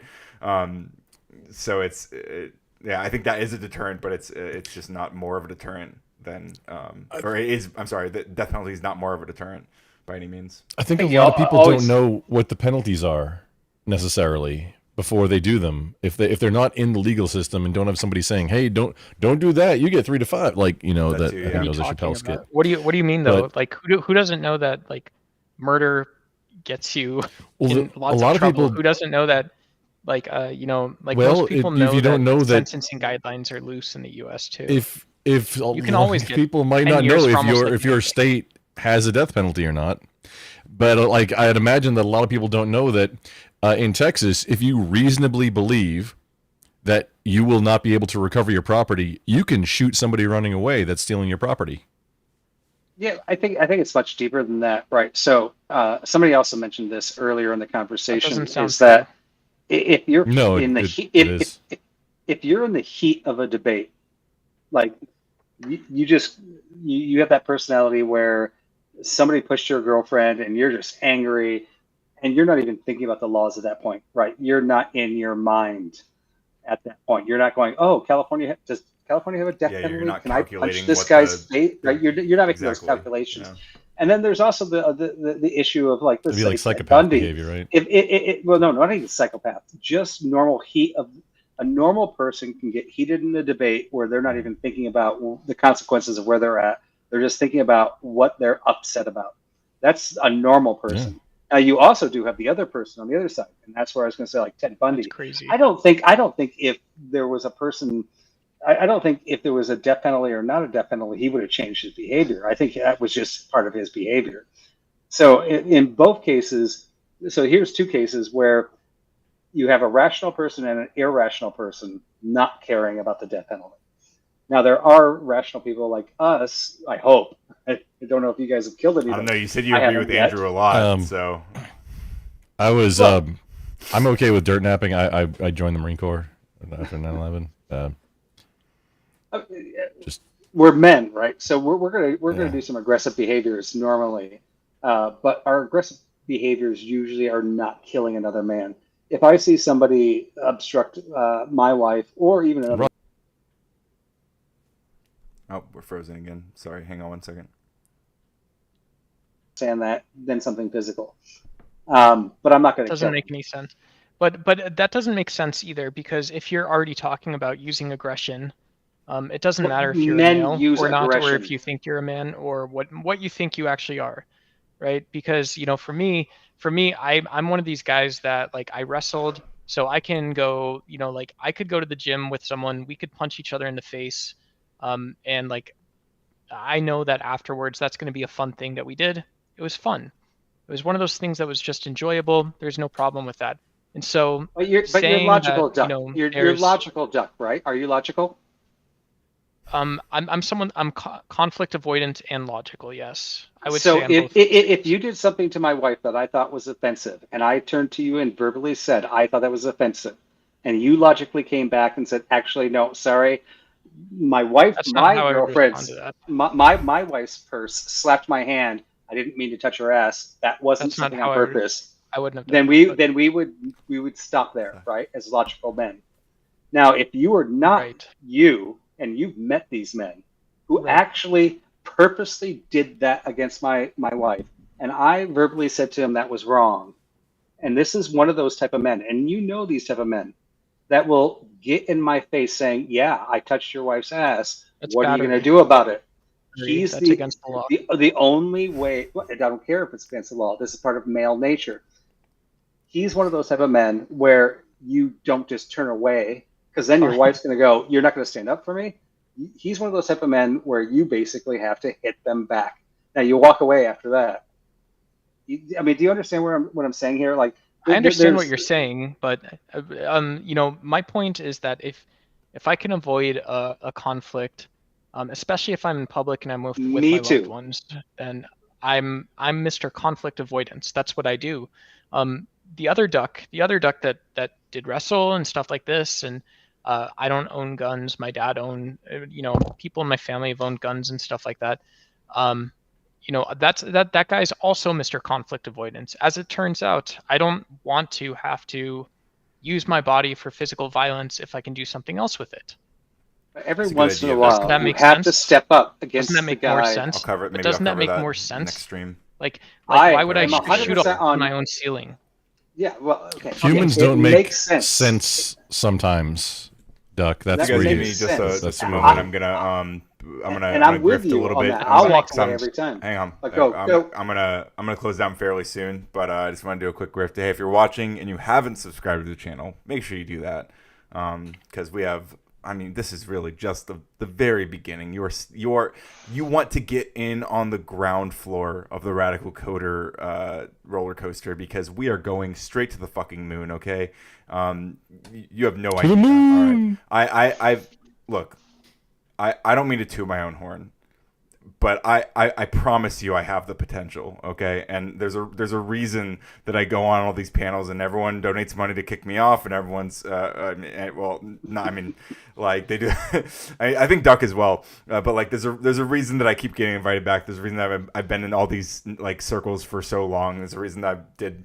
I was on Modern Day Debate ages ago, over and over and over, and I kept getting inviting back, and I kept making those connections and networking. I've been at this for a long time, but I haven't been streaming. I haven't actually really been consistently like pushing. I've been making content like I'm doing right now, and I haven't been but if you want to support my dream of making that a reality, there are Radical Coder memberships, which give you lots of amazing, adorable emotes. They're very cheap. I think they're like $1 or $2. And you get like all these awesome emotes. They're super dope. You can even gift them to other people if you want to like share the love.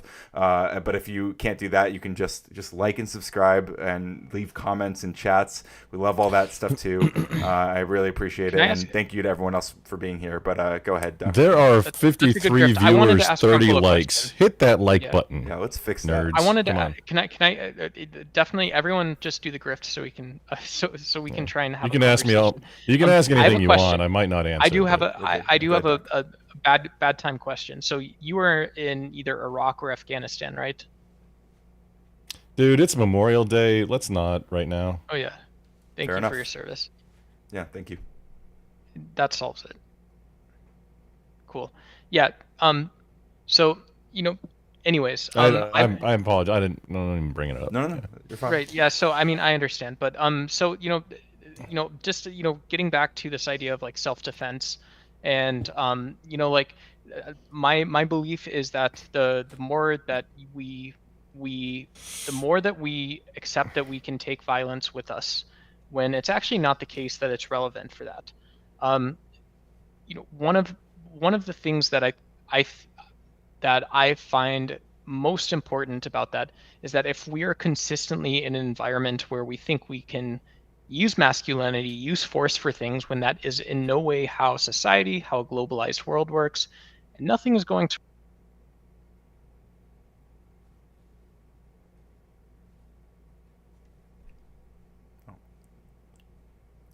You know, for some reason, like it seems like we're lining up a thing after a thing after a thing after a thing after a thing, and they're all the same thing. They're all leading to the death penalty. They're all leading to another form of violence. How is that sort of like like that Dexter view where we have things rolling forward and backwards? How is that not, in some sense, like how is that not relevant? All of society runs on male masculinity, right? I mean, we protect our women. I also am like you. I try to avoid conflict all I can. If a one-legged midget comes up and tries to start a fight with me, I'm not going to beat him up. I'm going to walk away. I might even run, just because I don't want that conflict, and I know that I could probably beat up that one-legged midget. Well, you right? don't want that headline either. No, in the news. You don't want to. You don't want to be that dick. But at the same time, men are the ones that stand up for what society says is true and moral. I mean, that's it. I'm going to disagree with both of y'all. Oh, I'm sorry. Please continue. No, that was it. I'm done. Go ahead. I'm going to disagree with both of y'all. I'm pro conflict, like, because that means there's something going on. But I'm gonna be the first one to try and well, no, I will troll, but I'm gonna be the first one in like a serious scenario to let's de-escalate, because I mean I don't want to have to deal with that next level. But yeah, I agree 100%. With the aftermath, because I always want to de-escalate. Dude, you're gonna remember every single time that things get escalated to the point where. Let's talk around the subject. To that point, if you have to do that, it doesn't matter the human psyche. You're gonna remember it forever, every single time. But I mean, if we all nightmares thought the same, we would never have to escalate, right? If we all thought the same, there would be no escalation. I don't know what the fuck having nightmares has to do with the moral question. That is fucking. Oh, if you have to take the action that we're talking about in person. No, because if you're gonna spew fucking bullshit over and over and over again, when you're talking about fucking executing people, you're talking about a generation of males thinking it's cool to own guns, it's cool to go fight people, it's cool to be a disrespectful prick. And what the fuck are you talking about? That's you missed everything I said then. If you think that's what I said. Duck. Whack. I said I'm going to be the first one to de-escalate because you don't want that on your soul. Well, then it sounds like you agree. Yeah, I conceal the carry every day. What don't I want on my soul then? You don't want to have to remember dirt napping somebody. I guarantee you don't want that. Why? That doesn't make sense. Because while humans are prone to violence, your brain. But you're telling me in a hypothetical. Okay, let me go back on camera. Right. You're telling me if hypothetically I was a fucking killer, you're telling me that I'm a killer, I kill people, and what I want to do is I don't want to remember or think about killing people. What kind of fucking psychobabble bullshit is that? That makes zero fucking sense. Makes none. Well, you just said. Hang on. So, in this situation, you're a psychopath or not? I didn't say that. You said that. No, I didn't say that. I'm asking if that's what you're saying. I didn't say that at all. I'm asking for clarification. No, I just said I'm. Well, you said you're a killer. Well, that means it sounds like you have no problem with it. I don't understand this. I mean, this crucible universe. I'm dirt napping someone. If someone is whatever they are, you're a Navy SEAL. What do? You fucking kill people. That's your job, is to kill people. Yeah, you still remember every time it happens. And so you have nightmares about killing people. Why? Well. And that's the reason you don't kill people, is because you don't want to end up like you have PTSD or something. That's what you're that was your argument for this stuff. I wasn't. No, that wasn't an argument. That wasn't an argument, pro or con. That was advice of you don't want it. You don't want to escalate. That's why I try to de-escalate in real life situations.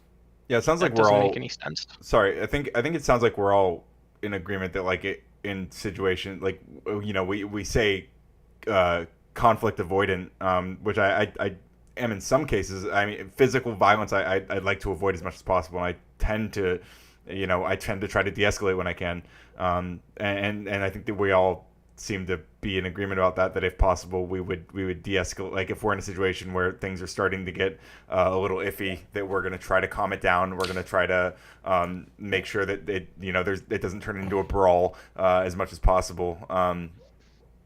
Right? It seems like we all maybe that's the difference. Is I was making a differentiation between avoiding the conflict versus facing the conflict and reducing it. Yeah, I mean, okay, I'm not like a typical liberal in this sense, and so sorry if I got too aggressive. My view is that if you live in a society with violence, it wasn't aggressive. If you live in a society that's violent and you're talking about evil shit, then what is the world like? The world isn't like, oh, it's not this, when Jim Bob is like going, "Goy," it's evil shit, and he's putting it off to the side. What you're doing is you're doing with evil shit. If you can't deal with that, you shouldn't be in that situation to begin with. If you can, you're not the type of person who can deal with evil shit that impacts 1,000 people, you shouldn't be the type of person in a situation dealing with evil shit that impacts 1,000 people. If you're not the person that can understand the various gears and the various mechanisms of that violence, you shouldn't be in a situation where you can perpetuate that violence either. You're making a lot of prescriptions here, but people get into those situations all the time. Would you say that on a one-by-one basis and by a group-by-group basis, and we're going to bring it back down to one-by-one, that if there's a conflict arisen by a one-on-one conflict and you de-escalate it, and then the next day that conflict happens again and you de-escalate it, and then the next day that conflict happens again and you de-escalate it. And each of those conflicts, by the way, is that person behaving incorrectly. Now we can take this to a societal level and to a global level. We can keep on growing it, right? Well, if you're a bouncer, it sounds like that's just your job. When it keeps on happening, is your de-escalation working anymore? Or are they just taking advantage of your charity? My own take is that's not a realistic situation most of the time. It is. It's a very realistic position, because the person that is aggressing has recognized that you will de-escalate every time they aggress, and they will continue aggressing because you only. Or that person is drunk or high and then forgot about everything that happened and is just acting in the moment. I mean, without any thought about, oh, hey, I know what's going to happen. And maybe that's just the way the person acts, right, Vibe? Well, does this not happen culturally? And is the whole culture drunk? So I think it does. I mean, you could think about like a bully, right? Like a bully who might be pressing your buttons every single day. Is this kind of like a scenario that you're imagining? Like, I mean, somebody comes up to you every single day and they get in your face repeatedly, or, I guess it's hard to imagine. It's like why we have laws, and it's why we have police enforcement, and it's why we have all this stuff. And it happens on a person-by-person basis, right? Yeah. We can file lawsuits against these people. Like specific people harassing, yeah.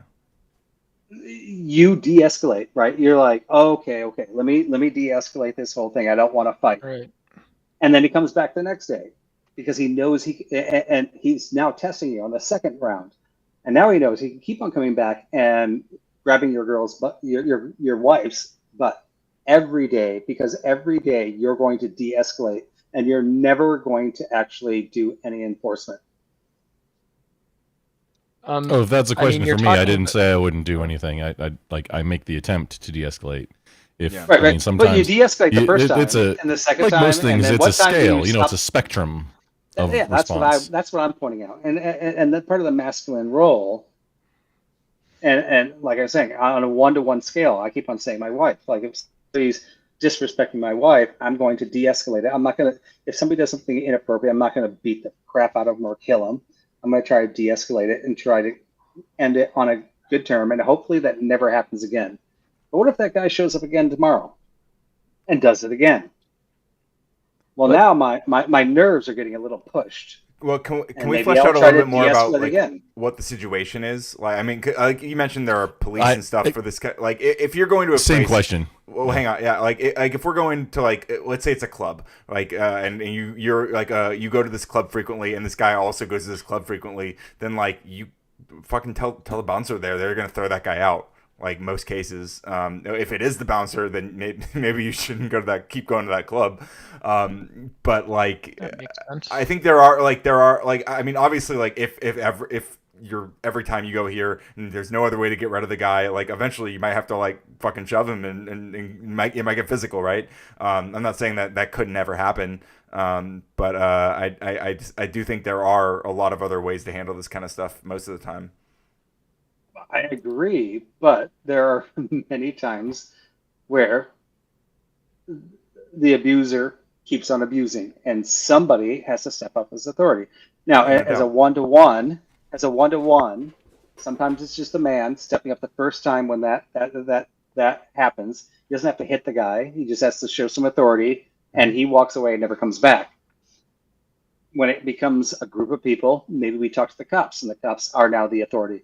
When it's a society, then it's the city and the organization that comes in and stops that. When it's a whole country, it's a country that comes in and stops it, right? It keeps on escalating, but it's all the same scenario from an individual all the way up to the global scale. And this is part of masculinity. It's the men that step in there and take these roles, trying to protect the values that we believe in. And what I are think the the details matter in this context.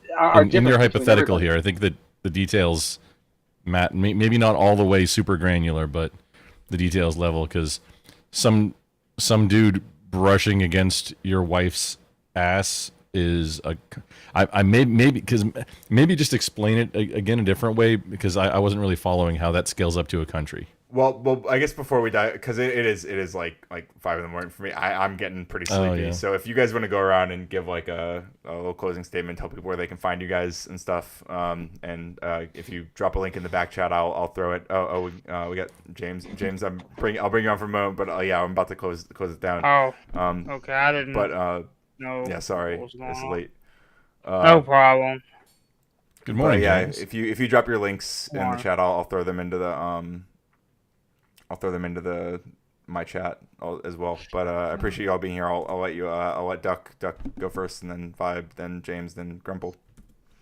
Yep. Thanks for having me up, Ryan. I have a new YouTube channel. It's a little more academic content in a conversational format, so still getting a lot of stuff tuned up. But yeah, if you want to come subscribe, I really appreciate it. Grumple, sorry I yelled at you on Memorial Day. Thank you for your service, honestly, sir. As well as Vibe, always nice to talk. This is a great format. I would love to see Vibe getting on more panels and stuff like this. James, what's up? And obviously to Ryan, guys, if you can like the video, subscribe. Coder is awesome on panels. I know there's going to be more cool stuff coming. Yeah, you know, Ryan's one of the people that I personally have learned from so far, even with my tiny 60 subscriber channel. And so I am hoping definitely to do more stuff with Ryan and other folks in the Panelverse in the near future. Thanks. Appreciate that, Doug. I've liked the stuff I've seen from your channel coming up. I've only watched a few videos, but I appreciate what you're doing there. I'd like to see more of it as well. So, thanks. Yeah. Yeah, and thank you also for having me on. Sad that Duck just jumped off on that, because I actually wanted to say I think he was the most clear I've ever heard him. He was the most clear on this panel than I've ever heard him before. Even still a little off toe, but I love Duck. Him and I have been on panels. Well, I've only been doing this for 3 weeks, so I'm new to the whole universe here. Sure. But having a lot of fun talking to you guys and learning. And Ryan, I would love to have some debates where I think we can just go into AI programming that universe, because I know that, and I'm far right. I think you're left. Quite. I'll meet you on those panels, and that'll just be what we do there. But it'd be really fun I'm an to have engineer in some. that space. I'd like to join you all. Well, on that yeah, one. I mean, it'd be great to jump in the engineering space, because I really don't see very much conflict from the right and the left when it comes down to the semantics of like where this world's going and what potential this future has. So I'd love to absolutely do some fun comments on that and discussions with that. And with that, I'll just leave it to the panel here. I do have a website. I have to renew the certificate, so it'll say an invalid certificate, but you can find me at vibon.com, and that will have all my links to all my discords and all that stuff. So as I build the YouTube channel up here, I'll just Was that Vigon or Bygone? Vibon. So Spell VYBE, just like on the panel here, on.com.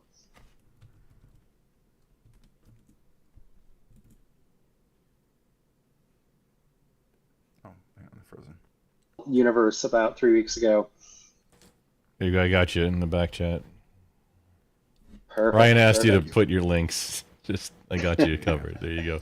I just pulled it up. That's. I'm just working on getting panels right now. I got a lot of recordings and trying to like edit some content. Actually, I have some good personal content that I want to put up, but I also have work hard and got 3 kids, so it's hard to find the time. Even my wife's mad at me right now for being up this late. Well, take care, Vibe. Thanks for coming on. And yeah, I definitely my niche, I think, is kind of this intersection of politics, culture war, and tech. So I'm happy to bridge all of those gaps and talk about. Yeah, I'm a big tech warrior. Spheres. Yeah, that's my specialty. Everything else, I'm a layman. Yeah, well, but I'll stick on just to hear where we'll James, fix you from your James fascism fetish, and we'll make things a lot better for you. Okay. Oh yeah, not fascist at all. But go ahead. Go ahead, James. Take care, bud. Well, my link is in the chat and everything. It's James White Talks as far as YouTube. You can find me there, and it should have all my links there for y'all to click on. And I'm also a conservative, by the way, just so people know I'm a Trump voter. Proud Trump voter. So yeah, many such cases. Let's go Trump. And I know you're not a fan of Trump. I know Radical Coder. Not at all. We disagree on politics, most definitely. But yeah. Let's see. He's destroying my country, man. Do what? He's destroying my country. I mean, he's not destroying the country. He's building the economy. What are you talking about? What are you looking at? What numbers are you looking at for the stock market and stuff? I'm making money in the stock market. Like, I'm happy for you. Yeah. I mean, so yeah. Yeah, I guess that's all I can really say because I don't know what exactly y'all were talking about here. Yeah, I guess y'all were talking about the debate that happened tonight on Sarah's and everything. Yeah. The whole about what was it, the death penalty? There we go. Yeah, it was. Yeah, whether it's a deterrent for crime. I think it's a deterrent for crime. Yeah, so that's my opinion on it. Fair enough. The data disagrees with you, and so do I. But hey. Yeah. All right, Grumple. Yes, sir. Good evening, chat. I'm your friendly local Grumple. They say I got a face for radio. I do content sometimes. I'm getting back into, like, work has been, I had a really interesting contract, like 6 months, starting to go live more. We're doing content. We're on a few platforms. I talk about things from a prepper, how the politics impacts you locally type perspective. And getting a little bit more libertarian in my old age. The truly constrained assets are dirt and time. Neither one, they're both. Dirt has there's a fixed amount, land. There's a fixed amount. So that's always going to go up in value. Time, you have a fixed amount and you don't know how much it is until it's gone. Spend your time wisely. And be ready for things to not be always going how they are. Like, it's not always going to be easy times. You know, the cycle of strong men make good times make weak men make bad times. And thus the cycle continues. That's a very real thing. Yeah, we got weak men in the White House making bad times right now, for sure. Well, we could debate about that. There's I don't agree. So I'm coming from being like hard conservative to like I got a lot of libertarian going on now. So I probably agree with you on a lot of stuff. And I'm in the I'm an engineer, dude. I'd love to talk to you about other tech type stuff. Especially radio. For sure. And the more I get into, the funny thing is, the more I get into it, both like electricity, electronics, not electronics necessarily, because those are just binary on off, but electricity specifically and radio is magic. Yeah, and I've taught classes on radio. I've taught classes on radio wave propagation. Like I could get bounce off the ionosphere to get out of line of sight type communication going. I've done this, and it's for the deeper you look into it, it's like it's amazing. It doesn't make this is freaking magic. Like I know how to do it, but the more you get into it, you don't know why.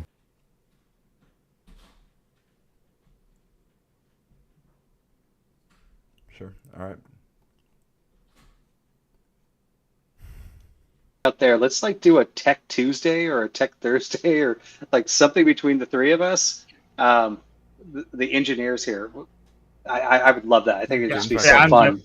Engineers. Oh, fair enough. That has to be clear, yeah. Yeah, well, I'm Vibe wants to have a threesome on Thong Thursday with us, and I like. I mean, you know, I'll check it out.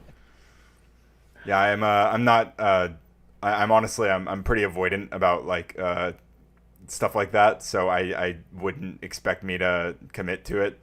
But I'd be happy to like bring you guys up on some Tuesdays and stuff, like do something to that effect. But yeah, I wouldn't count on me committing to it, just because I'll probably just end up stop responding to DMs when you're planning it, to be honest. But that's something I'm working on. So I appreciate you all coming on anyway. I'm gonna probably close it out here. I might talk to my chat for a moment, but I do appreciate you all hopping on, and I'm sure I will do this much more in the future. I kind of like being in charge of the panel. It's a nice little power trip and a good change of pace from being people paying to kick me off. So maybe I'll have to set up a system. Thanks, Ryan. Yeah, take care. Vibe, Guys. if you do Discord at all, I put my Discord at the back. Yeah, sure. I'll throw that in as well, and I'll join also. All right. Good night, everybody. Good night. Okay, chat. What do you got? Give me final thoughts. Final thoughts. We've been going for a long ass time. What's up, Squinchinator? How you doing? Did you like the stream?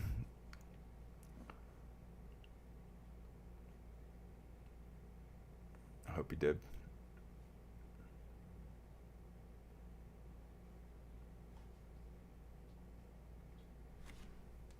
I'll wait like 3 minutes for any final questions. Yeah, I did get wrecked. That's true. By all of them. Over and over and over. It was a good stream. I appreciate it, Squinch. On some topic. Yeah, I think Andrew was wrong about the equivocation thing. I think he was really... there was a moment where, like, I was like, wait a minute. Am I wrong about this? Like, am I... But like, it's just... We're talking about two different kinds of equivocation. And I think that Soy Pill brought up the formal logic, and then Andrew kind of tried to weasel out of that. But I definitely, I'm pretty sure that I was correctly identifying the frustration I was having. But yeah, absolutely glad to hear it, Duck. Appreciate you. Yeah, I think Duck gets a lot of shit, you guys. I think if you listen a little bit closer to what Duck has to say, you will find that you can learn a lot. I think he's got a lot of interesting stuff to say. Overall, I like the deep thought conversations, well thought out. Fair enough. Yeah. I like that it's a little bit more calm, I guess, less blood sporty. I do like that. Although I really do hate Trump, and I really do want to talk about what's going on in my country and how bad it is, because and I like fighting people about that. But I like casual conversations too. But I think I think right now is a very important time to be kind of aggressive on those topics. Death penalty isn't a topic I know anything about, so I'm not opinionated. Well, you might change it when it comes to you. You know, when Trump decides that you're guilty, you know, that you're an MS-13 member with all those tattoos that you have. Did you guys know that Vic actually has MS-13 tattooed on his forehead? He's a convicted MS-13 gang member. A lot of people don't know this about Vic, but he is in fact an MS-13 gang member. It's been proven over and over and over.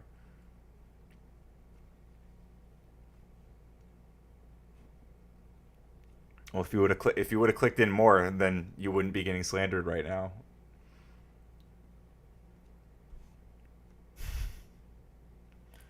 All right, again, yeah, no Chaser, happy to have you here as well. Anyone if you're still watching and you have not done so, make sure you subscribe. Okay, there's gonna be a lot. This is a very, very calm moment. I'm a little sleepy, but there's a lot of rage to be had, and a lot of good conversations, a lot of bad conversations, a lot of frustrating conversations. Bang bang, that's right, Duck. Tried to pass the rush, but I didn't make it through. Well, maybe next time, Vic. All right, everybody. Oh, one more. I'll also shill. If you are ever feeling frustrated when you're in the chat, you can drop these angry jiggles, or you can, if you have a Radical Coder membership, you can. Or these chill-ass Squirtles with the sippies. If you care, you want to show people how much you care, you can care with the Care Reacts or the Shrek Cares. Both absolutely beautiful, beautiful things. Yeah, we will check out. We'll watch the Jordan Peterson thing next time. And we'll throw some baby umbies. You want to support Umbreon with the baby umbies. We love those as well. But yeah, we'll check out the Jordan Peterson thing. It's a good time to voice opinions, see many perspectives, even those we disagree with. Yeah, it's a super important time for that, especially at a time where we have a executive branch that is increasingly hostile to dissenting opinions. I think it's a very, very, very important time to listen to what other people have to say. I would like to talk to you sometime about Trump. It's just a conversation. Yeah, absolutely, James. Yeah. I'll try not to body slam you with facts and logic. I'll try to be patient. But, listen, much love to you all. Even the haters and losers, especially the haters and losers. I hope you also like the stream. And keep learning, because, you know, learning is more radical than ever right now. There are people who are committing themselves to making it harder and harder for you to learn things, and you should not let them. The information's out there. All government is bad. I mean, not all governments are the same level of bad. But also, just another quick note. Harvard, I think it's Harvard, they just announced they are expanding their online open courseware. Specifically, they are expanding and releasing an online constitutional law course module path, whatever. And I think that's going to be something that we try to engage with in a really fun, exciting way. So stay tuned for that if you want to get a good fundamental understanding of the Constitution. I also want to do that. So we're gonna be doing that. That's gonna be a whole series we'll get into. That'll produce endless content, I'm sure. But shout out to everyone. We're almost to 700 subs. Super huge. Really excited about that. Appreciate you all. And yeah, again, don't stop learning, because learning is radical. Good night, everyone.